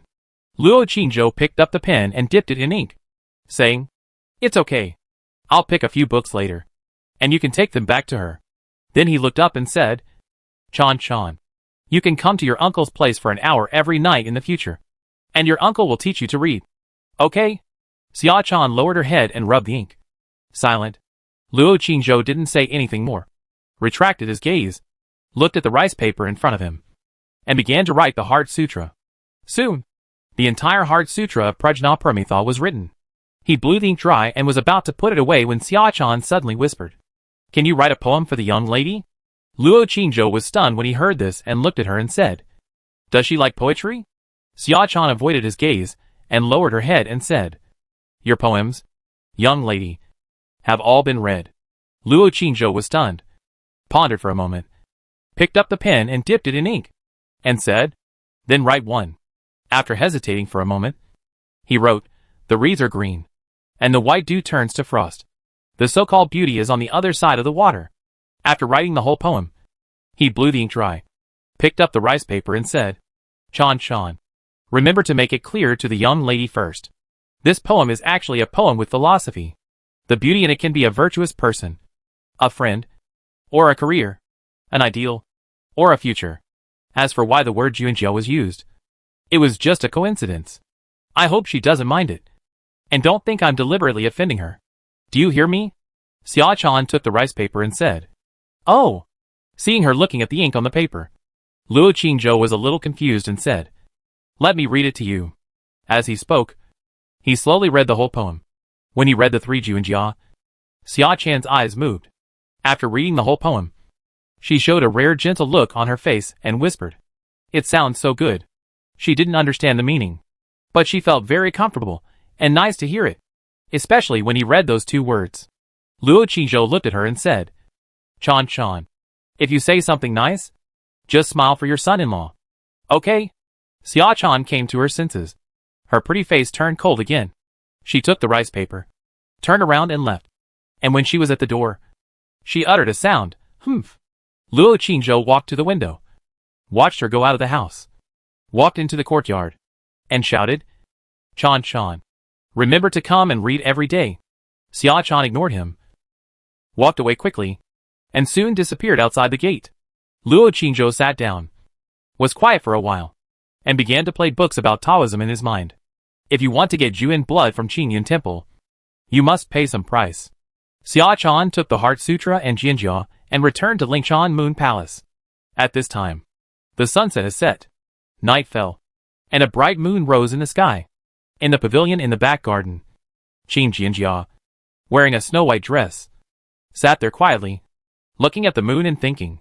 There is also a back garden here, and there are many flowers, plants and trees in the garden, but there is no pond or green lotus. Bailing, wearing a pink dress, was squatting in the flowers next to her, squinting her eyes, smelling the flowers that just opened today, and her pretty face was full of enjoyment. Xia Chan walked in from the round door. When she passed behind her, she stood up and said, Chan Chan, did the son-in-law take the opportunity to bully you? Xia Chan ignored her, walked into the pavilion, handed the rice paper in her hand to Miss Qin, and said, he also wrote a poem for Mississippi. As soon as these words came out, Bailing immediately ran over, stretched her neck, opened her eyes wide, and leaned over to read. Qin Jianjia was slightly startled, took it in her hand, read the Heart Sutra first, and then her eyes fell on the poem. Bai Ling suddenly recited in a crisp voice, reeds are lush. White dew turns to frost. The so-called sweetheart is on the other side of the water. Follow it upstream. The road is long and obstructed. Follow it downstream. It seems in the middle of the water. Reeds are dense. White dew has not yet dried. The so-called sweetheart is at the edge of the water. Reeds are lush. White dew has not yet dried. The so-called sweetheart is at the bank of the water. After reading, she suddenly looked up and said, Chan Chan, is this what the son-in-law took the initiative to write to the young lady? Qin Jianjia was stunned, and also raised her head and looked at her. Xia Chan clenched the sword in her hand and bowed her head and said, yes. Bai Ling was stunned, and then asked, did the son-in-law say what this poem means? Xia Chan bit her pink lips and shook her head. Bai Ling was stunned, with a look of surprise. Did the son-in-law say anything? He just wrote such a poem and asked you to send it to me? Xia Chan nodded. The pavilion suddenly fell silent. After a while, Bai Lingfang murmured, Miss, the title of this poem is Jianjia, and there are 3 Jianjia in a row, and it seems to be a poem for seeking love. Bah, bah, bah. It's not seeking love. It's a love poem. What does the son-in-law mean? Chapter 355 Humble and pitiful Shao Wei Mo. The moonlight is like water. After Luo Qingzhou finished his bath, he went out. When he arrived at Meixiang Garden, Shuer was standing in the yard, throwing flying knives swish swish swish, and each flying knife accurately hit the bull's eye on the opposite wall. Luo Qingzhou entered the yard and applauded, good knife. Shuer glanced at him, went over to take back the flying knife, and then looked at him coldly and said, son-in-law, when will you marry my lady? Luo Qingzhou paused after hearing this and said, at least wait until her illness stabilizes. Otherwise her emotions fluctuate too much, and she may fall into a coma again. Shuer didn't say anything else. Chior walked out of the room and whispered, son-in-law, the young lady is asleep. She may be tired after going out today. After returning, she took a bath, wrote for a while, and went to bed without even having dinner. Luo Qingzhou said, did you cough today? Chior said, it's okay today. Just coughed once or twice. Luo Qingzhou asked again, is the sachet hanging on the bedside? Chior nodded and said, hang it. Son-in-law, you can go in and see the young lady and stay with her in the room for a while. Luo Qingzhou hesitated and went into the room. As soon as he reached the door of the room, Chior hurried over and squatted, holding his feet and said, uncle, I will help you take off your shoes. Luo Qingzhou looked down at her and was suddenly stunned. He felt that this scene was familiar and couldn't help asking, Chior, do you have a foot fetish? Chior was stunned when she heard the words, and then her face turned red. After helping him take off his shoes, she stood up and said, I just want to serve you. Shuer smiled outside the door. Uncle, Chior has been looking forward to your marriage with the young lady, and then helping the young lady and uncle have a bridal chamber. Shuer, don't talk nonsense. Chior's cheeks became even redder, and she immediately glared at her. Luo Qingzhou didn't say anything more and pushed the door into the room. Chior immediately closed the door for him and then rushed outside. Shuer's giggle begging for mercy soon came from the corridor. Chior, I was wrong. Stop scratching. It's itchy. Luo Qingzhou walked to the desk and looked at the rice paper spread on it. On the snow-white rice paper, there were beautiful small characters. The moon is far away, and the mountain is near. So the moon seems small. And people say that the mountain is bigger than the moon. The ears hear without reason. And the eyes are empty, and do not receive color. The body is a Bodhi tree. And the heart is like a mirror. The whole piece of rice paper was covered with ink. And all the poems he wrote in Jinchan Temple today were copied down. At the end, he wrote 2 words, brother-in-law. Luo Qingzhou was stunned at the table for a while. Then reached out and picked up the ink block. Poured some tea into the inkstone. And gently ground the ink. Then he picked up the pen and dipped it in ink. Crossed out the last 2 words. And changed it to, Brother Qingzhou. After pondering for a while, he wrote a short poem in the last blank space. There is a beauty. I will never forget her when I see her. If I don't see her for a day, I will miss her like crazy. The phoenix flies and soars. And the 4 seas seek the phoenix. But the beauty is not on the same wall. I will use the zither to express my feelings. When will I see Su she to comfort my wandering? I wish to match my words with virtue, and go hand in hand with you. If I can't fly, I will perish. After writing, he left a line of small words at the end. The phoenix seeks the phoenix. And the boat seeks ink. I wish to find a person who loves me and stay with me until we grow old. After writing, he blew away the ink and put down the pen. After reading it again, Fawn got up and walked to the bed in the inner room. The red candle on the bedside was weeping. And the candlelight was dim.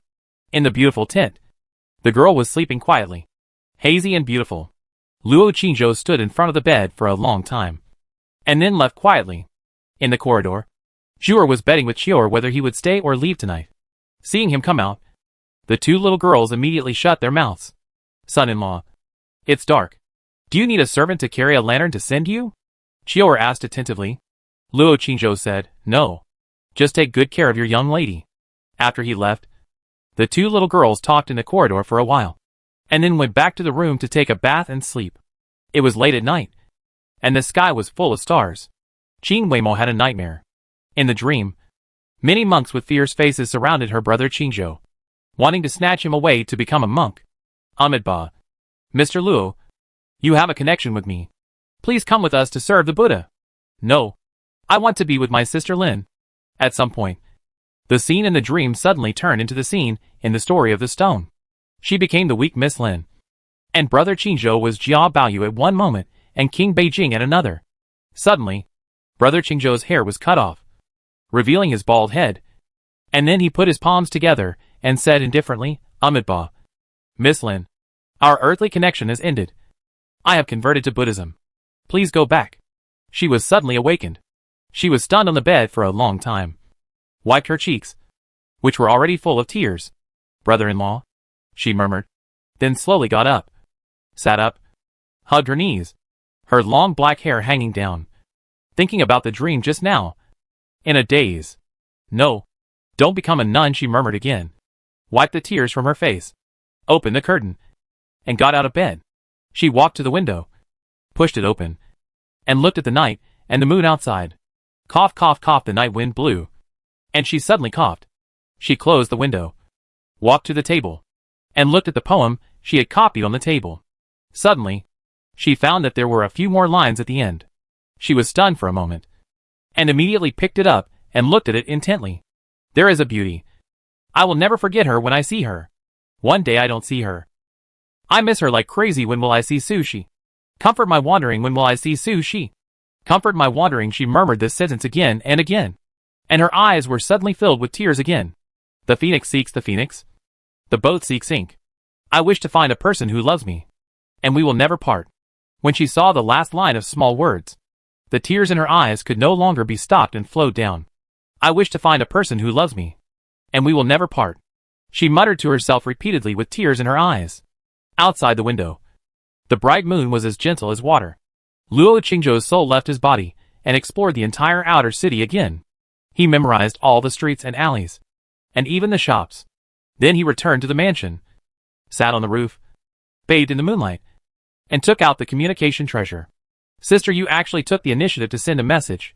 I will go to Kyoto in a while. When Luo Qingzhou saw this message, he was immediately delighted and quickly replied, Really? Sister, are you here for a short visit? Or are you here to live permanently? After waiting for a while, the message came back. Sister, I don't know yet. Luo Qingzhou, is Sister Yu coming alone or with her family? When exactly? Sister Yu, I don't know. Luo Qingzhou was stunned for a moment and replied, Oh, Sister Yu. When you come, I will tell you the rest of the scriptures and stories. Sister Yu, I didn't promise to help you. Luo Qingzhou, Sister Yu has helped me enough. I will work hard this time. The monk said that if a soul cultivator in the Yanshan realm helps, it is against the will of heaven to change his fate, and the other party's future thunder tribulation may be more dangerous. So, I think this matter should be done by myself.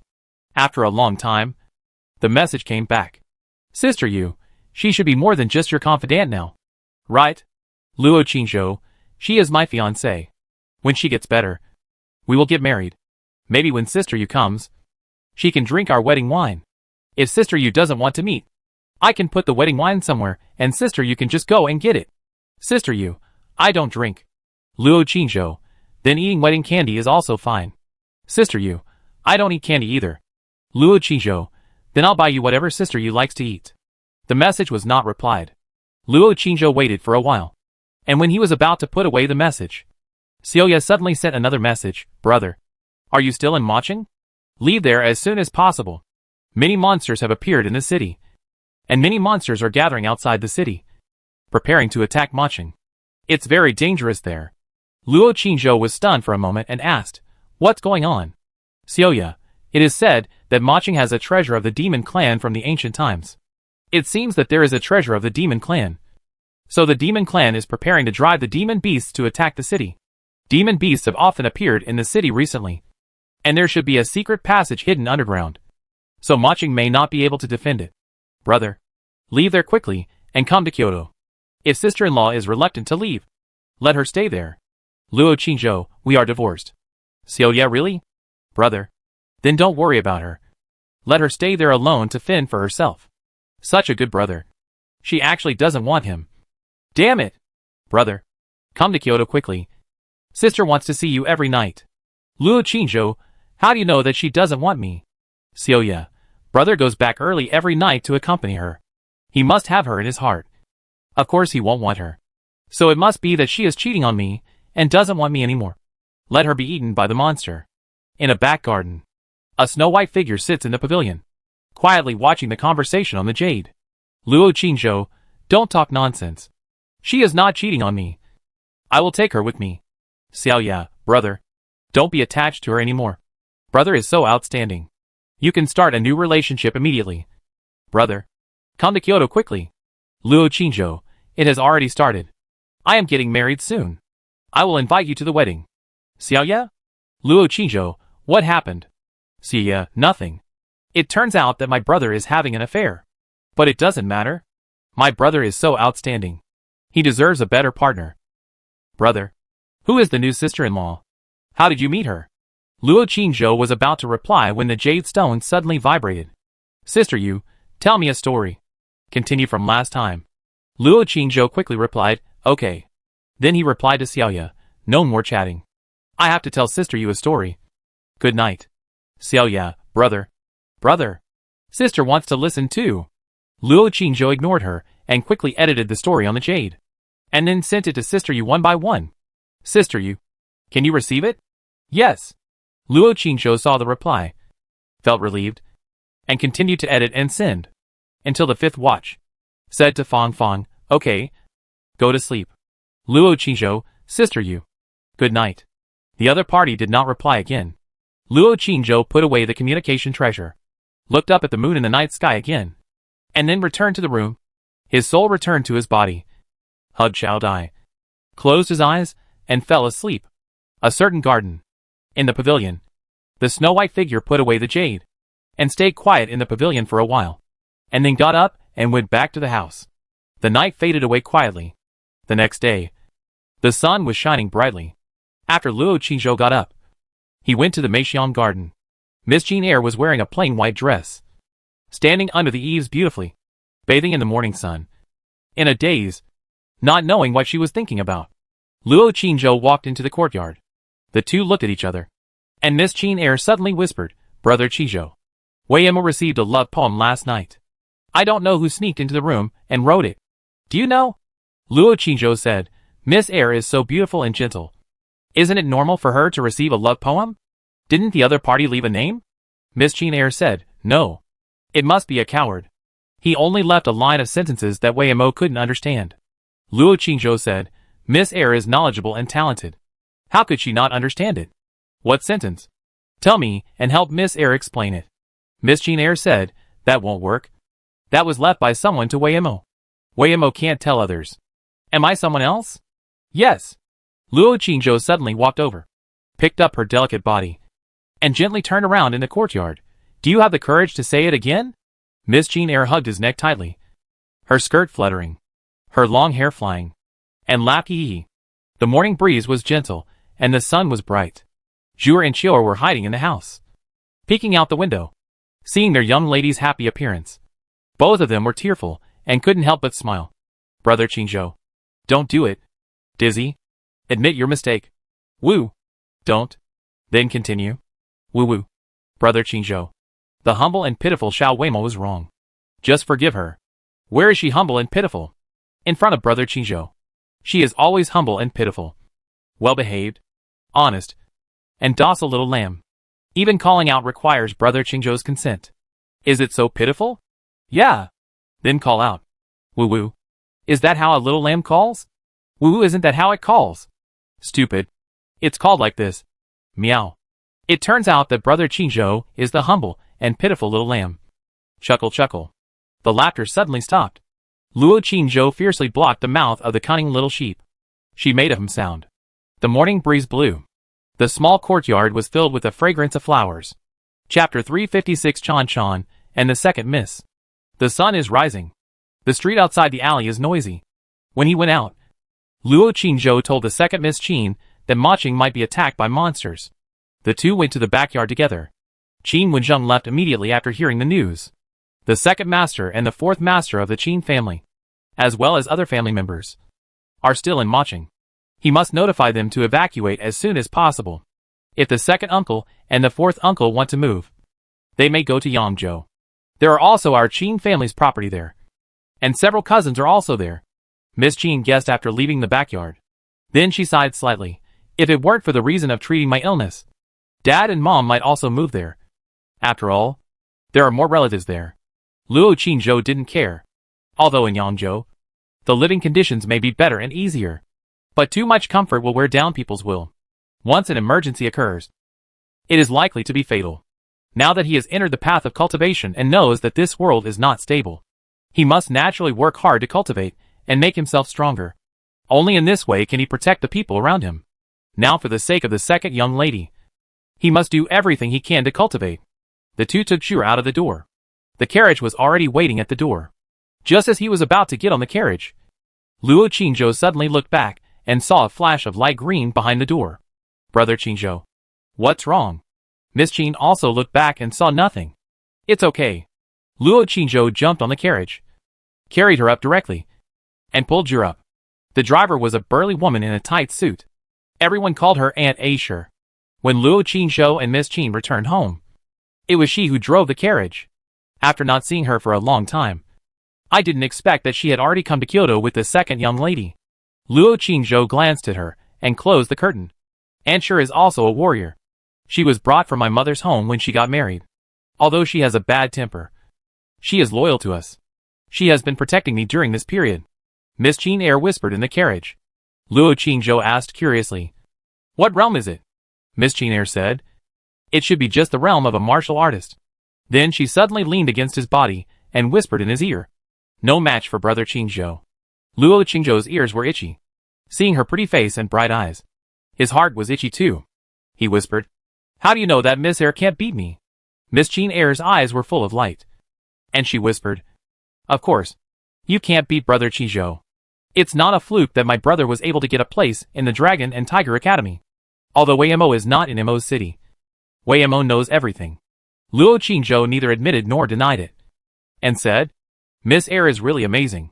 Miss Qin Air smiled and said, how amazing is that? Compared with Luo Jieyuan, Miss Air is not even qualified to carry his shoes. Luo Qingzhou looked at the pretty face close at hand, felt her breath and the playfulness in her eyes, and his Adam's apple moved. He turned his head and glanced at the opposite side. Zhu looked at him expressionlessly. Maching suddenly said, Zhu, it's so lively outside. Go watch outside. Zhu, oh, Mississippi. She turned around, stood up, opened the curtain, poked her head out, knelt on the seat, and stuck out her buttocks and mouth. Brother Qingzhou. Maching raised her beautiful face. Her eyes looked at him like autumn water, and her pink lips were tender and attractive. At this moment, Zhu suddenly said in surprise, Miss, Xia-chan seems to be following behind.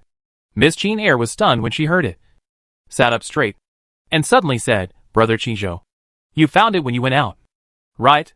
Luo Qingzhou glanced out the window opposite and nodded. Maching was silent for a while, and said softly, Xia-chan was afraid that we were in danger, so she followed us out secretly.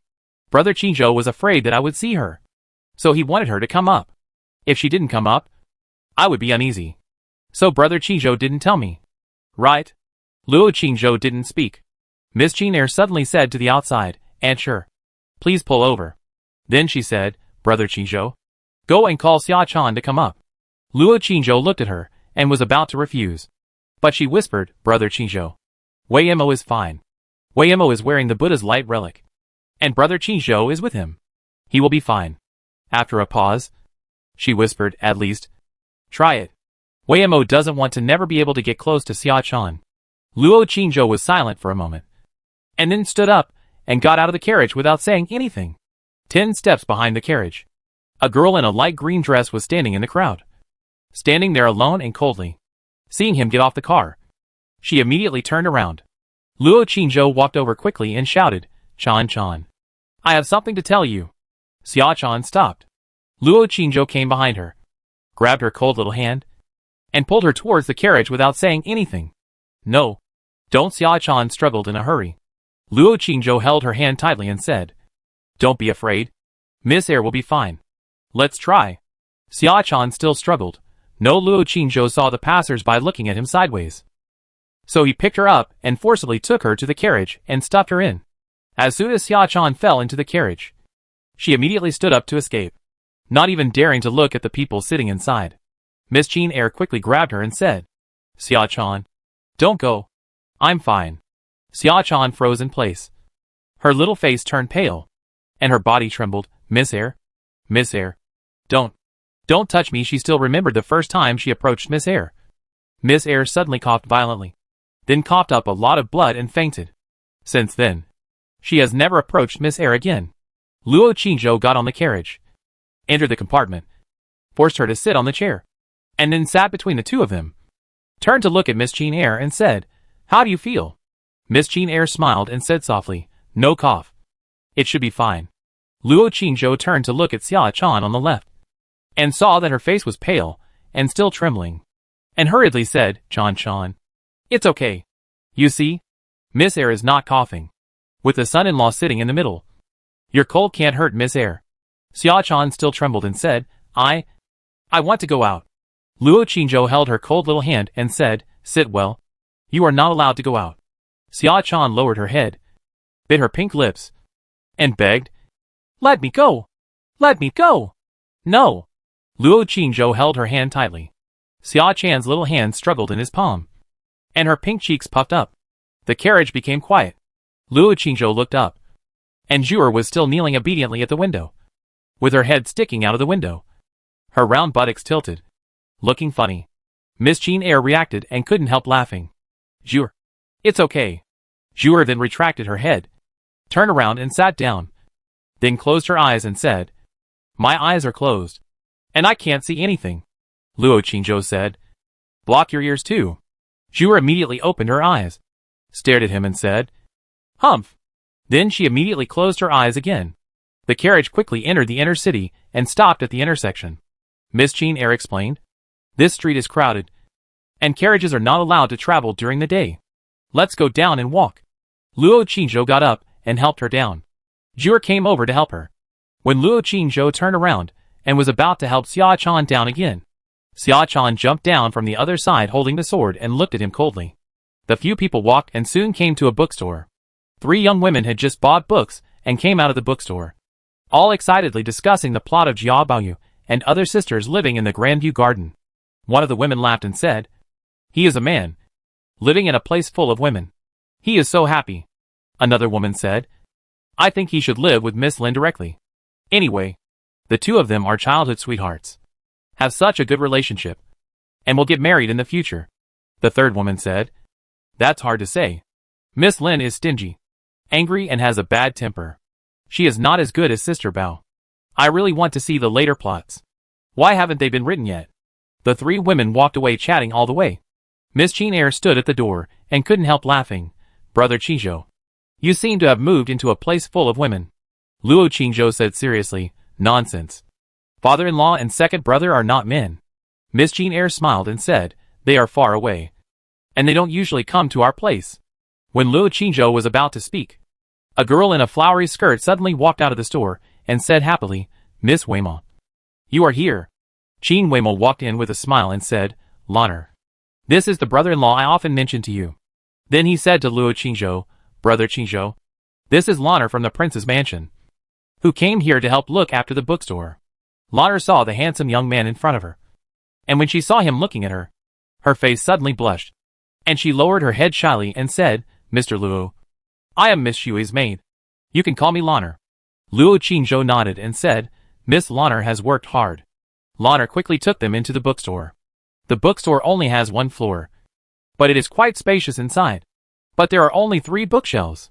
In addition to selling the story of the stone and the romance of the Western Chamber, other books are also sold, all of which are folk stories. Lanner said crisply, "Miss Weimo, the story of the stone is almost sold out again. Miss went to urge them to print it quickly yesterday. In addition, guests have come in the past 2 days and have been asking when the following plot will be written. Miss asked me to tell them not to worry, and the following story needs to be carefully revised." Miss Qin couldn't help but smile when she heard this, and turned around and said, "Brother Qingzhou, you're done." Luo Qingzhou asked in confusion, "Why am I done?" Miss Qin smiled and said, "Sister Xue is very dissatisfied with the ending of the story of the stone. She keeps clamoring to change the ending. She was very angry when she wrote to you last time, and you didn't reply." Luo Qingzhou shrugged, said nothing, walked to the bookshelf, and flipped through the books on it. Miss Qin said softly, "Lanner, you go to the front and do your work. We'll just take a look."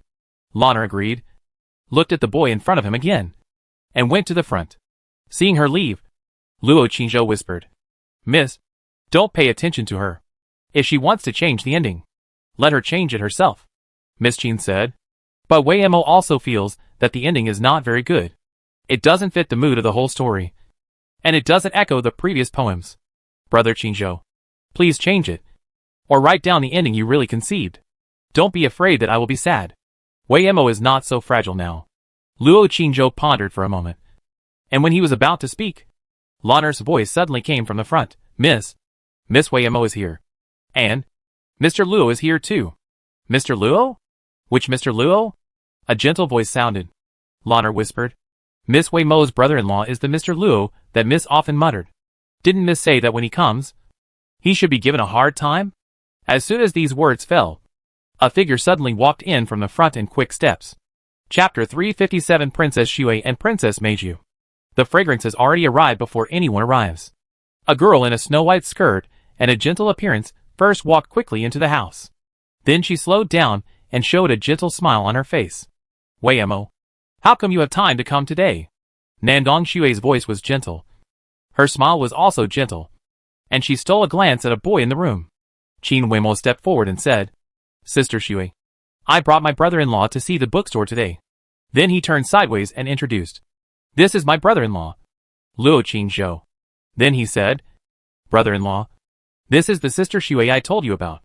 Luo Qingzhou bowed his head slightly and said, "Meet Princess Xue. Thank you for taking care of my second daughter during this period." Nandong Xue looked at him with burning eyes and said with a smile, "Mr. Luo, you are welcome. Weima and I are sisters. It's my duty. By the way, I also want to congratulate Mr. Luo for winning the first place in the imperial examination this time." Luo Qingzhou said modestly, "It was just luck." Nandong Xue looked at him a few more times and said quickly, "Mr. Luo, please sit in the inner room. I'll ask Lanner to make a pot of tea and let's have a good chat." I like the story written by Mr. Luo very much. But there are some places where I want to make some suggestions. I hope Mr. Luo can consider it carefully. Luo Qingzhou glanced at Miss Qin Air next to him, said nothing more, and walked towards the room inside. The bee curtain rustled, and several people entered the room. Luo Qingzhou sat down with Miss Qin Air. Nandong Shui sat down opposite him. And as soon as she sat down, she couldn't wait to say, Mr. Luo, from the content of the 5th chapter of the book The Story of the Stone you wrote, we can see that many women's endings are not good. And from the direction of the whole story, I think the ending written by Mr. Luo is not suitable. I think Miss Lin should not follow Prince Beijing. Bao Chai should not live a lonely life. And Bao Yu should not die. Luo Qingzhou listened to her talking a lot. And at the end, she was so angry that her chest rose and fell violently. Her face flushed. And her face was full of anger. Miss Qin Air sat aside, with a smile in her eyes, listening quietly, and did not interrupt. Luo Qingzhou said, Princess Xue, I actually have another ending here. If you want to hear it, I can tell you now. Nandong Xue hurriedly said, Tell it. Luo Qingzhou pondered for a moment, and then started again from before Miss Lin died of illness, telling all the true plots of Dream of Red Mansions. When they talked about Fengjia's trick, Bao Yu married Bao Chai, and Miss Lin was dying. Nandong Xue and Miss Qin held their breath. Xia Chan and Zhu, who were standing behind, also listened motionlessly. Tanchun came over and touched Daiyu's hand. It was already cold, and even her eyes were scattered. Tanchun and Zijuan were crying and asking someone to bring water to wash Daiyu. And Li Wan hurried in. The three of them saw each other, and had no time to speak. Just as they were wiping, they suddenly heard Daiyu shouting, Bao Yu! Bao Yu? Hello. When she said the word H-lo, she was covered in cold sweat and fell silent. Zijuan and others hurriedly supported her. She was sweating more and more, and her body gradually became colder. Tanchun and Li Wan asked people to help her put on her clothes. Daiyu rolled her eyes and said, Alas! The fragrant soul was blown away by the wind, and the sorrow entered her dreams at midnight. Daiyu died at that time, and it was the time when Bao Yu married Bao Chai. When Luo Qingzhou was speaking, he suddenly heard crying. He looked up and saw that the princess in snow-clothed clothes had tears all over her face. He turned around and saw that Miss Qin Air was also crying silently. Luo Qingzhou regretted secretly, and didn't know whether he should continue.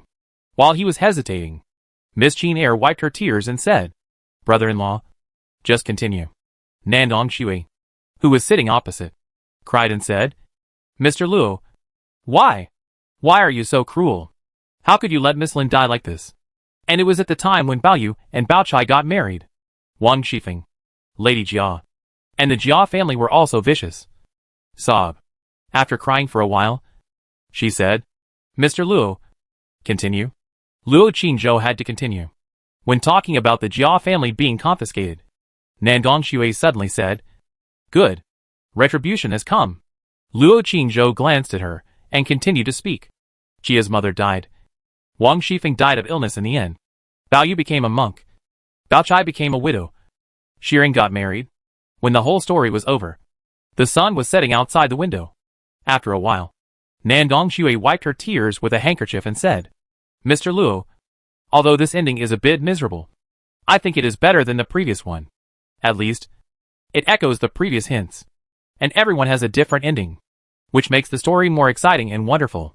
Miss Qin Air also said, Brother-in-law, let's have this ending. It is indeed smoother and more exciting than the previous one. Luo Qingzhou was silent for a while, and said, Miss Air, I hope the ending in your heart is that Miss Lin recovers from her illness, and finally falls in love with King Beijing and marries King Beijing. Qin. Wei Mo looked at him and said, Well, Wei Mo will remember this ending. Nandong Shui glanced out the window, stood up and said, Wei Mo, Mr. Luo, come to my house for dinner tonight. I want to talk more with Mr. Luo. I feel that there are many things hidden in this story, and I feel that the plot of each episode is not simple. I really want to talk with Mr. Luo for a few days and nights to find out all the hidden contents. Qin Weimo stood up and said, Sister Shui, my eldest brother will come back from Dragon Tiger College tonight, and we have to go back to see him. Nandong Shui hesitated and said, Then I will go to your place when it is convenient for me. Home? Weima. After hearing this ending today, I am afraid I will not be able to sleep all night. I feel so uncomfortable and empty now. And I don't want to go home. Qin Weimao gently refused. Sister Shui. That won't work. If you don't go back, the prince will blame us. I will bring my brother-in-law here next time when I have time. And you can talk about it then. Nandong Shui heard this, and her face was full of disappointment. She sighed and said, Hey, Mage, you can run around. But I can't even go out of the inner city. If I had known, I would have practiced martial arts. Qin Weimao didn't know how to comfort her. And Luo Qingzhou hurriedly. Second miss. It's getting late. We should go. Okay. Qin Weimao said, Sister Shui. We'll go first. Nandong Shui looked at the young man beside her with a bitter face. She tried to hold back, but couldn't help saying, Mr. Luo, Baoyu doesn't have to become a monk. If he doesn't become a monk, Shiren won't marry someone else. Shiren is his woman. How can he ignore her? And Bao Chai is already his wife. How can he let her be a widow? I hope Mr. Luo will think about it after he goes back. It would be better if he can change the ending to a better one. Luo Qingzhou glanced at her and said perfunctorily, Okay, Princess. I'll think about it when I get back. Nandong Shui smiled and said, Thank you. Mr. Luo. Mr. Luo. Just call me Shui from now on. Don't be so polite. Qin Weimao said quickly, That won't work. Even I have to call you Sister Shui. My brother-in-law is a scholar, so we can't be rude. Nandong Shui wanted to say something else, but Luo Qingzhou had already supported Miss Qin Air and walked out of the house. Ah, she sighed secretly, followed behind and sent them out. Qin Weimao waved goodbye. Nandong Shui stood at the door, watching their backs gradually walk away. She stood there for a long time before returning to the store. She walked to the bookshelf, took out the last copy of the Story of the Stone, flipped through it for a while, and her heart became more and more empty. The carriage carrying 4 people slowly drove out of the inner city. In the carriage, Miss Qin Air suddenly asked, Brother Qingzhou, do you think Sister Shui is pretty? Luo Qingzhou thought for a moment and told the truth. She is far inferior to Miss Air and Miss Eldest. Qin Weimao smiled and said, Of course, I can't compare with my sister. But how about Sister Meiju? Is Sister Meiju pretty? Or is Sister Shui pretty? Luo Qingzhou said, Miss Air is pretty. Puchi, Zhu, who was sitting opposite, laughed and immediately covered her mouth. Qin Weimao suddenly said, How about Xia Chan? Xia Chan, who was sitting next to her, immediately held her breath and concentrated. Luo Qingzhou said, Compared with Xia Chan, she is far inferior. In my eyes, the eldest lady, the second lady, and Xia Chan are the most beautiful. Oh, and Zhu, Puff, Zhu, who was sitting opposite, couldn't help laughing again and said, My son-in-law is so cunning. Whoever sits here, my son-in-law will say that they are beautiful, and he won't offend anyone. Luo Qingzhou looked at her and said, My son-in-law is telling the truth. Zhu snorted and ignored him. Qin Weimao said again, Brother Qingzhou, you have to be careful of Sister Shui. Although Sister Shui looks weak, she will never give up as long as she is determined to do something. Just like the ending of the Story of the Stone. The prince has only 2 daughters, and has doted on them since childhood. If Brother Qingzhou only provokes one, with Brother Qingzhou's ability, there should be room for maneuver. But if you provoke 2 at once, I'm afraid that the prince will go crazy. Luo Qingzhou looked at her and said, Second miss, you are overthinking. I won't provoke any of them. As soon as he finished speaking, a loud whip sound suddenly came from the street outside. Then the shouting and screaming of several people came. Luo Qingzhou hurriedly opened the curtains to look. On the street next to him, lime suddenly flew, and it was a white mist. Several figures were running around inside. One of them was a tall and uneven figure holding a whip and whipping everywhere. Several people had fallen to the ground. Puff! Puff! Puff! The tall figure holding the whip was still spreading lime in handfuls. Seeing the lime powder floating, Luo Qingzhou quickly closed the curtains. Qin Weimao was surprised and asked, Is it Sister Meiju? Luo Qingzhou shrugged and said, It looks like it should be. After a while, footsteps suddenly came from behind. Then, a figure jumped up lightly, lifted the door curtain, and was about to get in. Bang! Before her head came in, Luo Qingzhou suddenly kicked her again. Aunt Aisher, who was driving the carriage, was startled and said hurriedly, It was Princess Mei Jiao. Who kicked her? Luo Qingzhou said, Xia Chan. She thought it was an assassin. Xia Chan, who was standing by, looked at him blankly, with a bewildered face. Seeing that the carriage was about to stop, Luo Qingzhou hurriedly said, "Don't stop. That person is covered with lime powder. And the whole carriage will be covered with lime powder once he comes in. The second lady will cough." And Aisha heard it, and whipped the horse's buttocks. And the carriage continued to run forward. Qin Weimo whispered, "Brother Qingzhou, how could you kick Sister Mei Jiao?" Luo Qingzhou also felt a little guilty and said, "I'm used to it, I just saw her holding a whip and covered with lime. And she was so aggressive. So my foot flew out, and kicked her out uncontrollably." Qin Weimo. The carriage stopped at the entrance of Maple Leaf Alley. Luo Qingzhou helped Miss Qin air down from the carriage, and waited at the entrance of the alley. After a while, Nandong Meiju, who still had lime on her hair and body, clenched her fists, looked grim, and walked over aggressively, and asked coldly, "Who kicked just now?" There was silence in the field. Just as Luo Qingzhou was about to admit it, Xiaochan suddenly whispered, I kicked." Nandong Meiju was stunned for a moment, and looked at her. Qin Weimo hurriedly explained, "Sister Meijiao, Xiaochan thought you were an assassin, so I apologize to you on her behalf."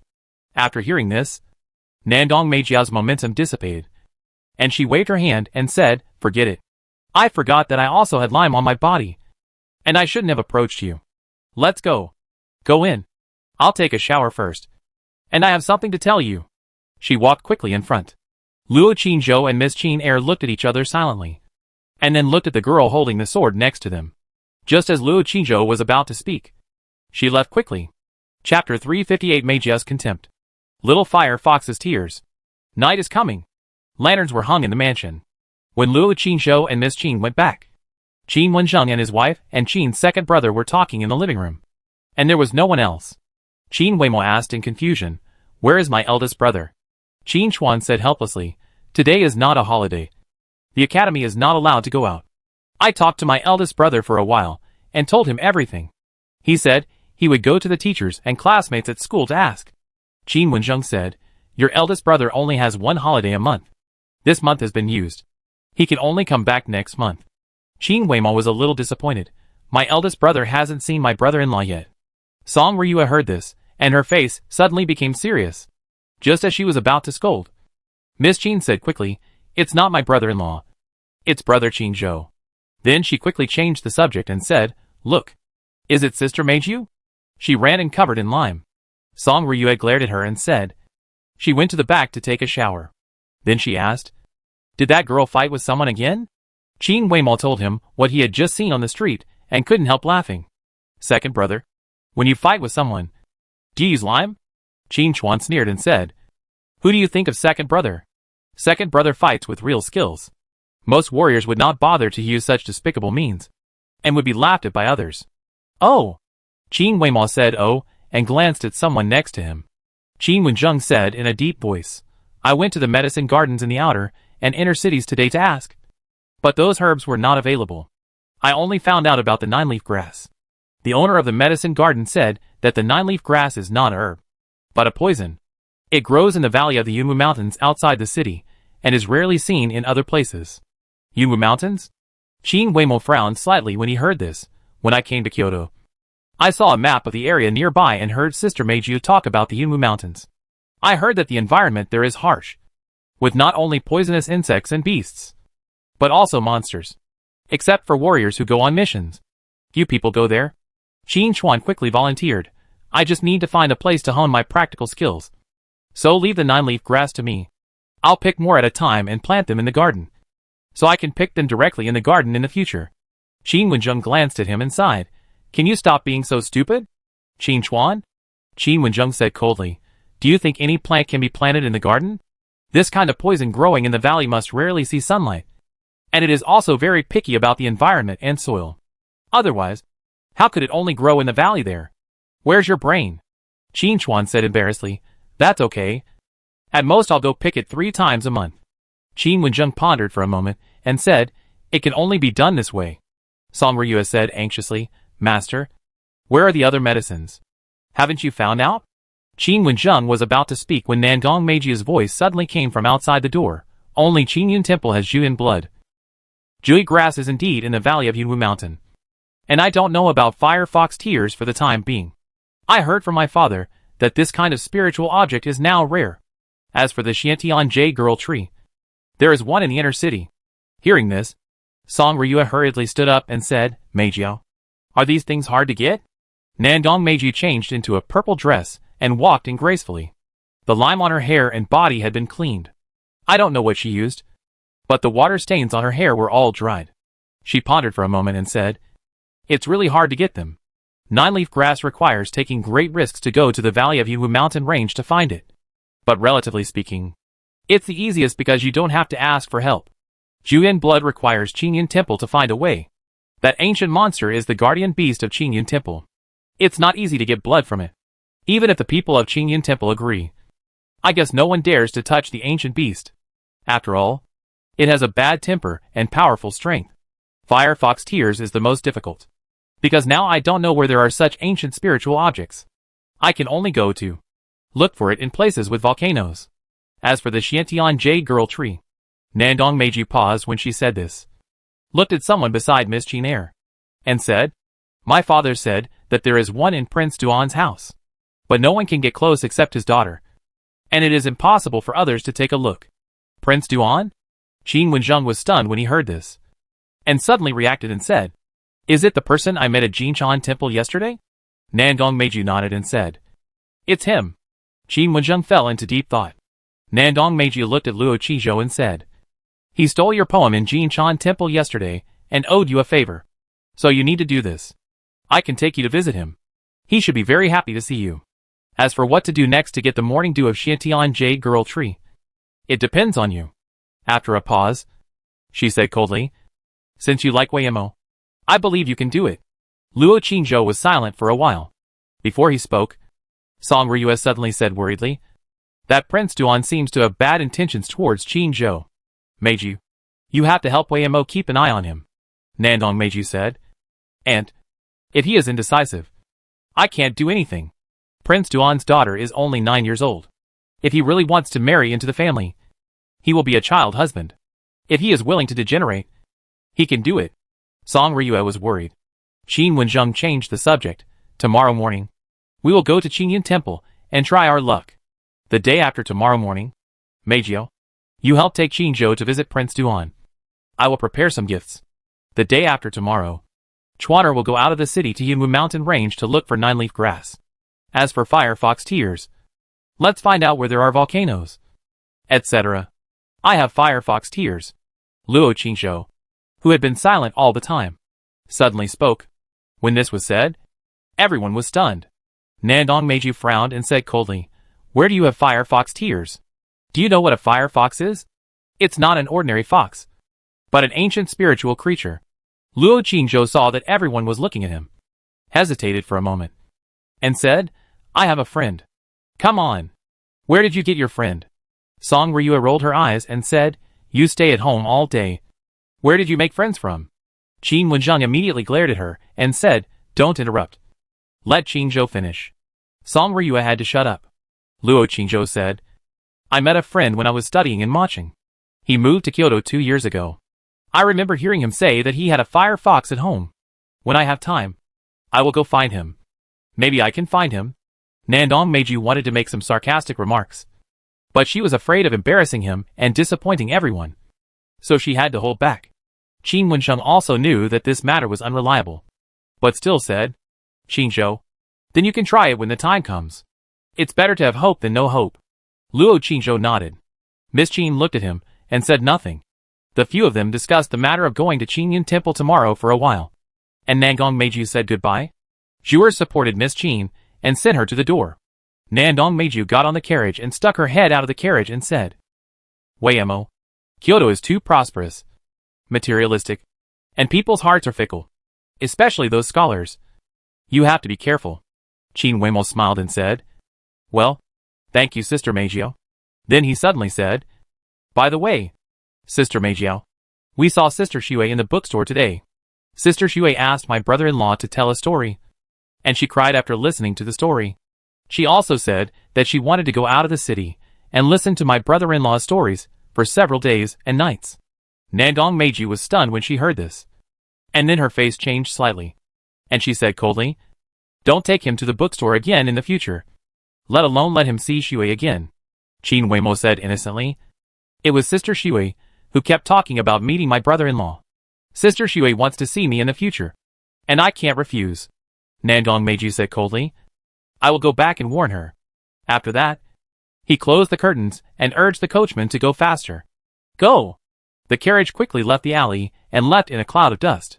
Qin Weimo looked at the empty alley, stood there for a while, and then murmured, brother-in-law. I'm sorry, one is dangerous enough. And if there is another one? Weimo is afraid you can't handle it. Night fell. The mansion was pitch black. Chior and Xiaodai came to the front yard with lanterns to meet them. Luo Qingzhou and Miss Qin Er were both thinking about their own things, and walked side by side without speaking. When they arrived at Maching Garden, Luo Qingzhou said, Miss Er, I want to go into the house and talk to you. Okay. Qin Weimo smiled when he heard it, and took his hand directly and said, at this time, Brother Qingzhou still has to be so polite to Weimo? Not to mention going into the house to talk. Even if Brother Qingzhou sleeps there tonight. It's okay. Luo Qingzhou turned his head and glanced at the other maids. Xiaodai and Chior immediately turned their heads away, pretending not to hear. Zhu Er still looked at him. Miss Qin Er suddenly said, Zhu Er, go to your mother and come back later. Or tomorrow morning. Zhu Er's face changed, and she hurriedly cried and said, Miss, I was wrong. I didn't hear anything and didn't see anything. As she said that, she hurriedly covered her eyes, turned around, and continued to beg.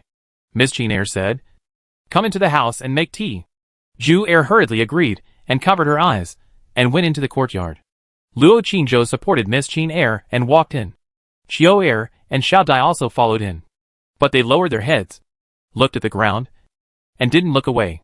Miss Er, go into the room. I'll show you something good. Brother-in-law. What's good? Call me brother. Good brother. What's good? Let's call you Brother Qingzhou. Good brother. Good brother. Luo Qingzhou pulled her into the house, closed the door, and went over to close the window, saying, Good sister Ba. Miss, don't scream when you see it later. Cover your mouth first. Miss Qin was stunned for a moment, then covered her mouth. 2 blushes immediately appeared on her cheeks, and she looked at him with wide eyes. Luo Qingzhou rubbed his hands together, and a red shadow flashed, and a little fox with fiery red fur appeared. The little fox was about to open its mouth to show its sharp fangs, but he grabbed its mouth, then raised his fist, and beat it fiercely on its stomach. Bang! Bang! Bang! Bang! Bang! Bang! After dozens of punches, the little fire fox rolled its eyes on the spot, looking like it was about to vomit, but couldn't. Luo Qingzhou glanced at its eyes, and saw that there were still no tears in its eyes.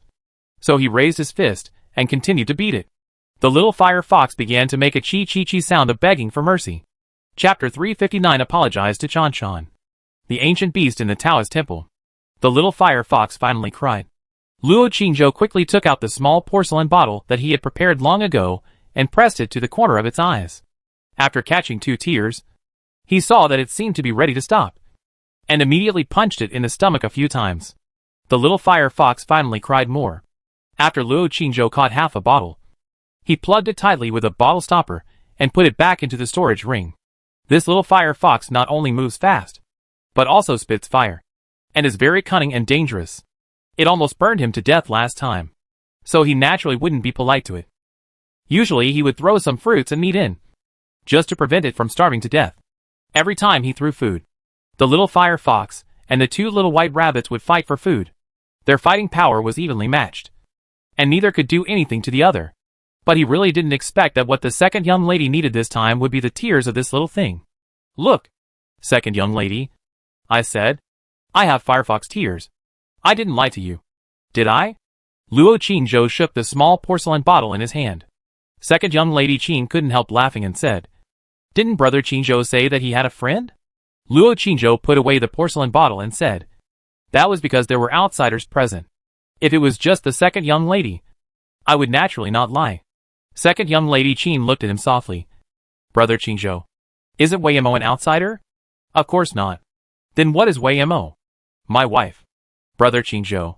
Luo Qingzhou was afraid that her emotions would fluctuate too much, so he didn't dare to talk more, and said, Second young lady, go to bed early. You have to get up early tomorrow morning to go to Qingyan Temple. After that, He walked towards the door. Miss Jean Eyre suddenly ran to the door, opened her arms, blocked his way, and pouted, "Brother Chinjo, don't leave. Let's go together." "What do you mean together?" "Sleep." At this moment, Chiora's voice suddenly came from outside the door. "Miss, son-in-law, the lady is here." Then the door opened, and Chiora said anxiously, "Son-in-law, hide quickly." Miss Jean Eyre hurriedly said, "Brother Chinjo, go to bed and hide." Luo Chinjo stood there without moving, watching their clumsy performance calmly. The scene was quiet for a while, and became awkward. At this time, Song Ryua's voice sounded outside. "Zhu, is Weima asleep?"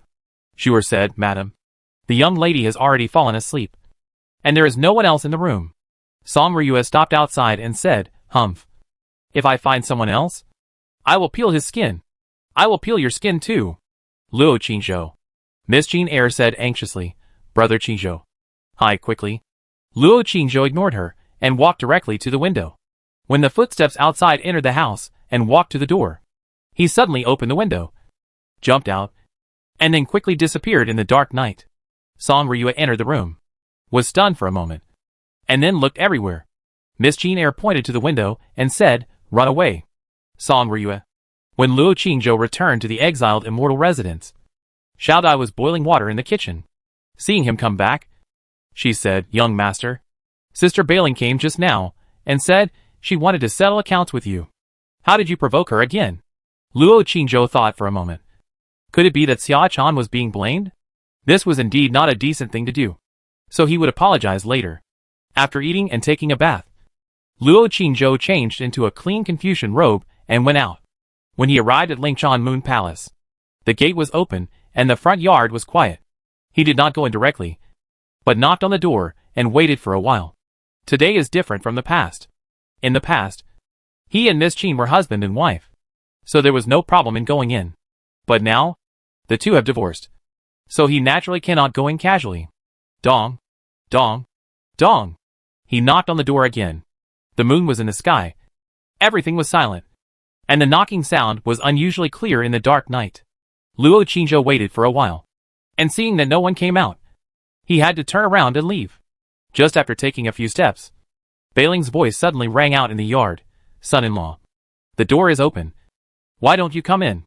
Luo Chinjo turned around and looked at the yard and said, "Is Xia-chan there? I want to apologize to her." Bai Ling said in the yard, "Chan-chan is practicing sword in the back garden, and the young lady is also there. Is the son-in-law so distant now? It turns out that they always go directly to the back." Luo Chinjo was silent for a while, walked in, and said, "After all, I am not with the young lady. If I go in without your consent, it would be too rude." Bai Ling looked at him. Her lips moved, and she was about to say something but stopped. She suddenly said, "Son-in-law, what is the meaning of the poem you wrote for the young lady?" Luo Chinjo said, "Jiang Jia?" Bai Ling looked at him deeply, said nothing more, and turned to the back garden. Luo Chinjo followed her, looked at her slender back, and suddenly said, "Bai Ling, the uncle wants to apologize to you." Bai Ling suddenly stopped, turned around and said, "Apologize? Why should the uncle apologize?" Luo Chinjo looked at her pink and pretty face, was silent for a while, shrugged and said, "I don't know. I just suddenly want to apologize." Bai Ling was stunned, then pouted her lips and snorted, "Is it because of the last time you touched my rabbit? Humph. I don't accept it." Then he suddenly raised his eyebrows and said, "Unless the uncle also lets me touch it." Luo Chinjo glanced at her, and generously took out the more docile herbal from the storage ring, and said, "Touch it." "Ah, rabbit. Such a cute rabbit." Bai Ling smiled immediately, ran to him immediately, and excitedly reached out to touch it. Herbal looked ferocious, as if he wanted to bite her, and Luo Chinjo pinched his mouth tightly. Bai Ling stroked the rabbit and begged, "Uncle, can you give me the rabbit for a few days? I want to hold it while I sleep." Luo Chinjo said, "It's very fierce. Be careful that it bites you while you sleep." Bai Ling pouted and said, "Uncle, you are lying. I am just stingy and don't want to give it to others. Rabbits are so cute. They won't bite off." She suddenly screamed, covered her chest, stepped back a few steps in a hurry, and her face turned pale. Luo Chinjo said, "See, I said it loves to bite people. Does it hurt? Do you want uncle to help you rub it?" Bai Ling covered her chest and stared at him suspiciously. After thinking for a while, she said, "Uncle, was it the rabbit that bit you just now?" Luo Qingzhou looked strange. "Of course. If it wasn't it, who bit it?" Bai Ling looked at him suspiciously. Luo Qingzhou quickly put the little white rabbit into the storage ring and said, "Okay, let's go to the garden. I'll train it, and it won't bite anyone anymore. I'll give it to you to play with." After that, he walked towards the back garden. Bai Ling stood there for a while, then rubbed his chest, and followed him with a hiss. Swish, swish, swish. In the garden, the sword light flashed. A girl in a light green dress was dancing with a sword under the flower tree. Light and beautiful. Luo Qingzhou took a look, walked into the pavilion first, and greeted the snow-white figure sitting inside. Mississippi. Qin Jinjiao was reading a book with her head down. When she heard the words, she raised her head and looked at him with cold and quiet eyes. Without saying anything, the girl dancing with a sword under the tree stopped. She sheathed the sword and looked over. Bai Ling suddenly said, "Chan Chan, did the uncle bully you again today?" "The uncle said he came to apologize to you." Xia Chan held the sword, looked at someone in the pavilion coldly, and complained, "He wronged me." Luo Qingzhou hurriedly told Miss Qin what happened when he came back tonight. "I kicked her to protect the second lady. The Nandong princess was very aggressive and scary. At that time, only Xia Chan could control her in the carriage. So I said it was Xia Chan who kicked her." After that, he apologized to the girl under the tree. "Xia Chan, the uncle was wrong. The uncle bought you a gift as an apology." As he said that, he took out the bracelet, hairpin, and handkerchief he bought for her before, and walked over to hand them to her. "Humph!" Xia Chan took a look, turned around, did not take it, and puffed up her cheeks. Luo Qingzhou whispered again, "Chan Chan, there are new socks. Go out with your uncle, and he will help you put them on." "Okay?" Xia Chan was stunned, and two blushes suddenly appeared on her fair and beautiful cheeks. She twisted her body again, turned her back to him, and whispered, "No." Luo Qingzhou looked at the pavilion and said, "Miss, can I take Xia Chan out and say a few words to her?" Before Miss Qin could reply, Bai Ling suddenly said, "No. Say it here. What if your uncle takes the opportunity to bully Chan Chan?" Luo Qingzhou had to say again, "Apologize. How about you punch me and vent your anger?" "Okay?" Xia Chan turned her back to him and was silent for a while. Then she turned around, looked at him, raised her fist, and punched him lightly on the chest, saying coldly, "I forgive you." Luo Qingzhou's heart was moved, but he didn't dare to do anything else. He handed the thing in his hand back to her and said, "If you really forgive me, accept the gift." Xia Chan looked at the familiar gift in his hand again, hesitated for a moment, and then reached out to take it. Luo Qingzhou didn't dare to stay any longer. He bowed to Miss Qin in the pavilion and said goodbye. The garden was quiet. Hiss. Bai Ling suddenly rubbed her chest again, and a look of suspicion appeared on her face again. She hesitated for a moment, went into the house, and walked into her room. Then she closed the door and lit the candle. After a while, she suddenly cried out in shock, and then whimpered, "Stinky son-in-law. Bad son-in-law. It's clearly a nail mark." Woo-woo. The night was getting darker. At 3 o'clock in the morning, Luo Qingzhou's soul left his body, flew to the roof, and practiced under the moonlight. In another small courtyard, a moon-white figure was sitting quietly in front of the window in the house, bathing in the white moonlight, holding a jade in his hand, as if waiting for something. And on Qincheng Mountain, dozens of kilometers outside the city, in the silent Taoist temple, a terrible roar suddenly sounded. A flash of light appeared on the mountain, and the roar suddenly disappeared. Chapter 360, The Legend of the Condor Heroes. The next day, it was just dawn when there was a knock on the door. Xiao Dai quickly put on her clothes and went to open the door. Meyer came in and said, "Hurry up, son-in-law. The lady is urging you.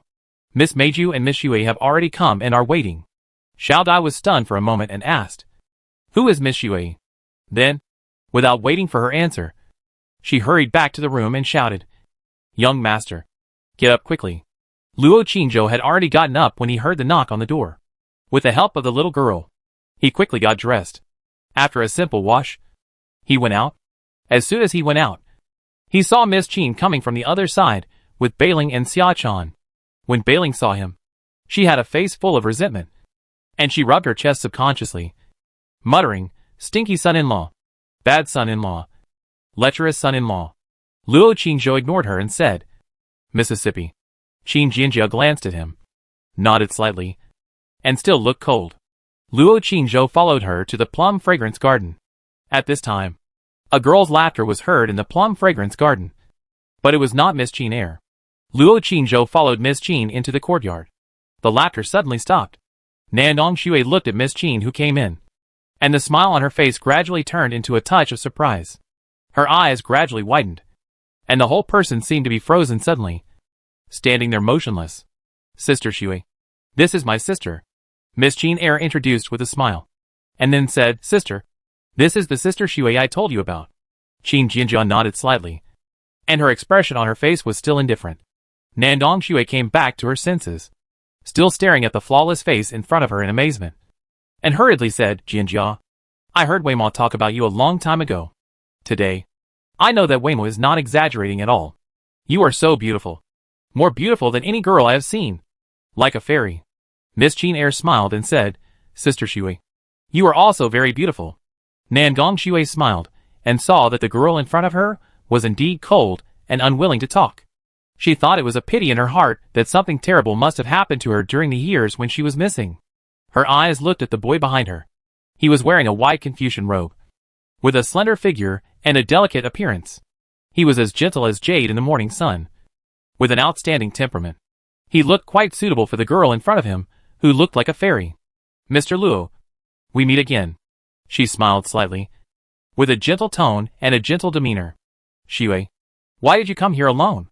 Nandong Meiju suddenly walked in from the door, looked at someone with a cold face, walked up to her and said, "Let's go." Nandong Xue said helplessly, "Weima, you see, she never calls me sister, and she is very fierce to me. I want to see you today, but it's the result of begging her all night last night." Nandong Meiju coldly exposed her. "It was you who threatened me, saying that you would tell Dad about my hiding of lime."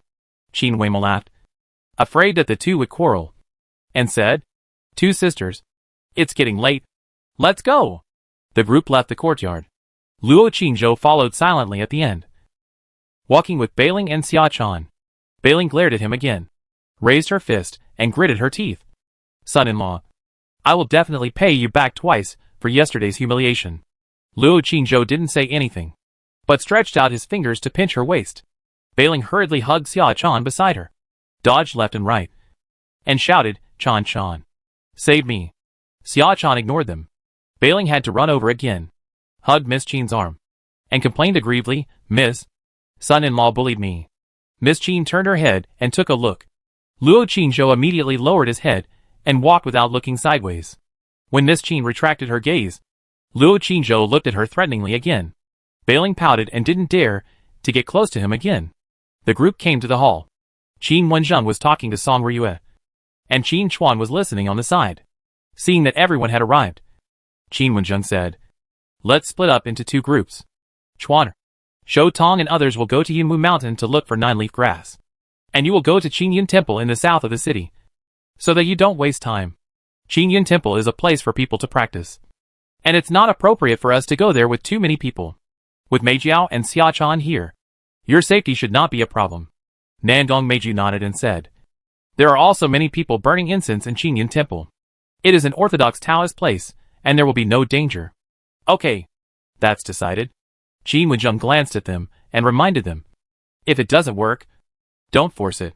When we come back, we will think of a way together. At most, we can go a few more times and pray a few more times.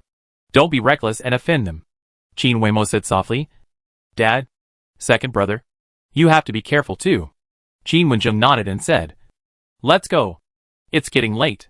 The group went out. The carriage had been waiting outside. Qin Wenzheng, Qin Chuan, and Shou Tong got on the carriage and left first. The Yunwu Mountains are far away from here, and the mountain roads are rugged. They must leave the city as soon as possible and change horses. Otherwise it will be difficult to get back tonight. Nandong Meiju and her sister helped Miss Qin Air to get on their carriage. Song Ryue followed. Miss Qin took Beiling and Xia Chan to the carriage behind.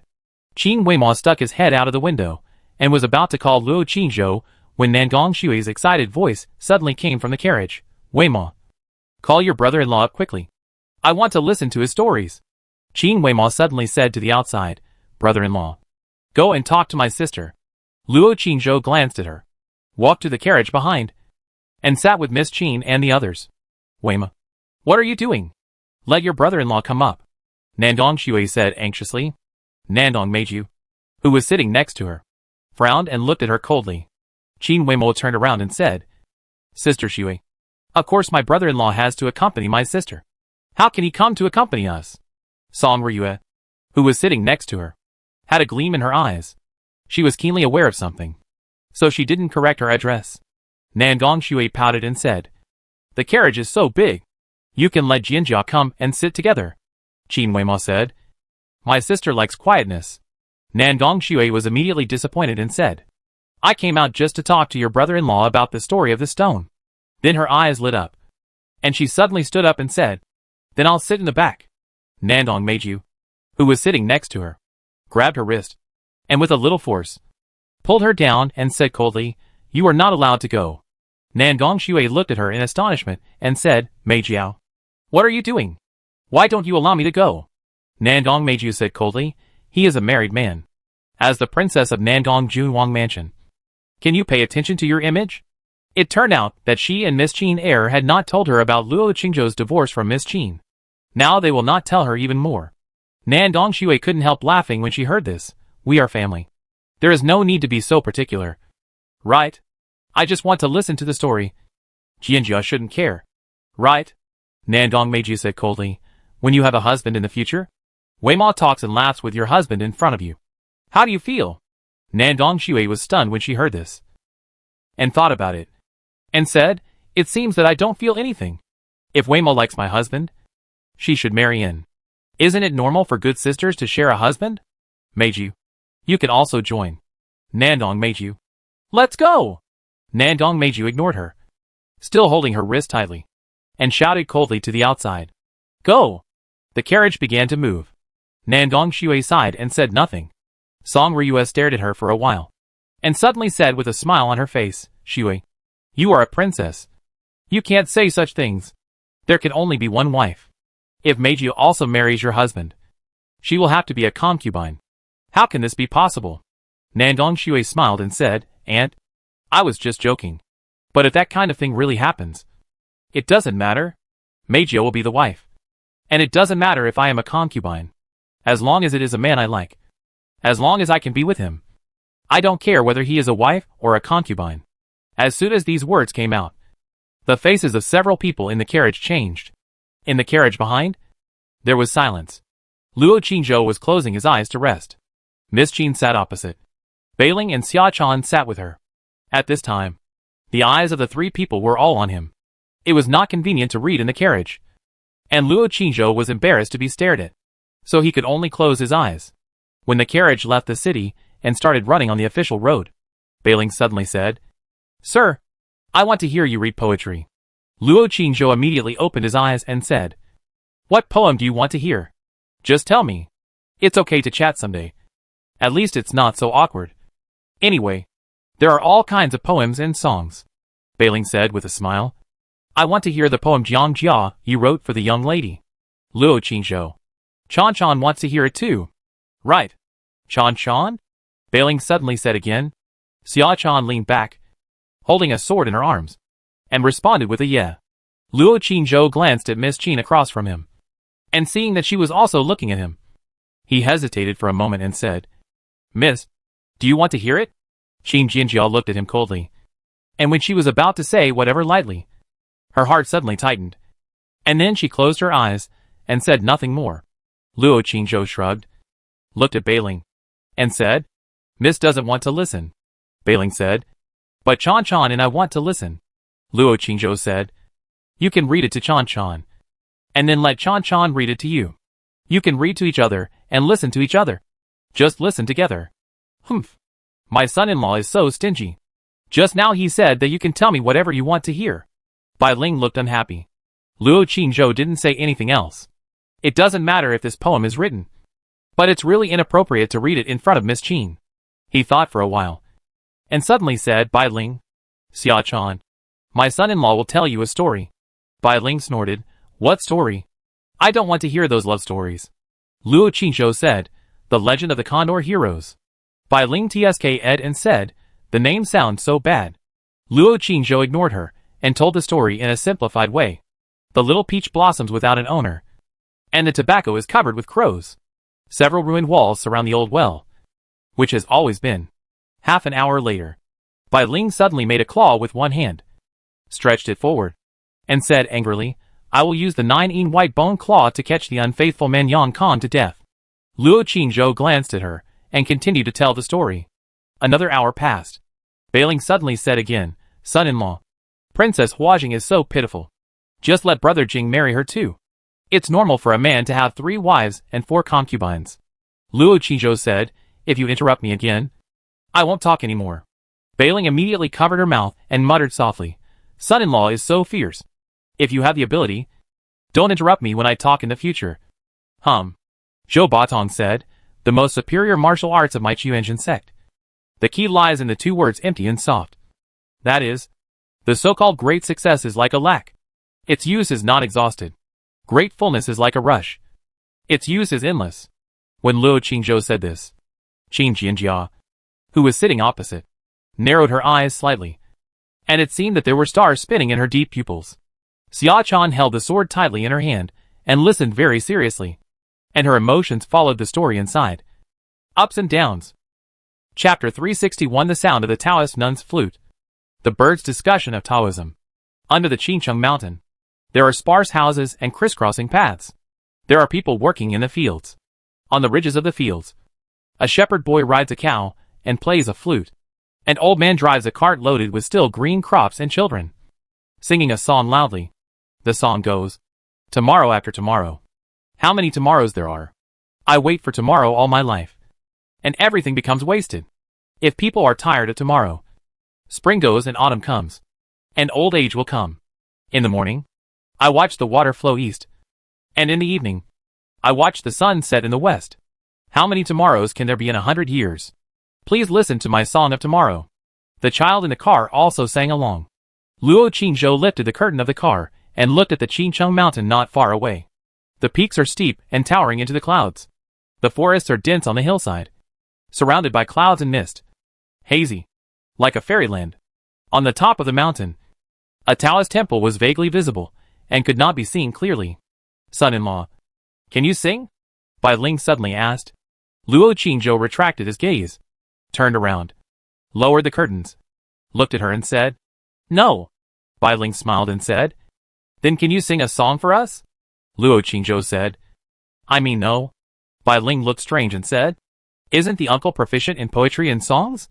The uncle is so amazing, and he got the first place in the imperial examination. How could he not sing? Luo Qingzhou said directly, I just don't want to sing for you.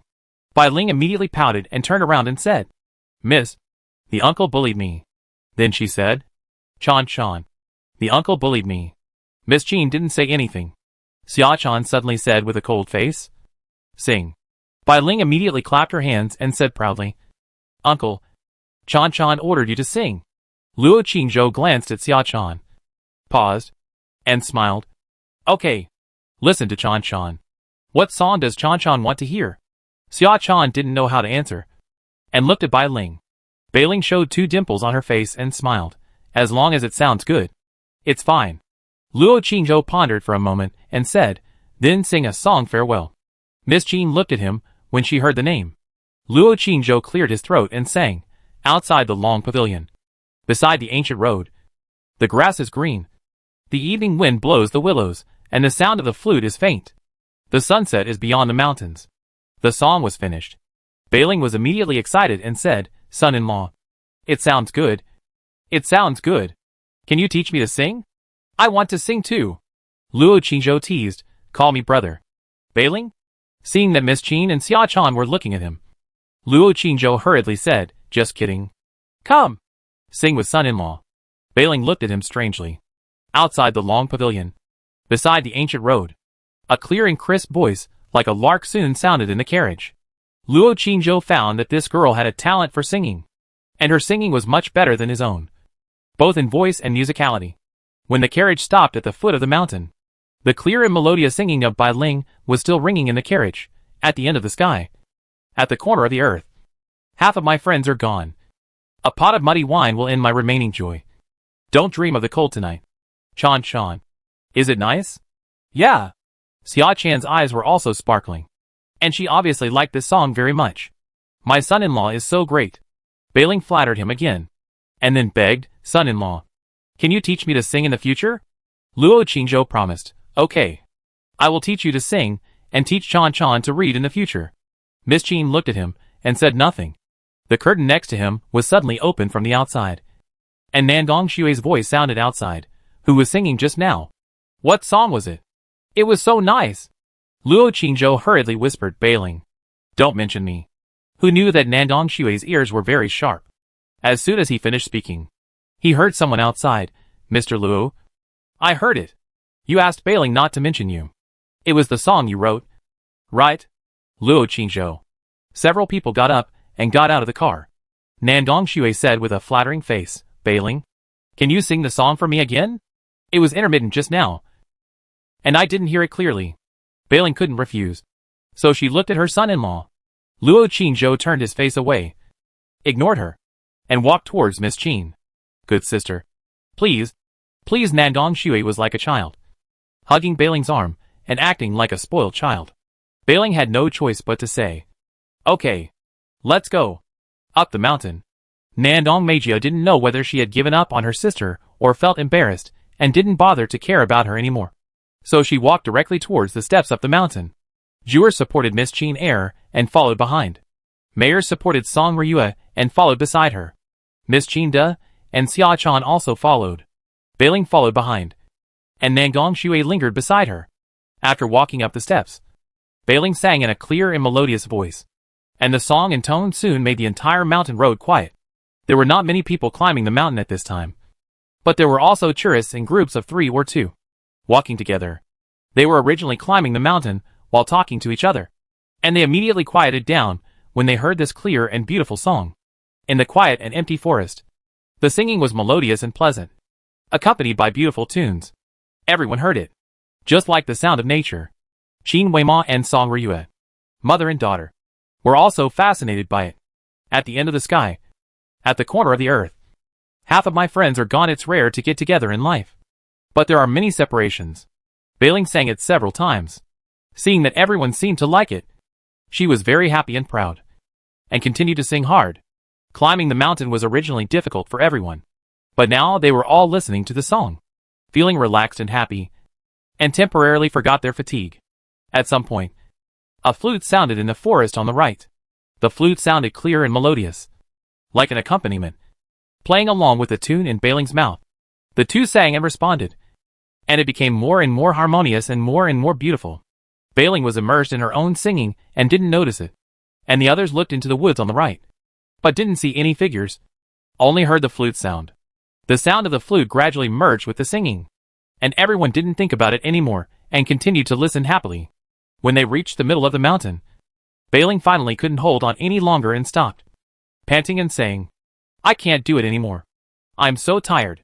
The others were also panting with fatigue, their faces flushed, and their temples full of sweat. Miss Qin Air had already been sweating profusely, and her whole body was weak. Zhuer took a handkerchief and helped wipe the sweat off her forehead, saying, Miss, sit down and rest. Everyone sat down on the steps nearby and took a rest. Nandong Xue wiped the sweat off her face and praised, Bai Ling has a nice voice. She was born to sing. No wonder she is called Bai Ling. Bai Ling was very happy to hear the compliment. She didn't even say anything modest. She looked at her son-in-law proudly. Nandong Meiju looked at the forest on the right, with a hint of vigilance on her face. The sound of the flute also disappeared as the singing stopped. The flute player never showed up from beginning to end. When Bai Ling was talking to Nandong Xue, a bird suddenly flew out of the forest and landed on the steps next to her. It opened its 2 round little eyes, looked at her curiously, and chirped. Bai Ling looked at it and said, Bird, do you like to listen to my singing too? The bird tilted its head and continued to chirp. Bai Ling was very happy. She stretched out her hand and tried to touch it. She thought it would be frightened and fly away immediately. But the bird still stood there, tilting its head and looking at her curiously. Bailing's fingers gently touched its head, and then stroked its soft feathers in surprise, and said happily, "Bird, are you not afraid of me?" The bird chirped, as if to say that it was not afraid. Bailing became happier. "Sister Bailing, I want to touch it too." Jewel saw this scene, and immediately walked over happily. Who knew that before she got close? The bird suddenly flapped its wings and flew away. Jewel froze in place, feeling a little aggrieved. "I haven't even approached yet. Why is it afraid of me? But not Sister Bailing?" At this time, a voice suddenly came from the forest on the right. "It's just Olu Wangji." Everyone turned their heads to look when they heard it. Nandong Meiju stood up and put her hands on her waist. Xiaochan also stood up and clenched the sword in her hand. A middle-aged Taoist nun in a Taoist robe, holding a whisk and a bamboo flute on her waist, walked out of the forest. She looked at the few people with a calm expression and said with a slightly lowered head, "Just now, this female lay Buddha sang beautifully, but without accompaniment. I was in a good mood and played the flute to accompany her. I didn't mean to offend you. I hope you can forgive me." When everyone saw that she was wearing the Taoist robe of Qingyan Temple and that she had an extraordinary demeanor, they all stood up and greeted her. Bai Ling asked curiously, "Master, what is Olu Wangji?" The female Taoist smiled faintly, without explaining, and looked at the group of people. Luo Qingzhou glanced at her and said, "Forgetting the mind is a Taoist term, which means to forget about calculations and cunning, to be content with being calm and peaceful, and to live in harmony with the world. Gulls and herons forget their minds, which means that if a person has no cunning mind, even alien species are willing to get close to him." The female Taoist looked at him, paused, and asked, "Do you know the allusion of this word?" Luo Qizhou nodded and said directly, "A long time ago, there was a fisherman who liked water birds very much. Every time he went out to sea, he played with water birds. Often hundreds of water birds flew to play with him. One day, his father said to him, 'I heard that those water birds are willing to play with you. You catch a few and bring them home for me to drink.' And the fisherman agreed. The next day, the fisherman went out to sea. He was thinking about catching a few for his father, but the water birds just circled and danced above his head, but did not land. After speaking, he said, 'If a person can forget his mind, the birds will not doubt him. If a person's mind moves, the birds will stay away.'" The female Taoist priest looked at him and nodded approvingly. Bailing frowned, still puzzled, "Son-in-law." But the bird flew away before Zhu approached, and Zhu didn't want to hurt it. Luo Qingzhou glanced at her, then looked at Zhu, and asked, "Zhu, when you saw the bird just now, did you subconsciously think that it's such a close distance? This stupid bird would be dead as soon as your flying knife was thrown, right?" Zhu looked at him with wide eyes, wanting to shake her head to deny it, but thinking carefully. The first thought, when she saw the bird fall to the ground, seemed to be like this. She even subconsciously wanted to touch the flying knife at her waist. But how could the son-in-law know? She stared at the elegant young man in a Confucian robe in front of her, thinking of his peerless style in Jinshan Temple that day, and felt that he was more mysterious. Luo Qingzhou added, "Humans and nature are connected in mind. The body can be deceived, but the spirit cannot be deceived. If my spirit moves slightly, the spirit will know. So the heart should not be evil, and the spirit will know if it is evil." The female Taoist's eyes flashed with strangeness, holding the whisk in her arms, and bowed her head slightly. "Blessings are born in the infinite heaven. What the young master said is very consistent with the sentiments of my Taoism." Chapter 362 Taoist Secrets. Young master is a talent. Luo Qingzhou bowed his head in return. The female Taoist priest looked up and sized him up, then asked, "Young master, are you here to burn incense at Mount Qingcheng or to have fun?" Luo Qingzhou didn't beat around the bush and said, "Master, my second daughter is seriously ill and needs a medicinal ingredient. It is said that only the Qingyan Temple up there has it. So I came to bother you today. Please help me." The female Taoist priest was slightly startled when she heard this, and her eyes swept through the crowd again, fixing on the weak and sickly second Miss Qin, and asked, "What medicine do you need? If it's an ordinary medicine, I'll get it for you, so you don't have to go up the mountain." Hearing this, Luo Qingzhou hurriedly thanked her, and then said, "It's not an ordinary medicine. It's Zhuyan blood." As soon as she said this, the female Taoist priest's face suddenly changed, and she said in surprise, "Zhuyan blood?" Luo Qingzhou saw her expression and knew that the matter was difficult to handle. So she bowed and said, We have gone through a lot of trouble to get this prescription. And there is indeed a medicine in it, which is Juyen's blood. I heard that your temple has a Juyen. So I came here to ask for medicine. Taoist priest. Can you help me? The female Taoist priest smiled bitterly, shook her head and said, I'm afraid I will disappoint you and all the donors. I do have a Juyen in my temple. But that Juyen is an ancient fierce beast. And it is also the guardian beast of my Qingyan temple. It is of a very high generation, and has a bad temper.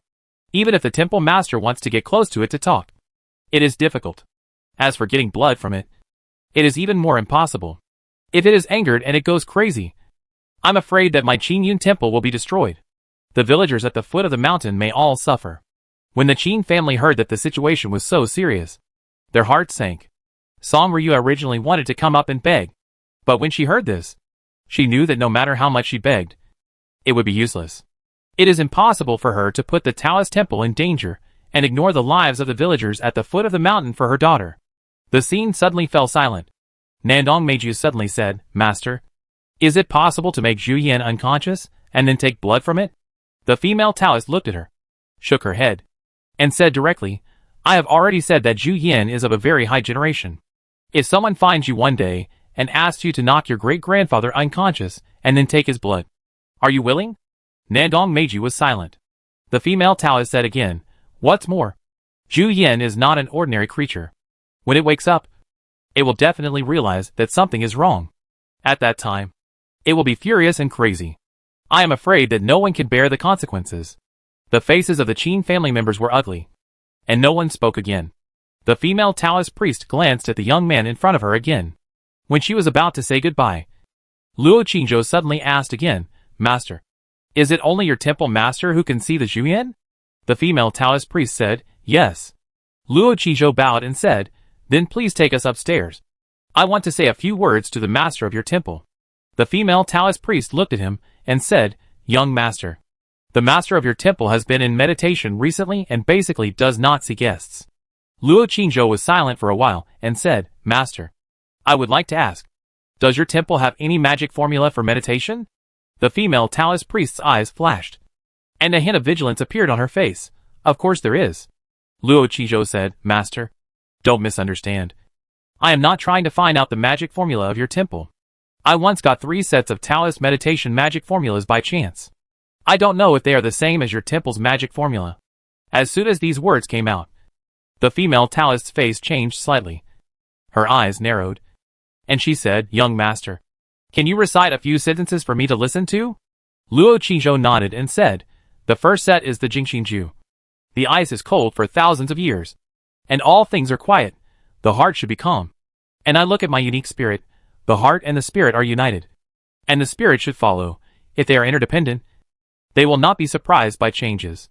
Then he stopped and asked, Is it the same as the formula that the Taoist priest practices? The female Taoist's face changed, and said, Not the same. What about the remaining 2 sets? Luo Qingzhou said again, The second set is the Qingxin Fa. The heart. If it is as clear as ice, the sky will not fall. It is stable despite all changes. And the mind is at peace. It is not stained by dust and dirt, and is not stained by worldly things. It is empty and peaceful. And there is nothing. Luo Qingzhou asked again, Master, is it the same? The Taoist's face suddenly became extremely solemn. Her chest rose and fell slightly, and her breathing became rapid. Not the same. Sir, there is 1 set left. Please read it. Luo Qingzhou said again, The remaining set is the secret of nourishing the spirit. The spirit is dominated by the heart. To nourish the spirit, you must first nourish the heart. When the heart is calm, the spirit is at peace. When the heart is agitated, the spirit is tired. She only recited 2 sentences and stopped. The female Taoist priest was holding her breath and listening very attentively. When she saw him stop, she was stunned for a moment and hurriedly said, Young master, what else? Luo Qingzhou bowed and said, Master, if you can see the master of the temple, I can give you these 3 sets of Taoist magic formulas in full. The female Taoist priest frowned and said, Young master, even if you can see the master of the temple, it is impossible to get Zhu Yanchua. Luo Qingzhou said, Don't worry about it. Master, I just want to see the master of the temple now. I wonder if it is convenient. The female Taoist priest looked at him deeply. without hesitation, and said, "Young master, all the laymen, please." Luo Qingzhou followed behind him, with the Qin family. Song Ryue and others looked at his back with different expressions. Nandong Shui approached Miss Qin Air excitedly, her eyes shining as she whispered, "Wei Mo, your brother-in-law is so amazing. How can he know so much? I heard that day in Jinshan Temple. He was also eloquent with those monks, quoting scriptures and answering fluently. I didn't expect that today he came to Qingyan Temple and condensed the Taoist priest with just a few words. And he is so young and looks so good. This is too perfect. I didn't expect that there are such amazing men in the world. Wei Mo, your sister is so lucky."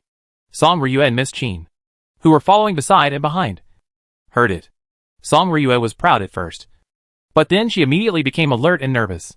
Miss Qin still looked cold, and no other emotions could be seen on her face. She just moved her lips slightly and frowned slightly, as if she was silently reciting the few sets of spells just now.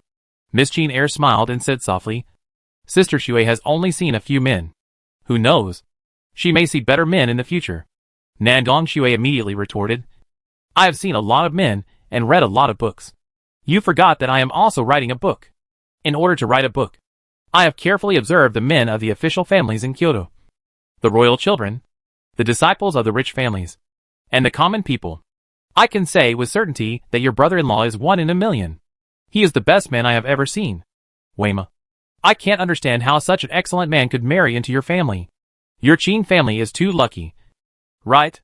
Qin Weima smiled, full of pride, and said, "My sister is lucky. My sister is so beautiful. Isn't it natural for her to find an excellent man?" Nandong Shui was stunned when she heard this, and couldn't help turning her head to look at the girl behind her, and whispered, "That's right. Your sister is so beautiful no matter how you look at her. Every time I see her, I feel amazing. There is absolutely no flaw. Such a woman should indeed be matched with an excellent man. However, I still can't figure it out. Your brother-in-law actually married into the family, and now he has passed the imperial examination. With his talent, I can be sure that he will definitely be the top scholar in the next spring exam. Even if he is not the top scholar, he will definitely be the second or third scholar, and he can't escape." Miss Qin Air smiled, and said proudly in her heart, "If you knew that my brother-in-law is not only good at writing, but also practices martial arts, and if he is not deliberately hiding his shortcomings. He was admitted to Dragon and Tiger College this year. I'm afraid you will be even more surprised." Nandong Shui looked at the tall figure in front of her wearing a Confucian robe, who was elegant and talking to the Taoist nun, and her eyes lit up. Miss Qin Air glanced at her and whispered, "Sister Shui, my brother-in-law and my sister have a good relationship." Miss Qin De behind her heard this, and glanced at her without saying anything. Nandong Shui said, "Oh," and continued to look ahead. Miss Qin Air thought of her bold remarks in the carriage just now, and she suddenly felt powerless. The higher she climbed, the steeper the mountain road became. Everyone in the Qin family was exhausted and sweating. The female Taoist priest called herself Qin Yu Taoist. She climbed all the way without blushing or sweating, and she was still light-footed and calm. Luo Qingzhou had already used the breath-retaining technique taught by Sister Yu to close his warrior aura, in order not to arouse suspicion. He walked slower and slower, and it became more and more strenuous. He and the Qin family rested several times along the way, deliberately wiped the sweat several times, and were also out of breath. When he was still some distance away from the mountain gate, he asked to stop and rest. There happened to be a pavilion next to him. He quickly asked Shuer to help Miss Qin Air, who was already sweating and weak, into the pavilion to rest. Everyone in the Qin family immediately entered the pavilion. Taoist Qin Yu also followed in and said, "There are still about 2 miles to go, and we are almost there." There was a stone tablet in the pavilion. The stone tablet was broken in half, and there were 2 lines of text engraved on it. The rest of the text had disappeared. Nandong Shui took a handkerchief and wiped the sweat from her forehead and neck. She took the kettle from the maid and drank a few sips of water. She looked at the stone tablet, panted for a while, and whispered, "The rootless tree. The flowers are quiet. Who is willing to stop being greedy for glory? The affairs of life.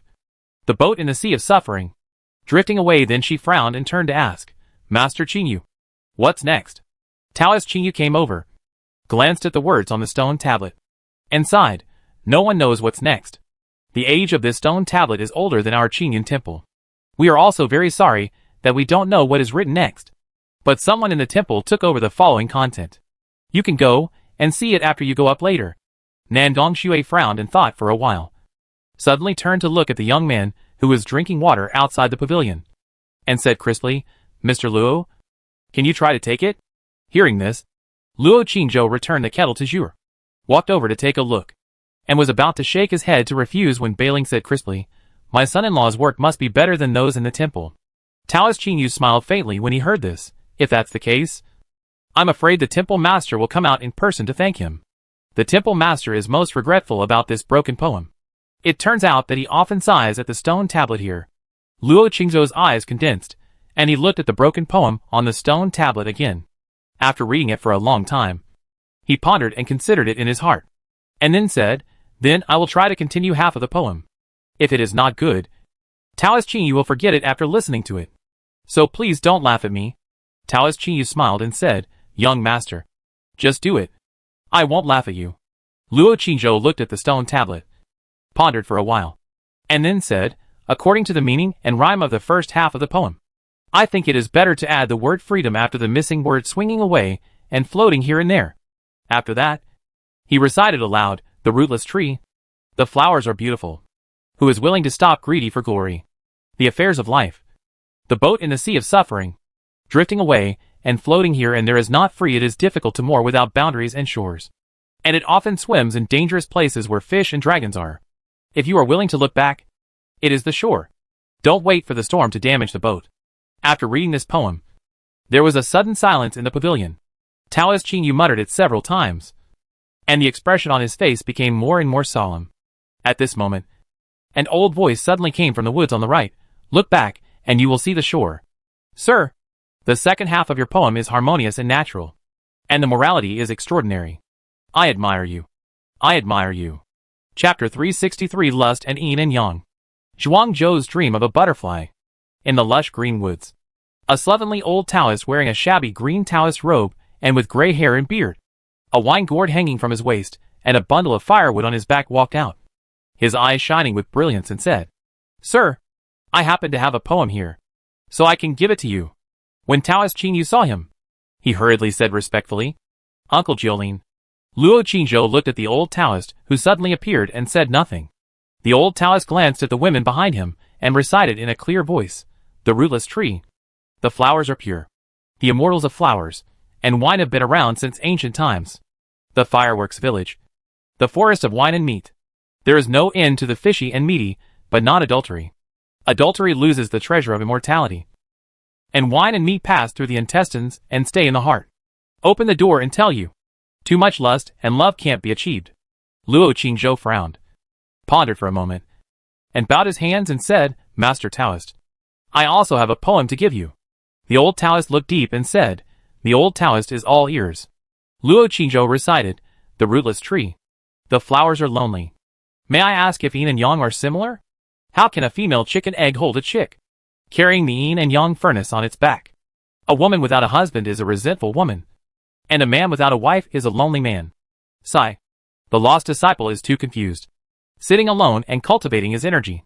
As soon as this poem came out, the face of the Qingyu Taoist beside him changed slightly. Jiolin Taoist was stunned. A trace of contemplation appeared between his eyebrows, and he murmured, how can a hen egg hatch a chick with the yin-yang furnace on its back? Luo Qingzhou was afraid that he would continue to talk too much, so he said, Master, I have another poem to give you. After that, he recited directly, a tree without roots. The flowers are straight and crooked, and the yin-yang Tao is incomplete without it. Gold is separated from wood. Mercury is separated from lead. And the yin and yang are separated from each other. In the world, yin and yang men and women are paired, giving birth to sons and grandchildren from generation to generation. Follow the order to be ordinary. Go against the order to be immortal. And it's just upside down in the middle. When this poem came out, Jiolin Taoist's eyes flashed, and he looked at him in surprise. After a while, he lowered his head, carried the firewood on his back, turned around and left silently, without saying a word. Taoist Qingyu looked at his back, turned his head and sighed. Mr. Luo is a talkative person. Uncle Jiolin likes to discuss Taoism with others the most.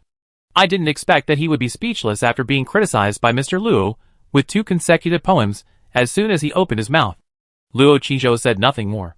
Master Qingyu, let's go up the mountain. He was afraid that the night would be long and dreams would be many. Taoist Qingyu nodded and walked out of the pavilion. Everyone in the Qing family got up tiredly and slowly followed behind him. After Luo Qingzhou and Taoist Qingyu walked up the steps side by side. Nandong Shui, who followed behind, took Miss Qing's arm and said excitedly, Wei Mo, your brother-in-law is really omnipotent. He is so amazing. He sent away the troublesome old Taoist with just 2 poems. The world's yin and yang are matched with women. Without yin and yang, the Tao is incomplete. It's so well said. He can even describe lust so elegantly. I admire it. I admire it. Miss Qing, Nandong Shui suddenly whispered again, just now. The old Taoist looked at us. Could it be that he mistakenly thought that we were all your brother-in-law's wives and concubines? No wonder your brother-in-law wanted to confront him. Miss Qing smiled and said, Of course not. The Taoist priest just gave a casual admonition. And my brother-in-law just responded casually. The two were just discussing their own Taoism and expressing their own opinions. It was not an ordinary verbal dispute. Nandong Shui looked at the elegant figure in front of him with a burning gaze, and couldn't help but sigh again. Wei Mo, your sister is so lucky. Miss Qing glanced at her. Miss Qing, who was following behind, also glanced at her. Song Ryu also glanced at her, frowned at the same time, and fell into deep thought. Everyone followed Taoist Qingyu and climbed to the top in one breath, and then rested at the door. Just going up the mountain took more than an hour. Even if they walked and rested like this, everyone was still exhausted.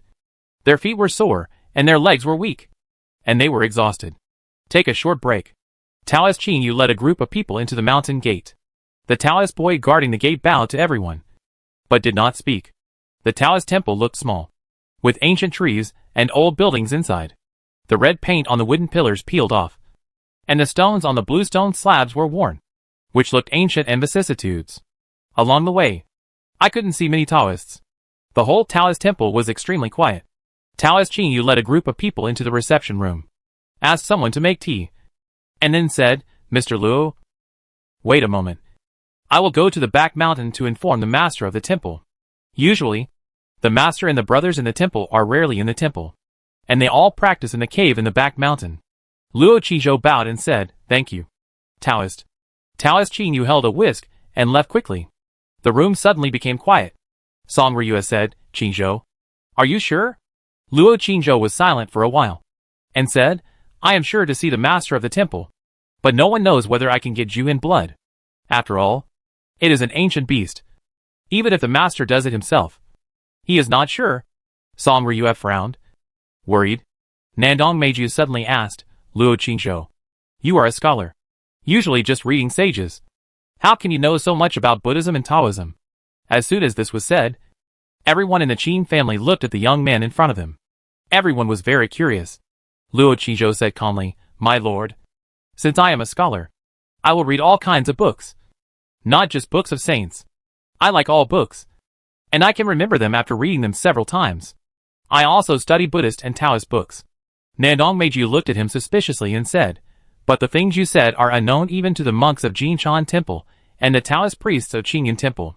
They even regard them as treasures. How do you explain this? Luo Qizhou looked at her and said directly, Why should I explain? Nandong Meijia narrowed her eyes, and a hint of anger appeared in her eyes. Nandong Shui on the side hurriedly said, Meijiao, Mr. Lu is right. Why should I explain to you? You are not his wife. Everyone has their own secrets, and you should not be so aggressive.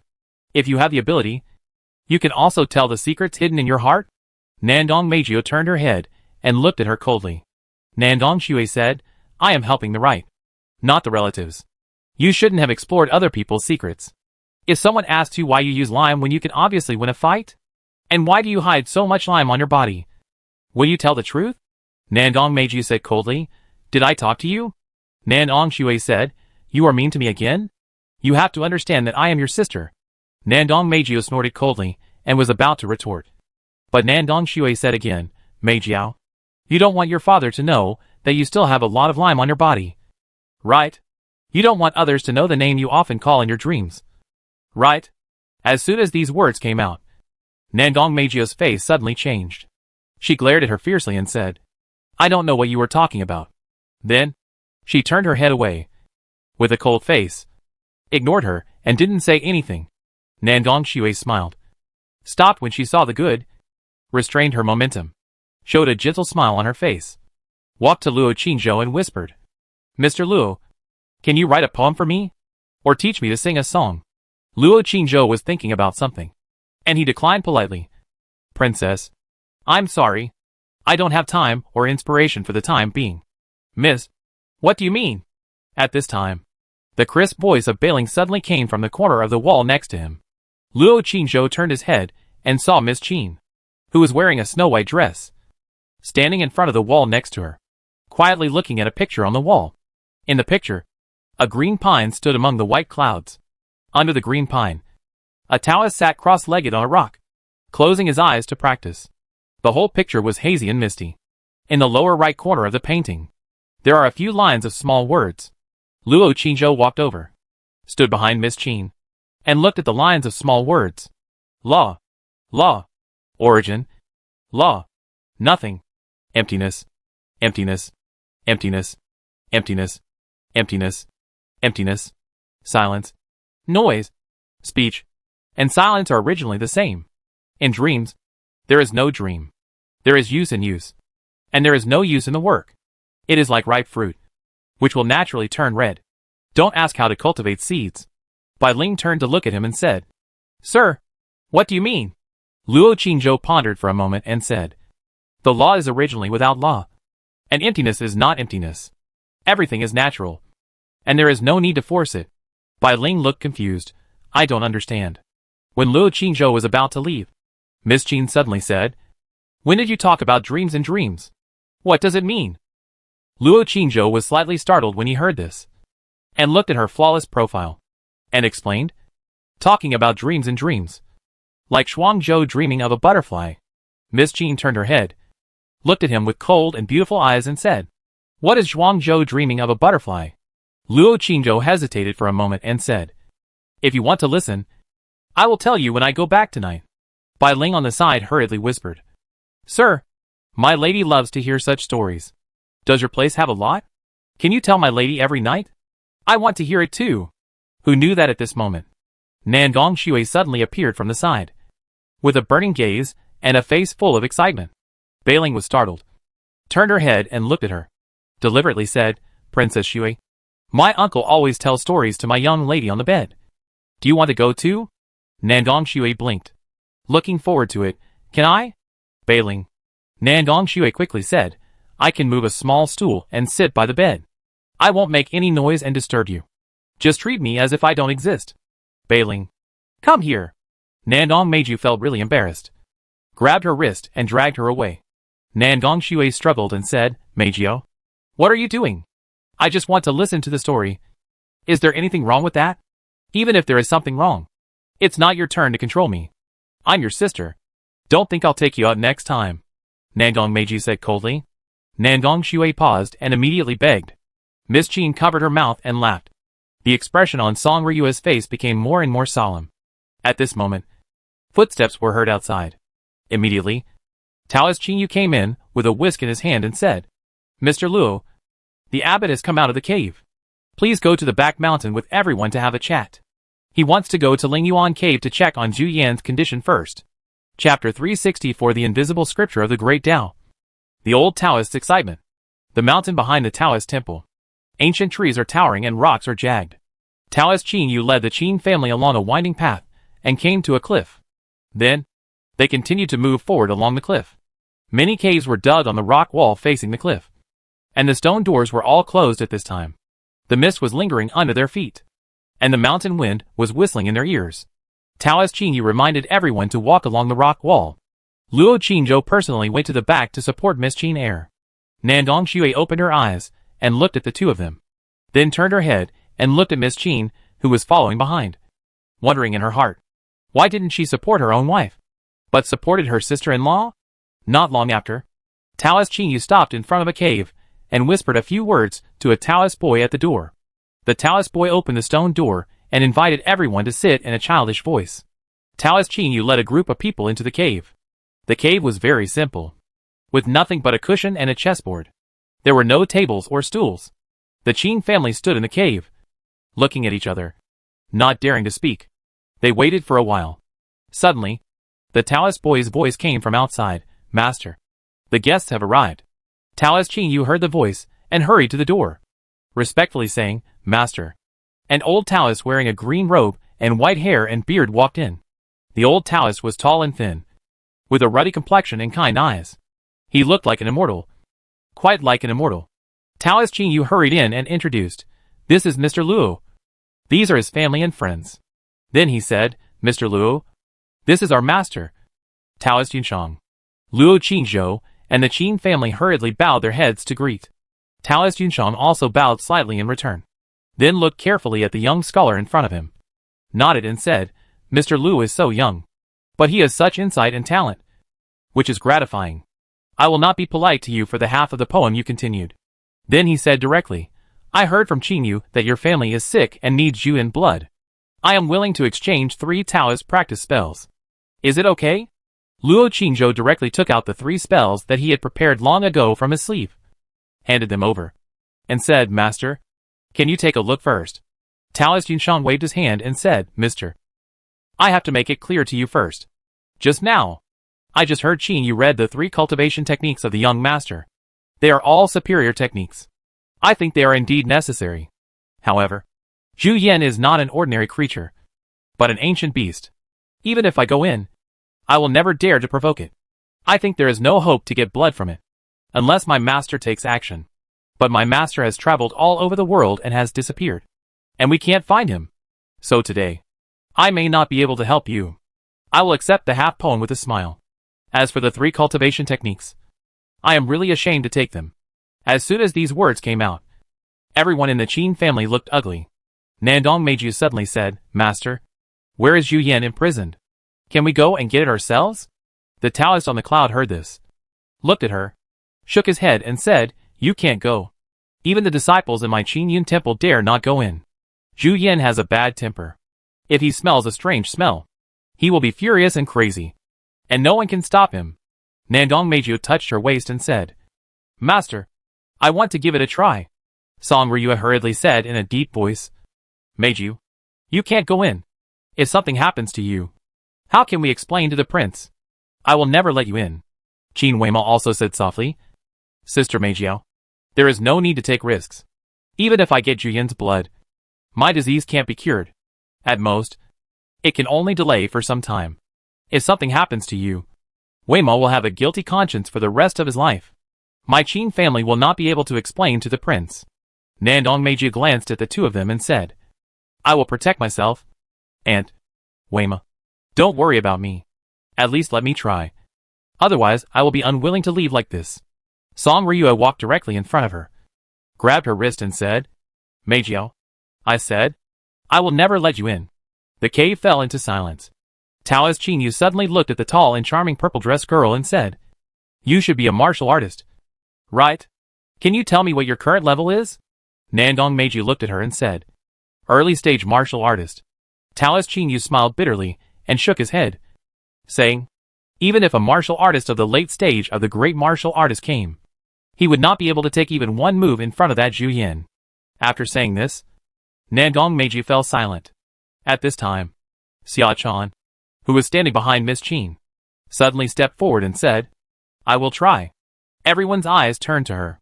Xia Chan clenched the sword in her hand, feeling the gazes of everyone, and slowly lowered her head, her face full of restraint and trepidation. Taoist Yunshang glanced at her and said, Little girl, can you draw your sword and stab Qingyu's whisk? Taoist Qingyu stood at the door, holding the whisk in his arms, and looked at her indifferently. Xia Chan raised her head and said, I will try. Taoist Yunshang nodded. Taoist Qingyu said, Come on. Stab me. Shua. As soon as the words fell, a cold light flashed, and the sword in Xia Chan's hand instantly appeared on her chest, and the sharp tip of the sword touched her Taoist robe. But the whisk that was just in her arms had already appeared behind her. Good swordsmanship, Qingyu exclaimed, and suddenly threw the whisk in his hand out of the cave, saying, Try again. Shua. Xia Chan instantly appeared outside the cave, and the sword in his hand stabbed out. But the strange thing was that the whisk thrown out of the cave suddenly returned to Taoist Qingyu's hands. What a fast sword! Taoist Qingyu held the whisk, stroked it with his fingers, and said in surprise, One is missing. The sword in Xia Chan's hand had been sheathed. She walked in with a white whisk. Bai Ling praised, Chan is mighty. Luo Qingzhou was secretly surprised. The girl's speed and swordsmanship are now faster and more powerful than before. Her strength has improved by leaps and bounds. The Taoist on the cloud nodded and said, the little girl's swordsmanship is good. And her body skills are even better. She is almost at the level of unity between man and sword. However, this swordsmanship only seeks to attack, but not defense. Which is a pity. If she encounters a powerful enemy, it will be very dangerous. Bai Ling said, Master, does she have a chance to take Zhu Yan's blood? The Taoist on the cloud pondered for a moment and said, it is still very dangerous. Although the little girl is fast, Zhu Yan's speed is not slow. And the little girl will definitely not be able to avoid Zhu Yan's attack. Xia Chan still said, I will try. Qin Weimao looked at her deeply and said softly, Xia Chan, thank you. But no, I can't let you in. Xia Chan looked at her, tightened the sword in her hand, and showed a stubborn look on her face. I want to go. Qin Weimao shook his head firmly and refused. No. Xia Chan lowered her head. Her face was gloomy, inferior and frustrated, and whispered, I can't do anything. I can only kill people. At this time, a voice suddenly sounded next to her. You can also grind ink. Xia Chan raised her head and looked at him. The eyes of others also looked at him. Luo Qingzhou suddenly bowed to the Taoist on the cloud and said, Master, I will go in with her. Do you think it's okay? As soon as this was said, everyone looked at him in astonishment. Song Ryu immediately said in a deep voice, Nonsense. Why are you going in? To die? You are a weak scholar. Why are you meddling in this? You can write poems and talk about Taoism. But for this kind of thing, you should just go away. Nangong Shui also hurriedly advised, Mr. Luo, I know you are eager to save your sister-in-law. And I know you are brave. But the beast is dangerous. If you go in, it will eat you directly. Let them who practice martial arts come up with a solution for this matter. Auntie is right. You should not get involved. Luo Qingzhou ignored them, and still bowed his hands and said, Senior, please take us in. The Taoist on the cloud frowned slightly and said, Mr. Luo, you are not afraid of life and death to save your relatives. I admire you. But this matter is indeed dangerous. You are a scholar, and should know that there are things that can be done and things that cannot be done. Zhu Yan is not an ordinary beast. You can't fight with him. It makes sense. Luo Qingzhou directly handed the folded rice paper in his hand to him, and said, Master, please accept these 3 spells. Whether it succeeds or not, I am willing to give them to your temple. If you are willing to take me in, I have a copy of Taishang Qingjing Jing here, and I am willing to give it to you. The Taoist on the cloud was stunned when he heard this. Taishang Qingjing Jing? Then his face suddenly changed, and he said in a lost voice, could it be the lost Bible of my Taoism in ancient times? Dao Wuxing Jing? Luo Qingzhou said, I just got it somewhere else by accident. As for what it was called before, I don't know, but I can read a few sentences first, and the Taoist will listen. The Taoist on the cloud immediately held his breath, calmed his mind, and said solemnly, Young master, please read it. The cave was suddenly silent. Song Ryu was anxious, and wanted to speak, but didn't dare to say anything. Luo Qingzhou pondered for a moment, and then recited in a sonorous tone, the great Tao is invisible, giving birth to the heaven and earth. The great Tao is ruthless, running the sun and the moon. The great Tao is nameless, nourishing all things. I don't know its name, so I call it Tao. When this sentence came out, the Taoist on the cloud, whose hair and beard were all white, was shocked and said in a lost voice, it is indeed the great Tao Invisible Sutra. Then tears rolled down. The heaven has eyes. The Taoist ancestors bless. My Taoist treasure is finally back. Luo Qingzhou glanced at him, and for some reason, a strange momentum suddenly rose in his chest, and he continued to recite in a sonorous tone, there is clear and turbid. There is movement and stillness. The sky is clear and the earth is turbid. The sky moves and the earth is still. Men are clear and women are turbid. Men move and women are still. I don't know if it's an illusion. At this moment, the scenes in the eyes of everyone in the cave suddenly began to shake, and then their heads were buzzing, as if a chaos was about to be split open, as if a new world was about to be born. They froze in place, as if they were frozen. Their bodies could not move, and their minds were muddled. Miss Jean stood silently in the corner, her snow-white skirt swaying slightly, her long black hair moving without wind, and in her dark and deep pupils, It seemed as if stars were spinning, shining brightly. Chapter 365 The most precious treasure of Taoism. The ancient fierce beast. To transform sentient beings is called attaining the Tao. Those who can understand it can pass on the holy way. After Luo Qingzhou finished reading, he found that he seemed to have suddenly entered a very mysterious state. But his consciousness was hazy. Thinking carefully, he didn't understand why. Supreme Heavenly Venerable. The voice of the Taoist on the cloud suddenly brought everyone back to reality.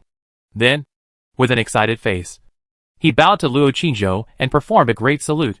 Young master, this Taishang Qing Jing Jing is the lost Bible Dao Wuxing Jing in the ancient times of our Taoism. If you can give it to me, my Qingyun Temple and Taoism will definitely remember the great kindness and never forget it. Luo Qingzhou took out another piece of rice paper from his sleeve and handed it over together with the previous one, saying, Master, you are welcome. I have no other request. I just want to go in and see the ancient beast. I hope you can agree.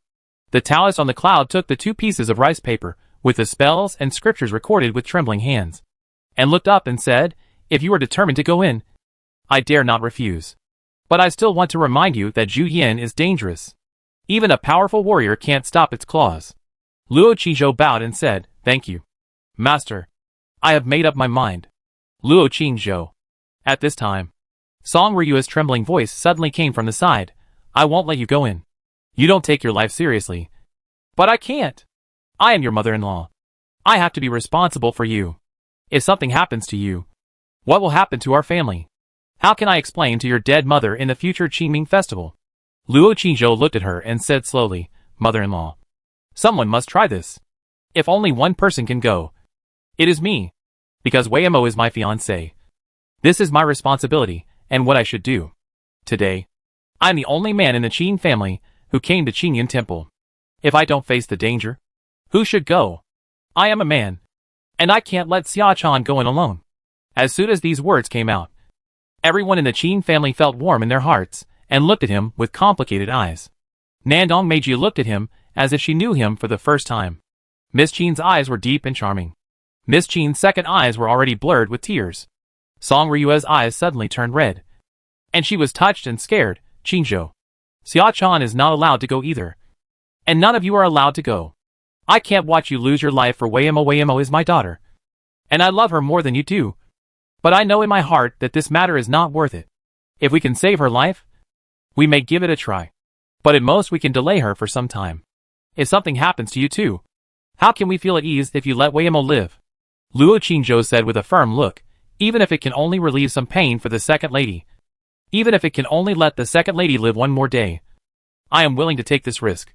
After speaking, he turned to the silent girl holding the sword at the door, and said, Chan. You don't have to go. Xia Chan's eyes were equally firm. I want to go. The two looked at each other, and said nothing more. Luo Qingzhou bowed and said, Master, please take us in. Taoist Yunchang saw that he had made up his mind, sighed, and said, Since Mr. Luo has made up his mind, please follow me. Luo Qingzhou followed him, and walked out of the cave. Song Ryua grabbed his wrist, her eyes red and trembling, and said, Qingzhou, good boy. Mother-in-law knows that she can't stop you. So mother-in-law apologizes to you. Sorry, mother-in-law used to be mean to you. Sorry. As she said this, tears flowed, choked and couldn't speak anymore. Luo Qingzhou looked at her and said, It's okay. Qingzhou is used to it. If mother-in-law doesn't mean to me one day, Qingzhou still feels uncomfortable. Just like now. Woo-woo. Song Ryua suddenly squatted down with her face covered, and cried. Mare quickly took out a handkerchief, wiped her tears, and cried too. Luo Qingzhou glanced at the two of them, and just as he was about to leave, Miss Qin's weak voice suddenly came from the side. Brother Qingzhou. Luo Qingzhou turned his head to look at her. Miss Qin's eyes were filled with tears, and she did not persuade him, but said with a resolute look, Wei Mo will wait for you if Brother Qingzhou does not come out. Wei Mo will go in and accompany Brother Qingzhou and Xiaochan. Luo Qingzhou did not speak again, and walked out of the cave quickly.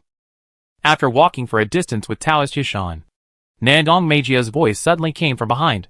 Luo Qingzhou, you are not brave, nor are you responsible for Wei Mo. You are stupid, and selfish. If something happens to you, you will kill many people. You are a weak scholar who is powerless. After you go in, You will have no other use except to die. You will even implicate Xia Chan and make her unable to escape. Luo Qingzhou stopped and turned his head to look at her. Nandong Meiju looked at him coldly and said, "Let me and Xia Chan go in. At least we won't be weak when we see the beast. And at least we can escape."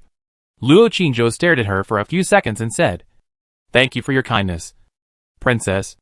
But it's not necessary. Princess's line can deal with some hooligans. But I don't think it can deal with that ancient beast. You, Princess, please take care of the second lady and the others. Chan Chan and I will be back soon." Before she could get angry, Luo Qingzhou had already left quickly with Xia Chan. Nandong Meiju stood there, clenched her fists, and looked at his back with a sullen face. When she heard footsteps behind her, she sneered, "Stupid arrogant maniac. I want to see how you can come back. I believe in my brother-in-law." The weak voice of Miss Qing came from behind. Nandong Meiju turned around and looked at her, saying coldly, "Blindly trusting someone is not a mistake that the smart Miss Qing heir should make. He is a scholar. He can recite poems and argue with others. But as for fighting, let alone the ancient beast, do you think he can withstand my punch?" Miss Qing heir glanced at her and shook her head. "I can't bear it. Sister Meiju is so powerful. One punch will definitely make my weak brother-in-law cry. If Sister Meiju kicks him again, my brother-in-law will definitely fly away." Nandong Meiju narrowed her eyes. "Are you doubting my strength?" Miss Qing heir shook her head quickly. "Of course not." Wei Mo said it sincerely. At this time, Nandong Shui suddenly walked out of the cave, looking puzzled, and asked, "Wei Mo, why did your brother-in-law just say that you are his fiancé?" Qin Wei Mo hadn't replied yet. Nandong Meiju suddenly answered for her. "Isn't it normal for a man to have 3 wives and 4 concubines? Didn't you say it yourself?" Nandong Shui was surprised and said, But. Qin Wei Mo chuckled and said, "Sister Shui, if you are willing to be a concubine, why can't I be?" The two reached a consensus tacitly that they must not tell her that someone has divorced Miss Qin. "Don't give this girl any hope and opportunity," Nandong Meiju said secretly in her heart. Nandong Shui fell silent after hearing this, and a strange light flashed in her eyes. Qin Wei Mo retracted his gaze to the front and looked at the cliff next to him. The edge of the cliff was shrouded in clouds and mist. Below was a deep abyss, which was bottomless. Qin Wei Mo took a step forward and wanted to take a look, but was pulled back by Zhuer, who was always paying attention to her. Zhuer trembled and said, "Miss, you can't get close. The uncle, he will definitely come out." Qin Wei Mo glanced at her, smiled slightly, and said nothing more. Even if she wanted to die for Brother Qingzhou, she would never choose this place.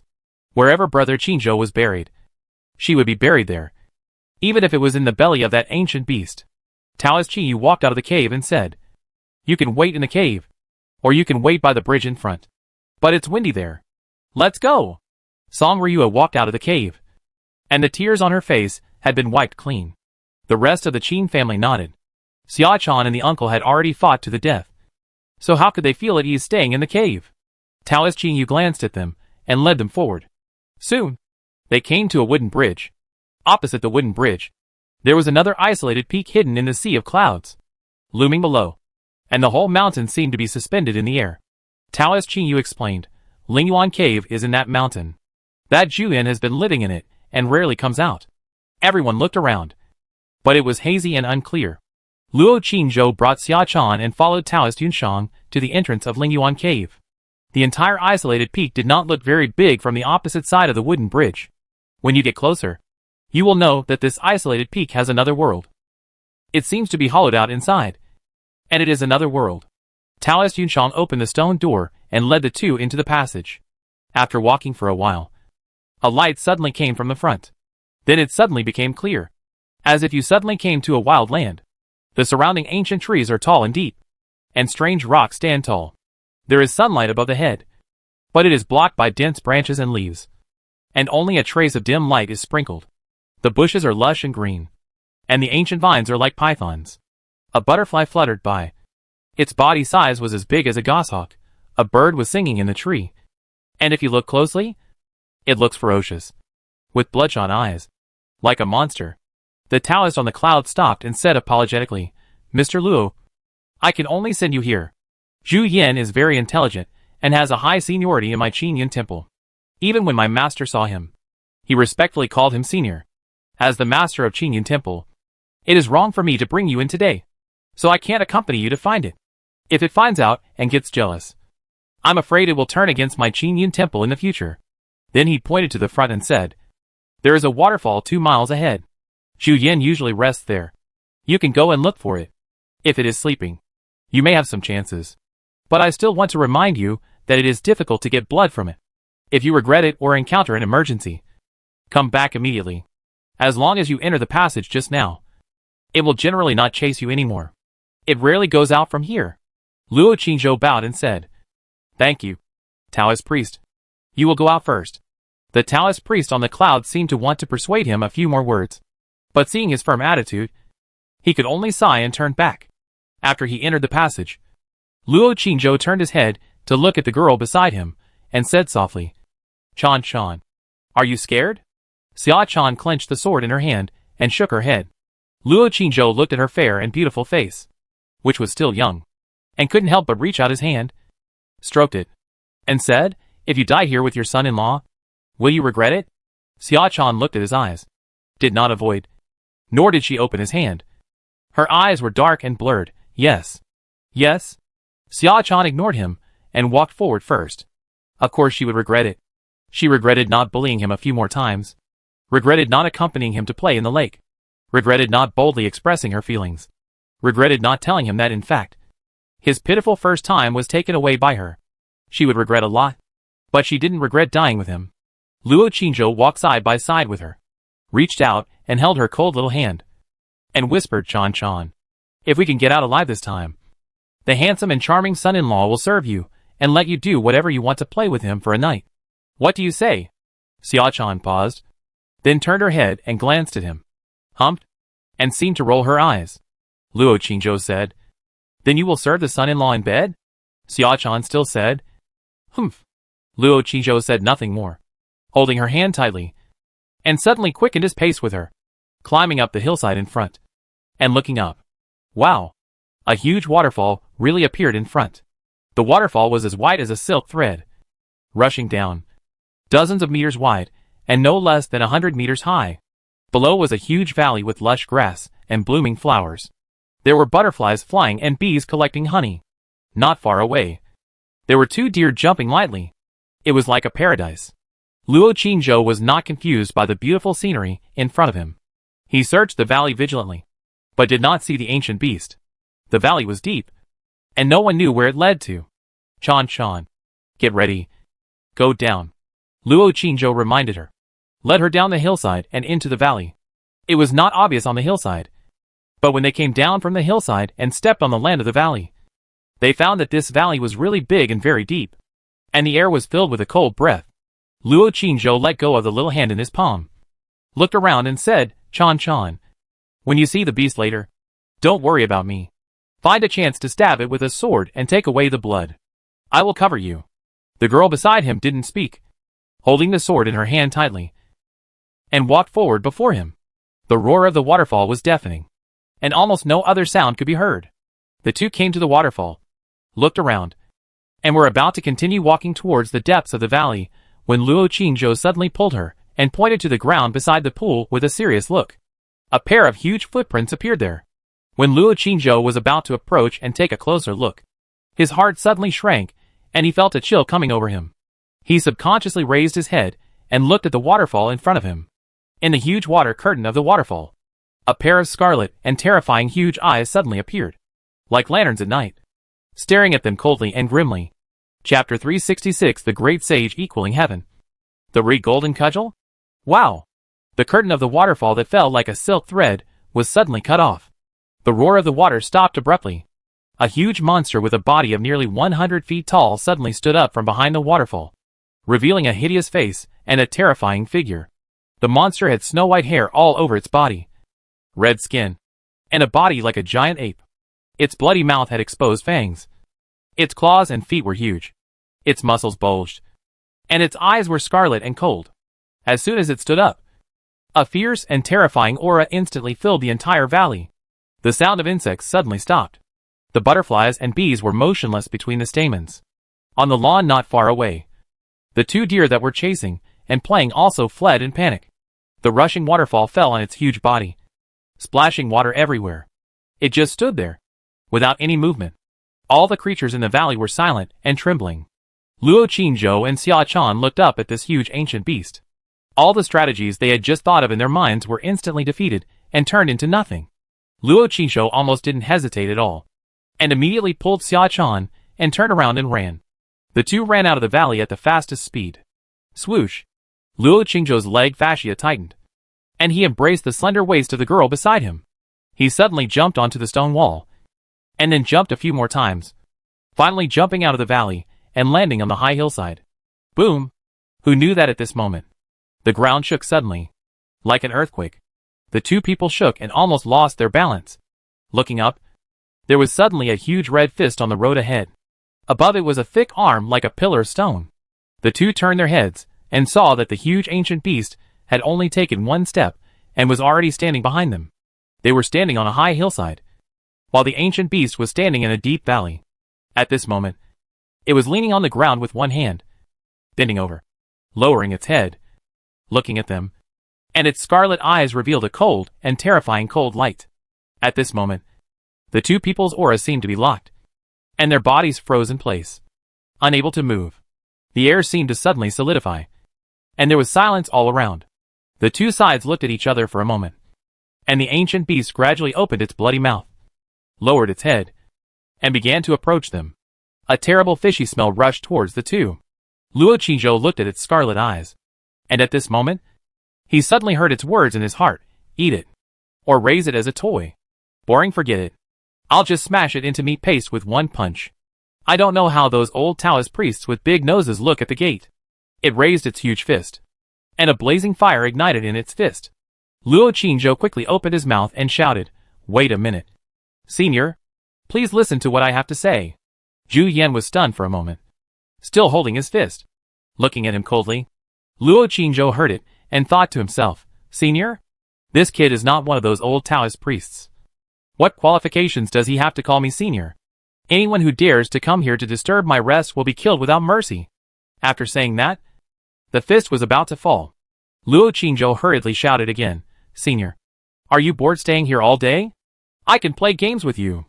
Zhu Yan stopped punching and stared at him with flickering eyes, then roared, "What game?" Luo Qingzhou stared at its eyes, listened to its inner thoughts, and replied, "It's a fun game. Senior, you hold your fist and put it on the ground. I will hit your fist with a stick, and you dodge. Then I will put my fist on the ground again, and you will hit my fist. Let's see who reacts faster and who hits the other person first. Even if you win, do you dare to compete with me?" Roar. As soon as these words came out, Zhu Yan suddenly roared, and then he pounded his broad chest with his fists, bang bang bang, opened his mouth, and laughed weirdly in his throat. He laughed so hard that he almost fell down. Luo Qingzhou took the opportunity to whisper to Xia Chan beside him, "Chan Chan, I will trick some blood out of it while playing games with it. I will give it to you then. You escape first, and I will be there soon." Xia Chan glanced at him, clenched the sword in her hand, and said nothing. At this time, Zhu Yan stopped laughing, put a huge fist directly on the hillside, grinned, and looked at him with contempt. "This stupid human is actually competing with me in speed. I will smash him to pieces with one punch later." Roar, it roared, "You go first." Luo Qingzhou walked closer, looked at the fist that was several times bigger than his own, and shouted, "Senior, your fist is too big. Can you leave it alone and let me try it out? Otherwise, I'm afraid I won't be able to control my strength and hurt you later." Zhu Yan heard this and immediately grinned wildly, then nodded. This stupid human, with his small body, even if I leave my fist here and let him hit me until tomorrow, it won't hurt me at all. Roar. Come on. Listening to what it said in its heart, Luo Qingzhou took out the black wooden stick from the storage ring, raised the stick and said, "Senior, I will start." Zhu Yan narrowed his eyes, bent his body, and looked at him with contempt. Shwa. Luo Qingzhou held the front end of the stick tightly and raised the stick backwards. At this moment, Zhu Yan's heart suddenly jumped for some reason and his eyes widened. Bang! Luo Qingzhou smashed the stick down hard, hitting one of its fingers directly, just as he was about to take out the warrior's dagger and take the opportunity to draw some blood from the place where the stick fell. This ancient beast suddenly jumped up from the spot with a wow, opened its mouth wide, and began to make a shrill, painful and deafening roar from its throat. Luo Qingzhou was startled, When the stick fell just now, he seemed to hear the sound of a bone breaking. It's over. He hurriedly turned around and rushed to Xia Chan's side, grabbed her and said, "Let's go!" The two had just rushed 100 meters away when there was a loud bang in front of him, and a huge figure suddenly fell from the sky and landed on the ground. The ground shook suddenly, and the two were caught off guard and fell directly to the ground, and then hurriedly climbed up.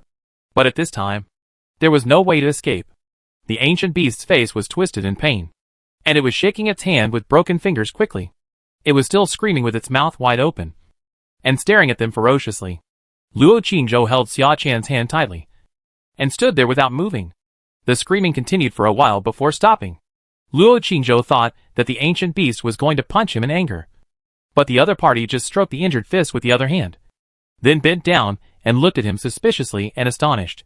Luo Qingzhou looked into its eyes and suddenly heard it say in its heart, "Is this stick the Rui Jingu Bang of the legendary Monkey King? Although it looks black, the ancient aura it exudes, the power, the hardness. My father once said that if this stick hits us, we will be useless in one blow. Where did this stupid human get it?" Luo Qingzhou was shocked.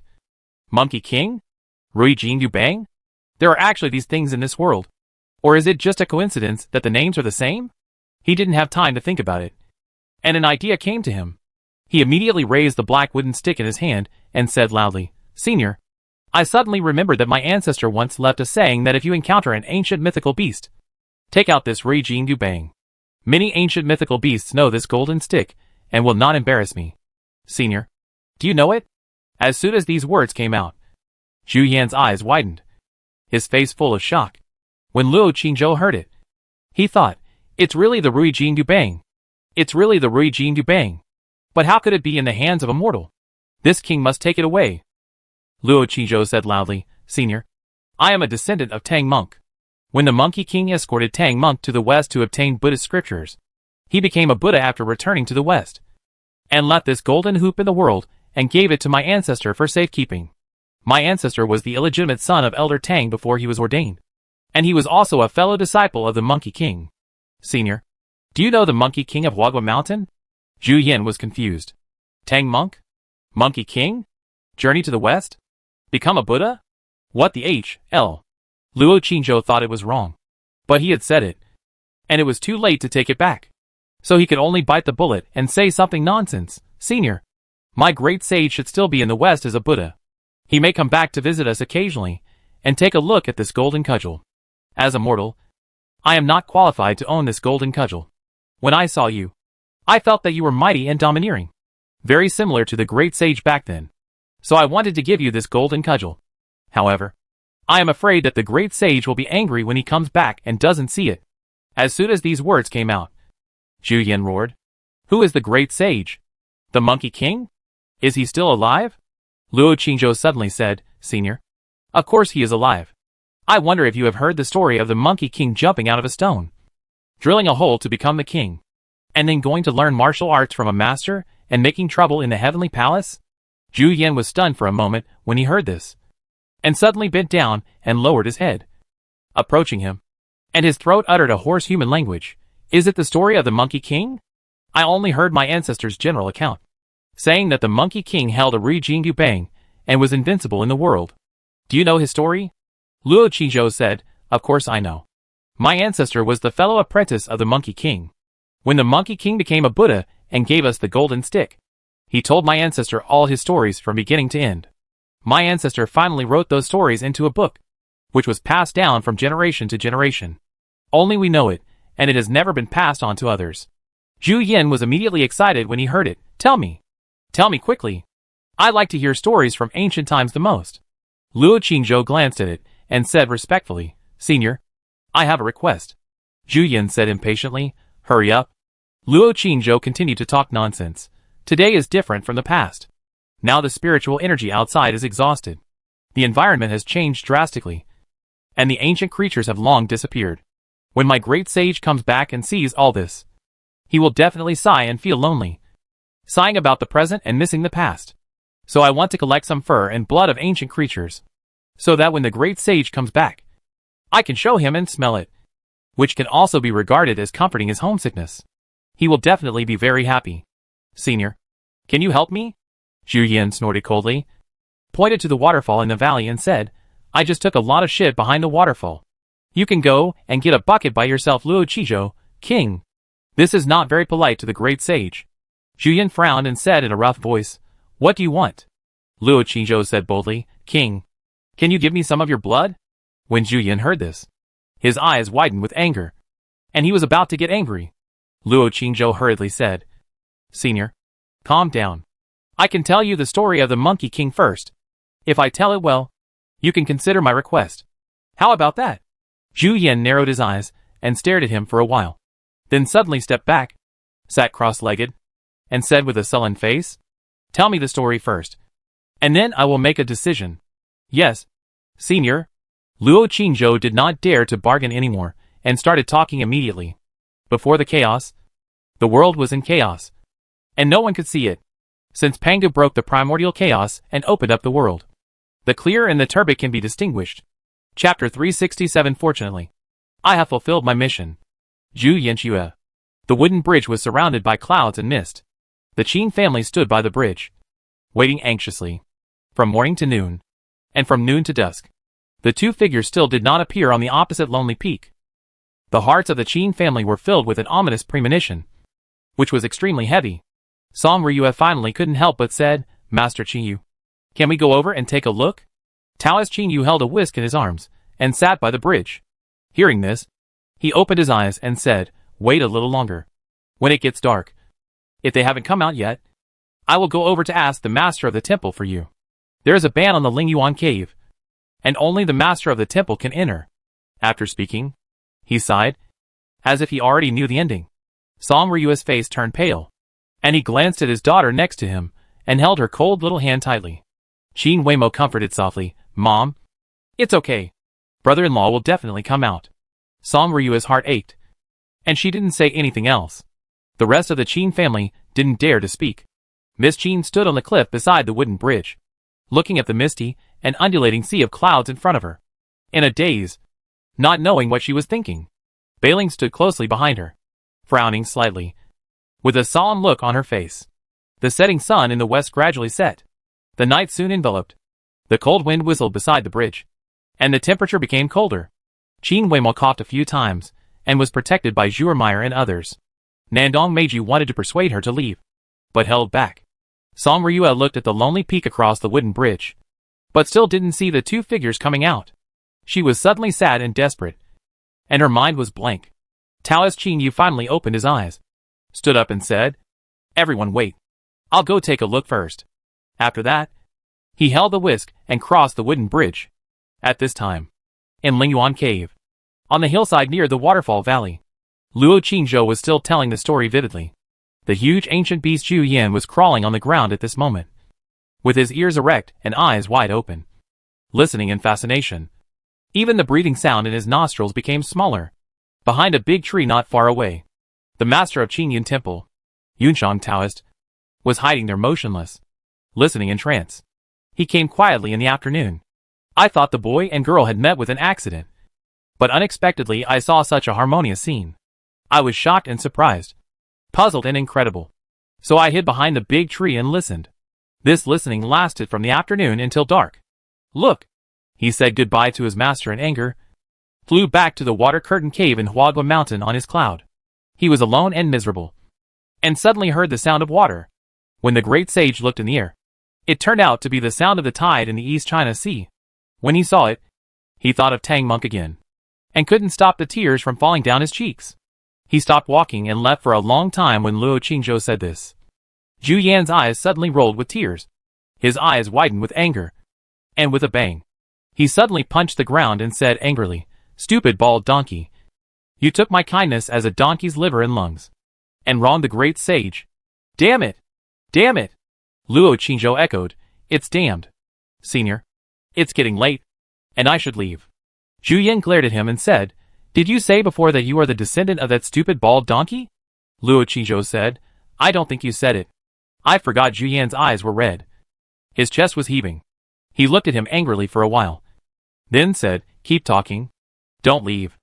Luo Qizhou said hurriedly, Senior, I want to continue, but there are too many stories behind. I can't remember them clearly. If you still want to listen, I will go back and read them several times. Remember them all. And then tell you. How about it? Zhu Yan's face sank, raised his white eyebrows and said, Really? You are not deceiving me. Luo Qingzhou. Qingzhou said. Junior dare not. Zhu Yan narrowed his eyes and stared at him for a while, then said in a hoarse voice, Go. Go early and come back early. This king has memorized your scent. If you don't come back, this king will go down the mountain to find you personally, and you will not be spared at that time. Luo Qingzhou hurriedly bowed and said, Junior obeys your command. After that, he said to Xiaochan behind him, Let's go. In the afternoon, he had already obtained a large porcelain bottle of blood, which he personally obtained by cutting Zhu Yan's toe with a warrior dagger. At that time, Zhu Yan heard the Monkey King making trouble in the heavenly palace, and was excited. He was threatened by him to stop the update, so he had to angrily offer his toe. I thought that this ancient beast would not feel anything if it was cut and bleed a little, but who knew that the moment it saw the blood flowing out, it suddenly cried woo woo woo, and urged with a weak body, Hurry up. I faint from blood. Faint from my own blood. Luo Qingzhou took a large porcelain bottle speechlessly. He wanted to take more, but it cried and roared. So he had to stop while he was ahead, and quickly continued to tell the story of the Monkey King's havoc in the heavenly palace, which coaxed it. Boy, what happened today must not be spread to others, let alone those old Taoist priests. Do you hear me? Zhu Yan suddenly roared again. Luo Qingzhou hurriedly said, Don't worry, Senior. I won't say a word after I go out. Zhu Yan turned around, jumped lightly, jumped into the valley, returned to the waterfall, squatted there, and slowly savored the wonderful story he had just heard. When Luo Qingzhou was about to hold Xiaochan's hand, he suddenly found a figure behind the big tree in front of him. Taoist Yunshang didn't dare to speak, so he gestured to him and left quickly. Luo Qingzhou immediately took Xiaochan and quickened his pace to enter the passage ahead. Taoist Yunshang was waiting for them in the passage. When he saw him, he looked at him with complicated eyes and said, Mr. Luo is really good. He made Zhu Yan donate blood with just a few words. I have lived for so much of my life, but this is the first time I have seen such a miracle. Luo Qingzhou bowed his hands and said modestly, It was just luck. Taoist Yunshang hurriedly reminded him, Mr. Luo, the things here must not be spread outside. I will not say a word. Remember it. Also, you must do what you promised Zhu Yan. When is Mr. Luo going to come again? Luo Qingzhou thought for a while and said, 2 months later. Taoist Yunshang was surprised and said, So long. Luo Qingzhou did not hide it, and said directly, This bottle of Zhu Yan's blood should be enough for 2 months. I will come to get it after 2 months. Taoist Yunshang. Luo Qingzhou said calmly, Master, you won't think I'm mean and greedy. Right? Then he said, Let's go. It's time to go out. It's dark outside. I guess your family is waiting anxiously. Luo Qingzhou nodded, took Xiaochan behind him, and walked out. When they reached the door, Taoist Yunshang couldn't help asking, Mr. Luo, did you make up the story of the Monkey King yourself? Or where did you read it? The story is wonderful, but I have never seen or heard it. Luo Qingzhou said, I read it in a book. The Taoist Yunshang glanced at him, nodded, and didn't ask any more questions. He opened the stone door and walked out with the two of them. Not long ago, Taoist Qingyu had just left. At this time, by the wooden bridge, everyone in the Qin family looked ugly and fell into grief. Taoist Qingyu stood on the bridge and said, I have been shouting outside the door for a long time, but there is no response from inside. Alas, so much time has passed. I am afraid that the master of the temple has also had an accident. Song Ryue started to cry, but did not dare to cry out loud. Shedding tears silently, Miss Jean Eyre stood by the bridge, looking at the lone peak across the fog, with a calm expression and a gleam of determination in her eyes. Nandong Meiju stood beside her with a solemn expression. Miss Chindo was still standing on the edge of the cliff, bathing in the white moon rising in the sky, in a daze. Suddenly, her eyes moved. She came back to her senses, and looked at the mountain across the road. 3 figures walked out quickly on the path covered by clouds and fog. At this time, Taoist Qingyu, who was standing on the bridge, was still saying, Everyone, go back first, or stay in the temple for 1 night. It's been a day, and there's no need to wait any longer. If you wait any longer, son-in-law, Chan, madam, second miss, they are out. Bai Ling, who was standing on the edge of the cliff, suddenly cheered with joy. The words in Taoist Qingyo's mouth stopped abruptly, and he turned his head to look. Song Ryua's body was shocked, and she immediately stopped crying and looked with wide eyes. Taoist Yunshang led the two figures out of the clouds and mist, and walked onto the wooden bridge. Both of them were intact. Luo Qizhou looked at the excited Qin family and said, "Fortunately, I have fulfilled my mission and got Zhu Yan's blood. Wow! Son-in-law is so powerful. Chan Chan is so powerful too." Bai Ling immediately applauded excitedly. Zhu, Mare and other maids also immediately followed suit and applauded. Nandong Xue clapped her hands happily, and was the first to greet him, saying, "Mr. Luo, I knew you would come back." Was that Zhu Yan also impressed by Mr. Luo's talent and style? I guess that Zhu Yan must be a female. The Taoist on the cloud glanced at her and said, "A male." Nandong Xue chuckled and said, "Whether it's a male or a female, it must be impressed by Mr. Luo's charm. Mr. Luo is so amazing." Before she could say anything else, Nandong Meiju pulled her away. Luo Qingzhou didn't even look at her. He crossed the wooden bridge and walked straight to Miss Qin Air. When she was about to speak, Miss Qin Air threw herself into his arms without any reservation and hugged him tightly. She burst into tears in an instant. "Brother Qingzhou." Luo Qingzhou paused for a moment, raised his arms, and slowly hugged her tightly, looking at the young woman behind her with a nervous look. Song Ryua wiped her tears, and when she saw his eyes, she glared at him, turned around, and looked away. Nandong Xue looked at the two people hugging each other tightly, turned her head, and looked at Miss Qin, who was still standing by the cliff. Seeing that she was still cold and calm, she couldn't help but sigh in her heart. What a generous woman. It seems that as long as Mr. Luo likes, he should be able to marry any woman. Nandong Meiju stood by, still holding her restless wrist tightly, and looked at the young man in a Confucian robe with a complicated look. Xia Chan, who followed Luo Qingzhou, held the sword and left silently, and came behind Miss Qin. Bailing grabbed her hand and asked impatiently, "Chan Chan, tell me quickly, how did the son-in-law subdue that ancient beast?" The other members of the Qin family also gathered around and listened attentively. Xia Chan stared blankly at the two figures hugging each other by the bridge. She was silent for a moment and said, "No, I don't know. Chapter 368. Don't you hate me, brother Chu Feiyong?" Woo! The mountain wind howled, and the coldness hit people.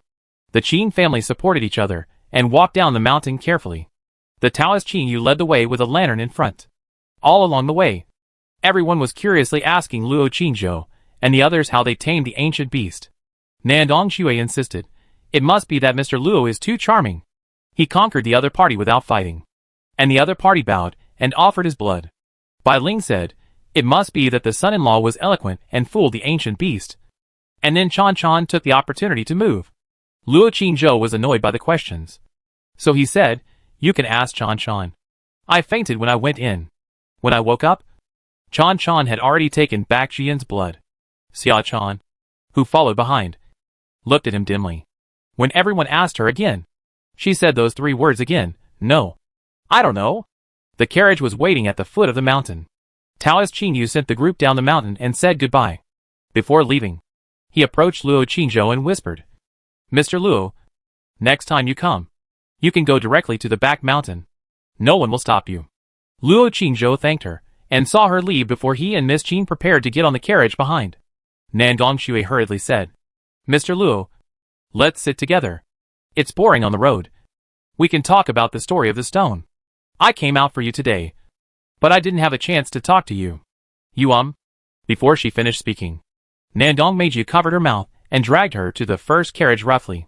Miss Qin held back her laughter and waved her hand, saying, "Brother-in-law, accompany my sister." After that, she got on the first carriage with the help of Zhu. Song Ryua frowned, looked at someone and her eldest daughter, hesitated for a moment, and seemed to have something to say. But in the end, she said nothing and got on the carriage. Luo Qingzhou then followed Miss Qin and got on the second carriage.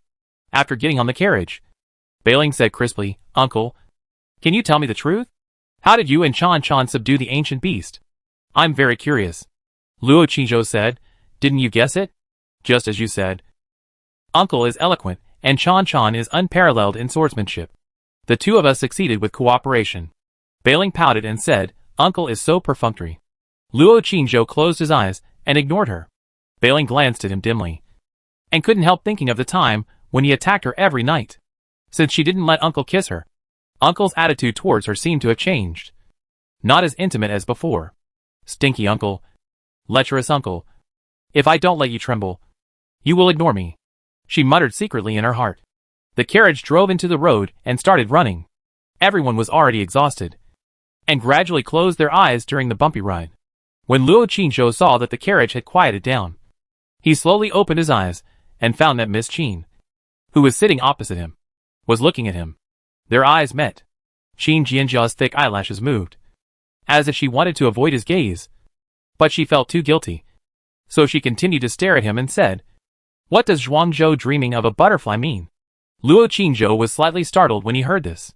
Seeing Xiachan and Bailing beside him close their eyes, he whispered the story of Zhuangzhou dreaming of a butterfly. Then he said, "Dreams are not dreams. Reality is not reality.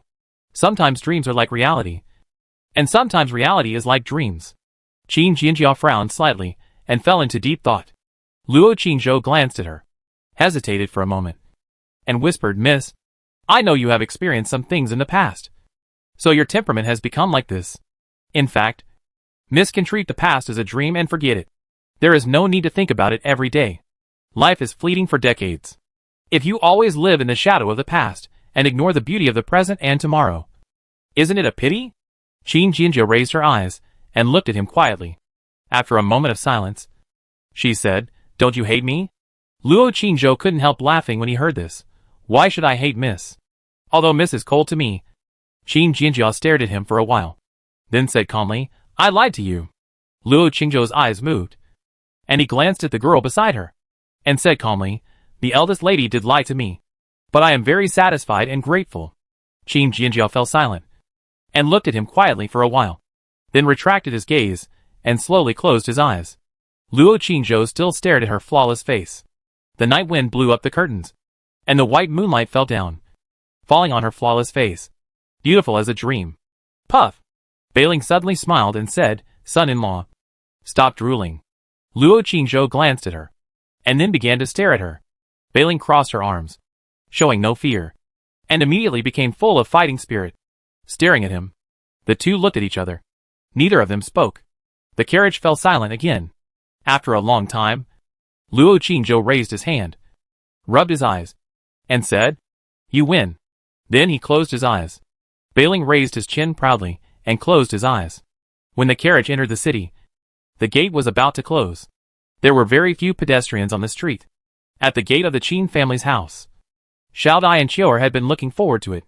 When 3 carriages drove in from the alley, they breathed a sigh of relief. The carriage stopped at the gate. Song Ryue got off the carriage and saw only a few maids standing at the door. Her heart sank immediately, and she asked hurriedly, "Where are the master and the second young master?" Qiu'er hurriedly replied, "Madam, the master and the second young master haven't come back yet. We have been waiting here since dark, but we didn't see them." Qing, the daughter of Zhou's housekeeper, also said, "Madam, my father hasn't come back either." Song Ryue's face turned ugly. Nandong Meiju came from behind and said, "Aunt, don't worry too much. The Yunwu Mountains are much farther than Qingcheng Mountains. It takes some time to go back and forth, and the 9-leaf grass may be produced deep in the mountains, so it may take some time to find it." Song Ryue said anxiously, "Meijiao, but the city gate is about to close. What if they come back late and can't get in?" Nandong Shui also came over to comfort her. "Aunt, there are many towns and inns outside the city, and there are many places to rest. Don't worry. They are all warriors.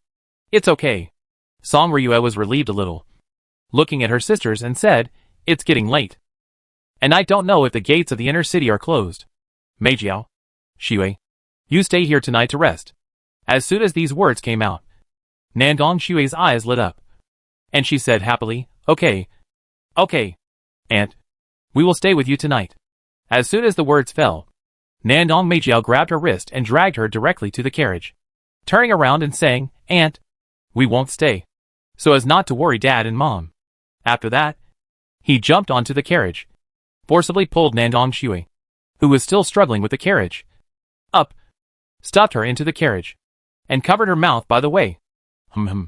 Miss Jean held back her laughter, waved at the car window, and said, Sister Meijiao, Sister Shui, I'm sorry for bothering you today. Go back and rest. Nandong Meiju lowered the curtains. The carriage left immediately. Watching the carriage disappear at the alley, Miss Jean suddenly turned her head and looked at someone and said, Brother Qingzhou, can you be more restrained in the future? Luo Qingzhou was slightly startled when he heard this, and asked in confusion, What to restrain? Miss Jean smiled and said, Charm. Brother-in-law's charm is exposed. It's very dangerous. Luo Qingzhou. Ahem. Song Ryue coughed and frowned and said, Let's go. Go inside. The group entered the courtyard. The maids immediately went to the kitchen and brought out the hot food in the pot. After the meal, the few people returned to their own courtyards, took a bath, and lay down on the bed tiredly. Song Ryue was so tired that her whole body ached. She was still worried about her master and son while taking a bath. She fell asleep as soon as she laid down on the bed. After Miss Jean laid down on the bed, she took 2 drops of medicine and fell asleep quickly. Luo Qingzhou lay on the bed, hugged Xiaodai for a while, talked for a while, and didn't feel sleepy at all. After the little girl fell asleep, he took out the message treasure, thought about it, and was about to chat for a while when the jade suddenly lit up and a message was sent. Sister Yu, what are you doing? Luo Qingzhou was surprised that Sister Yu took the initiative to send him a message again. Luo Qingzhou, lying on the bed, just about to send you a message. Do you want to listen to a story tonight? Sister Yu, no. Wait until I go. Let's talk in person. Luo Qingzhou said, Sister Yu hasn't left yet? How is Maching now? Are there monsters in the city again? Sister Yu, I don't know. Luo Qingzhou, okay. Sister Yu shouldn't care about these things. Sister Yu, how is your fiancé? Luo Qingzhou, today is fine. Today we went to look for medicine. By the way, Sister Yu, have you heard of a monkey king that appeared in ancient times? Sister Yu, no. Luo Qingzhou, oh. Sister Yu, I now feel more and more that this world may be bigger, more complicated, and more terrifying than I imagined. Sister Yu, only with fear can we continue to work hard to practice. The two chatted for a while before they ended. Luo Qingzhou felt that Sister Yu seemed to be in a good mood tonight. Although she still felt cold, she answered every question, which was at least better than before. Put away the message. His soul left his body, passed through the roof, flew into the air, and carefully observed the entire mansion and the surrounding streets for a while. After seeing nothing unusual, he returned to the room and his soul returned to his body. He had to get up early tomorrow to go to Prince Duan's mansion to find the morning dew of the Xiantian Jade Girl tree. So he should go to bed early. He fell asleep quickly. The night passed quietly. The next day, at dawn, Mayor suddenly knocked on the door outside. Xiaodai quickly put on her clothes and went to open the door. Mayor said anxiously, Xiaodai, let the son-in-law go to the front hall to gather. The master and the second son have not come back yet, and the lady is very anxious. Luo Qingzhou heard the voice and got up immediately. He washed up casually and went out. When he arrived at the hall, in addition to Song Ryue, Miss Jean and Miss Qing were there, and Nandong Meiju was also there. Several people were talking solemnly. The city gates have been opened very early. The master and Chuaner will definitely not sleep in the inn at this time. Even if there is something, they will send someone back to inform us. But there is no news yet. Weima, Meijiao, do you think they will be in trouble? Song Ryue said with a face full of worry and anxiety. Luo Qingzhou walked in from the door and comforted him. It's just dawn. Wait a little longer. Maybe they are on the way. Song Ryue glanced at him and said with a sad face, I hope so. The maids brought breakfast tea. Several people ate a little casually, then left the yard and waited outside the gate, until the sun rose to the middle of the sky. Qin Wenzheng and Qin Chuan still did not come back. At this time, everyone began to feel uneasy. Song Ryue's face became more and more ugly. Nandong Meiju said in a deep voice, wait a little longer. This wait lasted until the afternoon. Song Ryue's face turned pale, but she didn't say anything. She stared at the alley not far away and stood outside the gate motionless. Nandong Meijiao made a prompt decision and said, Aunt Weima, you go back and rest first. I will take people out of the city to visit the Yunmu Mountains. When these words came out, Song Ryue's eyes immediately turned red, and she was moved and said, Meiju, I have to trouble you again. We are family. You are welcome. Nandong Meiju didn't say anything more and got on the carriage directly. The carriage quickly drove away from the alley. The woman driving the carriage said, "Princess, let's go back to the mansion to bring some guards first," Nandong Meiju said in the car. "No. It just happens that I can go inside to hone my skills. Since I was promoted to the martial arts master realm, I haven't been there," the woman hurriedly said. "Princess, you don't even take the ninth madam with you?" Nandong Meiju said coldly. "No. Let's go. Go outside the city to change horses. It will be dark if you keep talking." The woman didn't dare to say anything more, and drove the carriage out of the city with a hit. Song Ryue returned to the mansion, and sat in the hall in a daze. After Luo Qingzhou sent Miss Qin Er back to Meixiang Garden, he was about to leave when Miss Qin Er suddenly pulled him and said, "Brother Qingzhou, where are you going?" When Luo Qingzhou was about to say that he was going back to study, he looked into her clear eyes, was silent for a while, and said, "Miss Er, I also want to go to Yiwu mountain range to have a look." Miss Qin Er looked at him softly for a while, let go of his hand, and said softly, "Brother Qingzhou, Wei Mo knew that our Qin family couldn't do without you. Thank you." Luo Qingzhou said nothing more, and turned to leave the room. Just as he reached the door of the room, Miss Qin Er suddenly said again, "Brother Qingzhou, be careful." Luo Qingzhou turned around and said, "Yeah." Miss Qin Er suddenly laughed and said, "Wei Mo is right. Be careful of Sister Meijio's with Brother Chu Feiyang." Luo Qingzhou. Chapter 369. Chu Feiyang. Out of the alley, Luo Qingzhou suddenly transformed into an ordinary-looking teenager wearing a black suit. Above his head, the sun had begun to set. He hired a carriage at the crossroads and quickly left the city. After talking with the coachman, he learned that there was a horse farm 10 miles outside the city, where horses could be rented for money. To enter the Yumu Mountains, you can only ride a horse. Some places have narrow roads and are full of mud pits, so carriages cannot pass through, and riding a horse is much faster. He spent some silver and rented a brown horse at the horse farm.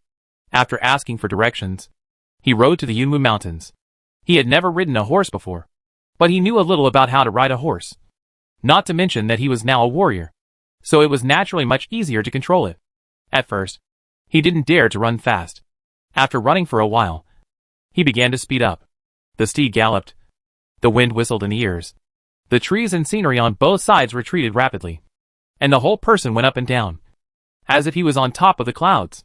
Although it was bumpy, it was a different feeling. He galloped all the way until dusk, when he arrived at the foot of the Yumu Mountains. As soon as he turned into a small road, a carriage suddenly appeared in front of him. The right wheel of the carriage fell into the mud pit, and the whole carriage tilted there. A coachman was struggling to lift the wheel. Behind the carriage, a plump young woman was standing there with a handkerchief, looking anxious. After hearing the sound of horse hooves, the young woman turned around, and when she saw him, she immediately turned around and waved. "Young master, help me." Luo Qingzhou slowed down, and when he walked in front of her, he reined in the horse. The young beautiful woman raised her head and wiped the shiny sweat on her neck with a handkerchief. Her chest rose and fell, and she said anxiously, "Sir, our carriage fell into a pit. Please help lift it." Luo Qingzhou took a look at the carriage and got off the horse. The young and beautiful woman said with gratitude, "Thank you, sir. I just stopped several people, but no one was willing to help. There was another woman who was even more hateful. It would have been fine if she didn't help, but she even whipped me. Oh, what a world this is." Hearing this, Luo Qingzhou stopped and looked at her and said, "How long has the whip-smacking woman been gone?" The young and beautiful woman said, "Just a while ago." Luo Qingzhou asked again, "Does she have a good figure and is very beautiful?" The young and beautiful woman looked at him strangely and nodded. "She does have a good figure, big breasts, thin waist, and a nice butt, and she has long legs and looks very beautiful. But she has a bad temper. Does the sir know her?" Luo Qingzhou glanced down at her towering breasts and said, "Are they as big as yours?" The young and beautiful woman was stunned for a moment, and then blushed and said, "Sir, you are so bad." Luo Qingzhou said, "There are worse ones." As soon as he finished speaking, with a bang, he suddenly punched her chest and knocked her out. Crack! The rear door of the carriage was smashed to pieces. In the carriage, two big men were squatting with steel knives in their hands, and they were startled by the noise. The coachman who was lifting the wheel immediately jumped up, clenched his fists, and his clothes fluttered. The young beautiful woman who fell into the carriage had a sunken chest. But she sat up from the carriage all of a sudden. Her eyes were angry and suspicious. And she opened her mouth and spat out a mouthful of blood. Luo Qingzhou clenched his fist and looked at her expressionlessly. Martial mid-stage martial artist. A big man in the carriage felt the breath of his punch. His face suddenly changed. And the steel knife in his hand began to tremble. Among the four of them, the one with the highest cultivation level was the young beautiful woman. And she was only at the early stage of martial artist cultivation. The young beautiful woman wiped the blood from the corner of her mouth with her sleeve, got off the carriage, and decisively admitted her defeat. Sir, we didn't recognize the great man. If you are willing to let us go, I am willing to serve you in this carriage once. How about it? Luo Qingzhou looked at her and said, why in the carriage? I think it's good outside. The young beautiful woman's eyebrows twitched, but without any hesitation. She covered her broken ribs directly, walked in front of him and said, if you like to be outside, it's okay. Then she bent her knees and knelt at his feet and said, Sir, my chest is injured and I can't bear your whipping. Why don't I play a song for you first? Luo Qingzhou looked at her eyes and said, okay. Then he looked at the three big men and said, do you want to see it? The three big men gritted their teeth secretly and turned away with humiliation on their faces. Sir, I will help you. The young beautiful woman raised her charming face and raised her hand. Before she could finish her words, Luo Qingzhou's fist, which had been full of power, suddenly hit her head with a bang. The young beautiful woman raised her head and fell directly to the ground. Her head exploded on the spot and she died. In her sleeves, a cold light flashed. A warrior's dagger slipped out. The three big men heard the noise and turned around in a hurry. Bang! Luo Qingzhou had already jumped over and killed two people with one punch without saying anything. Then, he suddenly jumped again and caught up with the remaining man. He punched him in the back, breaking his bones and internal organs, and killed him on the spot. After killing 4 people in a row, he looked at the woods on both sides with vigilance.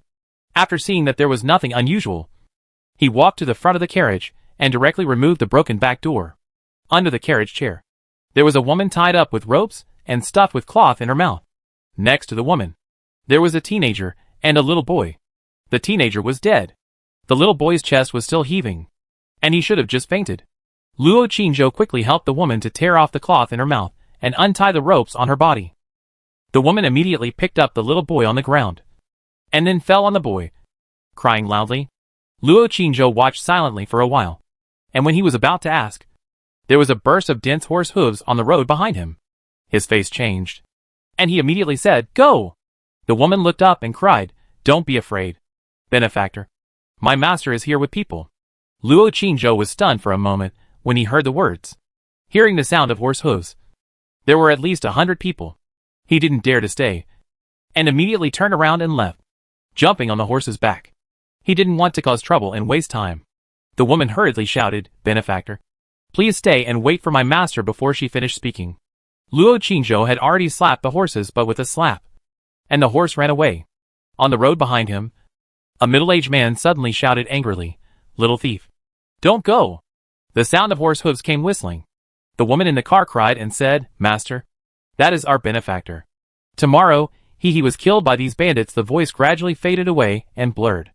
Luo Qingzhou galloped on the horse, and soon entered the Yunwu Mountains from the rugged path. The mountains are sparsely wooded, with rugged rocks, empty and quiet. Wisps of mist floated between the forest and the rocks. Walking in it is like a fairyland. After walking for a while, there was a burst of human voices and horse neighs in front. Turning around a huge rock, a tea house suddenly appeared in front.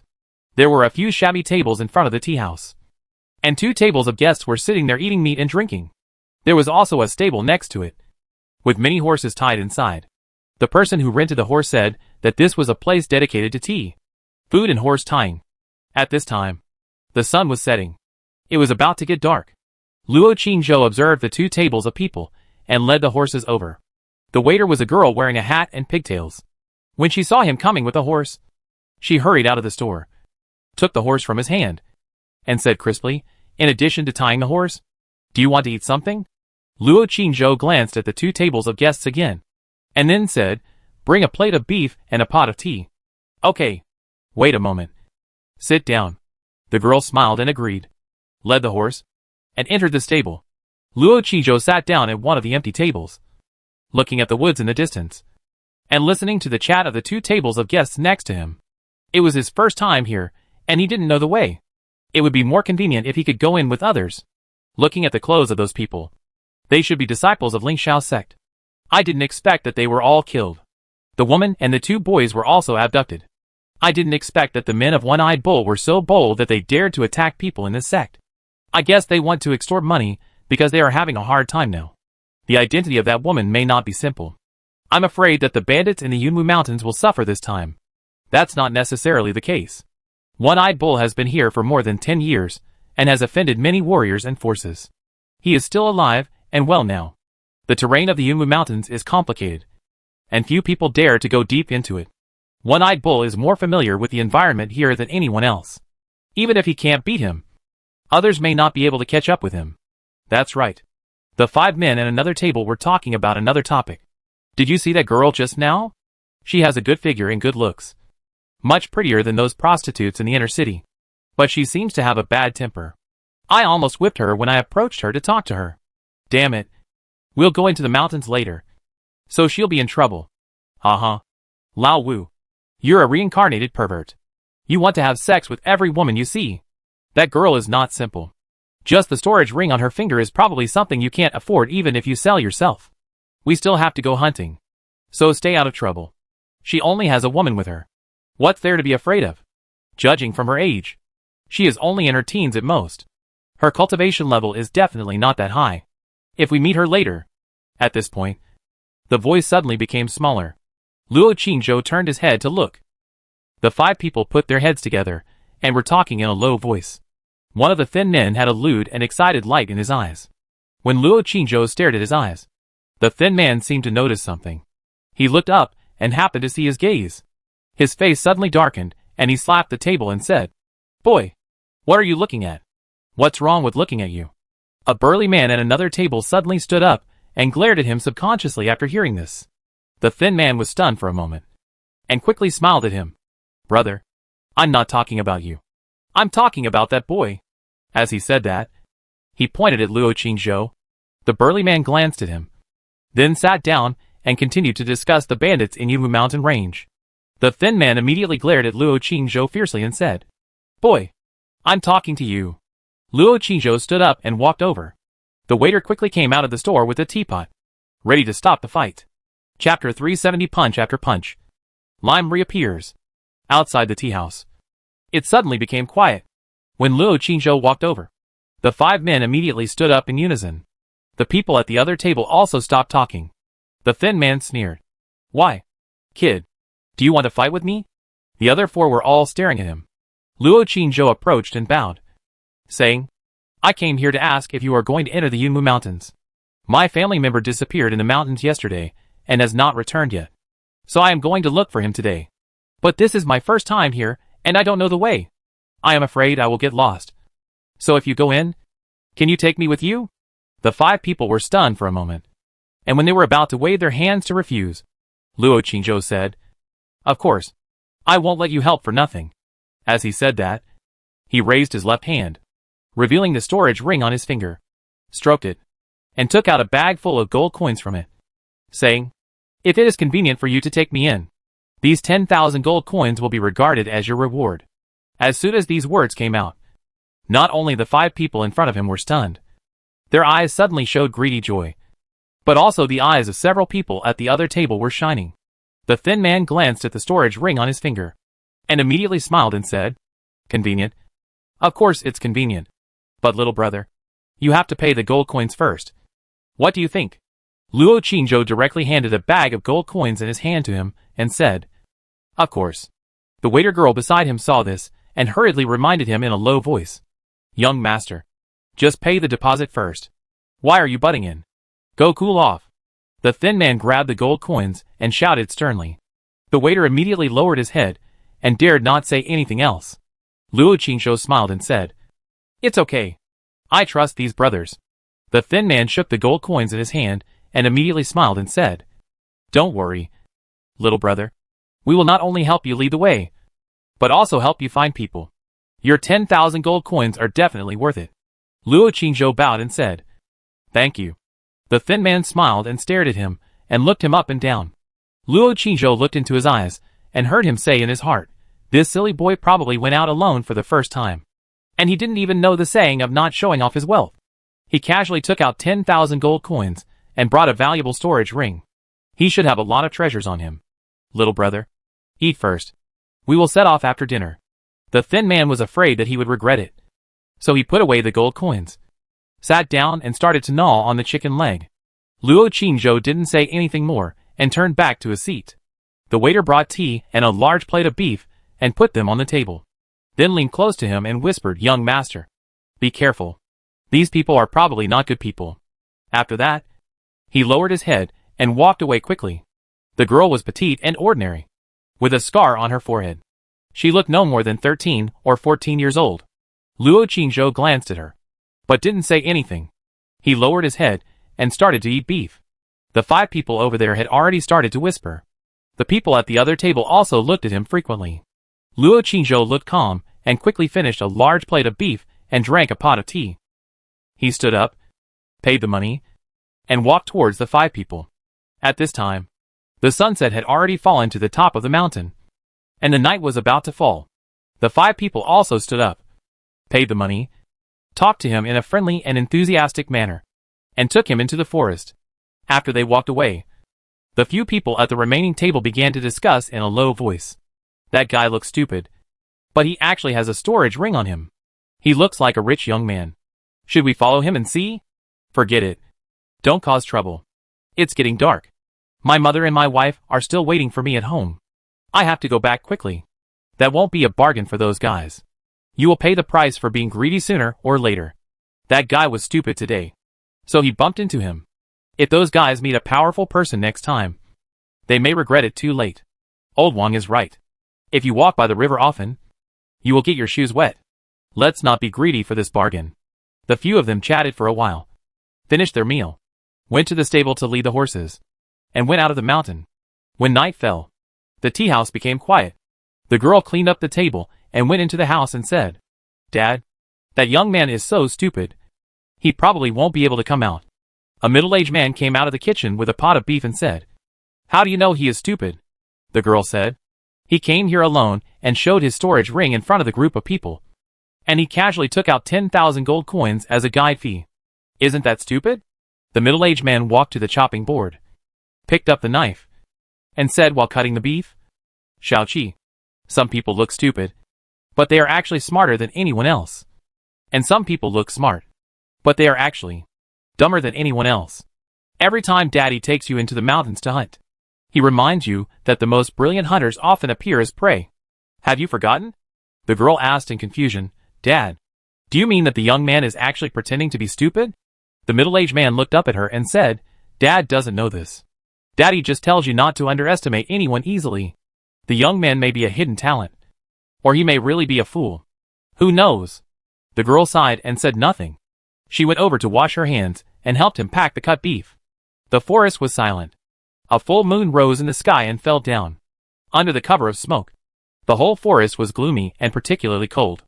Occasionally, there were a few strange calls coming from the depths of the mountains, which sounded creepy. The 5 people took Luo Qingzhou and walked along a path into the depths of the mountains. The mountain road became more and more rugged.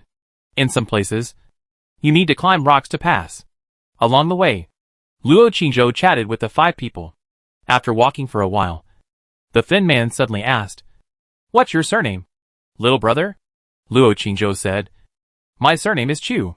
The thin man smiled and said, From your accent, you don't sound like a Kyoto native. Luo Qingzhou said, I'm from Yunzhou, and my family just moved here. The thin man looked at the others after hearing this. Luo Qingzhou heard him and thought, He just moved to Kyoto. It seems he has no background. No wonder his family disappeared. And he is the only one looking for them. That's easy to deal with. The thin man smiled and said, What is your cultivation level now? Little brother? Can you throw a few punches for me to see? As long as the warrior mobilizes his internal force to fight. As long as the difference between the 2 people's cultivation is not too big. The other party's true cultivation can be seen from the breath emitted by the other party. Luo Qingzhou said, I just succeeded in refining bones. After saying that, He punched a big tree next to him with great momentum. The breath-retaining technique that Sister Yu taught him not only completely hides his warrior's aura, but also can control the amount of warrior's aura at will, so that people can misunderstand his true cultivation. Sure enough, he is in the bone-refining realm. This idiot. He says whatever you ask him.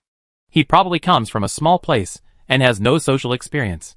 The thin man said secretly in his heart, winked at those people, and said with a smile on his face, "Little brother, you have succeeded in refining bones at such a young age. I admire you. I admire you." Luo Qizhou looked into his eyes and said, "What is your cultivation level, brother?" The thin man smiled and said, "I am the same as you, little brother. Both of us are in the bone-refining realm. Isn't it a coincidence? I have already reached the martial arts master realm. I will beat you into a pulp with one punch later." Luo Qizhou listened to his inner thoughts and asked, "The other brothers should be more powerful, right?" The thin man smiled and said, "They are all in the realm of martial arts, and the most powerful one is only refining the internal organs." Luo Qizhou looked into his eyes and suddenly asked, "Brother, have you heard of nine-leaf grass?" "Nine-leaf grass?" The thin man was stunned for a moment and shook his head and said, "I haven't heard of it. Is it a medicinal herb?" Luo Qingzhou said, "It is a medicinal herb. It is said to grow in the valley of the Yunmu Mountains." "Brother, do you know where the valley is?" The thin man looked ahead and said, "There is a valley more than 20 miles to the north, just below that mountain range. The other valleys are still in the innermost part of the mountain range." As he spoke, he winked at the other 4 people. The speed of the 5 people suddenly slowed down at the same time. At this time, several people had just entered a deep canyon. It was pitch black in front and behind, and the mountain walls on both sides were steep and towering. There was only a line of night sky above their heads. This place is really a hopeless place. The thin man deliberately slowed down his pace and fell behind him. The 4 people walking in front began to slowly stop. Luo Qingzhou suddenly walked up to the man who was called the boss and said, "Brother, I seem to know you. Do you have 7 wives in your family?" The burly man was stunned when he heard the words, and looked at him with doubtful eyes, and said, "Yes, you are?" The others were also stunned when they heard the words, and immediately restrained their murderous intent. Luo Qizhou said, "Cousin, I remember. You are my cousin. You have 7 wives in your family, one of whom is Chuang Yang. You said last time that you would buy her a pair of gold bracelets, right?" The burly man suddenly opened his eyes wide, his face full of shock, and hurriedly said, You? Luo Qingzhou immediately raised his hand, touched the storage ring with his fingers, and said, "Cousin, take a look at this thing. You should remember it." As he said, he suddenly took out a black stick from the storage ring and said, "Cousin, take a closer look.